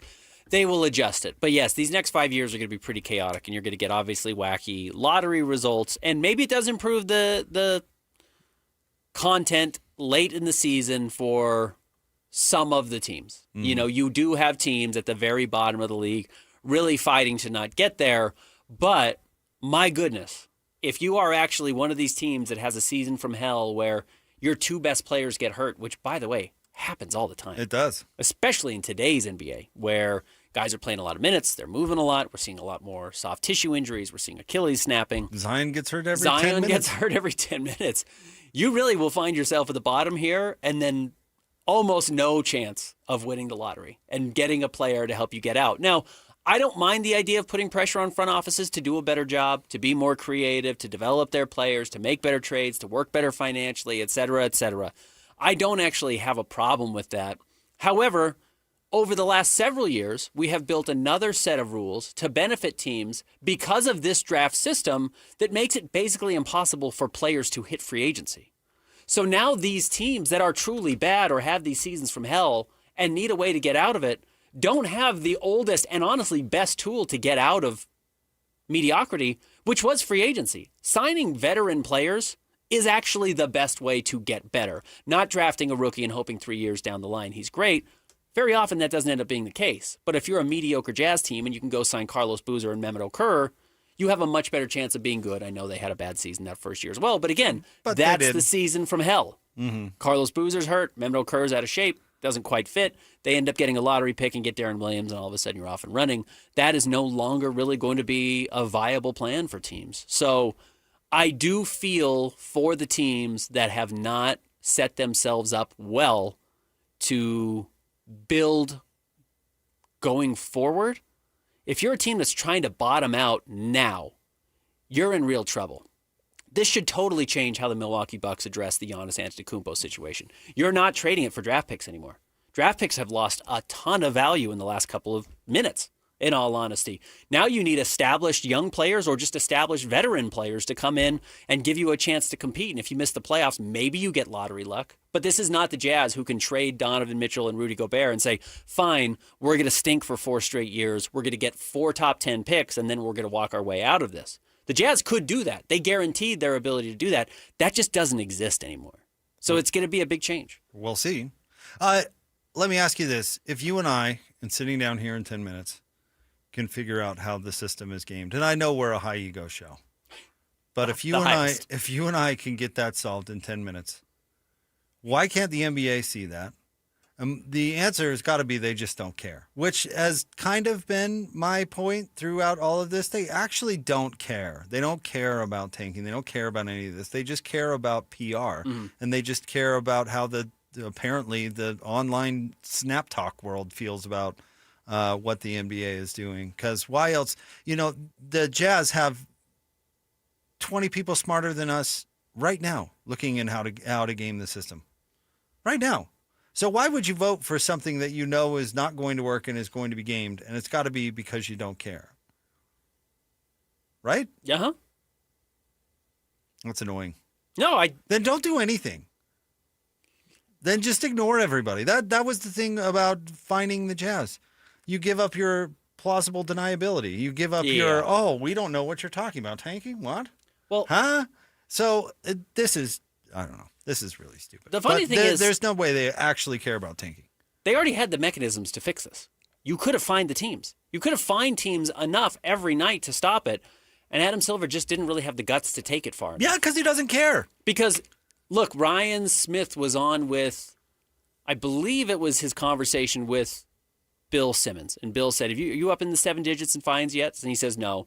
It's basically a tax. It's kind of what Ryan said. It's basically a tax. And the Jazz, again, would gladly pay $500,000 to get the number 2 overall pick. Gladly. Now, that might have changed if it was a $6, $7, $8, $9 million penalty. Well, Adam Silver could have done that if he wanted to. And he didn't have the guts to do it. But he didn't have the guts to do it against the Jazz, the Kings, the Bucks, anybody who was tanking late in the season to try and improve their picks. The Memphis Grizzlies, the Brooklyn Nets. I mean, he just wouldn't enforce the rules. Had he actually done it, you might have fixed the problem without all of this, which again is just taking somebody out into the middle of the woods and leaving them and saying, well, figure it out yourself. And I think that might be the problem that the NBA's run into. I think we will see less tanking at the very, very bottom. At the very, very bottom, and that's it. But yeah, I don't think this is going to radically change the quality of games we see, because if there's 15 games left in the season, Jake, and you have the 9th worst record in the NBA, and you know there's basically no scenario where you can fall to the bottom 3. What are you going to do? Because you're not going to try and get to 11. No, obviously, you're going to try to lose. You might as well lose every game. Yep. You're incentivized to lose every game. And the team below you, and the team below you, and the team below you, or below that, and the team above you, and above that, and above that. They're racing to also lose because they can't let team 11 or 12 catch them in the standings. It's basically what happened with the Jazz and the Kings this year. Yeah, exactly right. The Kings were dumb enough to win a couple of games, and thus the Jazz caught them in their lottery odds. So again, I like the idea. But there's still teams losing on purpose, is the point. Yes, teams which is the problem with purposely tanking. losing. That is tanking. Yes. Teams booting games on purpose. To improve their lottery odds. To improve whatever, just because it doesn't benefit them. Yeah. So in game 70, 65, 75, we are going to see teams employing the exact same strategy we've seen for the last 10 years that everyone's complaining about. And again, it's been actually going on for 30 or 40. You'll see it in January. You'll say, we got to get down into that bottom 9. Yeah. We'll make trades to make sure we're in the bottom 9. We're firmly entrenched there. Yeah. So dumb. All right, top 3 stories of the day at KSLSports.com. Coming up next is Jake and Ben, 97.5, the KSL Sports Zone. 3, 2, 1. This is Scotty G and Coach Tim LeComb. Look, I remember the early days of Shaq. If you're kids these days, you just only know Shaq from inside the NBA, or maybe the later years when he was hopping team to team and was a little out of shape and bigger than he needed to be. You go back and you watch those early 1, 2, 3 years when he was in Orlando, when he was svelte, and that dude, you watched him, you're like, he's changing the game. Shaq changed the game. With sheer force, and you're exactly right, there was a revolution when Shaq came, no question. And what we're seeing now is Wemby doing that. Wemby is changing the game of basketball. Not that you can replicate it, because you can't. You can't replicate Wemby, or we'd all be trying to go to the DNA, the dinosaur DNA with the old dude on the island and trying to recreate. You can't. That dude is one of one. Welcome to Jurassic Park. Catch Scotty G and Coach weekdays from 10 to 2. Presented by Mountain Land Supply on 97.5, the KSL Sports Zone. Get ready for bigger action, faster rides, and edge of your seat thrills. The Ute Stampede Rodeo and Extreme Bulls returning to Utah, July 8th through 11th. See elite athletes compete in PRCA rodeo showmanship with some of sports' biggest payouts. Buckle up for Extreme Bulls, delivering Utah's ultimate showdown. New dates, bigger crowds, limited tickets. Don't miss it. Secure yours now at UtestampedeRodeo.com. That's UtestampedeRodeo.com. Is your financial advisor managing your risk or just a spreadsheet? Hi, I'm Jeff Jr., founder of Trajan Wealth. Many financial advisors rely on target date funds, which are one-size-fits-all portfolios that don't know your name, your family, or your goals. And that passive management can leave you dangerously exposed. At Trajan, we look at the whole picture, not just the stocks everyone else buys, but the private market opportunities most advisors ignore. And as fiduciaries, we build a strategy around you, coordinating your investments, tax strategy, and estate into one cohesive plan. Your financial life deserves more than just a generic portfolio. Real planning isn't a stack of statements. It's the confidence of knowing where your income will come from for the next 30 years. Good enough isn't good enough for your family. It's time for a change. Schedule your complimentary consultation today. Call 855-TRAJAN-1. That's 855-TRAJAN-1. Advisory services through Trajan Wealth, LLC, an SEC registered investment advisor. Private equity investments require accreditation. Other services through Trajan Estate and Trajan Tax. Additional disclosures at TrajanWealth.com. You've heard me say it before. Replenish Landscape Garden Products really has everything you need to make your lawn and garden work and look beautiful. Greg's here with me again. So many different products out there. I think people will find it convenient because they can come in, look at the specific product, get it loaded quickly, and get back home to get the job started. That's what our focus is on bulk and bag materials. Obviously, we're known for the compost itself, which has gained a great reputation, but our soil blends are excellent. We have the bulk box garden blend. We have 4 different colors of wood mulch, 5 or 6 different kinds of shredded bark, and just a variety of things, including sand and gravel. A lot of these playground chips and things are found in kids' playgrounds all over the valley. Find out why landscapers valley-wide use Replenish Landscape Garden Products. See them at 4660 South, 200 West in Murray. Go to their website at replenishcompost.com or give Greg and Mike a call at 801-262-5142. Replenish. It's good stuff. This is DJ and PK. Here we go again. Joined now by Austin Ainge, Utah Jazz, president of basketball operations. In the past, we've seen the Jazz draft, whatever it was, and they bring a lot of guys through. What is the cutoff there as far as getting guys to work out for you? The guys that we communicate that we're serious about will come in, but it's not a huge list. And the guys at this range of the draft, they come in and typically do an interview and then a little shooting workout, not live against other people. I would say the most important thing is we just get them to spend time with coach and us and have a dinner and have a breakfast and just really get to know them as people, because honestly, none of these players are ready-made. None of them are good enough right now. They all need to progress, and who they are determines that as much as their talent. Catch DJ and PK mornings from 6 to 10 on 97.5, the KSL Sports Zone.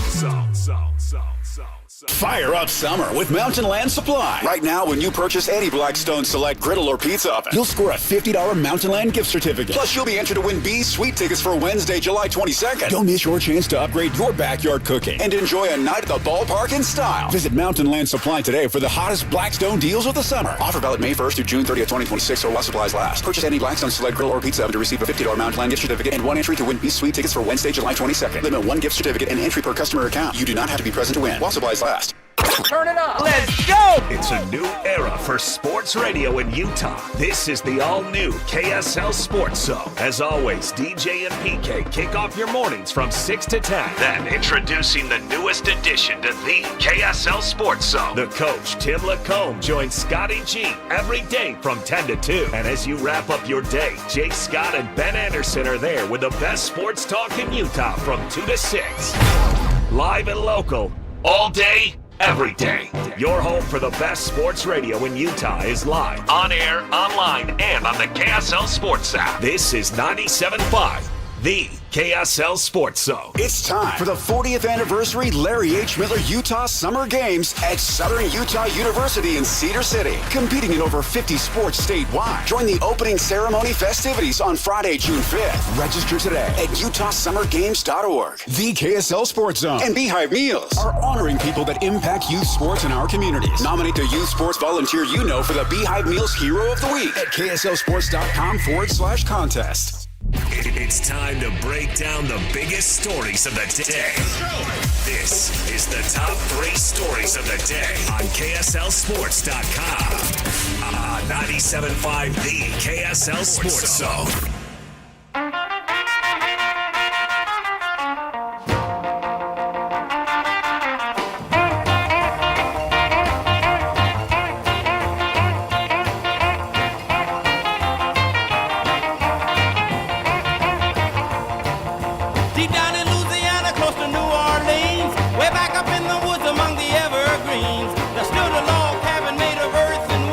Jacob Ben, 97.5, the KSL Sports Zone. It is time for the top 3 stories of the day. KSLSports.com, brought to you by J. Brooks Jewelers. Cherish your love with J. Brooks Jewelers. Explore their expertly crafted engagement rings made from the finest materials. J. Brooks Jewelers.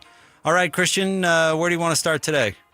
Number 1, Game 6 in San Antonio. Do the Spurs hold strong, or does OKC close it out? Injury report has not changed for the Thunder. A.J. Mitchell still out. Brother of Cody, Jalen Williams, is still questionable with that knee injury. We should get an update in the next hour at the latest. So we will see there, but the Thunder have proven they can win without him. Yeah, I actually like the Thunder in tonight's game. Yeah. If for no other reason, then they'll be motivated because they could use the time off. Yeah. And you crazy, Ben, the finals, regardless, don't start until next Wednesday. Yeah. So if they can finish tonight and give themselves 2 extra days. I mean, speaking of Jalen, brother of Cody Williams, I mean, with those hamstrings, 2 days can make a difference. Now, it's never going to be totally healed, but it can make a difference that maybe he could have an impact in the finals. So I think, I don't know. Gut feeling, Ben, I think Oklahoma City wins tonight. I'm very curious. These are the games where legacies begin to be built. While we obviously have some understanding already of Victor Wembanyama, and he's the first ever unanimous Defensive Player of the Year, and he's an All-NBA selection, an All-Star, et cetera, et cetera. These are the games that people remember. These wins, these losses are what start to define you. You know, are you a guy that can't make the finals? Are you the guy that can stay alive to force a Game 7 because you're the best player on the floor going up against a dynamite team in the Oklahoma City Thunder? This is what I'm curious about tonight with Wemby, is how ready in his career is he to take that next step? Because I think everyone, myself included, assumes it's coming. Is he there yet? I think he's a little tired, to be honest. I do too. I think energy has been a problem. Yep. At least it looked like it in game number 5. Yeah, and the rebounding numbers would certainly imply that. Again, he bursts out with the 40-20 game in game 1, and then has, 25 and 17 in game 2, and then hasn't broken double digits in rebounding since. And that's an exhaustion number. That's a I'm not willing to battle down low number. That's a guy who's now played more basketball this season than he's ever played in his life.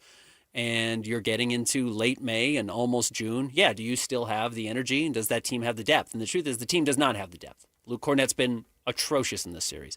He had a great regular season. He may not be a playoff player, and that's what these young teams have to learn, who actually belongs on the court in the biggest moments. And Cornett has not been able to show that he does right now. I know he won a title previously with the Boston Celtics, but that was a deeper team and a better team. So where does this roster go from here if they can't win tonight? Interesting question. I wonder if does Wemby show leadership with great effort in this game, I wonder? Because he's had these incidents where I don't know if I'm loving Wemby the character. Mm-hmm. Like elbowing Naz Reid into Tuesday. Yep. And calling the code red with Biyombo and who was it? It was and Plumlee. Yeah. To go out there and do that, then ducking the media, all this stuff. I don't know if I'm loving Wemby the character. There is still a lack of maturity, no question about it. I wonder if he digs deep because of it's an elimination game. I know everybody loves to project those feelings like, oh, of course he's going to bring it. Yeah. I don't know. Well, yeah, what if he no-shows? Guys have no-showed before. Yeah, they have. Karl Malone had some notoriously very bad playoff games. He did. When he needed to be great, and he wasn't great in all of those. So these are the moments where the superstars, the best of the best, separate themselves. We'll see if Wemby does it tonight. What's next? Number 2, in case you missed it, the NBA lottery reform passed 29-1. Can you guess who the 1-no was? That was the Memphis Grizzlies, who would like to have the Jazz's top 5 pick next year, assuming the Jazz get to the top 5, which, in fact, neither you or I are assuming they're going to have a top 5 pick. In fact, I don't think the Jazz are going to be in the lottery at all. Nope, I don't either. And that's still irritating news that we've spent a lot of time on. Yep. And next. I guess there's a chance, though, according to Jake Fisher, that the NBA still could try to adjust these rules if they want to and make a special exception for the Memphis Grizzlies and the Jazz pick. It doesn't matter. The Jazz have already given up the pick. The Jazz don't need to worry about it. The Jazz already knew there was a chance this could be a top 5 pick. In fact, this is good news today for the Jazz because it seems unlikely that it will be, but regardless, this was a sunk cost. The Jazz had already given up this pick. They were not going to get the best pick in this situation. They knew they were getting the second best of their own, Minnesota and Cleveland, and that's all they have to worry about. Next year's draft not supposed to be particularly good, which is why the Jazz were comfortable giving up the pick in the first place. Ben, remind me where we're sitting. What city? Salt Lake City. Not Memphis? Not Memphis. Don't care. Next. Number 3, our guy Mitch putting in work at the Big 12 spring meetings. Brett Yormark says he supports a 24-team college football playoff. Well, of course he does. Of course. Yeah, of course Bert does. He wants to get as many teams as he can in. Makes total sense. And the Big 12 is split between Disney and Fox. So they kind of have to play both sides anyway, so you might as well look out for your own self-interest, I suppose. Yeah. Conceivably, I don't have the standings pulled up last year, but we know for sure Texas Tech would have been in, and BYU and Utah probably both would have been in had this expanded to 24 teams. And there might have been another team that would have gotten in. Yeah, probably Navy, probably Army, the Air Force maybe, all 3. New Mexico probably could have gotten in. New Mexico State even. I'm trying to find the playoff berth for Las Cruces. I'm trying to find the final playoff standings here. It was like Houston, USC, those type of teams. Those real juggernauts. Again, I don't think Utah deserved to be in last year. Nope. They just weren't good enough. I don't know what to tell you. They weren't good enough. So they would have been, though, if it were 24. Sure. If it was 70, everyone would have been good enough. That's what I'm saying. Yeah, why not? So let's see. 24 last year would have included James Madison, Iowa, Georgia Tech, juggernauts. Houston would have gotten in. Tulane would have gotten in. Virginia, Michigan, Arizona would have gotten in. USC, and then Utah up and up and up. So, yeah, you would have had 1, 2, 3, 4, 5 Big 12 teams in the 24-team playoff. Out of all those teams you just named, how many think would actually be contenders for the best team in the country? Oh, did you want me to say a team? Because I don't have a team name. No, 0. Yeah, 0. How many? The answer, None. Hey, dude, so what's any the point? given Saturday. No, unfortunately not. Yeah, whatever. But I get why Bert's supporting it. Yeah, absolutely. It's more money in his pocket. I understand why he's doing that. Yeah. I don't think it's going to happen. Run the players ragged. I think it is going to get to 24 eventually, but I don't think it's good for college football. Yeah, I don't know. Not if loud voices stand in the way. But the Big Ten wants it. Seems like everybody but the SEC wants it. Eventually, I think the doors will start to close in, or the dam will break, and it will get to 24. I don't know if it happens in the next 24 months, but it will happen sooner rather than later. All right, there you go. Top 3 stories of the day, KSLSports.com. We will have more coming up next. It's Jake and Ben, 97.5, the KSL Sports Zone. This is DJ and PK. Here we go again.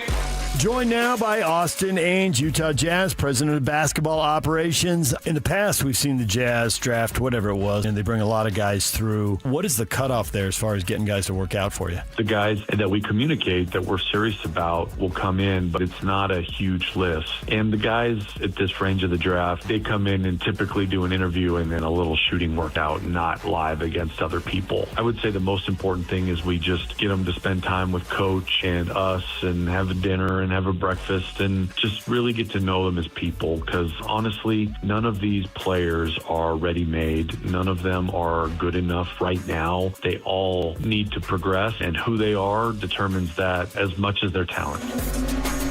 Catch DJ and PK mornings from 6 to 10 on 97.5, the KSL Sports Zone.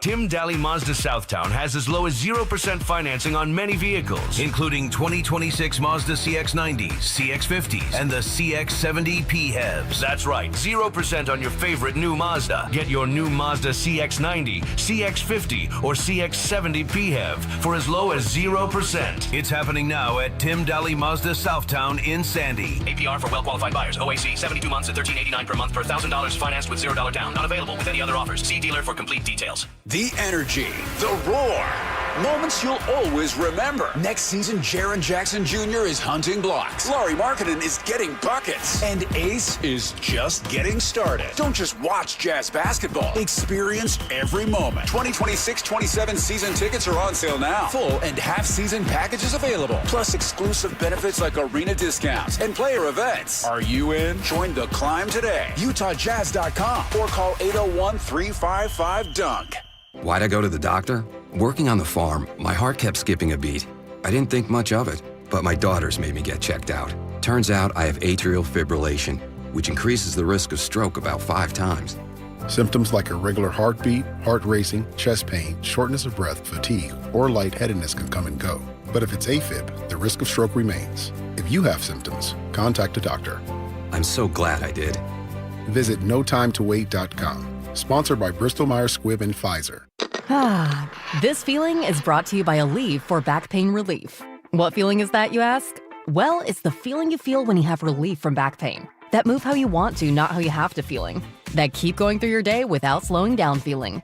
The kind that brings you back to yourself all day long without interruption. Oh yeah.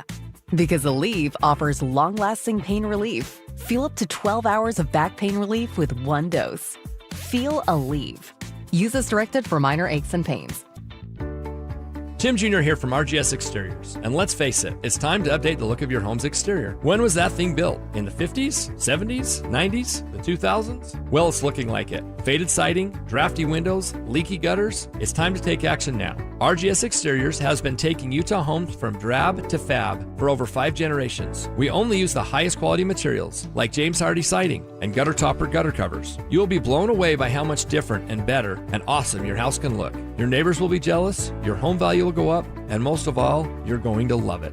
Everything we do comes with our industry-leading 10-year everything guarantee, so you can sleep like a baby, knowing if anything goes wrong, you're 100% covered. For a free estimate on your gutters, windows, siding, or anything on your outside of your home, call RGS Exteriors at 801-280-3110 or visit us at rgsexteriorsutah.com. That's rgsexteriorsutah.com. Every year, the America First Charitable Foundation Diaper Drive provides essential goods to thousands of families. And you can help by dropping off diapers at any America First branch or by securely contributing funds online. Together, we can make life a little easier for those who need it most. So please visit americafirst.com to donate or to learn more today. The America First Charitable Foundation is a 501c3 nonprofit corporation. Federal tax ID number 84-2568867. Donations are tax deductible to the extent allowed by law.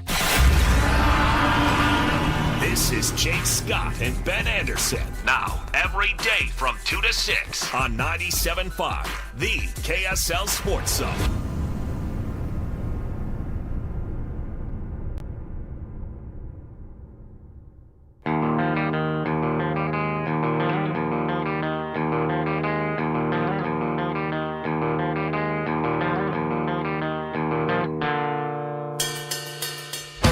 Breathe in for luck. Breathe in so deep. This air is blessed. You share with me. Well, we could play them together, Christian. That's fine. Is Kyler first, though? All right, Jake and Ben, 97.5, the KSL Sports Zone. Let's play some sound here, Ben, because I'm curious to your reaction.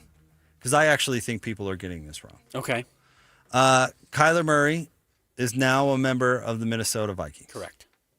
He's going to be competing with J.J. McCarthy for the starting spot. Yeah. So Kyler was asked the usual question, are you going to be a mentor to the young quarterback? And he gives his answer. Mm-hmm. And then J.J. McCarthy was asked about his relationship with Kyler Murray, and he gives his answer. So let's play the Kyler first and then J.J. McCarthy. Go ahead, Christian.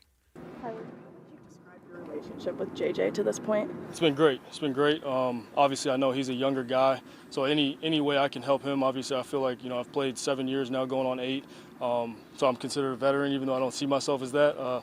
Give him any knowledge that he needs. Again, we're both competitors, and I know, we both want what's best for the team. Has he been receptive to hearing criticism? Of course. Yeah, he's overly acceptive, and he's always communicating, asking questions, stuff like that, so it's been good. JJ, what's your relationship been like with Kyler so far?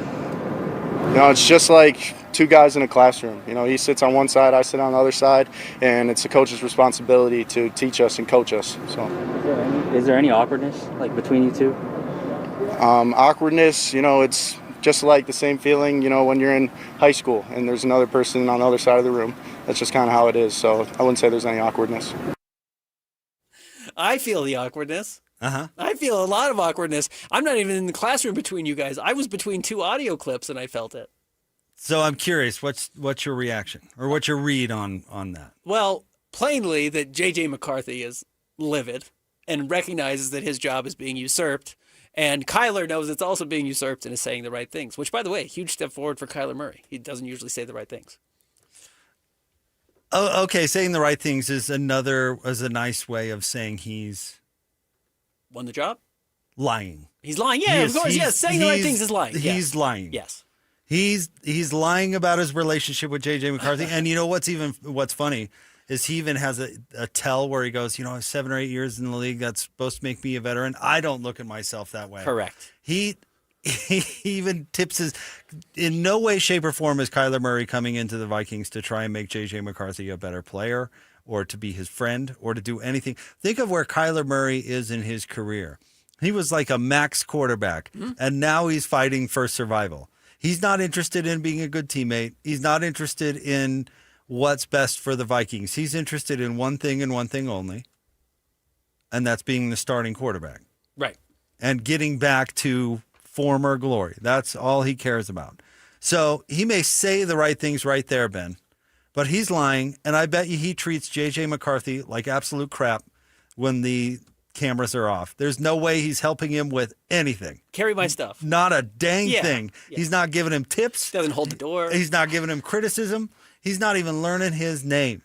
And J.J. McCarthy's response, I actually really loved, because that's a dude telling it like it is. None of this fake, I love Kyler and it's great and I'm just trying to gain some knowledge from his experience. Heck no. It's like that dude is cold. Yeah. He's sitting over there. Responsibility to teach us and coach us. He's not trying to help me at all. I can't stand that guy, and I've got to beat him out. So I do think it's funny that, not funny you put it as say the right thing, but I guess he did say the right thing, but is it the right thing when it's just a bald-faced lie? When it's a lie. If you are trying to win with the media, yes, it's the right thing to say. Now, if you're the Minnesota Vikings internally, in a vacuum, you want these dudes to want to kill each other, right? You want these dudes. What do they say? Iron sharpens iron? Yeah, exactly right. Yeah. I don't actually know exactly how this works, but isn't it the scene in A Beautiful Mind where they're hitting on the girl and they say, our best odds are all putting our best foot forward. Nobody taking a step back to let the other person win. Everybody giving their best is equilibrium theory or whatever they call it, is the best option. Yeah, this should be a total free market for this quarterback job if you're in Minnesota. And they shouldn't want Kyler Murray necessarily trying to help J.J. McCarthy get the job. Just go win the job outright and be the guy. And guess what? If you do that, J.J.'s gone. J.J. doesn't matter anymore. And that is the tough business in the NFL, but it's not new. We saw Zach Wilson fall victim to this. We've seen a lot of young quarterbacks fall victim to this. They come in, you're expected to win. If you're not good enough, you get replaced by somebody who's okay, but is better than you are. And that's going to happen over and over. I do think we've seen the last of J.J. McCarthy. I love McCarthy's answer. Maybe not. That shows me he's got a little pluck. I never thought J.J. McCarthy was good, by the way, and I always thought that was a bad situation for Minnesota to draft a quarterback and then the injury and all this stuff. I'm not sticking up for J.J. McCarthy, but I do like that answer. No, I don't have any problem with it either. I do like that he didn't give some fluffy garbage answer. Like that? Because I actually think I'd have to go back and look. Who were the quarterbacks in Cleveland behind Joe Flacco? Because Joe Flacco was asked if he was a mentor, and he said, I'm not a mentor, I play football. Because he was asked specifically the same situation. You're an old guy. Are you going to help the young players step in and develop? And he said, nope. He did that last year to Shador and Dylan Gabriel. He said the same thing in Denver, too, when they drafted Drew Lock. Yeah, it's not my job. I'm a mentor. I'm not a mentor. I'm a quarterback. I'm here to win. That is, I actually think, the right move. Make the other guys have to earn the job. I don't know. I'd like to romantically think that a veteran would pass on their info to the next generation and be. Everybody loves that stuff, but it's just not reality. Well, there is a difference between, hey, I'm teaching you a trick or two to make you a better player, and, hey, I'm just here until you're ready to take over. I do think there is. It might seem like a fine line, but there is some nuance there. I don't know. Brett Favre wasn't doing Aaron Rodgers any favors. No, and same ways, with Aaron Rodgers. And not Jordan doing Love. Jordan Love any favors. Absolutely not. Because athletes are crazy and they think they're going to live forever. So why would they? I mean, we saw Tom Brady's entire career in the Patriots. Not entire, obviously, but for the last, third of his career with the Patriots, they kept drafting guys or signing guys to be the next whatever, and it kept making them mad. Mm-hmm. Isn't that how Jimmy G ended up in San Francisco? So what's the best example of a veteran coming in and giving way to a young player and it working kind of in stereo? It's working together well. Tim Duncan and David Robinson. Okay, yes, that's the best example of it, though you can play both on the floor at the same time, so I guess it's different in basketball. Like Kirk Cousins in Atlanta losing his job to Michael Penix because he stinks. I don't know if it made Michael Penix any better. I don't think it helped Kirk Cousins, and now the Raiders are trying to do the same thing with Cousins and Mendoza. And we'll see how that ends up looking if you can actually pass info down. I kind of wonder if it just doesn't matter. It's just so kill or be killed in the NFL, especially at that position, that learning the tricks of the trade, can you do it until you're actually just out there taking live bullets, essentially? Kirk Cousins and Penix is a little bit different than Kirk Cousins and Mendoza. Because I would say what Kurt's doing with the Raiders is he's just going to be out there until he gets killed because the Raiders are terrible. No offensive line. And they don't want to throw the number one pick in on game number one. So they'll let Kurt go out there until he doesn't have an arm or a head anymore. Mm-hmm. And then they'll ease Mendoza in when there's no pressure and they're already out of it. Yeah, they don't need to win. They don't, and all that stuff. Because that's what teams did with Tyrod Taylor, my Hokie. Tyrod Taylor forever. They did it with the Amish rifle. What's his name on Fitzpatrick on Amazon now. He'd just sign with a terrible team that just drafted a quarterback. He'd play until he was deceased and then would give way. But in the Amish rifles, in his case, he actually played well enough to rival keeping the job sometimes, but he always gave way. Yeah. And then that's just who he was. I always thought you and I both did, the experiment that the Falcons did with Cousins and Penix, I thought was kind of a good one, except for Cousins turned out to stink and Penix turned out to stink. It doesn't work if they both stink. Mm-hmm. But I think Cousins is just going to play until he can't play anymore with the Raiders, and then they'll just hand it to Mendoza. Is that guy really going to teach him anything? No, I don't think so. In this short amount of time? No, not a whole lot. No, the Favre-Rodgers one was the one that everyone projected on. And everybody thought, oh, this is the perfect thing for the Packers because he's just going to take him under his wing and tell him everything about everything to be quarterback. And it actually worked out beautifully, but that part of it was always fiction. You know? Yeah. I think you're totally right. All right. But I thought that sound was funny. No, very funny. And we will see how that's a team a team I want to like. I've always wanted to like the Vikings. And they've had very cool players throughout my lifetime, and they've never been able to really break through. And even when they're good, they miss some very critical field goal at the most important moment of the season, and they fall apart. But they're not particularly good right now, but I'm excited to watch what this quarterback competition looks like. All right, Ben. Coming up next, there was a good report today in the Salt Lake Tribune about some of the financial situation in a letter the state auditor sent to the University of Utah. We'll give you some of those details coming up next. Jake and Ben, 97.5, the KSL Sports Zone.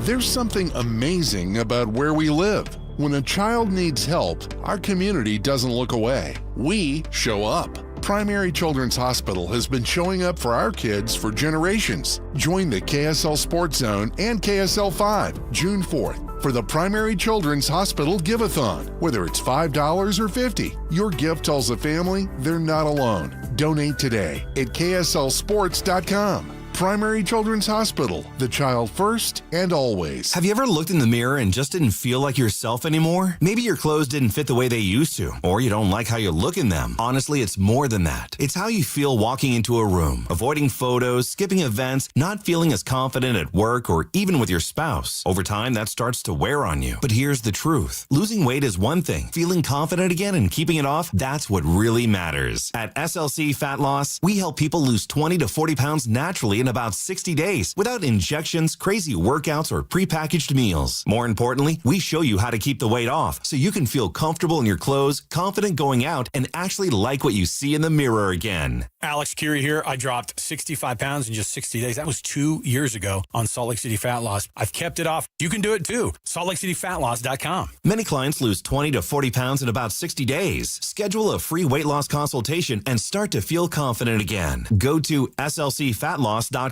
That's slcfatloss.com. Results may vary. You're the turf whisperer, the grass-cutting guru. Dandelions don't stand a chance on your watch. When it comes to your lawn, power moves are the only moves you make. That's why you just applied IFA's Weed and Feed for strong, dark green turf without a weed in sight. IFA's Weed and Feed. It's the ultimate lawn owner power move.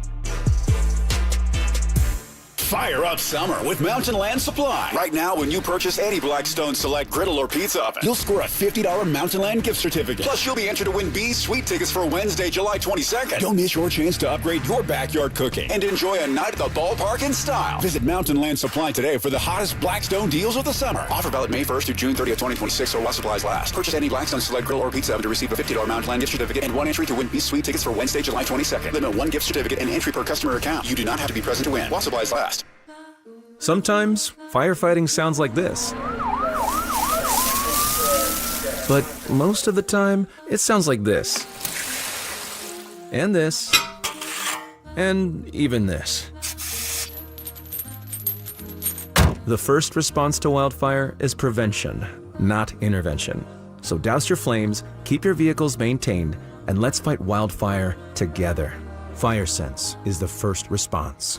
The KSL Sports Zone is your radio home for live local sports. The Jazz, the Mammoth, the Aggies, RSL, the Utah Royals, and the Salt Lake Bees. Tonight, the Bees are in Round Rock. First pitch at 5:45 on 1280 The Zone. Tomorrow, the first pitch is at 6 o'clock on 1280 The Zone. And Saturday, the Utah Royals visit the Portland Thorns at 5 o'clock on 97.5 The Zone. If you want to reach new customers and introduce your company's brand to Utah sports fans, email Stephanie Palmer at spalmer@ksl.com and join the winning team at KSL Sports.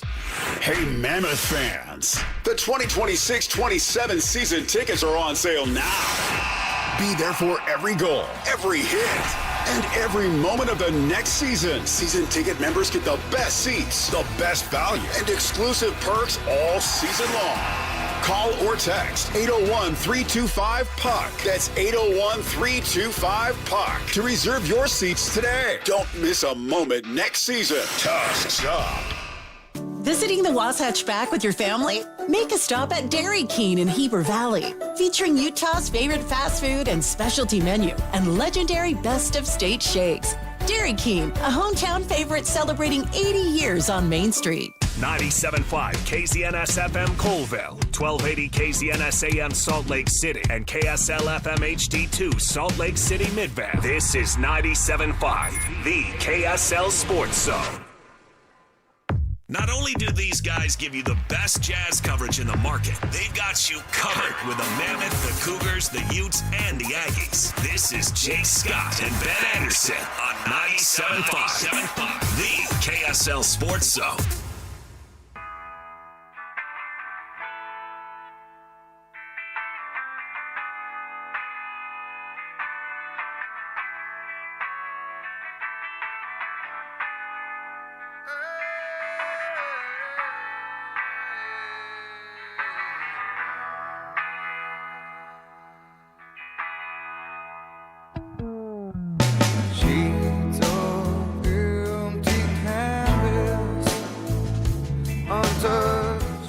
Jake and Ben, 97.5, the KSL Sports Zone. Jake, Scott, Ben, Anderson. Thank you for making us part of your day. Always fun when you get a visit from the wife, Ben. My wife came by. Yeah. I love when my lawyer comes by.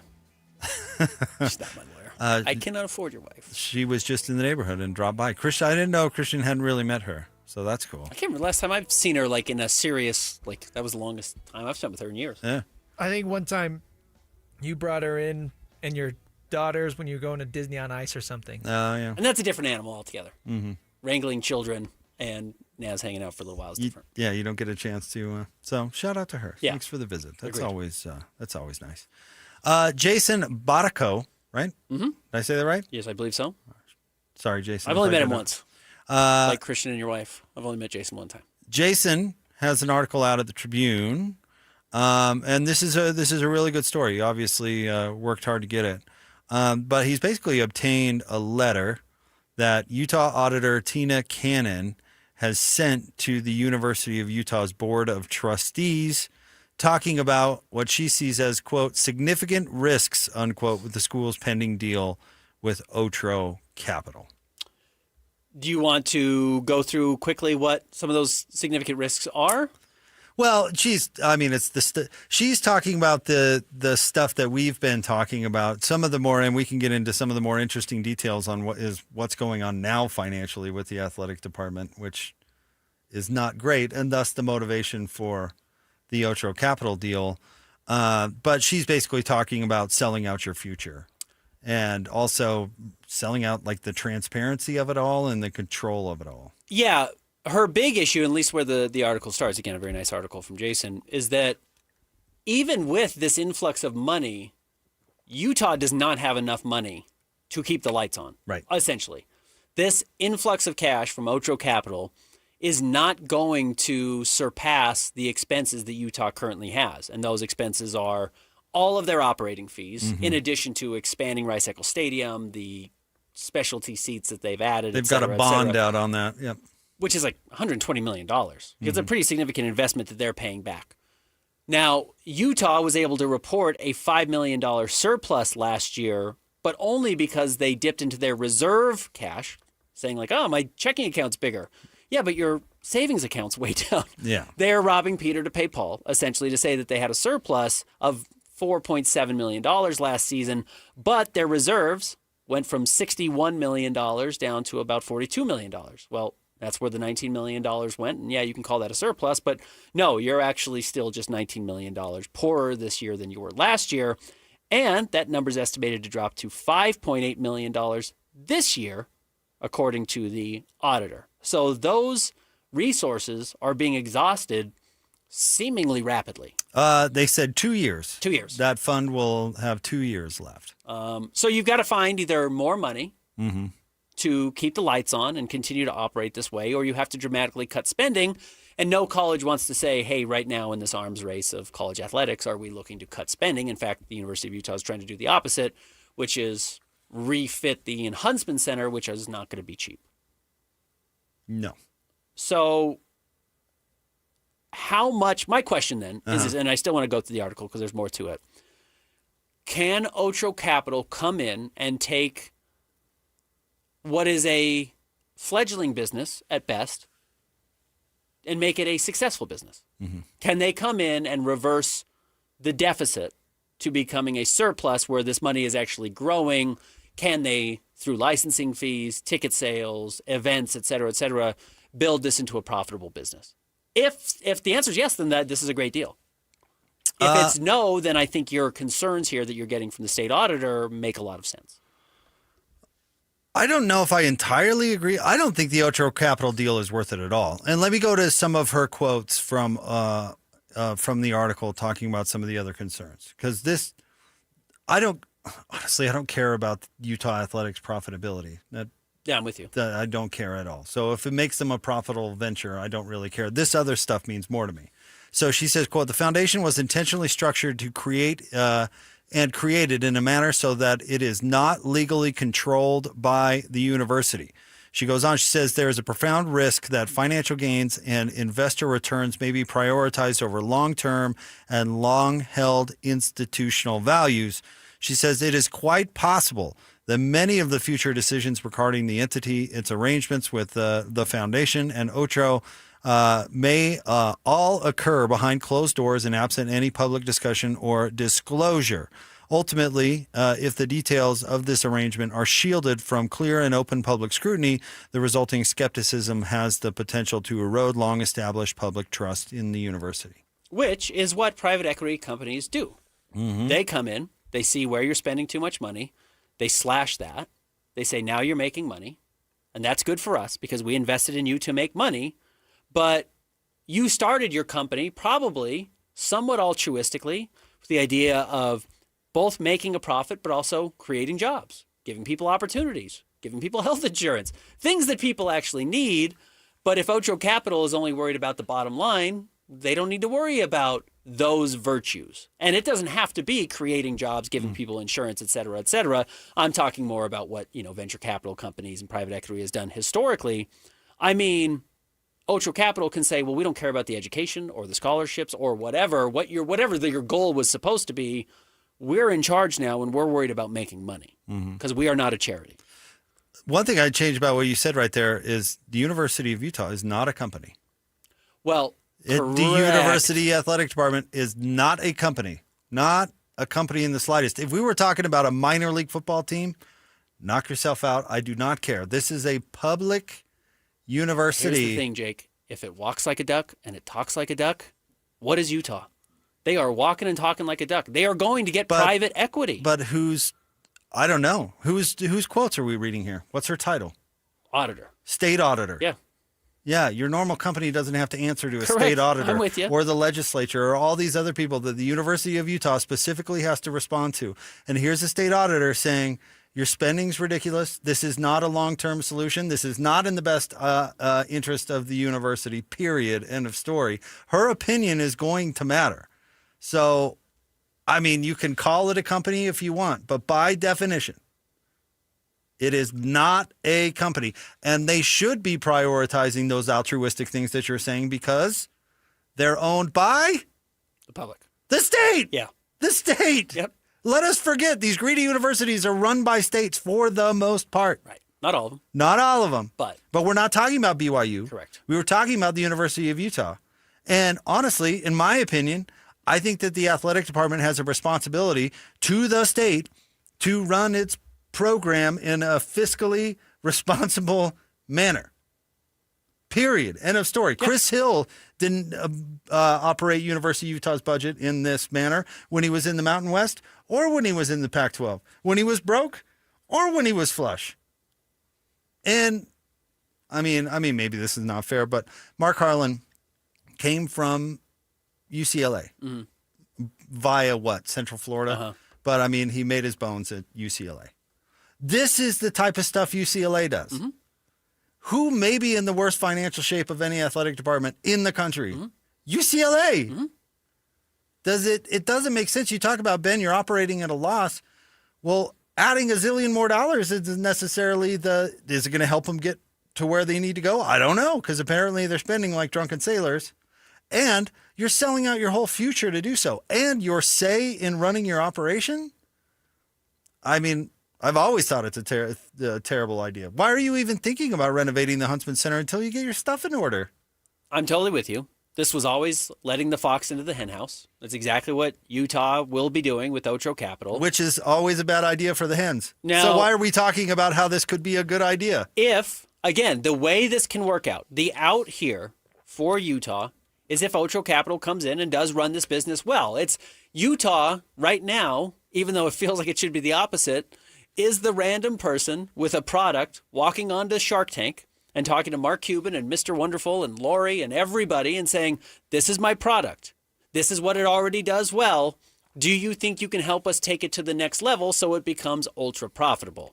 And now you need the sharks, which in this case is Ocho Capital, to say, yes, I can get Scrub Daddy or whatever your product is into 40 million households and you don't have the infrastructure to do that. And if Ocho Capital can actually deliver that infrastructure to make Utah a profitable brand, I can understand why they did this, why they let this fox into the henhouse.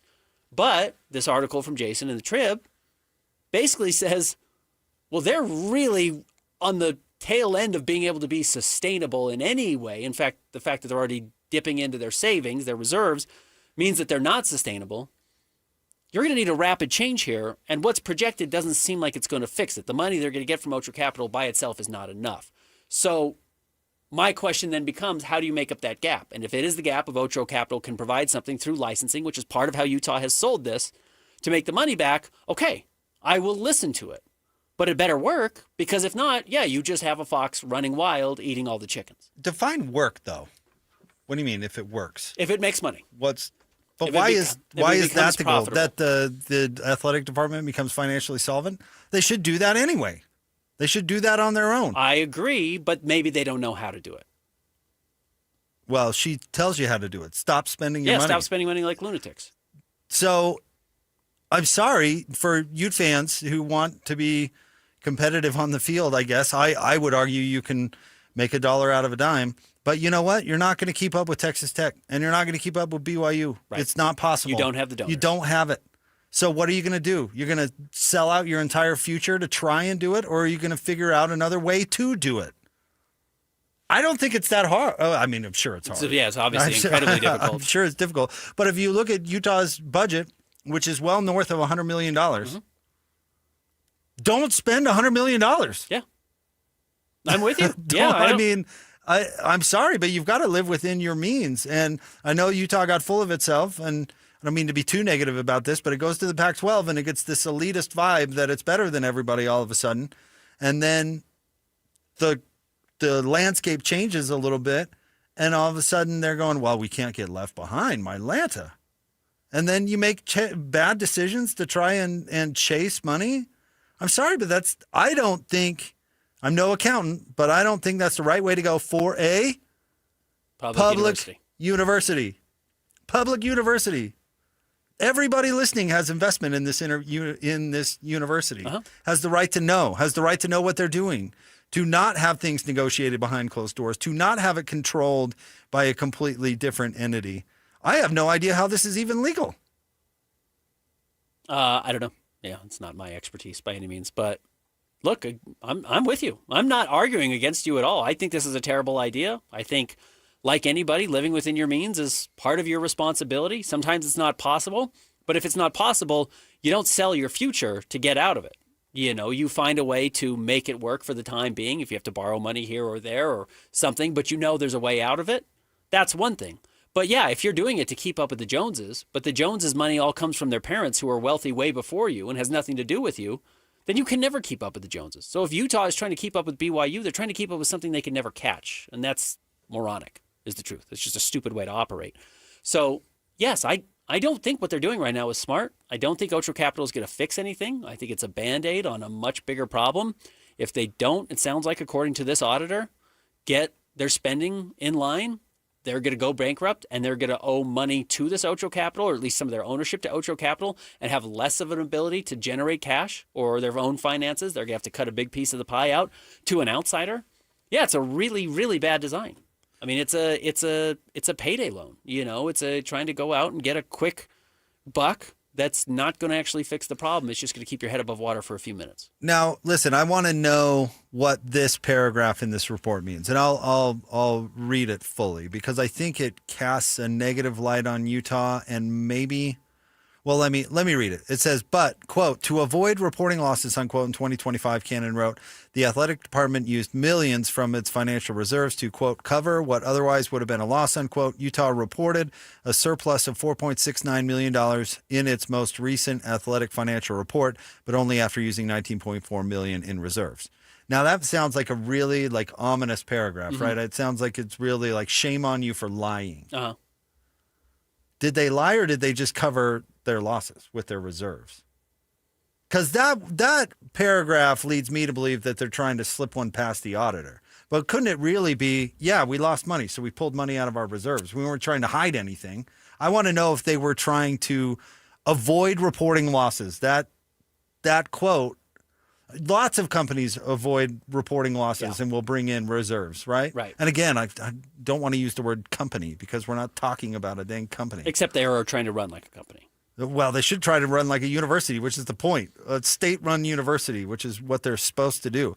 But what does that mean, to avoid reporting losses? I mean, were they trying to be disingenuous? That's what I want to know. Or they cover their losses, period. I don't know if every other year they have to borrow into their reserve, but overall the reserve is growing. But I guess what are they saying? Were they trying to be dishonest with the auditor? I don't think they've lost money every year. I think they've lost money in recent years, and they're covering their losses, which is what reserves are supposed to be. But were they trying to hide that? That's my point. Yeah. Were they trying to hide that from the auditor, that they lost money, or did they just do it? Right.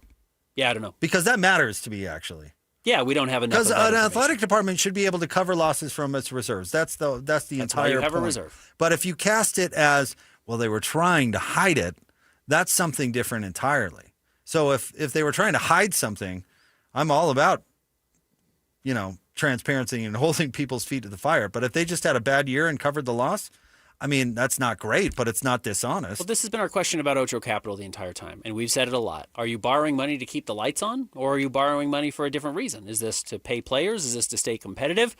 Because, you can frame it one way of, hey, we are financially solvent. We believe we are. We're going to be okay. But we also want to make sure we're continuing to compete at the highest levels in the sports that really matter to us, and that's going to be men's basketball and men's football, and we're going to invest in those, and we think by doing that, we have a chance to make more money for the university. Again, investing, it's kind of a simple return on investment if you make money back. But if you are borrowing money or getting money or selling part of your property, which the University of Utah is selling part of their not physical property, but their sports properties, their athletic properties, to Ocho Capital, because these reserves are dwindling so quickly, you don't have the ability to cover your expenses, that's keeping the lights on. Well, that's a really bad sign. Well, this confirms that. I mean, I don't know if this confirms that. They don't have money to spend on players, Ben. They're losing $20 million. They're losing $20 million a year. They did last year. They did last year. They let alone have a surplus 20 to pay the team. So it's going to cover what the growing athletic budget is. This fantasy that they're going to take $500 million and just give it to players so they can be good on the field is not what's happening. No, it doesn't seem like it. No. Well, it better not be. And that's the worst. No, return. that's a great point too. Should that be where the money goes from? Heck no. No, of course not. No. So I don't think they're doing that. No, I don't think they're somehow going to take $500 million so that they are all of a sudden the top football team in the country. No, I don't think that's what's happening. Now, again, finances change year to year. This is a look at what happened in 2025.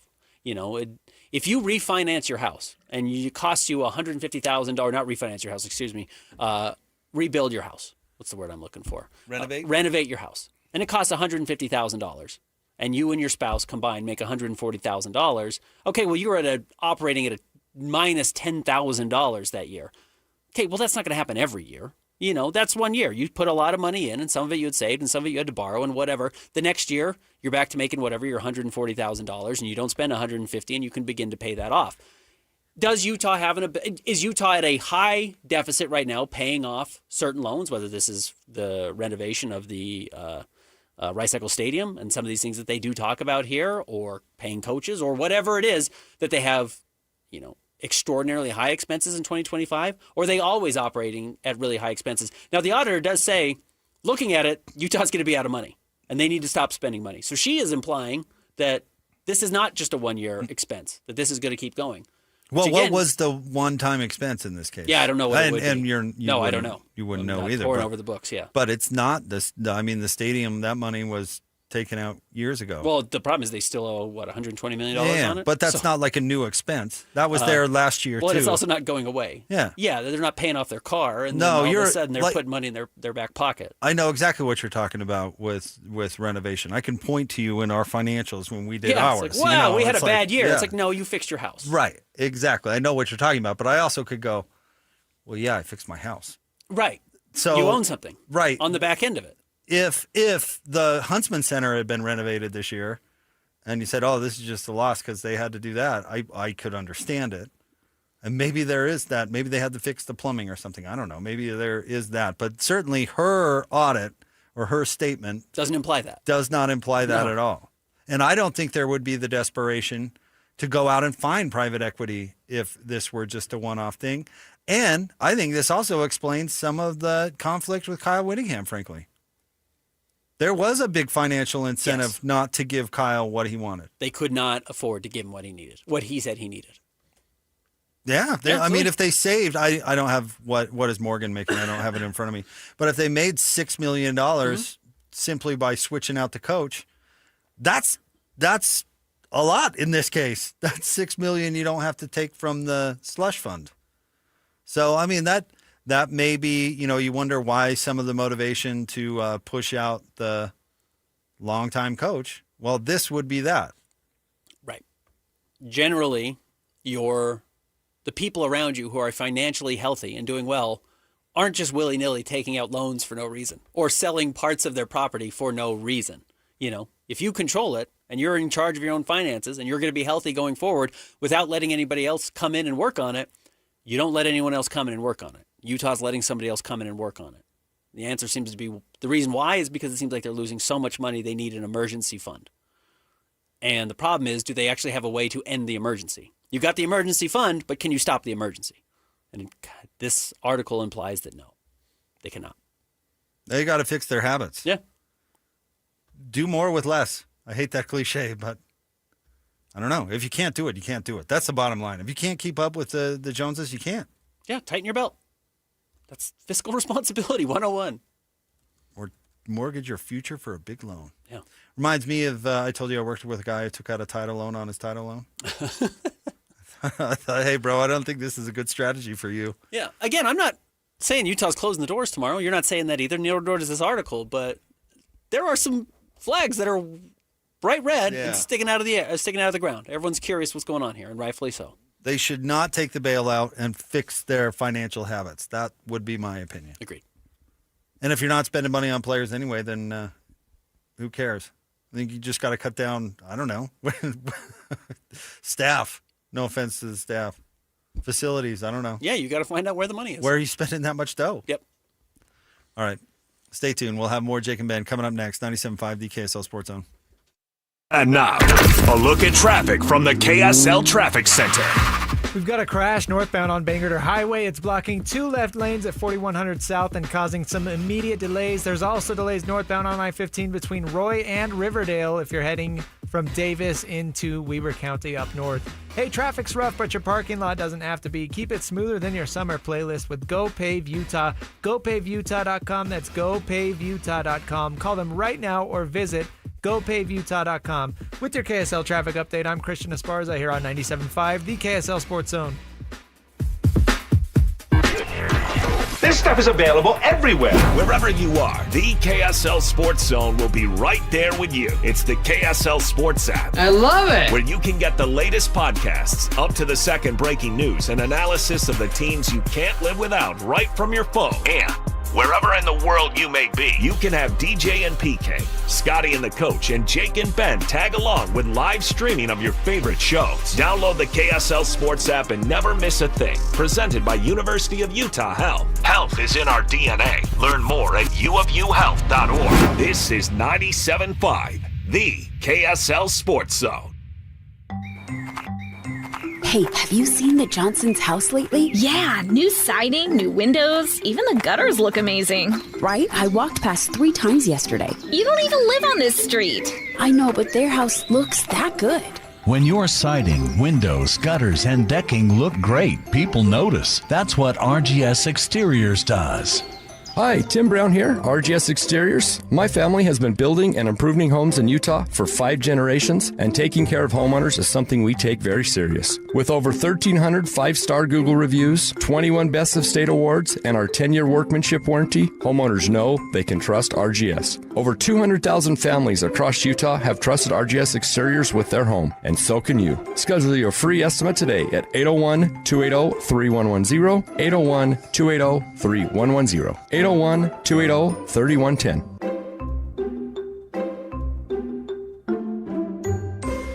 Looking for insurance solutions that actually work for you? United Underwriters have been serving Utah families for over 25 years, offering smarter coverage solutions at better prices. United Underwriters auto policies include a no-cost windshield benefit because we travel on I-15 just like you, and also offer smart home insurance solutions and earthquake plans you can't find anywhere else. Call United Underwriters at 801-396-0828 or visit uuinsurance.com. United Underwriters. Real insurance solutions. Real value. Real partners. Based right here in Utah. Fire up summer with Mountain Land Supply. Right now, when you purchase any Blackstone Select griddle or pizza oven, you'll score a $50 Mountain Land gift certificate. Plus, you'll be entered to win B's Sweet Tickets for Wednesday, July 22nd. Don't miss your chance to upgrade your backyard cooking and enjoy a night at the ballpark in style. Visit Mountain Land Supply today for the hottest Blackstone deals of the summer. Offer valid May 1st through June 30th, 2026, or while supplies last. Purchase any Blackstone Select griddle or pizza oven to receive a $50 Mountain Land gift certificate and 1 entry to win B's Sweet Tickets for Wednesday, July 22nd. Limit 1 gift certificate and entry per customer account. You do not have to be present to win while supplies last. Lunch was great, but this traffic is awful. Can we stop at a bathroom? Are you all right? I keep having stomach issues after eating, like diarrhea, gas and bloating, abdominal pain, and sometimes oily stools. Sound familiar? Those stomach issues may actually be a pancreas issue called exocrine pancreatic insufficiency, or EPI. Creon pancrelipase may help manage EPI. Creon is a prescription medicine used to treat people who can't digest food normally because their pancreas doesn't make enough enzymes. Creon may increase your chance of fibrosing colonopathy, a rare bowel disorder. Tell your doctor if you have a history of intestinal blockage or scarring or thickening of your bowel wall, if you are allergic to pork, or if you have gout, kidney problems, or worsening of painful swollen joints. Call your doctor if you have any unusual or severe gastrointestinal symptoms or allergic reactions. Take Creon as directed by your doctor and always with food. Do not chew capsules as this may cause mouth irritation. Other side effects may include blood sugar changes, gas, dizziness, sore throat, and cough. These are not all the side effects of Creon. Call 800-633-9110 or visit creoninfo.com to learn more. That's CREONinfo.com. I'm asking my doctor about EPI and if Creon could help. Get ready for bigger action, faster rides, and edge of your seat thrills. The Ute Stampede Rodeo and Extreme Bulls returning to Utah, July 8th through 11th. See elite athletes compete in PRCA rodeo showmanship with some of sport's biggest payouts. Buckle up for Extreme Bulls, delivering Utah's ultimate showdown. New dates, bigger crowds, limited tickets. Don't miss it. Secure yours now at UtestampedeRodeo.com. That's UtestampedeRodeo.com. 3, 2, 1. This is Scotty G and Coach Tim LeComb. Look, I remember the early days of Shaq. If your kids these days, you just only know Shaq from inside the NBA, or maybe the later years when he was hopping team to team and was a little out of shape and bigger than he needed to be. You go back and you watch those early 1, 2, 3 years when he was in Orlando, when he was svelte, and that dude, you watched him, you're like, he's changing the game. Shaq changed the game. With sheer force, and you're exactly right, there was a revolution when Shaq came, no question. And what we're seeing now is Wemby doing that. Wemby is changing the game of basketball. Not that you can replicate it, because you can't. You can't replicate Wemby, or we'd all be trying to go to the DNA, the dinosaur DNA with the old dude on the island and trying to recreate. You can't. That dude is one of one. Welcome to Jurassic Park. Catch Scotty G and Coach weekdays from 10 to 2. Presented by Mountain Land Supply on 97.5, the KSL Sports Zone. Hey, this is Chris with JCW's. Not filling a burger? We've got you covered. Try one of our hot ribeye, turkey, or BLT sandwiches, and you'll understand why we say JCW's, quality and a lot of it. Your home for the best sports radio for your afternoon drive is right here. This is Jake Scott and Ben Anderson on 97.5, the KSL Sports Zone.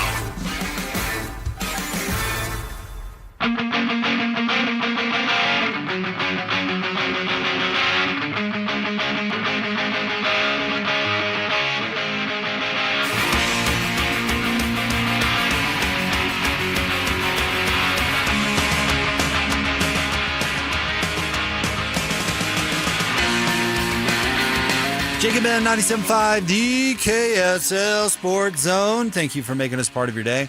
Ben, we talked about the Trib's article today on the financial situation at the University of Utah and this letter that the state auditor sent to the Board of Trustees talking about the significant risks with the Altro Capital deal and talking about Utah's budget and reserves and budget shortfalls and on and on. We had our friend on the TalkSnap 801 Sports weigh in, and I'm curious to your reaction to this, Ben. I certainly have one. He says Utah is using PPE to bridge the gap till they get into the Big Ten, SEC, or whatever Super League. It allows them to stay competitive in athletics. If they cut their spending in today's NIL, they will be left behind in Big 12 sports and in future conference alignment. Okay. If you know, well, there's a lot of ways to attack this. First of all, I don't think their job is to compete at the highest level in sports. It's not the responsibility of the university. It's a nice side effect. It's a fun thing that universities can do. But it's not their purpose. It's not your priority. It can't be your priority. It may be, but it shouldn't be because you end up spending like a drunken sailor. And you're a place of higher education. You're not a professional sports franchise. Correct. So that would be my big, I guess, where I'd attack this first. And attack is the wrong word. Where I would approach this first. And then second of all is just like, yeah, are you using this, what do you say, PPE, to an end? Like, is there actually a means to an end here? Or is it just a means to the next need? That's my question. Like, if you knew, let's say this was Utah in 2009. I wasn't working in the business at that time. When did Utah accept their bid to the Pac-12 versus when they actually got in? 2010 is when they got in. It happened in 2009. I'm trying to... So there was a season where they were a lame duck. Yes, there definitely was. There was one season. Yeah. Okay. So if you know that when you join the Pac-12, and I also know, let's say Pac-12 is a good example because Utah didn't get their full share until year 5, 4. It was like 0 the first year, 25 the second year, 50 the third, and then 100 the fourth. 3 or 4, yeah, something. If Utah had said, man, by year 4, we are guaranteed to be making $12 million a year, getting pumped into our property, getting pumped into our athletic department, and we just need to cover the bills until then. And the bills are $3 million a year. And we're just not going to honestly be able to afford to travel to Oregon or travel to these towns that we didn't have to in the past, or we have to meet certain regulations that we didn't in the Mountain West Conference. Then we'll borrow the money. And then in year 4, once we get this raise, essentially in college football, this money getting kicked back to us, we can pay it all off. That's a means to an end. That makes total sense to me, right? You know the end date of why you're going to need this loan, need this money. I don't know what the end is here for Utah. When does the next influx of cash come in that allows them to afford what they're doing? One, Chris Hill famously didn't do that, which I thought he didn't do which it. I thought he was did not do it. But really I would understand it if he felt like he had to. But he famously did not, and I think that was really smart and figured out. You know, people have been clamoring for Rice Eccles to be renovated forever. He waited on that. He sat on that because it wasn't the priority. And he waited till he had the cash to do so, famously. But I would respond to 801 Sports by saying, why are you assuming that there's a gap to bridge? Why are you assuming that you're going to be in the Big Ten or SEC or whatever Super League? Why would you assume that? And if that were true, why isn't it true already? Why did the Big Ten not take Utah? The Big 12 is the leavings. They're everybody that were passed over. So why are they not in the Big Ten now if they bring so much value to those leagues? And honestly, their lack of ability to generate money, you can't hide that with the loan. You're not worth more. We talked about this all the time when the Big 12 was thinking of BYU for expansion, not before BYU got in, but years before, right? When Texas and Oklahoma were still in the league and they were thinking about expanding to conference title game and on and on and on. The conversation was always, can BYU generate more revenue than the Big 12 was making per school? Yeah. And if the answer was no, then they don't really have any incentive to add you. Correct. So why would the Super League or the Big Ten add Utah? Are they all of a sudden creating more revenue than they'd be taking? No. Utah's a taker. In fact, not even close to generating revenue, right. Honestly. Right. So why would they do that? Why would that be an assumption? I don't understand that. And I know it's been a rumor in Utah circles forever that, the Big Ten actually loves Utah because they play their style of football and they'd be a good fit in the league. I've heard that rumor forever. Yep. Hasn't happened. Right. Hasn't even come close to happening. There's no reason for the Big Ten to do it. If there was, they would have done it already. The Pac-12 fell apart. BYU or Utah didn't want to go to the Big 12. Right. The Big Ten could have had them for free. Yeah, could have just brought them right in. They could have just brought them right in. When they brought everybody else in. They did not. No, they didn't. So why would you just assume that they were going to? Right. And again, I do think Utah's attitude toward the Big 12 affects its relationship in the Big 12. The rep of Utah in the Big 12 is that they don't want to be there. They think they're above it. And they think they're above it all. They're not. And so why would you say, let's mortgage our future to bridge the gap until the Big Ten or SEC or the Super League comes calling? Why would you ever assume that they're going to come calling? And what is their criteria? What is it? What is their criteria? Would they, if Utah won 2 conference titles, do you think that would make them more palpable to the Big Ten, or do you think it would matter at all? I don't know if that would do anything to move the needle. Let me ask you this. Do you think the Pac-12 actually liked Utah being good? No. No. They didn't want to lose to Utah. It made them look bad. Utah beating USC and Oregon in back-to-back conference championship games was not good for the Pac-12. Well, was not what they wanted. Is not what the other schools wanted. Correct.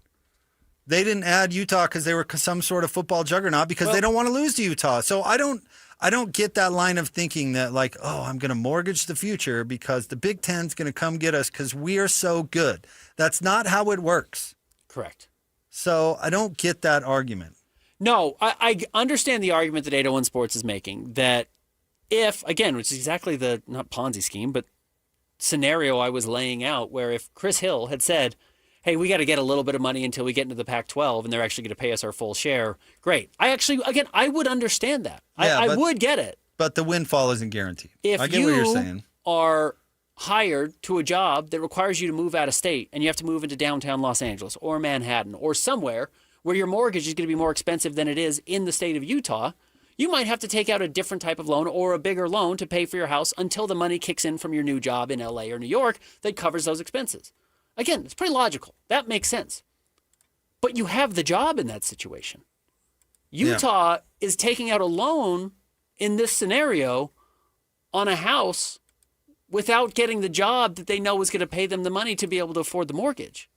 That's what my fear is with this Ocho Capital deal, that, yes, they are taking out a loan to pay for something with nothing on the end to stop the spending. So I'm glad 801 Sports sent that in. I'm sure a lot of people are talking about that. I just don't understand why.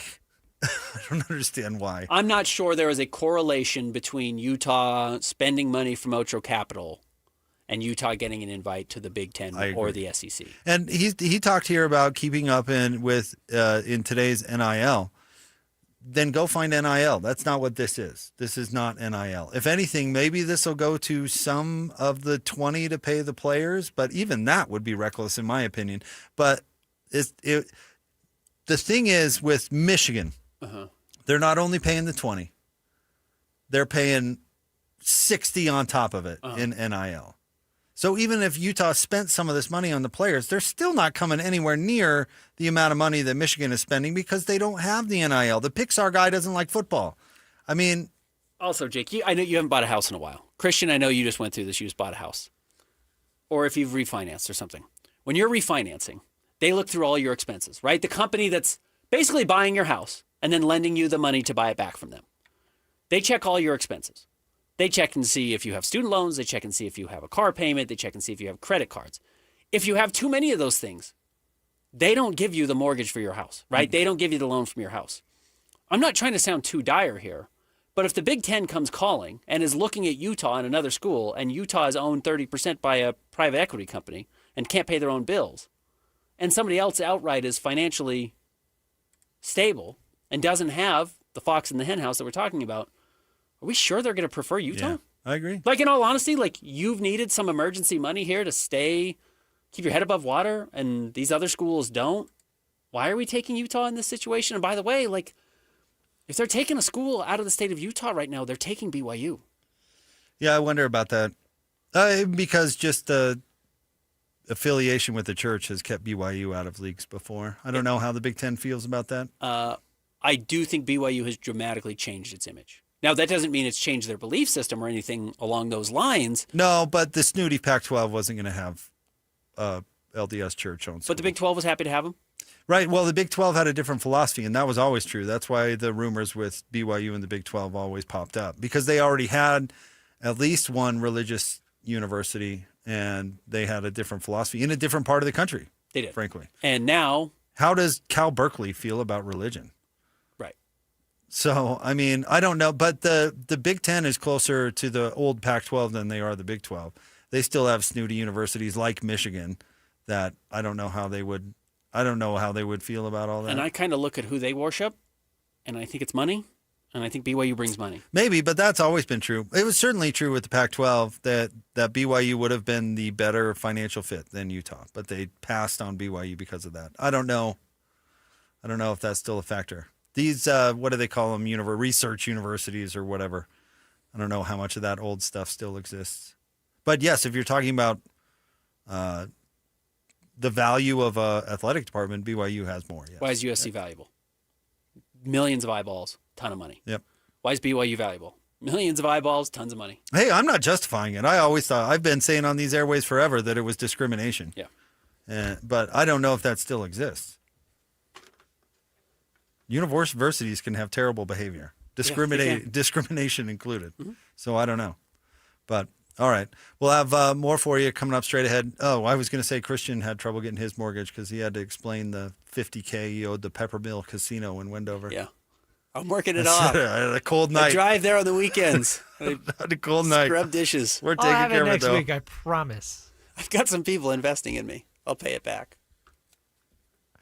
Listen, it's the Peppermill. You should be concerned if it was the Red Garter, but it's the Peppermill. It's a classy joint. It's a classy joint. We'll get that squared away. More next, 97.5, the KSL Sports Zone. For Jazz fans, it's been a rough few years. Well, those days are behind us as the Utah Jazz finally struck gold in the NBA Draft Lottery. Picking second. As the Jazz prepare to draft a potential superstar with the number 2 overall pick. Nobody will bring you better coverage of the NBA Draft than the KSL Sports Zone. For all the breaking news, high-profile interviews, and player analysis leading right up to draft night, keep it locked on your exclusive home of Utah Jazz basketball. 97.5. The KSL Sports Zone. There's something amazing about where we live. When a child needs help, our community doesn't look away. We show up. Primary Children's Hospital has been showing up for our kids for generations. Join the KSL Sports Zone and KSL 5 June 4th for the Primary Children's Hospital Give-a-thon. Whether it's $5 or $50, your gift tells the family they're not alone. Donate today at kslsports.com. Primary Children's Hospital, the child first and always. If you've tried Beehive meals, you know how easy they make dinner with their classic slow cooker meals. Now, they're bringing that same convenience and flavor with a brand new option, Flat Top Meals. These fresh prepared meals are delivered right to your door and are designed to be cooked on your flat top grill, griddle, or even a regular skillet. This menu includes favorites like steak fajitas, smash burgers, teriyaki chicken, and more with 8 meals in every box. Order today at beehivemeals.com. Power your drive with Mobil 1 Motor Oil. Buy 5 quarts, get $15 back, and score a fast and furious prize after rebate at O'Reilly Auto Parts. O'Reilly Auto Parts. Spring cleaning isn't just for your house, it's for your life. If your job is getting old, it's time to clear the clutter and spring into IT. Go to My Computer Career. My Computer Career helped me get the skills and certifications I needed to start a new life as an IT professional in months, not years. Earn the certifications the top employers are looking for right now. Visit mycomputercareer.edu and take the free career evaluation to see if it's time to spring into IT. Financial aid is available to those who qualify, including VA benefits. Support comes from Amazon Business. You can't rely on guesswork to run your business. With Smart Business Buying, innovative AI tools optimize your purchasing experience, paired with delivery options built for business. Empower your team today. Learn more at amazonbusiness.com. We're living through a monetary crime scene, and your IRA or 401k is a key victim. Hi, Dr. Ron Paul here. In 1971, gold was $35 an ounce. After the dollar was cut loose from it, inflation soared. And in just 9 years, gold hit $850. People who diversified into precious metals survived and thrived. Today, we're in a worse position because we face inflation and massive debt. Fortunately, gold is still an option. My trusted friends at Birch Gold Group can help you own gold inside your retirement account. Plus, you pay 0 penalties on the transfer. Start now by getting a free info kit on gold. Text the word SECURE to 989898. We're facing the same monetary chaos as the 70s with significantly more debt. Get your free info kit from Birch Gold. Just text SECURE to the number 989898. Technology never stands still. And neither does Leslie and IT. For 70 years and counting, we've helped businesses adapt, grow, and stay secure through every change. With experienced people and smart technology solutions, we make work easier, more productive, and more secure. Yesterday, today, and tomorrow. Let Les be here for you.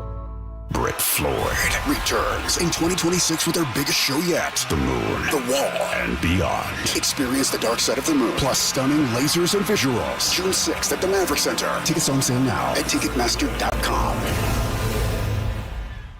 All systems go. This is Jake Scott and Ben Anderson. Now, every day from 2 to 6 on 97.5, the KSL Sports Zone.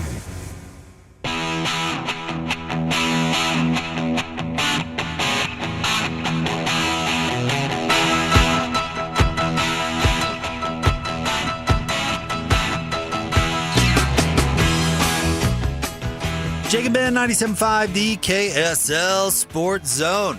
Hey, we do it every Thursday. It's time to announce the winner for the Beehive Meals Hero of the Week. Today's winner was nominated by fellow coach Dalton from Ogden Prep Academy. Today's winner is Jem Estrada. Congratulations to you, Jem. Coach Jem goes above and beyond. This is what Coach Dalton had to say. Coach Jem goes above and beyond as a junior high coach. She helps out any sports that she can and coaches basketball every year. She donates her time to hold off-season workouts and plans fun celebrations for each season.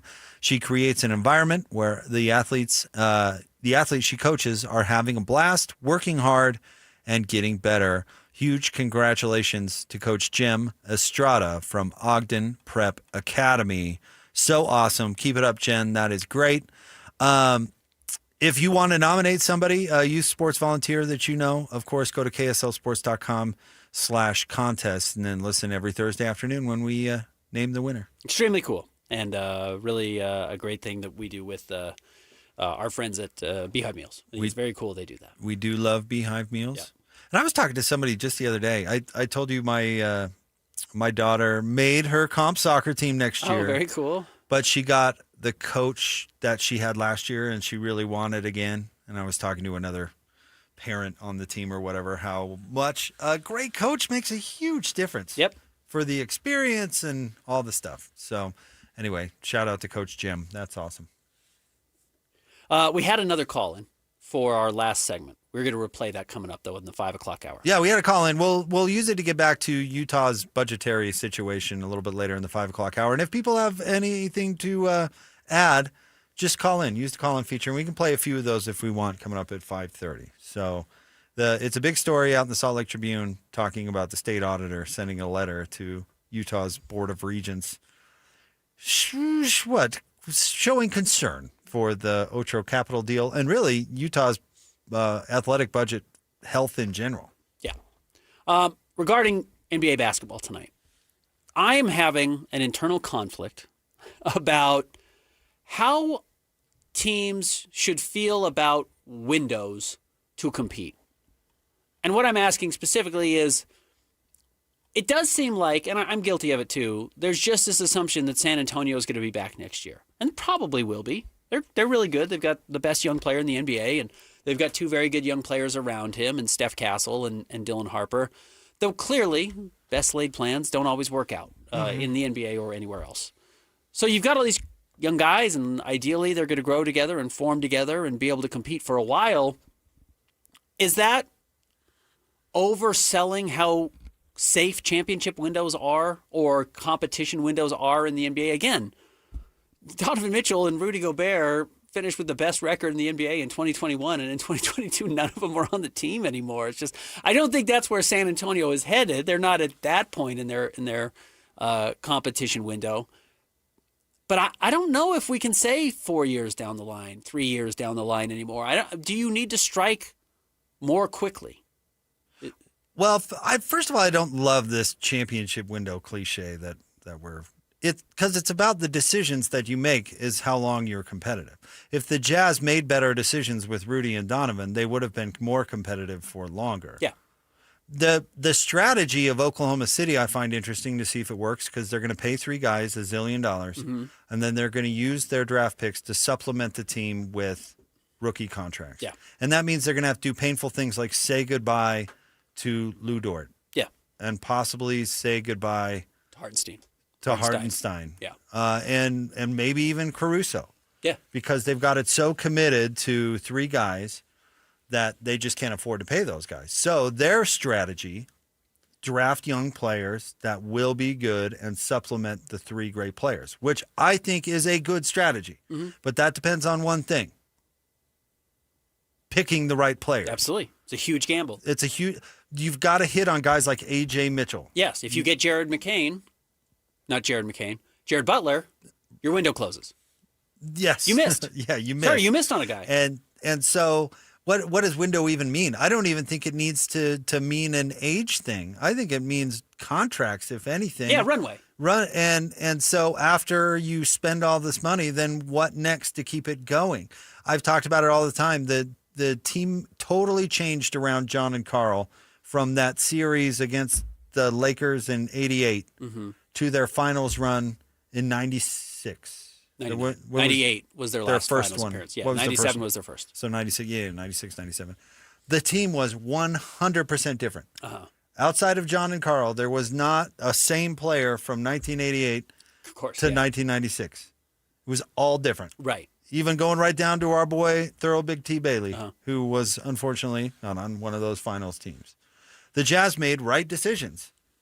They made decent draft picks with guys that contributed. They even found a guy in Brian Russell, he was either a second round pick. I was going to say he might have even been undrafted, but I think you're right. I think it's second round pick.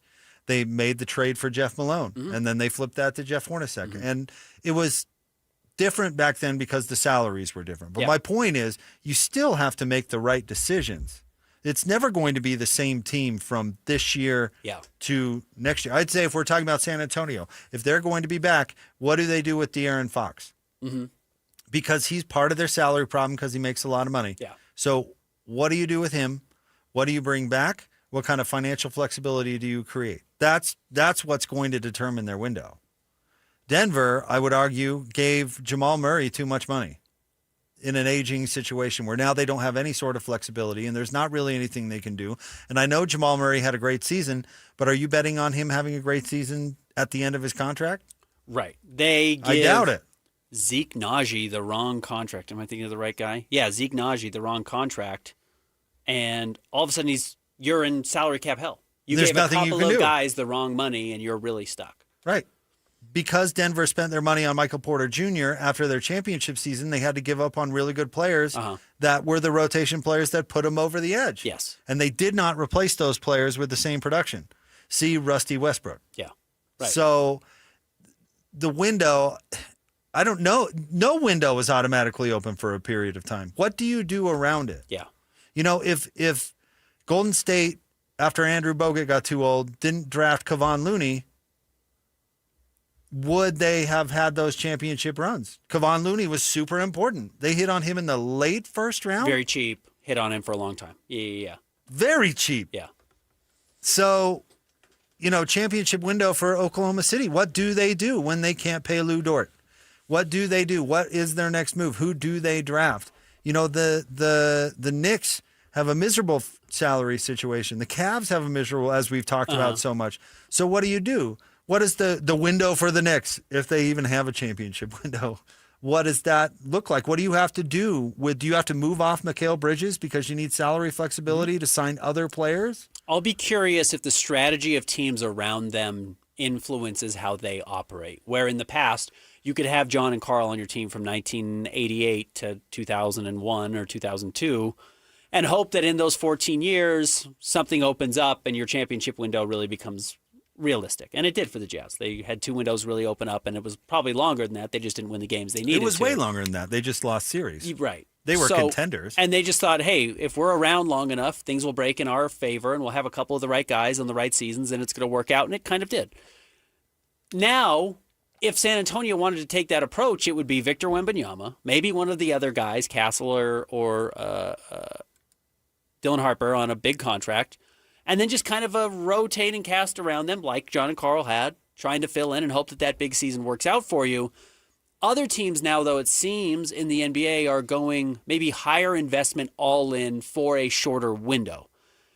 Can you then say you're able to take the long view and hope that the road clears for you? Or is there always going to be a team that says, well, we know we only have 2 years to make a run at this, but we're going to go way over the salary cap for 2 years to get Giannis on our team, or to get, the next team that wants Aaron Gordon, or the next team that wants, Mikal Bridges is a good example that you're bringing up, that says, hey, we're going to go all in super expensive and then blow it up after, and we're going to be fine financially because we're only way over the tax for 2 seasons, and then we're going to go relatively cheap after that. Does that actually allow a team like San Antonio, if they wanted to take a long-term approach, to have success? I don't know. No, they have to figure out the next moves. Everybody's dying to get the number one, but then it's what do you do? And one lesson, the Jazz they'll eventually have to make some difficult decisions, because I just don't think you can pay 3 guys like that anymore.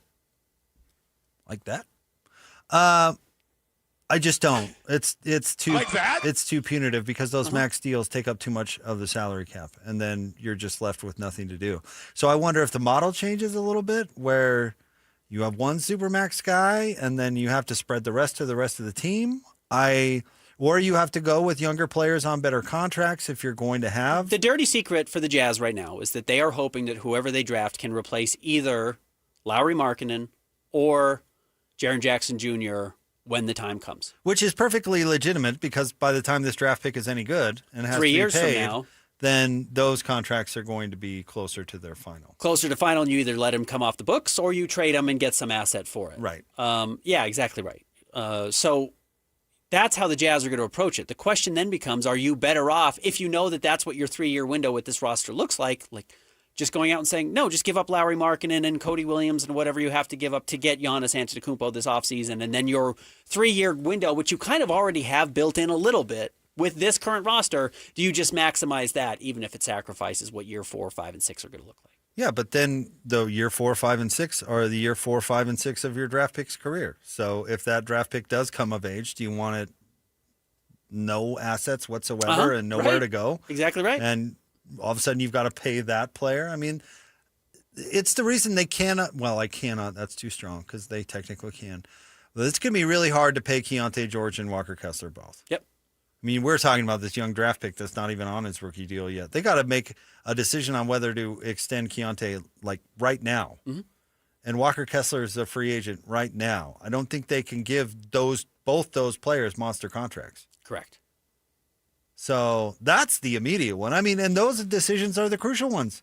What do you need? Where do you invest? That's and it's what you got to be careful to re-up your own guys to max deals, because you fall in love with them. That's what happened to Bradley Beal. That's what happened with Andre Karolinko. That's what we're talking about with Denver. Yep. Christian Brown was on a title team. They're like, wow, give him a bunch of money. It's like, Christian Brown's not that good. Not good Steve enough for Najee's that. not good at all. Mm-hmm. So, yeah, Keontae just had a great 50 games. You give him $30 million this summer? Walker Kessler's had 80 good games in his career. He had a really bad second season. He had a great first year and a good 5 games of his third season. What does that mean? I guess that was his 4th season. So he's had a good 120 games. But the problem is other teams are dumb, and they'll spend their money on anybody. And so Walker will get a deal. Yeah. The Jazz are going to have to pay Walker. And they're going to have to pay Keontae. Or they're going to have to make a tough decision and move on from one of them. Yes, they will. It's the hard part, but they can't boot that decision. That's the point. But the Jazz being in this situation is the same thing as San Antonio. Now, the Jazz don't have a future MVP in Victor Wembanyama, which changes the conversation a little for San Antonio, but not a lot. No, let's say they have to give him a Supermax rookie extension. They're going to have to. He's going to win an MVP. They'll have to give Dylan Harper a max rookie extension unless he gets hurt. And Castle. Castle's getting a max too. Castle's getting a max next summer. No question about it. So, and you may see teams sign these guys to these contracts and then move them immediately. Right away. Yeah.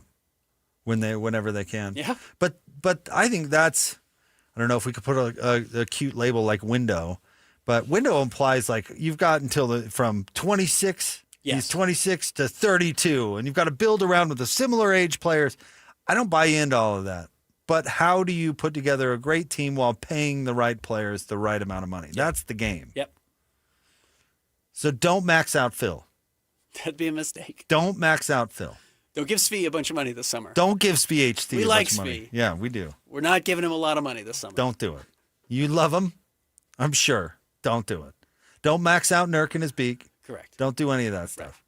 All right, more next. In fact, Mitch Harper had a chance to catch up with Kevin Young at Big 12 conference meetings. And so we're going to let you hear a little bit of that exclusive coming up right around the corner. 97.5, the KSL Sports Zone.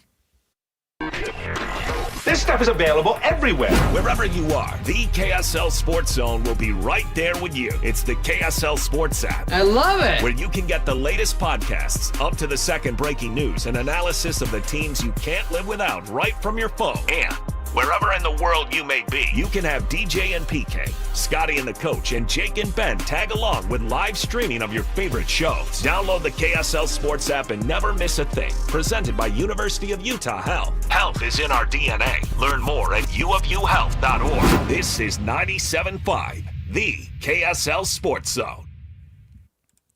Hey everyone, Jake here from my friends at Trajan Wealth. That's Trajan, Trajan, Trajan Wealth. Man, Ben and I just had a long conversation about properly spending and managing your money in the NBA. Heck, even before that, we were talking about University of Utah properly managing and spending their money. It's so important, and it's so important for you and, of course, your family, no matter where you are in life, whether you're just out of college trying to get your life together, middle age, or maybe you're close to retirement. You could always use good advice and guidance from a great team of people that have been there and done that and know what they're doing. So give Trajan a call today, 855-TRAJAN-1. That's 855-TRAJAN-1. Sit down with them. I've gone through this process. It's very easy. I went to the Draper location. It's so helpful, and they make it so clear exactly. These complicated issues become a little bit clearer because they know what they're doing. 855-TRAJAN-1. Sit down with them. Set goals. What kind of lifestyle do you want to live when you retire? When do you want to retire? And then they kind of work backwards from there. You can also go to TrajanWealth.com. Advisory services through Trajan Wealth, LLC, and SEC registered investment advisor. Additional services through Trajan Estate and Trajan Tax. Actual client paid advertisement. Additional disclosures at TrajanWealth.com. 855-TRAJAN-1 or TrajanWealth.com. The biggest event of the year, Monster Jam World Finals, returns to Salt Lake City, Utah, July 2nd through the 4th. The most trucks and all the best drivers in one place at the biggest festival-style pit party of the year. Plus, the biggest 4th of July fireworks display in Salt Lake City and a special World Finals stunt. Don't miss the stars, stripes, and unbelievable family fun moments. Monster Jam World Finals. Returning to Rice-Eccles Stadium. Brought to you by the Utah Sports Commission, BKD Tires, and Texas Roadhouse. Fire up summer with Mountain Land Supply. Right now, when you purchase any Blackstone Select griddle or pizza oven, you'll score a $50 Mountain Land gift certificate. Plus, you'll be entered to win B's Sweet tickets for Wednesday, July 22nd. Don't miss your chance to upgrade your backyard cooking and enjoy a night at the ballpark in style. Visit Mountain Land Supply today for the hottest Blackstone deals of the summer. Offer valid May 1st through June 30th, 2026, or while supplies last. Purchase any Blackstone Select griddle or pizza oven to receive a $50 Mountain Land gift certificate and one entry to win B's Sweet tickets for Wednesday, July 22nd. Limit one gift certificate and entry per customer account. You do not have to be present to win while supplies last. Hi, this is Derek Overstreet, president of the New Millennium Group and co-host of Stop Working, Start Living with KSL News Radio. Can you imagine what your life would be like if you could retire 3 to 5 years earlier than you thought possible? The things you could do, the loved ones you could spend time with, the memories that you could create. That's what our team at the New Millennium Group does. We'll walk you through the entire process every step of the way. If you'd like to get a copy of the 5-step proprietary plan that will help you retire 3 to 5 years sooner than you thought possible, give us a shout right now. 888-999-6370. That's 888-999-6370 or utahsfinancialplanner.com. Listen, most of our listeners right now have a tax problem, not a money problem.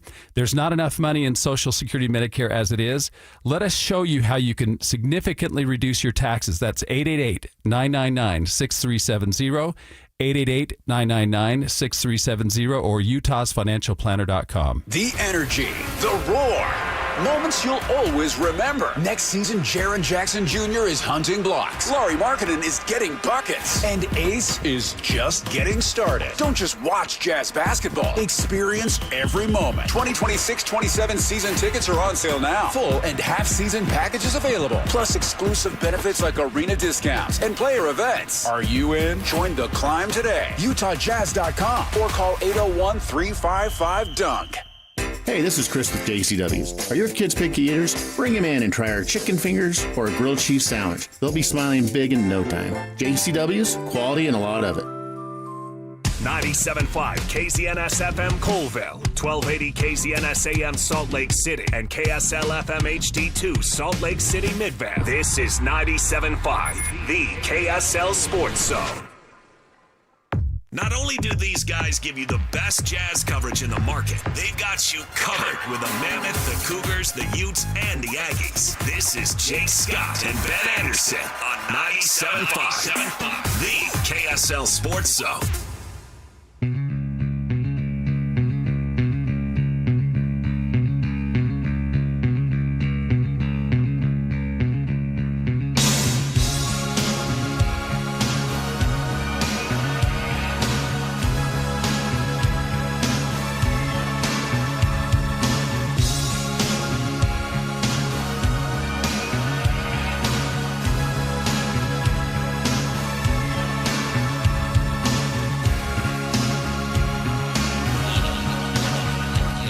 Jake and Ben, 97.5, the KSL Sports Zone.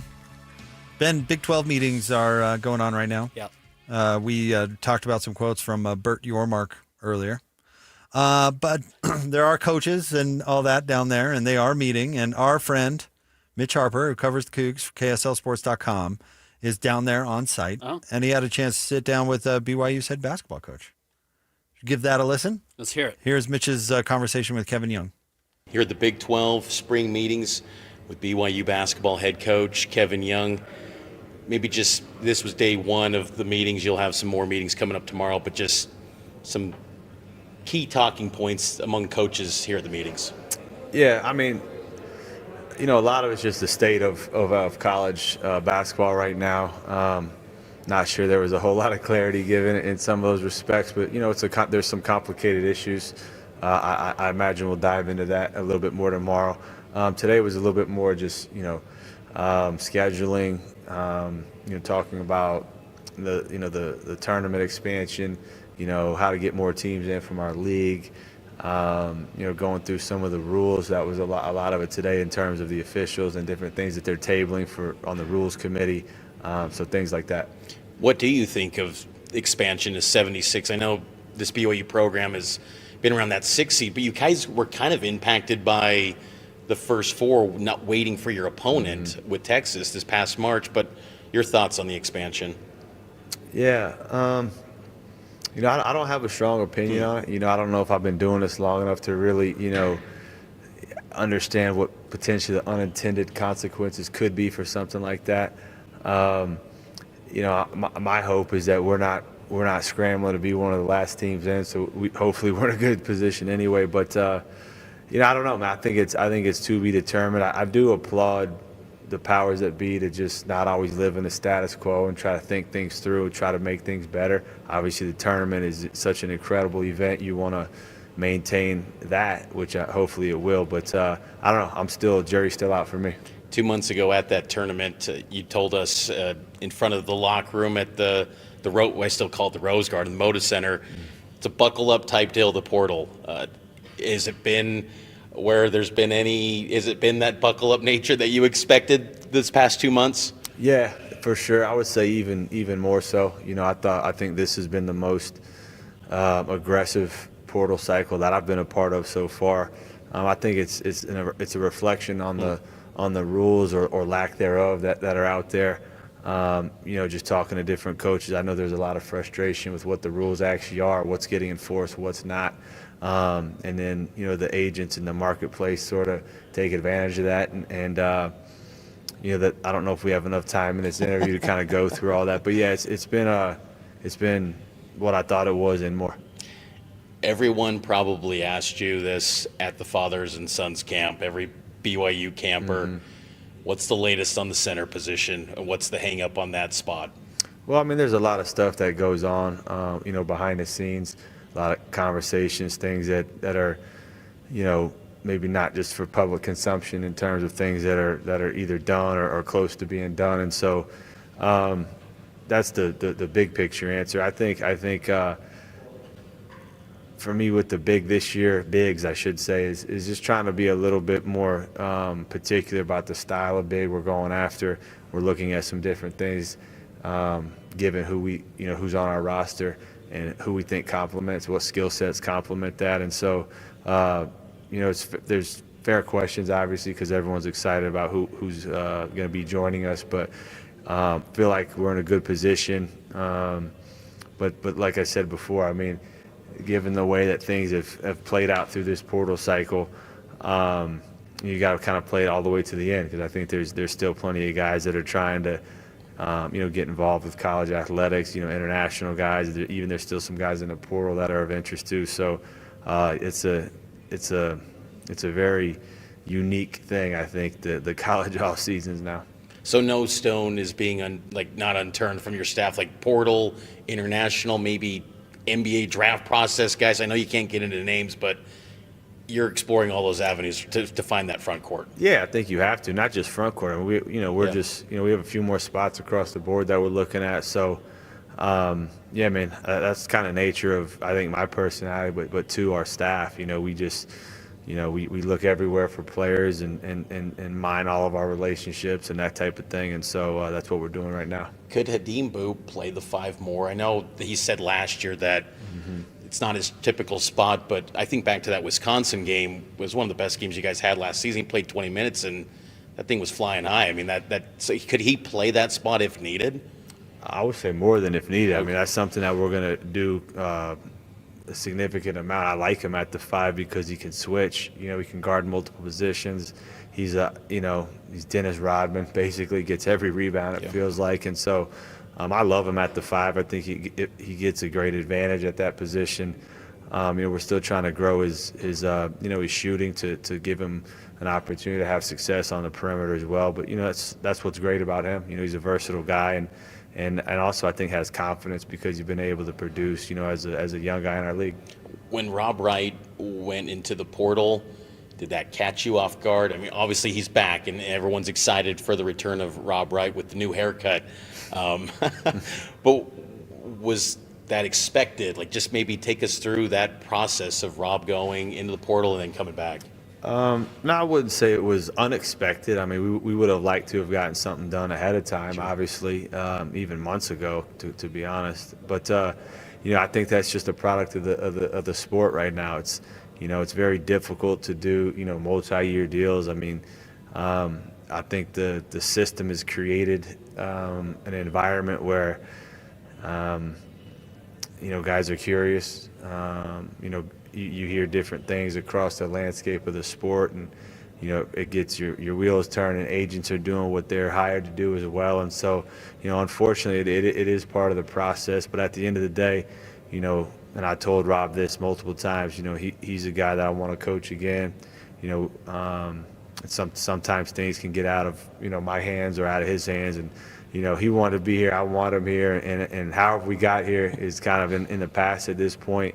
So new haircut Rob is back, and we're excited he's going to be back with us. Can he be a leader of this year's team? Because even AJ last year and Rob, that was a bit of a challenge when Richie went down. New spot for those guys, and they're young. But can he be the leader of the program now that he's got a year under his belt in this program? Yeah, he can, and he has been already. In the off season, him and Colin, I think, is another guy that can. But yeah, look when you're the point guard, naturally you're going to be asked to be a leader.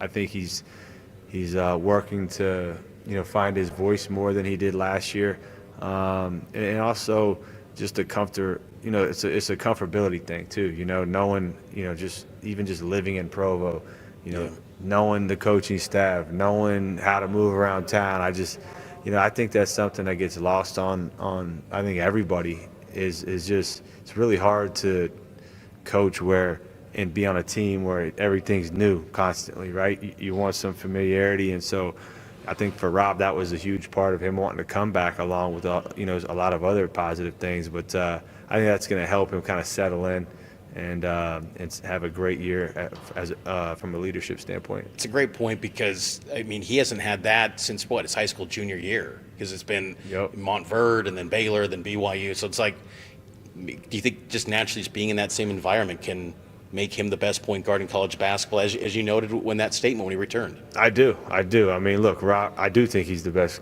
point guard in college basketball. His resume would speak towards that. I know there's areas his game that he wants to showcase even more from the point guard position. Conversations him and I have had. So Rob's in a great place. To your point, he has been a bit of a traveler with some of his career path. But look, man, that's kind of what it's become now, right? And so just glad that he's found continuity with us coming into year 2. You brought up Colin.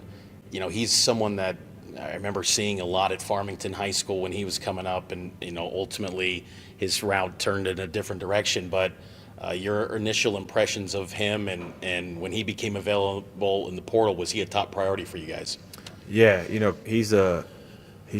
well, number one, what's really impressed me is just his maturity. I think he's got a great head on his shoulders, and that's something that I'm gonna lean on quite a bit. Just trying to, again, going back to the state of the sport, I think what gets lost, it's become so transactional that you kind of miss on what the whole point is, which is to win, which is to compete, which is to have a team, right? And that's something I've talked to him about a lot. But in terms of his availability, obviously he's a guy that, when I got the job, he was still committed to BYU.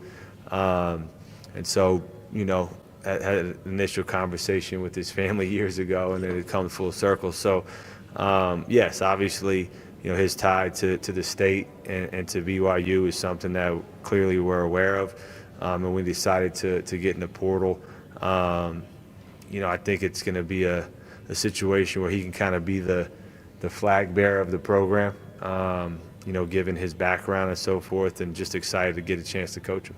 And I can't help but think, too, going back to that conversation you had with us in the media after the Texas loss, shooting was going to be a big thing for this team. He feels that in bunches, doesn't he? He does. And he's going to get compared to Richie a lot. Their games are actually extremely different, So that's a lazy comp then, I think, for us in the media to bring that comparison up. But you see why it's made. But Richie was such a dynamic shooter and a straight line driver and a rebounder, which was incredible. Colin's a little bit more of a, I think I'm hopeful he can be as prolific as a shooter as Richie was, which he was last year in the SEC.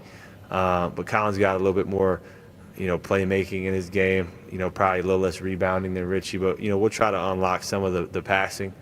And obviously the shooting is something. It's funny when you talk to him, it's like I don't know if he was ever just labeled as a shooter. Yeah. He's a guy who's a great athlete, 40-inch plus vertical. I think he's a great ball handler, and I really like him as a passer too. So, I think that's something that intrigued him in terms of our style of play, and kind of unlock some of his game outside of just the outside shooting. When I think of shooting too, Dawson, shot maker. I know we've seen him on Sports Nation. He was at the Fan Fest in California, Fathers and Sons. Is he official? And I ask this just because the whole 5-and-5 eligibility, is he going to be back this year? Has that been cleared already? Unless there's some type of NCAA deal that comes out, Fair. Yeah, right. Yes, we're planning on him being with us. He's going through his rehab process, and which is going well. And that's a fair point with all the NCAA movement and everything, but I just wanted to clarify. So that's exciting. So with Baker, Chandler, and then you bring in Jake Wallin, is he like a stretch four? What do you think of Jake Wallin and what he can be? Yeah, he's a guy that can do multiple things. I like his size, versatility. I think he understands how to play winning basketball. I think he can play at the 4. I think he can play the 3. He can do a lot of different things. And that's really, for me, the genesis of how I really want to play is having a bunch of guys that can all dribble, pass, and shoot. You know, he's got good positional size, and so he fits in well. But that was the idea behind the roster. You know, to have a bunch of guys that can all dribble, pass, and shoot. It seems so simple, Ben. That's it. Just a roster full of guys who can dribble, pass, and shoot. Just have them do that. Well, that's obviously a little difficult. But, yeah, I get why that's the goal, and that's why people have said that Kevin Young's running a pro-style system. Well, that's what pro teams do.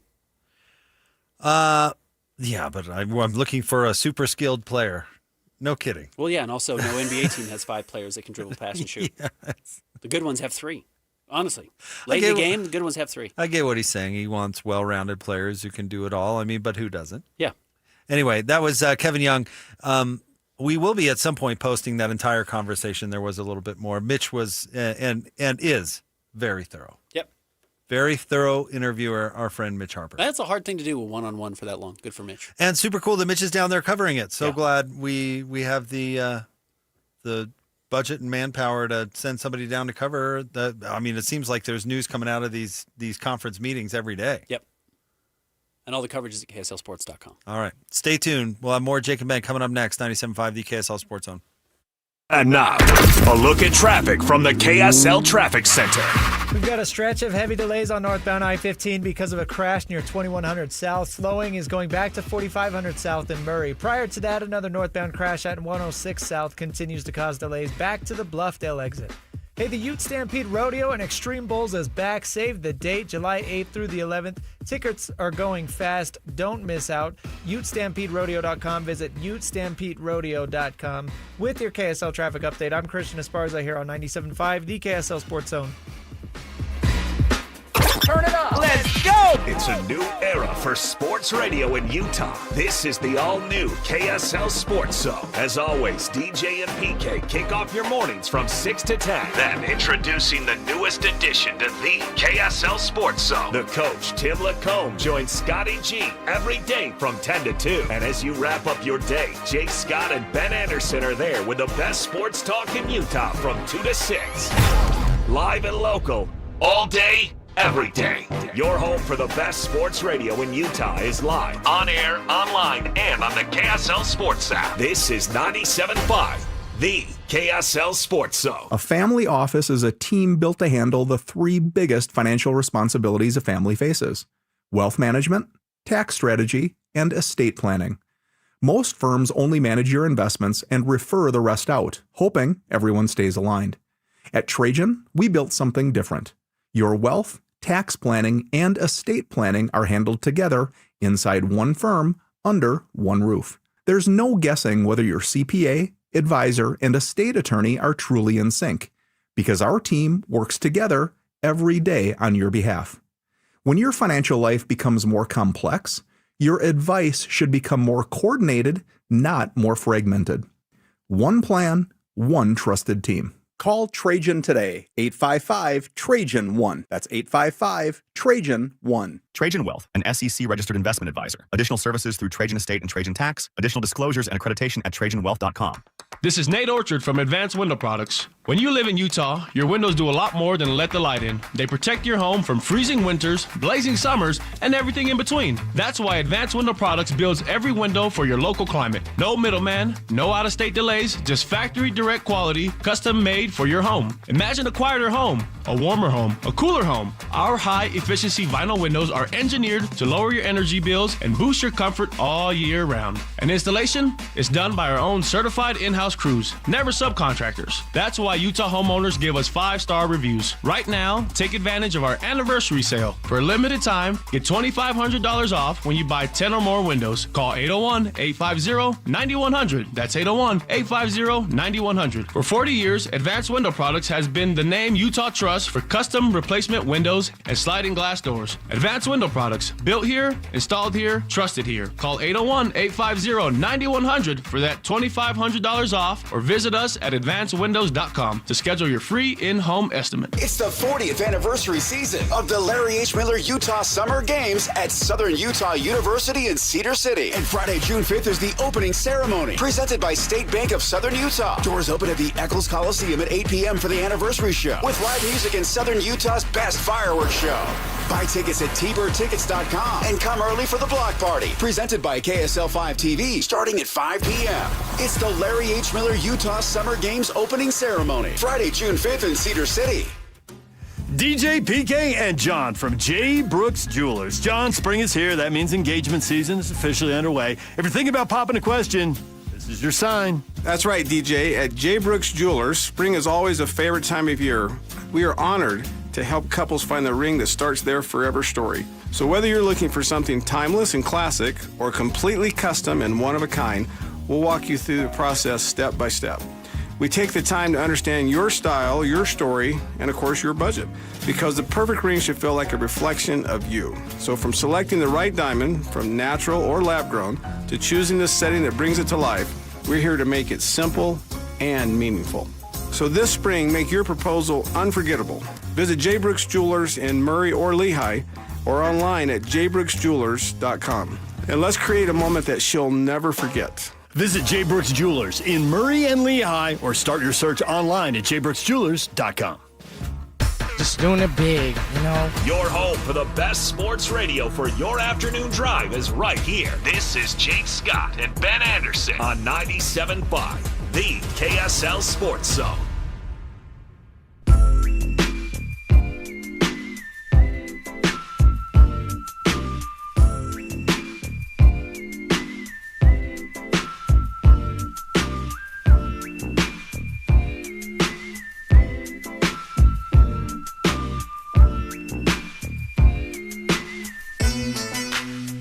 Jacob in 97.5, the KSL Sports Zone.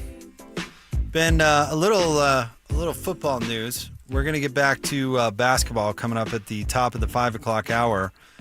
For Live at 5, we're going to talk to Joel Lorenzi, covers the NBA for The Athletic. So stay tuned for that. We'll get his take on tonight's Game 6 between the Thunder and the Spurs. You and I were just talking about this. I think this is worthy of a conversation. We were just talking about this off the air. News, UCLA quarterback Carson Gordon, Ben, plans to enter the NCAA transfer portal. Mm-hmm. Now, remind me, is the transfer portal open? It's not. It's closed. There is no spring transfer portal anymore, correct? Right. They made it so there's only one. Correct. So how is this happening? Well, Gordon is entering the portal as a track athlete. Uh-huh. But he will play football. Although he's entering as a track athlete per Yahoo Sports, Gordon still plans to play football wherever he transfers to next. So this would be like Bronson Kafusi transferring as a basketball player, but also going to play football. Right. Even though Bronson, which is the reason I picked this example, was primarily a football player, he did also play basketball. I'm not familiar with the rules, but there are obviously rules in place that prevent how you use a scholarship for a player in a different sport. Otherwise, every team would put 12 scholarship athletes on the tennis team, which does not generate revenue, and have them play football, which does generate revenue, and just say, yeah, man, we got all these extra spots, and all these kids that used to be walk-ons got scholarships because they're good enough, and they actually make us more money than the tennis team does, and we have the worst tennis team on the planet, but we got 12 extra spots on the football team for scholarships. I think you can actually do that. Okay. No, I really think you can. Well, it was Bronson Kafusi, your point of playing basketball and football. Yeah. And which scholarship was he taking up? He still only had one scholarship. So, yeah, I think you could do that. I mean, shoot, what was it? The Stanford rowing team was selling spots to people that weren't even athletes. Right. To what's her name from Lori Full House? Loughlin. To her kid. Yeah. She was USC, but it was what? USC, Stanford. Was Cal mixed up in that as well? It was that one guy who was doing it to all those West Coast schools. Uh-huh. But it was specifically the Stanford crew, right? Right. That was just selling scholarships, basically. I don't think there's any rule that to get a tennis scholarship you actually have to be good at tennis or primarily be there to play tennis. Okay. Now I think the tennis coach would be pretty grumpy if the football coach came in and said, "Hey, Unless guess what? the tennis coach also has another job, defensive coordinator." Yeah, there you go. Done. 2 gigs. Taking up 2 salaries. Yeah. But no, I don't think there's anything to stop you from doing that. Okay. If this guy was better, he would have found somewhere before the spring transfer portal closed, I suspect. I don't know why he decided to enter now, other than maybe he didn't feel like it was going to be good enough. And now he is seemingly the only football player on the market. So that's some value for him. No, I mean, he got beat out. This is the reason. I don't know that for a fact. I'm not familiar with UCLA's depth chart, but I'm assuming so. Uh-huh. He got beat out in spring. Right. And the reason they got rid of the spring transfer portal is because they did not want players who got beat out, because you kind of find out in spring where you land on the pecking order, to be able to just transfer willy-nilly. And that works both ways, because they didn't want other teams watching how it went in spring to be able to poach players because they performed in spring football. So this door kind of swings both ways, or it's supposed to, where Carson should have to stay at UCLA to get better, and as a result, UCLA has depth at the quarterback position. Correct. That's the point.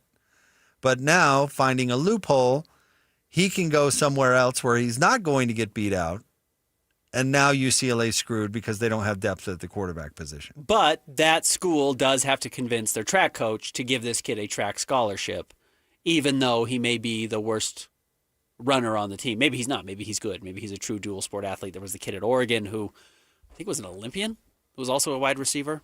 So it's possible. Or at least for now. I don't know. Maybe for now, yes. Maybe by the end of the season, or maybe by the time the season starts, they say, actually, he's not a track guy. He's just a football guy. He's just a football guy. But he got to come on campus and look at everything that we have. I don't know. All of our training facilities. I don't know how the rules of that work. When you can switch, or if you can switch from a football to a basketball scholarship, or a track to football in this case, and when that happens. I don't know how many track slots that a university would have. Would they really even care if the bottom of their track team was just there to play football? I don't even know if he has to technically run track. Yeah, I don't know. I'm totally with you. That's why these rules are kind of stupid, it would seem. Can you just say, I'm a badminton player and I'm entering the badminton transfer portal, but I'm actually going to play football? And does he even have to get a scholarship? That's how, transferred from BYU to Tulane, the quarterback. Why am I going? Jake Retzloff. Jake Retzloff. Yeah. That's how he did it. Right. He just left. And he didn't take a scholarship. Right. He just said, I'm not enrolled in school anymore. I'm enrolling in a new school, and don't need a scholarship, which is totally legit, because I'm sure he got plenty of NIL to cover the scholarship. Yeah, some NIL person comes in and says, you have a scholarship. We'll pay for you to go to Yeah, school. you're not going to pay Tulane tuition. I'll pay Tulane tuition. Isn't that what the Built Bar guy did for BYU a few years ago? For their walk-on guys. Yeah. Mm-hmm. Just paid for their school. So the fact that there are so many loopholes, I don't know if you need to go full Adam Silver here and try and overhaul the system for this one example. And if a lot of people are starting to exploit it, I suspect they will attack it. No, this just proves that there aren't rules. Even when we think there are rules, there aren't rules. We want there to be rules. There are none. Correct. Even you can play after, apparently, the NCAA ruled against it, but possibly you could play after gambling on your own team, which is bananas that's even a consideration. It'd be funny if he ends up at Texas Tech because they suddenly have a need for a quarterback. That would be funny. But yeah, absolutely. If there is money to be had, it's like water. People will find a way to get through. Carson Gordon, this whatever quarterback who couldn't beat out, was it Nico Iamaleava at UCLA? But they have a new coach, so he might have brought his quarterback. Yeah, whatever it is. Mm-hmm. Wasn't going to get the starting job. Thinks he can probably get some money elsewhere, but missed his chance with the spring window closing. Once the spring window closed, his coach at UCLA said, "You're not our guy. We're sticking with Nico, unfortunately, or whoever our backup's going to be. You're not in the conversation, but you're stuck." Yeah. Because the portal's closed, and he says, "Watch me." And there's money to be made elsewhere. And he and his agent, or he and his parents, or whatever, said, "Let's get you in the transfer portal, hell or high water." And they said, "Guess what? You're a track athlete now." I can't believe I'm saying this, but I think they should just get rid of spring football, maybe. Get rid of this altogether. Is it doing more harm than good now? I mean, because we kind of got on Bronco last year for not having any access to his first spring camp. Mm-hmm. And he said, well, I can't let anybody see what's going on or I'm going to lose my players. I'm going to lose all these players. So at what point is it going to be like, I don't even want these players to work out to know how good they are because I'm just going to lose them if I happen to say, sorry, you're a third string. Well, you and I both know that coaches are lunatics, and spring football is every coach's favorite thing. It's 30 extra practices or whatever it is that they get to do. Not 30, but yeah. It's a lot, and they were really excited about it. They all get excited about bowl practices because they get, 12 extra practices that they can run in there. So I don't think coaches will do that, but I am curious how they close this loophole because this is clearly one that, maybe if you transfer in a different sport, you can't play in 2 sports for a year. I mean, that's a close to it. But also, again, I don't want to kill a mosquito with a rocket launcher or whatever, with a cannon. Just, if this is a one-off, this kid found a loophole, fine, whatever. If some team's gonna be willing to give up a track scholarship to get him on campus, fine.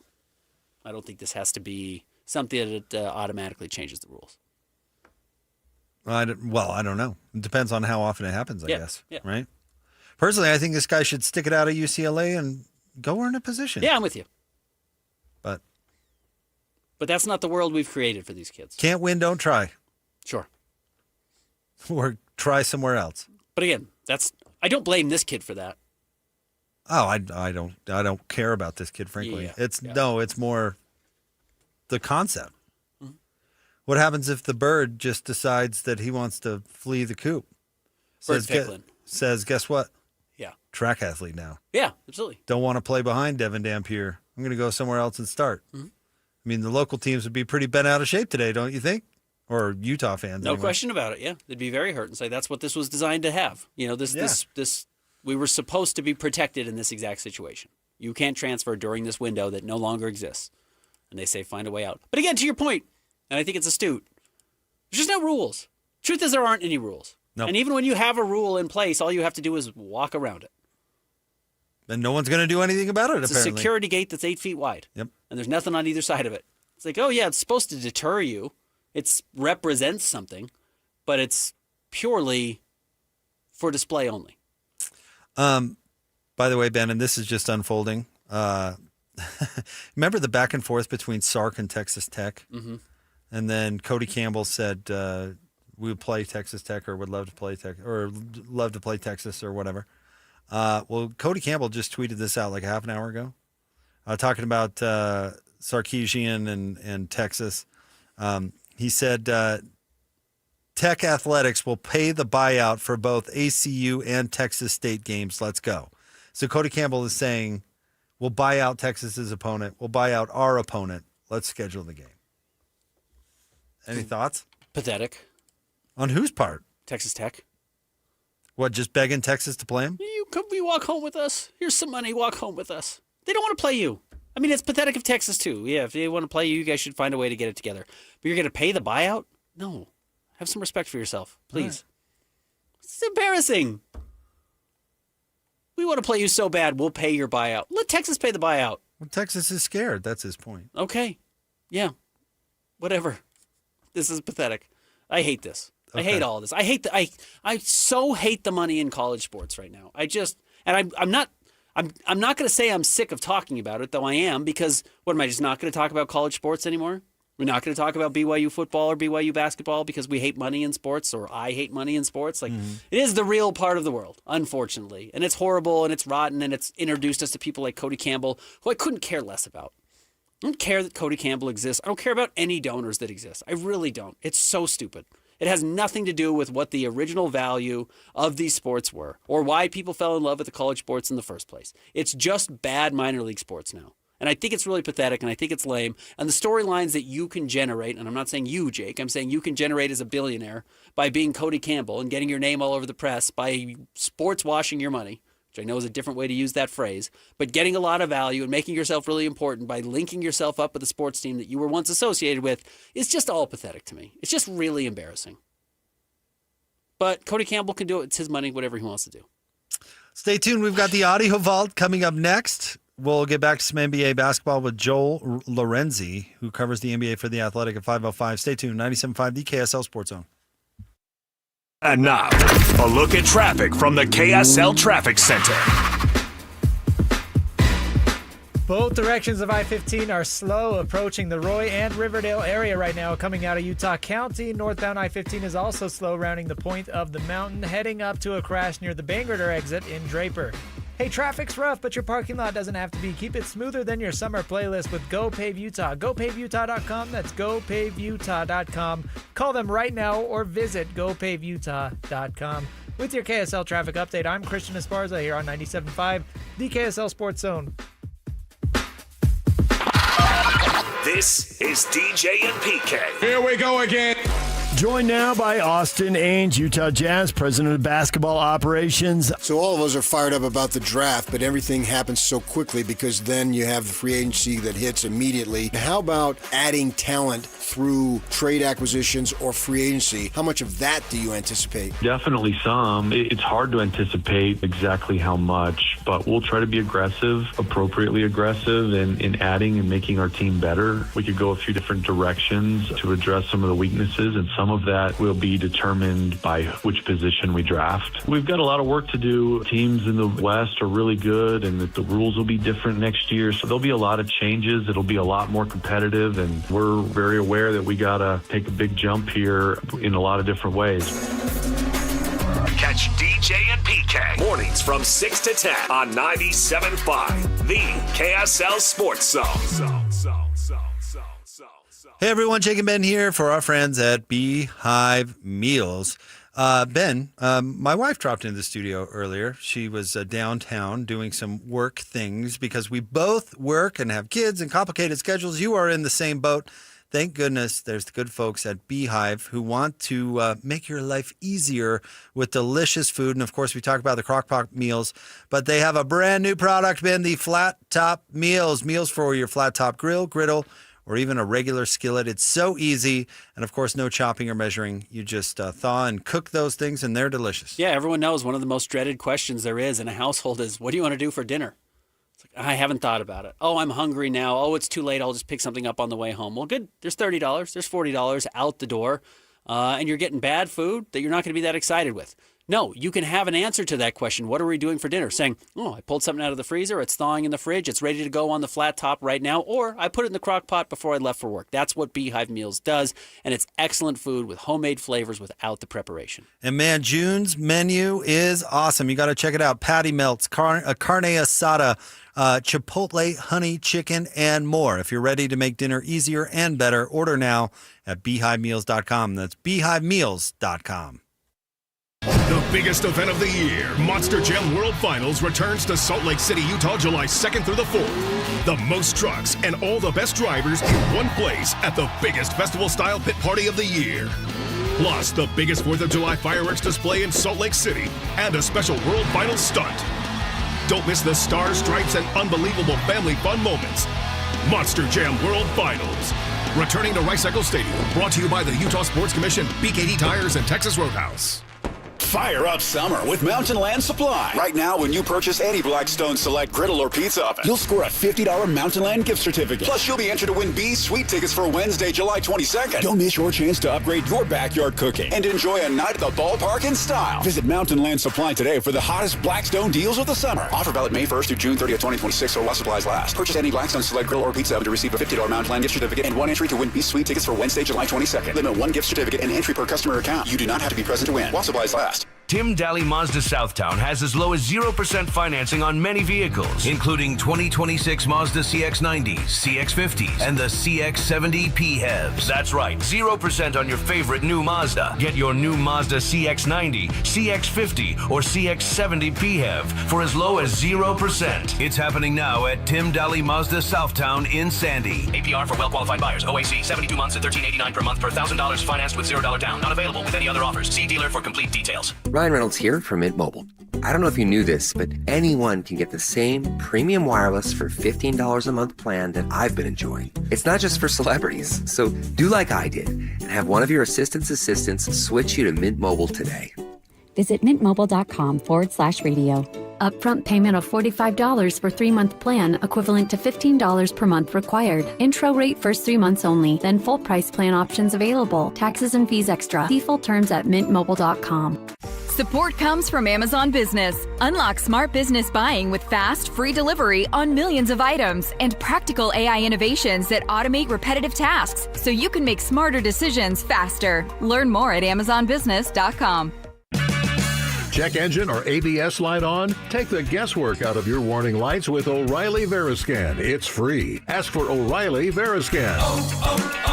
O'Reilly Auto Parts.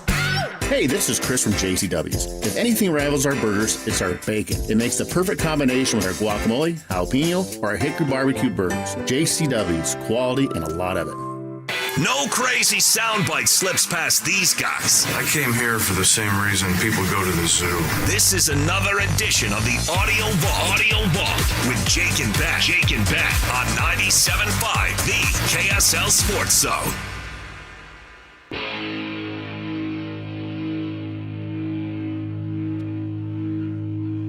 Kick it!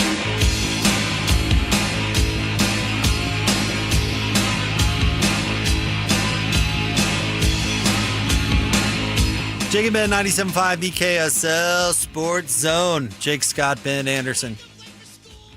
It's time for the Audio Vault, the best sound of the day. We actually found this one yesterday. I think it went viral yesterday, but making the rounds again today. And this is funny.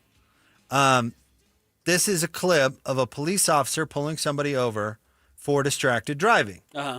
By the way, distracted driving, a problem. Keep your eyes on the road, people. But not drinking and driving. Let's not be texting out there. No. Distracted driving. So looking at her phone. Yes. The policeman then goes up to talk to her about it, but he doesn't realize. He runs into a problem. He does run into a problem that she does not have a right hand. So you're going to hear how this plays out. Let's go ahead, Christian. Hello, ma'am. Hey, good morning. I'm Deputy Gasala with the Palm Beach County Sheriff's Office. This is why you're being pulled over. In the city of Lake Worth today, we're doing an operation for distracted driver, and you drove past me holding the phone with your right hand, manipulating that phone. I mean, I saw you with the phone in your hand. Not. So you want to just call this a day? I don't want to call it a day. You had a hand up manipulating the phone. You just said my right hand. Well, I thought I saw you with your right hand. You had a hand up. The right hand. I saw you manipulate. So you didn't. With the right hand, perhaps not, right? But I saw you. You didn't see me with my right hand. Okay, so are you saying that you saw me with my right hand? I know what I just said. I know what I just said. I'm asking you now. Did you or not have your phone on your hand? I did not. You did not have your phone in your hand? I did not. Hand to God, you didn't have your phone in your hand? Hand to God. The other hand to God, you don't have your phone in your hand? Hand to God. Cool. You have your driver's license, registration, and insurance with you? All right, ma'am. So you're going to receive a citation for wireless communication device, handheld while driving. We got to put the phone down as we operate a motor vehicle. Oh, and you put on there that you saw me with my right hand holding it, yeah? I did not put that. No, if you want to take it to court. But that's what you said when you pulled me over, yes? That's what I said, That you saw me holding my device with my right hand. I'm not disagreeing with you. Yes, that's what I said. Okay. Yes. So if you want to take it to court. And that's what you saw? That's what I said. That's what you said you saw? Yes. Okay. Okay. If you want to take it to court, option 5 on the back of the ticket, that's how you take that ticket to court. Do you have any questions for me? No. Thank you. Have a good day. Since then, the cop has requested that they rescind the citation. Do you think that has anything to do with it going viral? Entirely. Yes. But also good for her. And smart, your wife's a lawyer, I'm sure she knows how to handle these types of situations, but get the cop saying specifically after that he said right hand. Not what he saw, but what he said. Right. And not just plainly in the citation, she was holding a phone in her hand. But you said, I saw it in your right hand, which is why you pulled me over in the first place. And yes, she is, I don't know, amputee, but she is missing her hand below the elbow. She was indeed not holding a phone in her right hand. You And also, not you possible. can't see this over the radio, but in the clip, he says, hand to God, and she holds up her right arm. Yeah. And then he says other hand. And he says other hand. It's like, oh, dude. He lost right there. When he said other hand, he lost. Yeah. Hand to God. It did remind Lloyd, though, of one of the most infamous cringy moments on this station. Okay. I have not heard this. Ever? Ever. You're kidding. I've never heard this. Oh, man. Shout out to my guy, Austin Horton, because we're going to play his infamous clip here. And by the way, I saw Austin down at Mark Miller Subaru a couple of weeks ago while I was buying my new car. It was great to see Austin. Great to see the good folks at Mark Miller. But anyway, I love Austin. But he made one of the ultimate mistakes. Actually, several ultimate mistakes. I can't believe Ben hasn't heard this. When first teasing an interview and then interviewing Jeff Griffin, who was a member of the Wheeling Jazz, and in a wheelchair. Yes. That's what the Wheeling Jazz are. Yes, it is. They're really good, too, or at least they were. It's a wheelchair basketball team. All right, let's hear that. When we come back on the other side, we're going to talk with Jeff Griffin, the greatest wheelchair basketball player to ever walk the earth. And I can say that because I've met the man. Let's jump out to the phone line and talk to our very good friend, Jeff Griffin, the greatest wheelchair basketball player to ever roll the earth. Jeff, I'm sorry for my little faux pas there before we went to break. Everyone's having a lot of fun with it. How are you, my man? Hey, I am doing great. I was listening to that myself, and I'm like, I wish I could walk. Thanks for reminding me of the situation I'm in. I'm such a good friend. I know. I'm totally joking with you. That's quite all right. Hey, I'll walk, I'll roll. That doesn't matter. That's how I roll. First things first. You're walking up here on the end of the wheelchair season. How's that going for you? I wish it was going better. This was always a rebuilding season. I love Austin. Well, he played it well. He didn't give him the old Lawrence Fishburne, Samuel L. Jackson treatment. And you know what? Jeff is a cool guy. Yeah.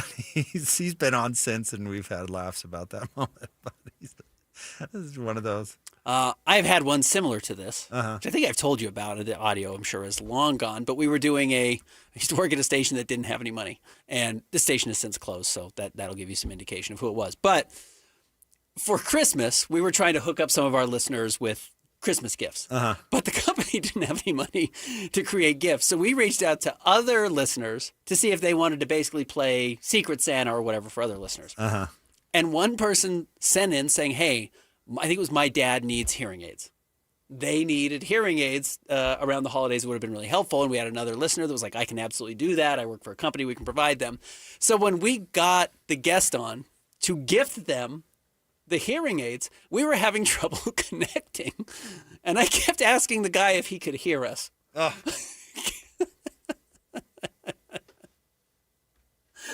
And the answer was no. No, he can't. Not particularly well. No.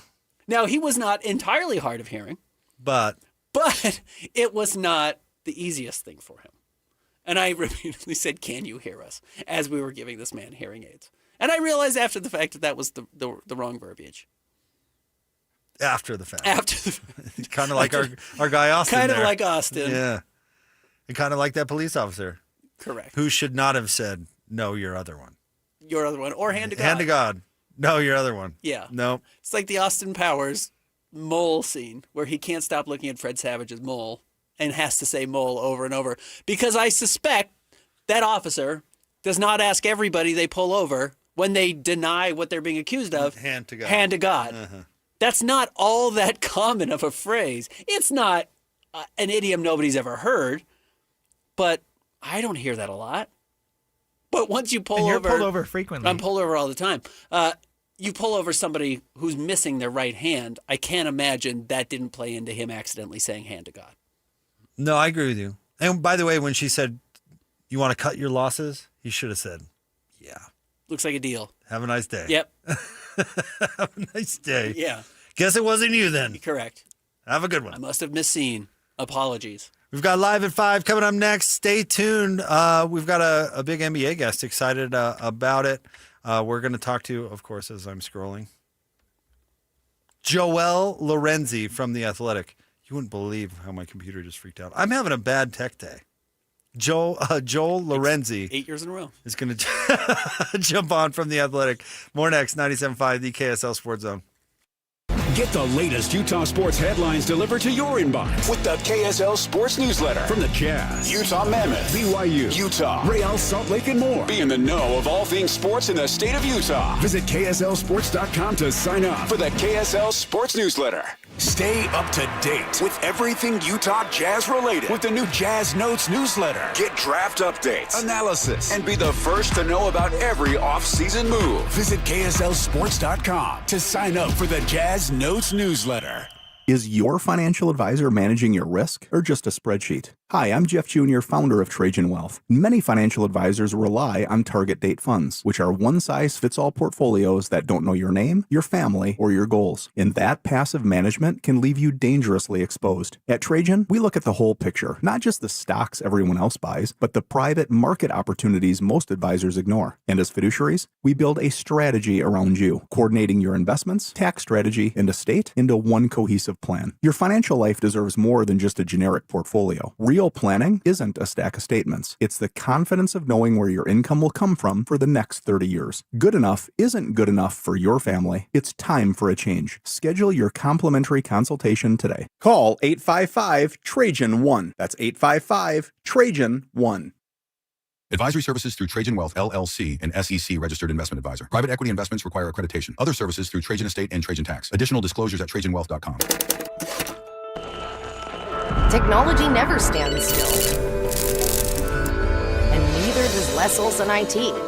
For 70 years and counting, we've helped businesses adapt, grow, and stay secure through every change. With experienced people and smart technology solutions, we make work easier, more productive, and more secure.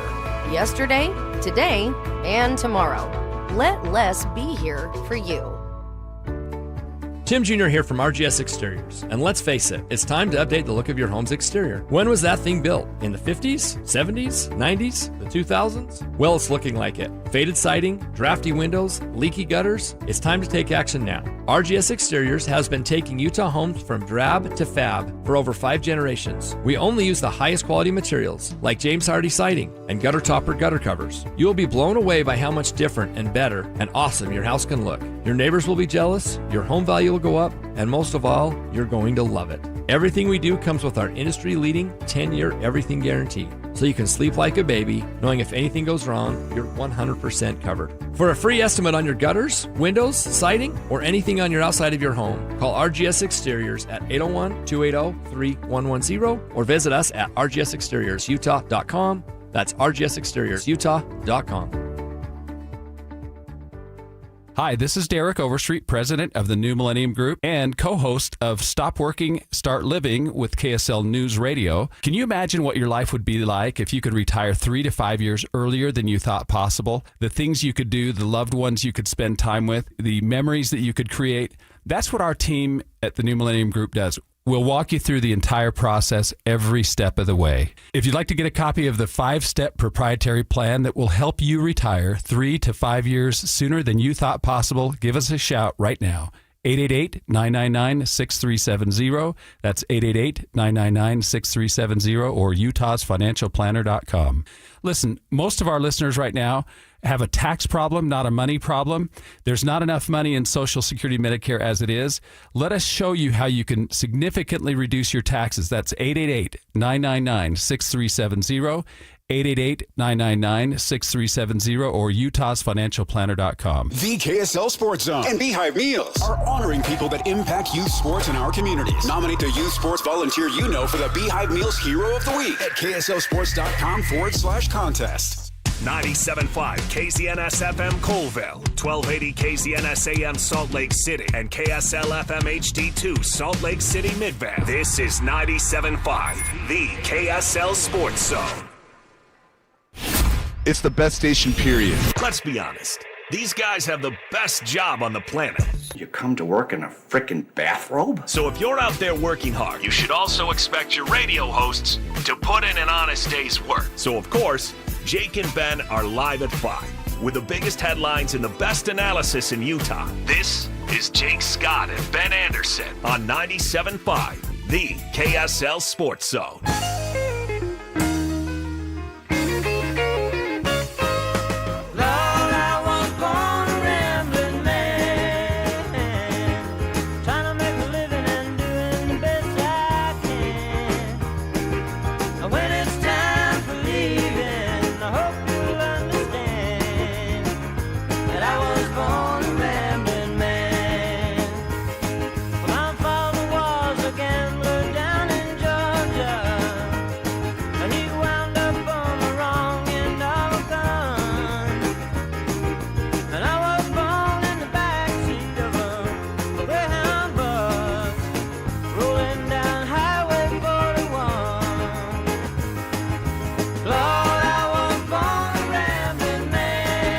Jake and Ben, 97.5 the KSL Sports Zone. Let's talk some Western Conference Finals. Game 6 going down tonight in San Antonio. Joining us live, I believe, from San Antonio, Joel Lorenzi from The Athletic. Of course, covers the NBA with us here on Jake and Ben. Joel, thanks for a few minutes. Joel. How are you? I'm good. How are you guys? We're doing terrific. You just came out of the Mark Daigneault conversation, his pregame opportunity with the media. We appreciate that. Did he say anything about the availability of Jalen Williams tonight? No, he didn't, and he never does. He wasn't saying too much of anything, which is why I was comfortable with leaving to talk to you guys. But no, he never give a Jalen Williams update. That's sacrilegious. We'll have to wait 15 minutes until they're required to put it out on the normal starting lineup, I guess. But what did he have anything interesting to say? I mean, this is a big opportunity. You close out, you get back to the finals where maybe they're not going to be the prohibitive favorites, but I think most people would favor whoever comes out of the West. Yeah, no, I think it's safe to say, just given how anticipated the series was, how heavyweight a matchup it was. I mean, these are the two best defenses you're going to find left in this field, and I think that was probably true in the regular season as well. And so, I imagine they are still the favorite, even with J-Dub's health in question, even with A.J. Mitchell potentially about to miss a couple weeks. I think they just have so many answers. They still find ways to win. They had this diversity about the way they win games. I mean, there was in no world that I think they could win Game 5 in the way that they did, but they just keep coming up with the answers. It's the depth, it's the maturity, it's the fact that they've won games like this, the discipline to win those games. So, yeah, I'd consider them the favorite, even though the Knicks are admittedly rolling right now, for sure. What do you think about the adjustment that Oklahoma City made with how they're defending Wemby? Ben and I made a big deal out of Game 1, how they barely played Hartenstein, and they tried this, guard him with a small and help, and it really obviously didn't work. And Hartenstein's played a big role since.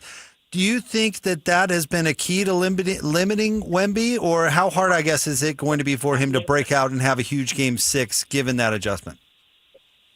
As far as willpower goes, that guy's pretty good, so it shouldn't be all that difficult. But it is a notable adjustment. And for what it's worth, Game 1, as much as they tried the smalls and fronting and scrambling and doing early work to try to get on Wemby with guys like Caruso, I think Caruso did a pretty good job, all things considered. If Jalen Williams doesn't take that shot with 12 seconds in regulation, the series is probably over already. And so it's not sustainable over the course of a game. And Hartenstein, for all the physicality and his presence on the glass, has done he's done a major job at slowing Wemby. But I thought to a degree it becomes an effort thing for Wemby. I thought that was clearly his worst game of the series last game, and eventually the effort just waned. And you can argue his minutes load in the regular season doesn't reflect what we're being asked of now, and sort of the wave of physical defenders he's seeing from the versatility of Caruso will front him, Hartenstein will play big minutes on him. Jalen Williams is a pretty sturdy, stocky guy. The other Jalen Williams that is, and so I don't know, it's worked, but would I count on him not playing well tonight? I really would not. I think that's the big question. Can Wemby be the best player on the floor? And we know the answer is yes. Yeah. He's shown that he can, but will he be? And this is going to be a part of his legacy going forward. Now, players in their third year are rarely judged for having to define their legacy yet.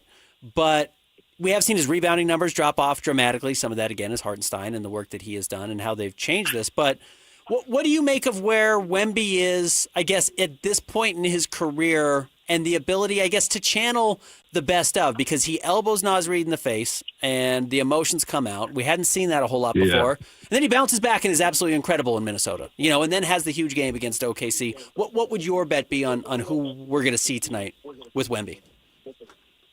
Yeah, I bet we see something closer to Game 1 than Game 5. Now, I don't think he's going to post 40 and 20, but I think he can get an easy 30. The game they won, what was that, Game 4, the last game they won in San Antonio. I thought that was the right balance of exerting himself into the game, feeding into sequences. He had fast break dunks. When he's at his best, he doesn't even have to really positions himself around the rim. Like, he doesn't have to do a whole lot of that himself. They just know where to place the ball, and he's in the right plays, and he's exerting his length into defensive plays. Like, that's the best version of him. That was game 4, I thought.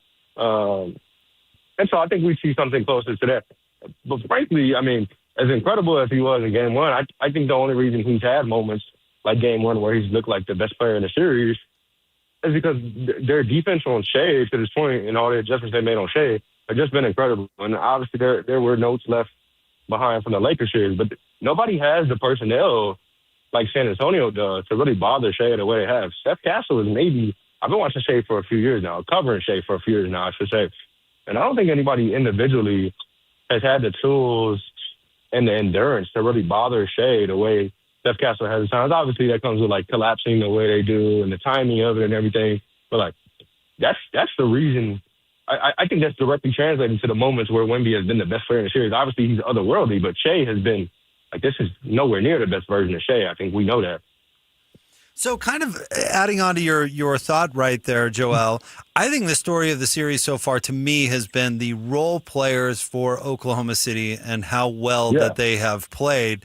You know, you mentioned Jalen hasn't been out, and frankly, Chet Holmgren has been a no-show as far as I'm concerned. But Caruso looks like Ron Harper from the 90s. I mean, the guy is absolutely amazing, and they've had these contributions from these other players. I guess how sustainable for Oklahoma City is that, do you think? Yeah, well, I mean, they're certainly giving Caruso the kind of space they gave Ron Harper once upon a time. Huh? Like, I think, I mean, I wanted to call it, like, less than sustainable, but now Caruso's pieced together enough stretches like this and enough games like this in this series, save for the game that he played 14 minutes, that game 4, which was very strange and clearly an outlier. Like, he's almost like, I'm curious to, I mean, I have one of these votes. I'm curious how many votes he would receive for Conference Finals MVP. He's been that impactful to the point where, like, of course I think that's sustainable. Like, the way, the deflections, the way he rotates, sort of the plays he's involved in on defense.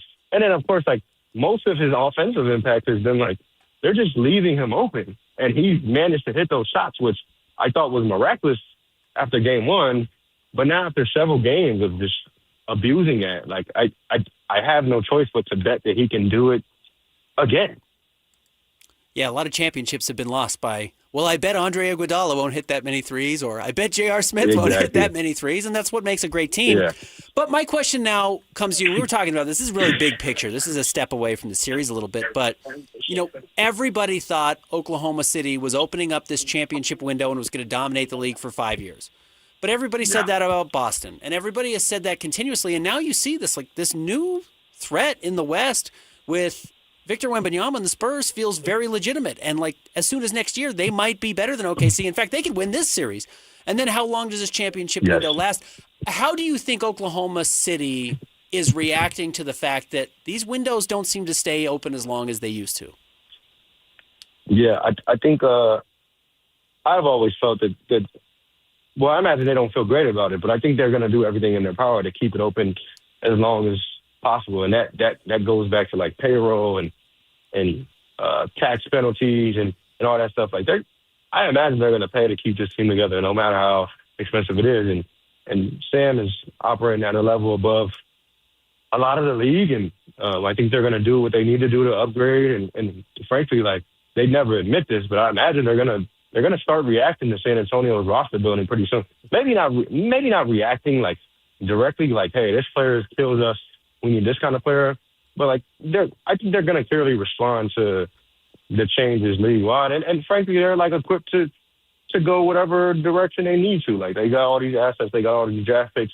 They can pick any one of these starters from Michigan to try to insert themselves next year in the playoff series. So they've got options, I imagine. I think they're not panicking just yet, but I imagine they did. I don't think they envisioned that San Antonio would be sort of ahead of schedule the way they are. It makes this thing a lot more fascinating for sure.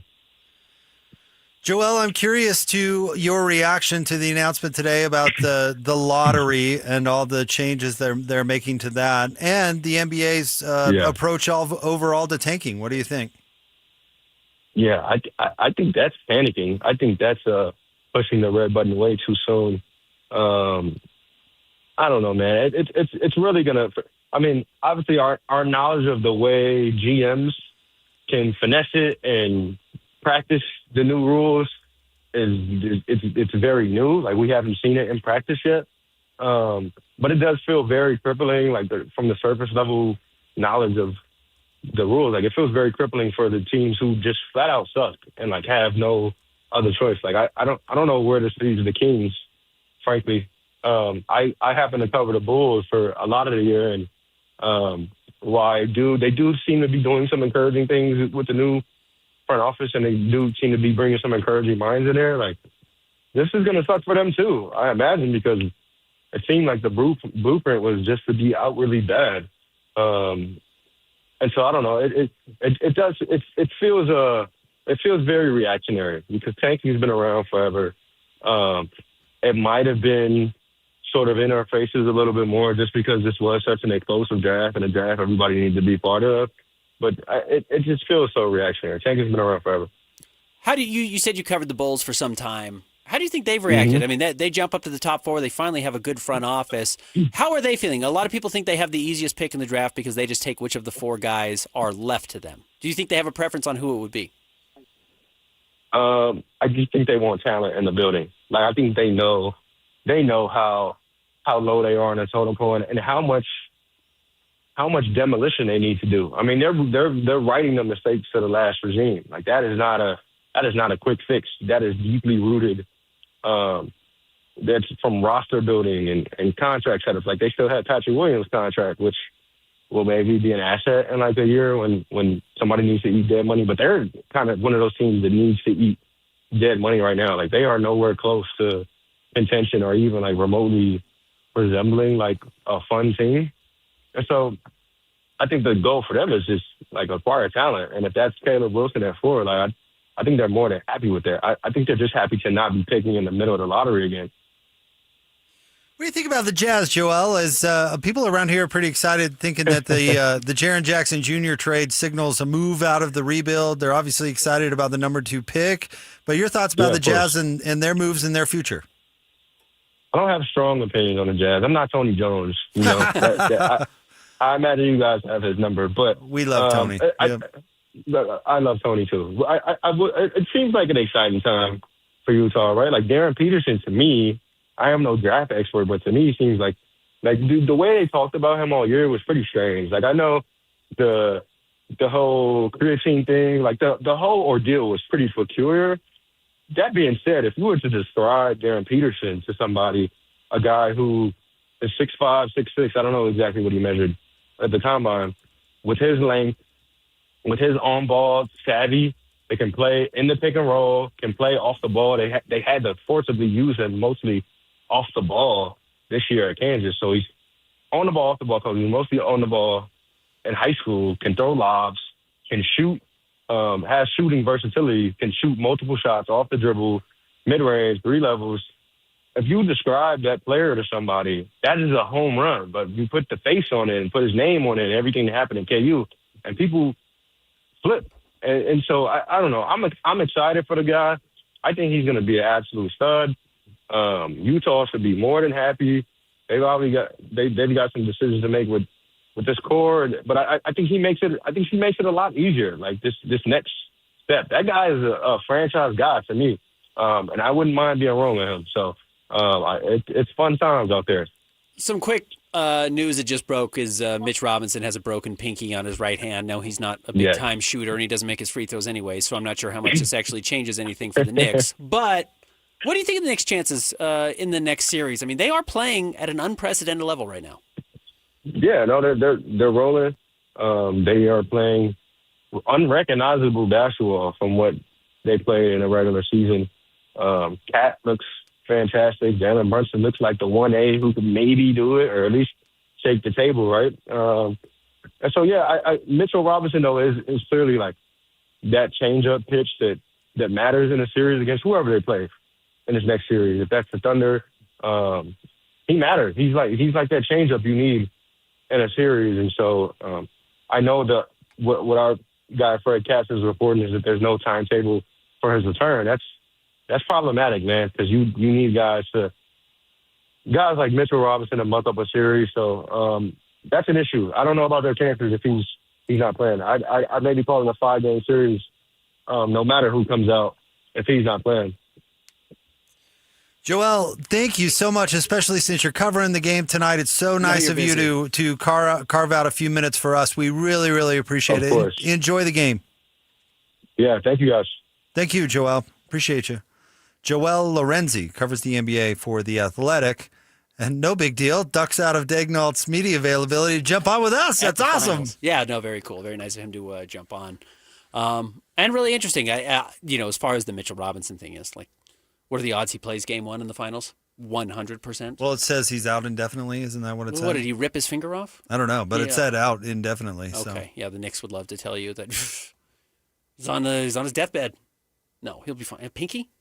Well, what could he have possibly done to it that's going to keep him out of the finals? I mean, I guess I could be wrong, but no, I don't think this is going to keep him out. And he's not a shooter or a scorer of any kind anyways. He's got to block some shots and catch some lobs. And I guess that could be difficult with the broken pinky, but shoot him up with some drugs and tape his fingers together, and I think he will be out there and be just fine. But New York Knicks center Mitchell Robinson has suffered a broken right pinky finger, and there is no timetable on his return. Yeah. Okay. So that's the official. Again, he'll be available for game 1, would be my absolute guess in that series. But the big one tonight, and where Joel was talking about, what do we see from Wemby? What does his bounce back look like? I think that's obviously going to be the defining feature. But the truth is, Wemby can play great, and the Spurs can still lose this game. Because Steph Castle also has to show up, and Dylan Harper has to show up, and De'Aaron Fox has to finally show up. And they haven't gotten consistent performances from those guys. Not only was Wemby bad in the last game, 4 of 15 from the floor, while he still got 20 points, De'Aaron was also 4 of 15. That's not good enough. Devin Vassell was 2 of 11. That's not good enough. I can't remember what Dylan Harper was off the bench, but he's just not quite ready for this moment. And that's fine. He doesn't have to be. He's a rookie. Most rookies aren't ready for this moment. But if you want to win your championship, and teams are always coming for you and nipping at your heels, and it seems they come up quicker than ever. San Antonio's a good example of this, and someone will be right behind them. You have to make sure that when your opportunities present themselves, you take advantage of it. Yeah. I think it might be over for San Antonio tonight, but we'll see. Yeah. And I'll be curious how they approach the offseason. It might be a mistake to just sit back and say, well, we'll get better next year. Oh, I don't think they'll do that. When Oklahoma City lost to Dallas, they went and got Isaiah Hartenstein, and as we've talked about, it directly led to them winning a title. And traded for Brunson. Yeah, right? I mean, you've got to go out there and make things that are going to make you a much better team. Yeah, Caruso? Uh-huh. What did I say? Brunson. Sorry, I meant Caruso. My goodness. Yeah. Apology. I'm looking at a picture of Jalen Brunson. Yeah, for Caruso. I'm having one of those kind of days. Apologies. Yeah, no, Caruso is who I'm talking about. No, there's no way Steph Castle, De'Aaron Fox, and Dylan Harper are on the same team next year. Yeah, I can't imagine. No, so they're not going to do that. And you probably lose leverage with De'Aaron Fox every year. Yeah, and he's the worst of the three. So, I mean, they're going to move on from him. And the highest paid by far of the three. Right. So, I don't want to say having Dylan Harper on the bench was a waste because they're in the Western Conference Finals and he's playing fine. So, it was not a waste, but they're not going to have him coming off the bench next year. No way. Too big, too good. Right. And are they going to move off Steph Castle after this year? No way. Is Adele going to let De'Aaron Fox come off the bench? No way. Not a chance. So he's not going to be on the team next year. Yeah. Hello. So what do you do with that? Just don't trade him for James Harden. That is the interesting thing of it's great, and they should have some wiggle room to trade him, but you better make the right trade also.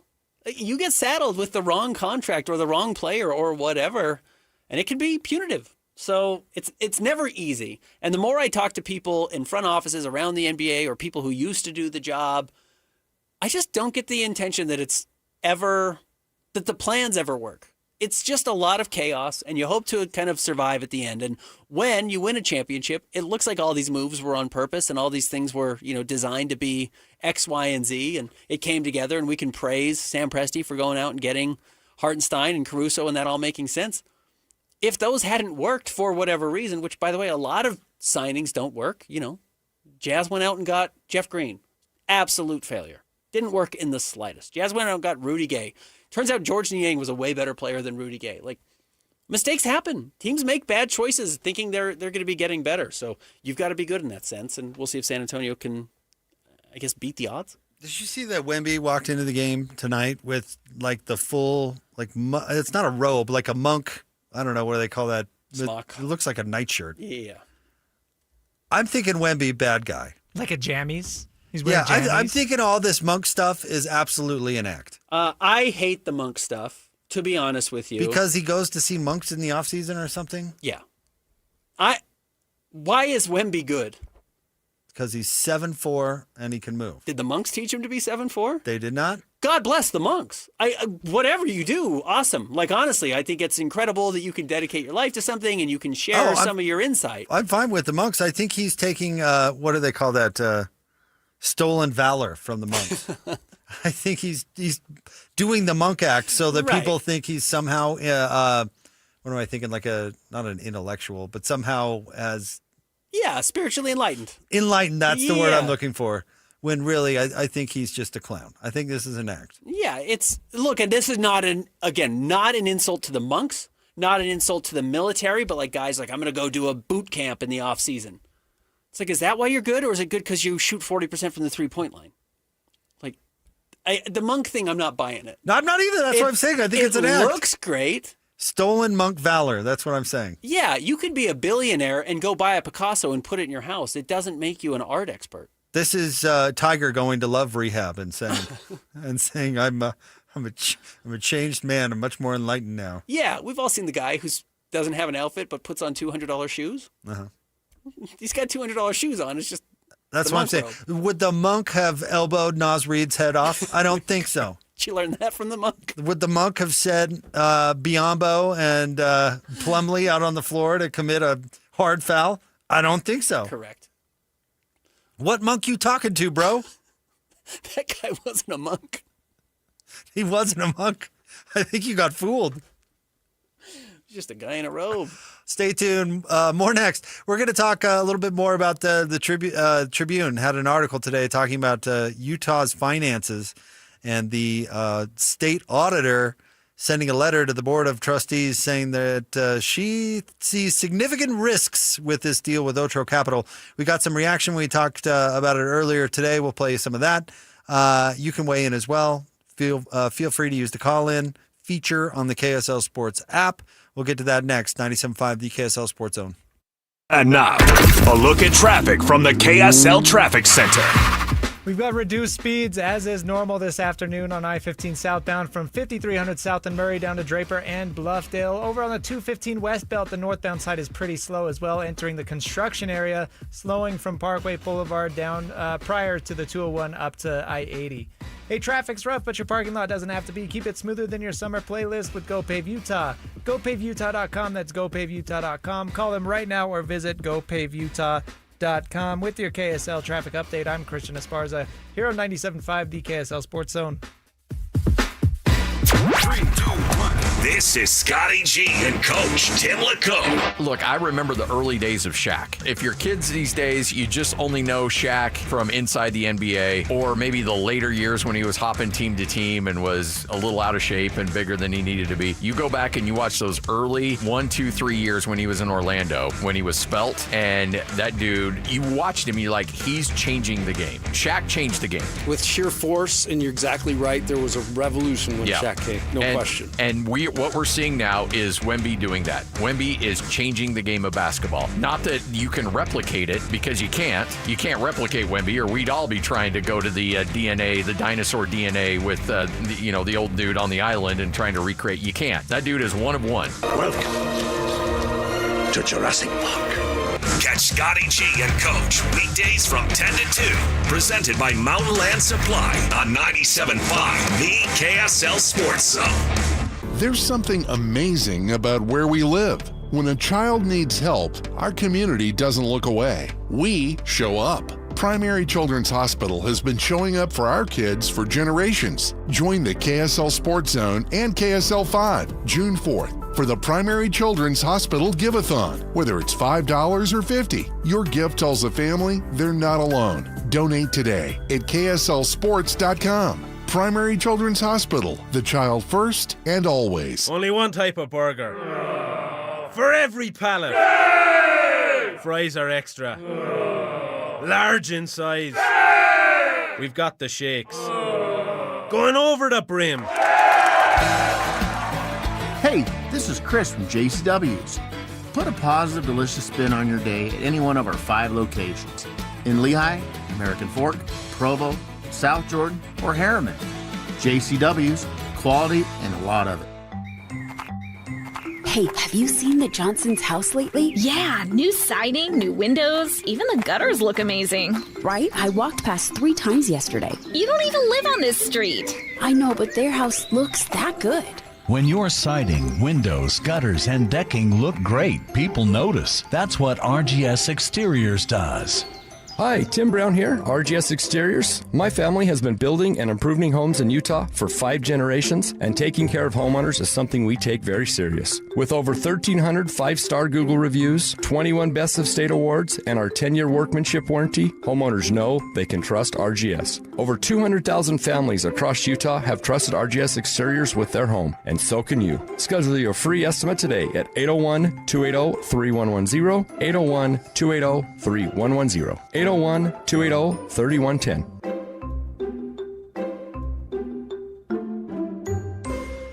If you've tried Beehive meals, you know how easy they make dinner with their classic slow cooker meals. Now, they're bringing that same convenience and flavor with a brand new option. Flat Top Meals. These fresh prepared meals are delivered right to your door and are designed to be cooked on your flat top grill, griddle, or even a regular skillet. This menu includes favorites like steak fajitas, smash burgers, teriyaki chicken, and more with 8 meals in every box. Order today at beehivemeals.com. Fire up summer with Mountain Land Supply. Right now, when you purchase any Blackstone Select griddle or pizza oven, you'll score a $50 Mountain Land gift certificate. Plus, you'll be entered to win B's Sweet tickets for Wednesday, July 22nd. Don't miss your chance to upgrade your backyard cooking and enjoy a night at the ballpark in style. Visit Mountain Land Supply today for the hottest Blackstone deals of the summer. Offer valid May 1st through June 30th, 2026, or while supplies last. Purchase any Blackstone Select grill or pizza oven to receive a $50 Mountain Land gift certificate and 1 entry to win B's Sweet tickets for Wednesday, July 22nd. Limit 1 gift certificate and entry per customer account. You do not have to be present to win while supplies last. Not only do these guys give you the best Jazz coverage in the market, they've got you covered with the Mammoth, the Cougars, the Utes, and the Aggies. This is Jay Scott and Ben Anderson on 97.5, the KSL Sports Zone.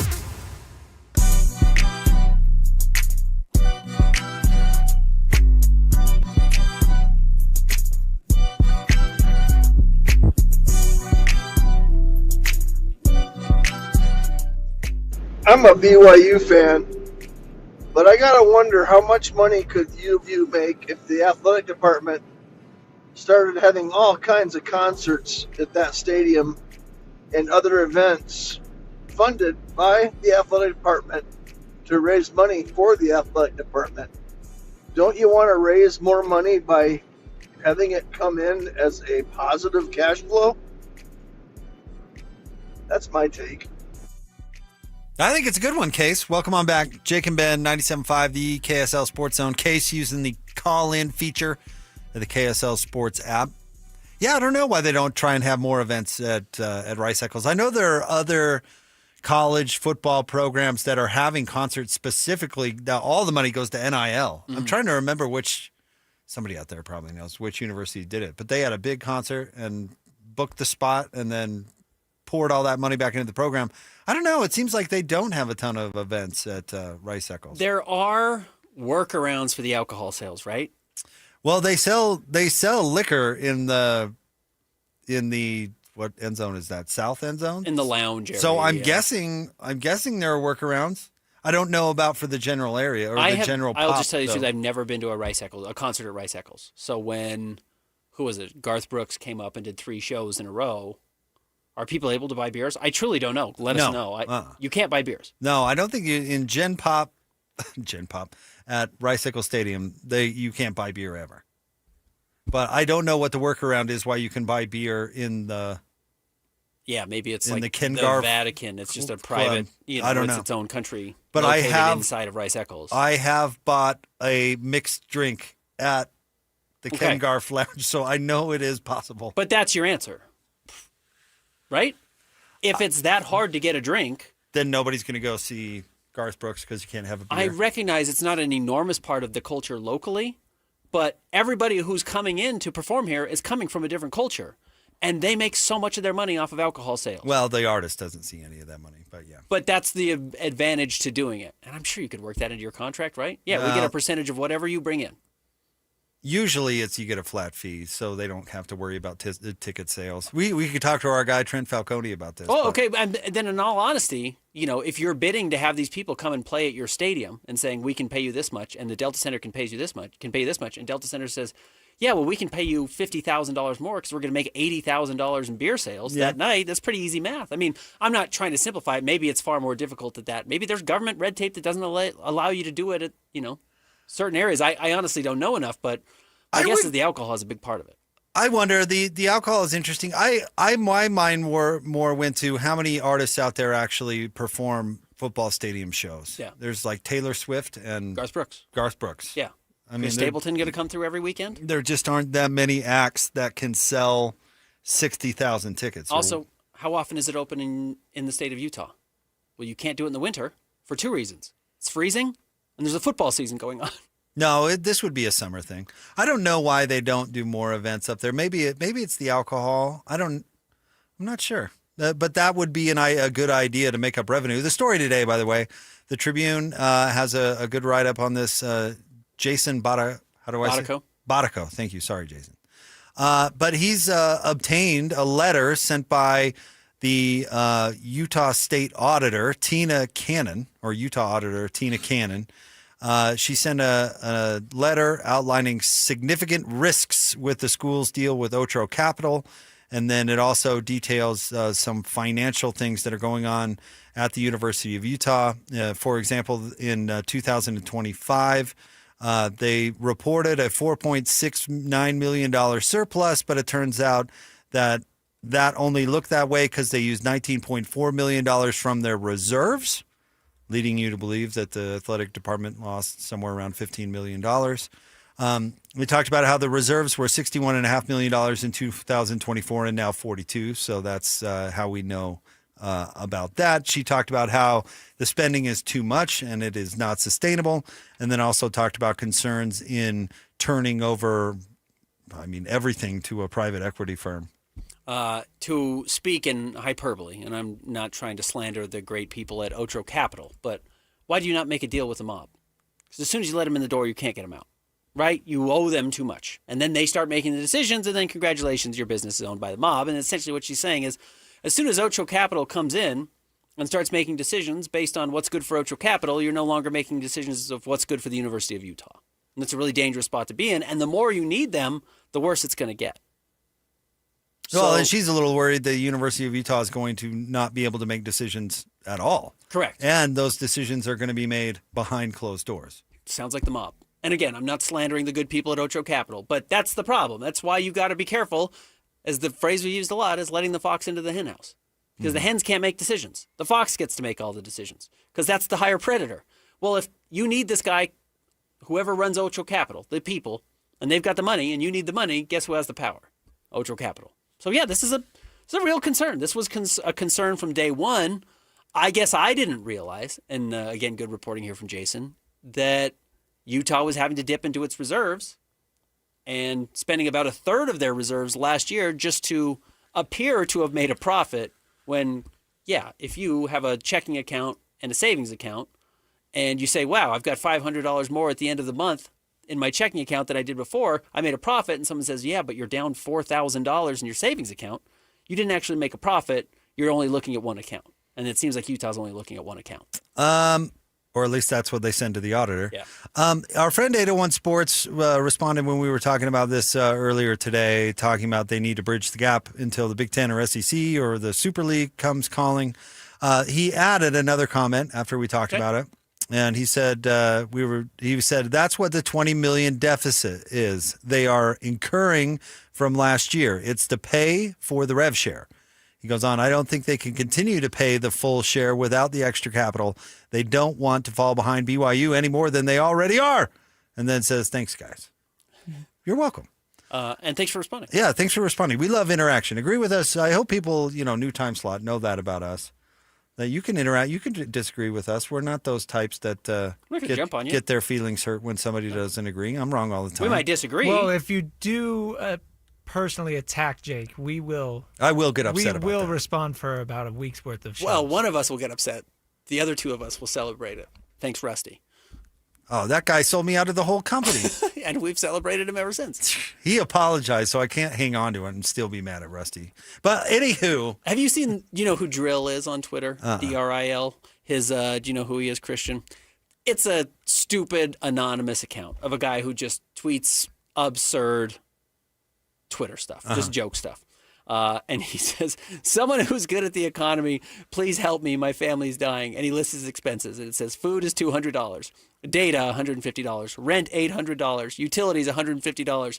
Candles, $3,600. It's like, cut out the candles. And he responds to everybody, no, because they don't realize he's joking. But your roster expense is the candles. Yeah, you got to find somewhere else to get that 20. You don't spend the 20 on your roster. You don't have the money for your roster. Yeah. If you have to keep the lights on in your athletic department and you have to fly your team to play all over the country, Central Florida, West Virginia, wherever, to be a member of the Big 12, and you're trying to debate how do we pay this and then also pay $20 million to get better players on our roster, you don't have the $20 million for better players on your roster. And I know Utah's not spending 20 on their roster. I'm just saying this allotment that the NCAA says you can spend as salary for your teams, if you need money from somebody else to be able to help you keep your lights on, the first place the money has to come out of is the roster. Mm-hmm. That's the expense that's unnecessary. I agree, Si. I don't necessarily agree. You can cut other places. You can't tell me there's stuff in that athletic budget that you can't cut. Give me a break.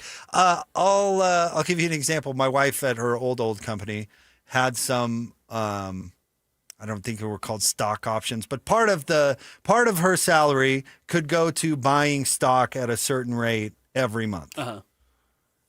So we decided, that's a great idea. We should take advantage of this perk that her company did. Right. Now, to find this money in our budget, did we go down to the check cashing place and get a weekly loan? Right. An advance.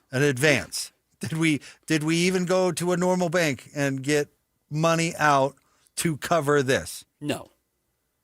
Or did we drink Folgers instead of? Yes. Did you cancel your Amazon subscription? Did you cancel Netflix? Right. Yes. We found unnecessary expenses so we could take that out of our budget and take advantage of this perk that our company was giving. Right. Let me tell you, we didn't go to Lone City. We took 10-minute showers or whatever. That's still a long shower, but whatever. Not for me. I love a long shower so much. What am I doing here? Incredible. But yeah, we get a bus pass or don't get a lagoon season pass or I don't know, Ben. Yeah, we don't go to the movies or whatever. Yeah, there's a lot of options. So you tell me we got to come up with the 20 for the players. Okay. If that's a necessary expense, okay, then where does the money come elsewhere? But you do have to make that decision. But they're going to Czech City. Correct. That's the fair. As opposed to... It certainly looks like that's what's going on. Right. So I don't... And by the way, 801 Sports, you're talking about keeping up with BYU. Utah's got to get out of that mentality. You're not in the BYU business. No, you're not. You're in the Utah business. Yeah, you're in the Utah, for sure. Well put. You got to know who you are. And Utah is an up-and-coming university. It is. It's gotten a lot better over the last 20 years, 30 years, whatever. The schools have improved. Population's growing, all the things. The law school is climbing. But it hasn't pumped out zillionaire alums since 1880, like Michigan or Ohio State or all these schools with all these crazy resources and huge alumni bases. And it's just not Utah. Utah was a whack school 25 years ago, 26 years ago. Right. They were, do you remember that when the WAC expanded to like 16 teams and what a crazy banana? They were making like $10 a year. And now they're trying to keep up with the big schools to just get BYU. BYU is a special circumstance. Just put BYU out of their mind. I don't even know if BYU's paying the 20 to their players. Probably not. I would guess that all their players are being funded through NIL. Yes. I don't know that for sure, and BYU doesn't really have to tell you, but I would doubt that the university itself is paying a dime to players. I don't think it's crazy to assume that NIL is at least paying the majority of BYU's bills. Not their athletic department bills. No, their player bills. Their player bills, Yeah. Yes. That I would wouldn't agree with be that. crazy to me. No, not at all. I could be wrong, but that wouldn't be absurd to me. And I just don't think it's possible for Utah to keep up with that, certainly on the NIL front. And so Utah is saying, okay, we'll make it up, with the 20. Well, that 20 needs to come from someplace responsible. It's plastic surgery. To what end? Yeah, I agree. You can always get more. Yeah. You can always get the facelift. You can always get the lips done. You can always get the tummy tuck. You can always do what you can get the hair transplants. You can do whatever. You can always do more. You can always borrow more money. Is it making you more beautiful? Is it actually doing anything? Is there ever an end to it? Now, that's my fear for Utah. What's the end here? Well, how do you stop the bleeding? I bet you the Utah, maybe they wouldn't do this publicly, but they'd make the threat. Like, what do you want us to do? Cut diving then? It's like, I don't know, man. Maybe you can cut other places besides programs. Well, I don't know, but that is your job. Yeah, that's why you get paid the millions of dollars you get paid to make those decisions. The people up there who collectively make a good living have to make very tough decisions to make sure that they can operate within the best interest of the university.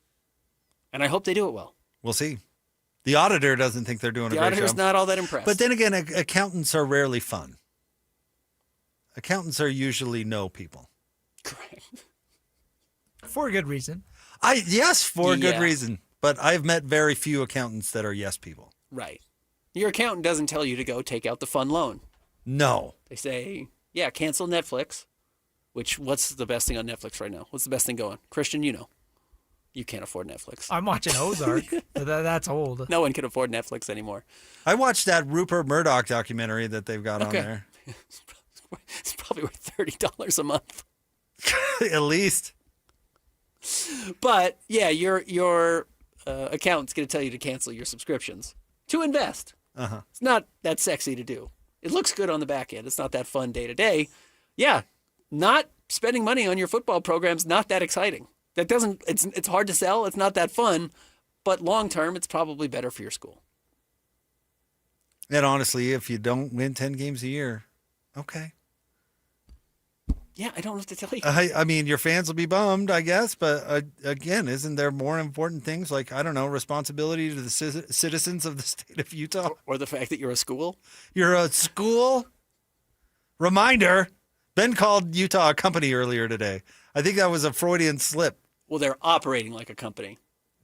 You're a school! I'm with you. I hate where everything has gone. I hate these conversations. If I drive my car into the river saying it's a boat, it has to be a boat. Because if it's a car, it's going to do a really lousy job. But it's a boat. But it's a boat. More next. Jake and Ben, 97.5, the KSL Sports Zone. And now, a look at traffic from the KSL Traffic Center.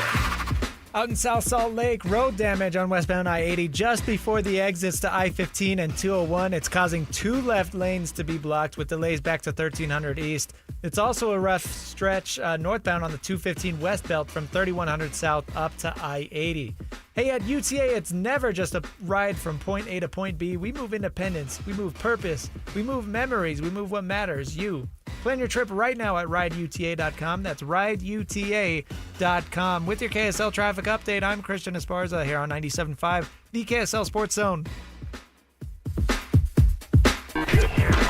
This stuff is available everywhere. Wherever you are, the KSL Sports Zone will be right there with you. It's the KSL Sports app. I love it. Where you can get the latest podcasts, up to the second breaking news, and analysis of the teams you can't live without right from your phone. And wherever in the world you may be, you can have DJ and PK, Scotty and the coach, and Jake and Ben tag along with live streaming of your favorite shows. Download the KSL Sports app and never miss a thing. Presented by University of Utah Health. Health is in our DNA. Learn more at uofuhealth.org. This is 97.5, the KSL Sports Zone.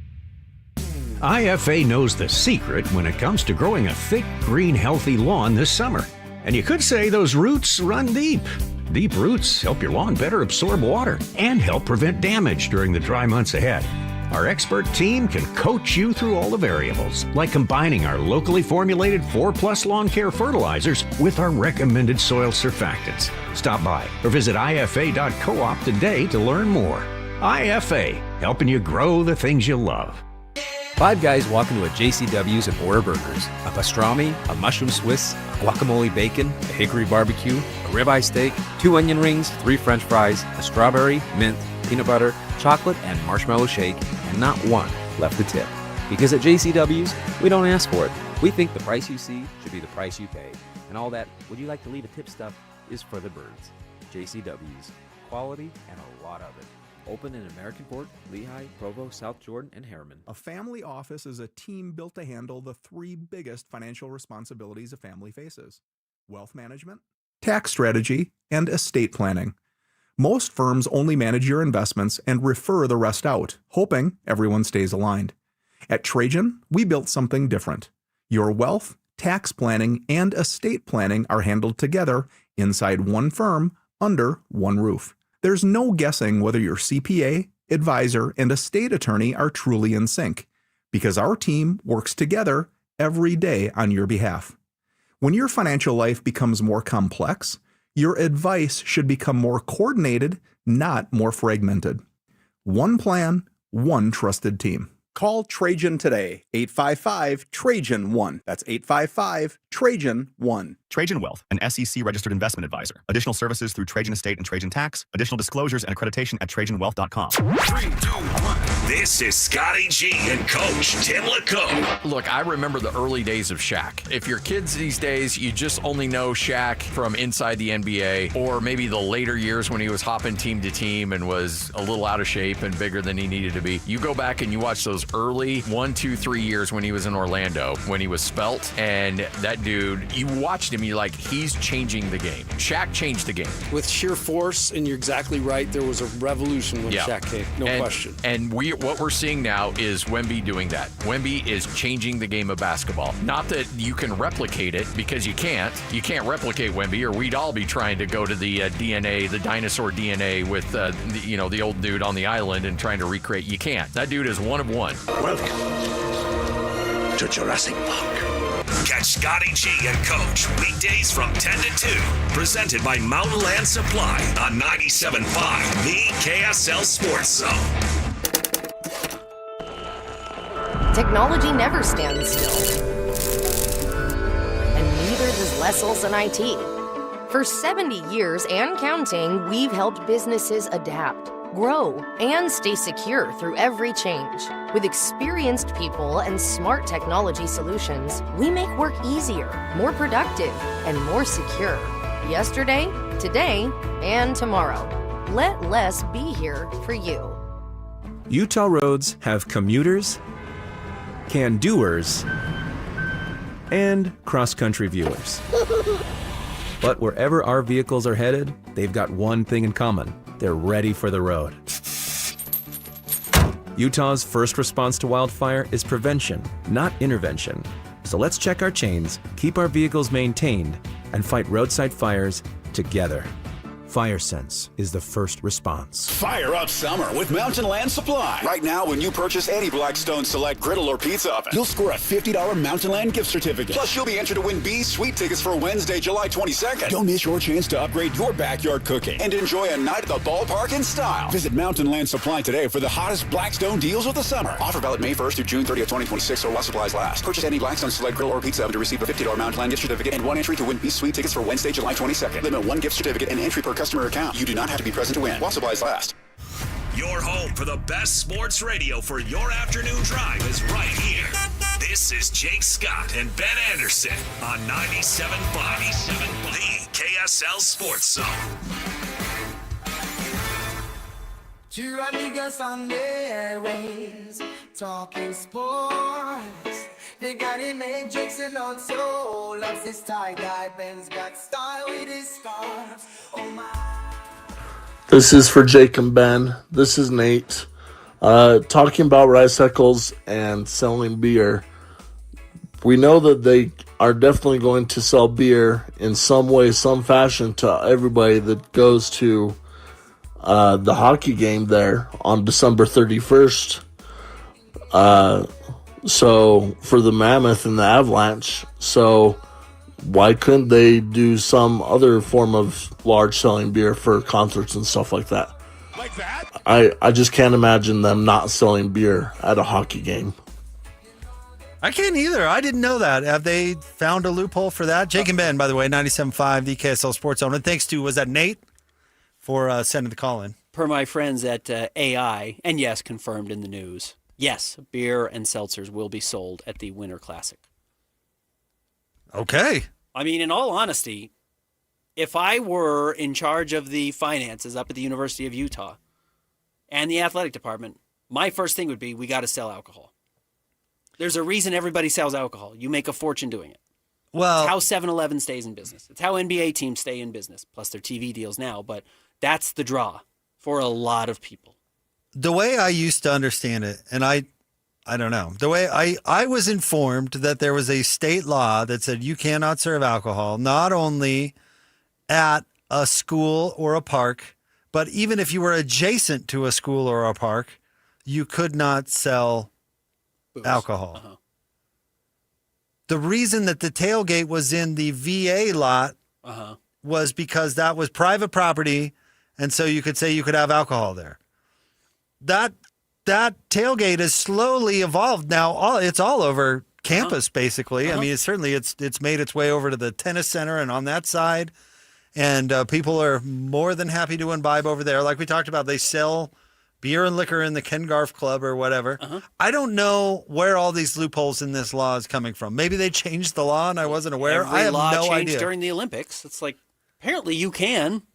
And if you feel like it's a must, now I get why. I heard about that. No laws were changed. Laws were ignored during the Olympics. Okay, yeah. I can't imagine they could get away with that, just ignoring it. No, you for couldn't an get event away with that just size. ignoring it. But look, gambling wasn't legal in most states 5 years ago. It's still not illegal here, to my point. But it's legal in 48 of the 50 states now. Is it that many? I don't know think how many it is. it's But not it's a that lot many. more than it used to be. It is. It used to be illegal in 48 of the 50 states, and now gambling has taken over every podcast and every radio show you listen to except for ours. Thank goodness. I'm with you. But along those lines, like, are you going to be forced to have to sell alcohol to keep your head above water? And the stupid thing is, this is the scam of it all. Everyone's going to start doing it, and then they're going to have more money than you, and you're going to have to spend even more money to be able to compete. And so now just having the alcohol sales isn't going to be enough. Well, BYU's not. BYU's not, I don't think. I'd be shocked. They did put Coca-Cola on campus? They do have caffeinated beverages now, but I think alcohol's a bridge too far. I think that's a far cry totally from, fair. from Diet You're right. Coke. You're right. But if you're Utah and you are worried about being in the BYU business, that's your ticket. I will literally eat this hat. Or a hat, whatever hat I'm wearing at the time. It's got to be a big hat, though. If BYU you don't get to starts, bring in a little tiny hat. If BYU starts selling alcohol at their games, yeah, I'm not, I will eat an not entire waiting hat. on that. I'm not waiting on that. No. All right. Want to remind you to join Scotty and the coach coming up tomorrow from 10 to 2 at Tim Daly Mazda in Sandy, 10785 South Auto Mall Drive. 6 o'clock hour. Jake and Ben next. 97.5 the KSL Sports Zone. This stuff is available everywhere. Wherever you are, the KSL Sports Zone will be right there with you. It's the KSL Sports app. I love it. Where you can get the latest podcasts, up to the second breaking news, and analysis of the teams you can't live without right from your phone. And wherever in the world you may be, you can have DJ and PK, Scotty and the coach, and Jake and Ben tag along with live streaming of your favorite shows. Download the KSL Sports app and never miss a thing. Presented by University of Utah Health. Health is in our DNA. Learn more at uofuhealth.org. This is 97.5, the KSL Sports Zone. I'm married with 2 kids. I'm a veteran. I own my own business. I'm a retired school teacher. And I've had thoughts of suicide. But, thankfully, my granddaughter made a point of checking in on me. Spencer noticed when I was distancing myself. One of my buddies, he was worried about me. Having someone when I wasn't myself. When I need it most. Help me live on. Live on. Live on. Connection can prevent suicide. Learn more at liveonutah.org. America First Credit Union has everything you need to get your money working. And for a limited time, new members get a $150 cash bonus for opening a checking account and $200 more for enrolling in and using direct deposit. If you're ready to do more with your money and get up to $350 cash, head to americafirst.com and become a member today. Subject to membership eligibility, terms, creditworthiness, changing conditions. Additional requirements may apply. Federally insured by NCUA. Equal Opportunity Lender. It's the 40th anniversary season of the Larry H. Miller Utah Summer Games at Southern Utah University in Cedar City. And Friday, June 5th is the opening ceremony, presented by State Bank of Southern Utah. Doors open at the Eccles Coliseum at 8 p.m. for the anniversary show, with live music and Southern Utah's best fireworks show. Buy tickets at tbirdtickets.com and come early for the block party, presented by KSL 5 TV, starting at 5 p.m. It's the Larry H. Miller Utah Summer Games opening ceremony, Friday, June 5th in Cedar City.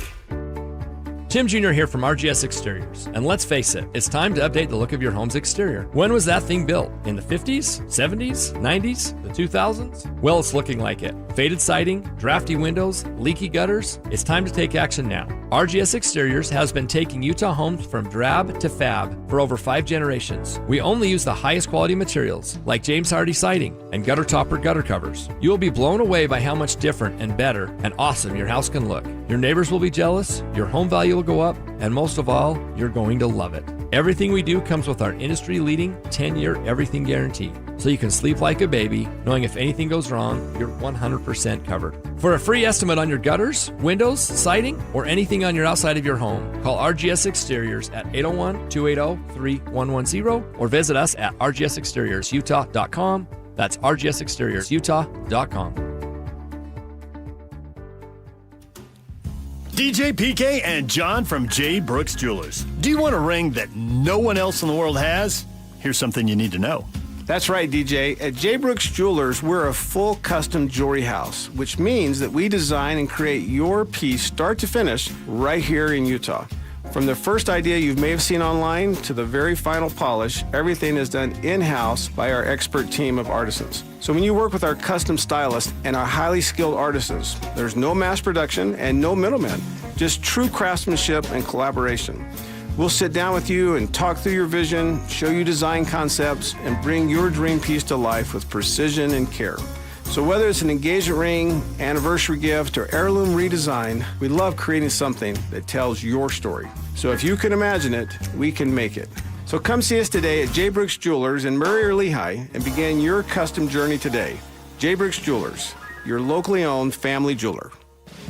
97.5 KZNS FM Colville, 1280 KZNS AM Salt Lake City, and KSL FM HD2 Salt Lake City Midband. This is 97.5, the KSL Sports Zone.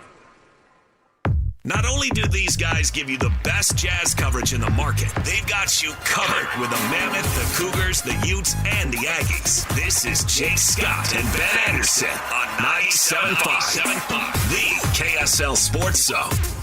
Jake and Ben, 97.5, the KSL Sports Zone. Jake Scott, Ben Anderson. Thank you for making us part of your day. Always fun when you get a visit from the wife, Ben. My wife came by. Yeah. I love when my lawyer comes by.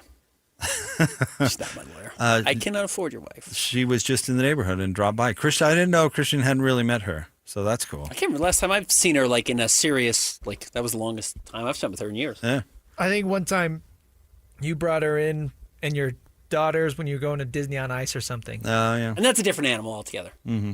Wrangling children and Naz hanging out for a little while is different. Yeah, you don't get a chance to. So shout out to her. Yeah. Thanks for the visit. That's Agreed. always nice. Jason Bottico, right? Mm-hmm. Did I say that right? Yes, I believe so. Sorry, Jason. I've only met him once.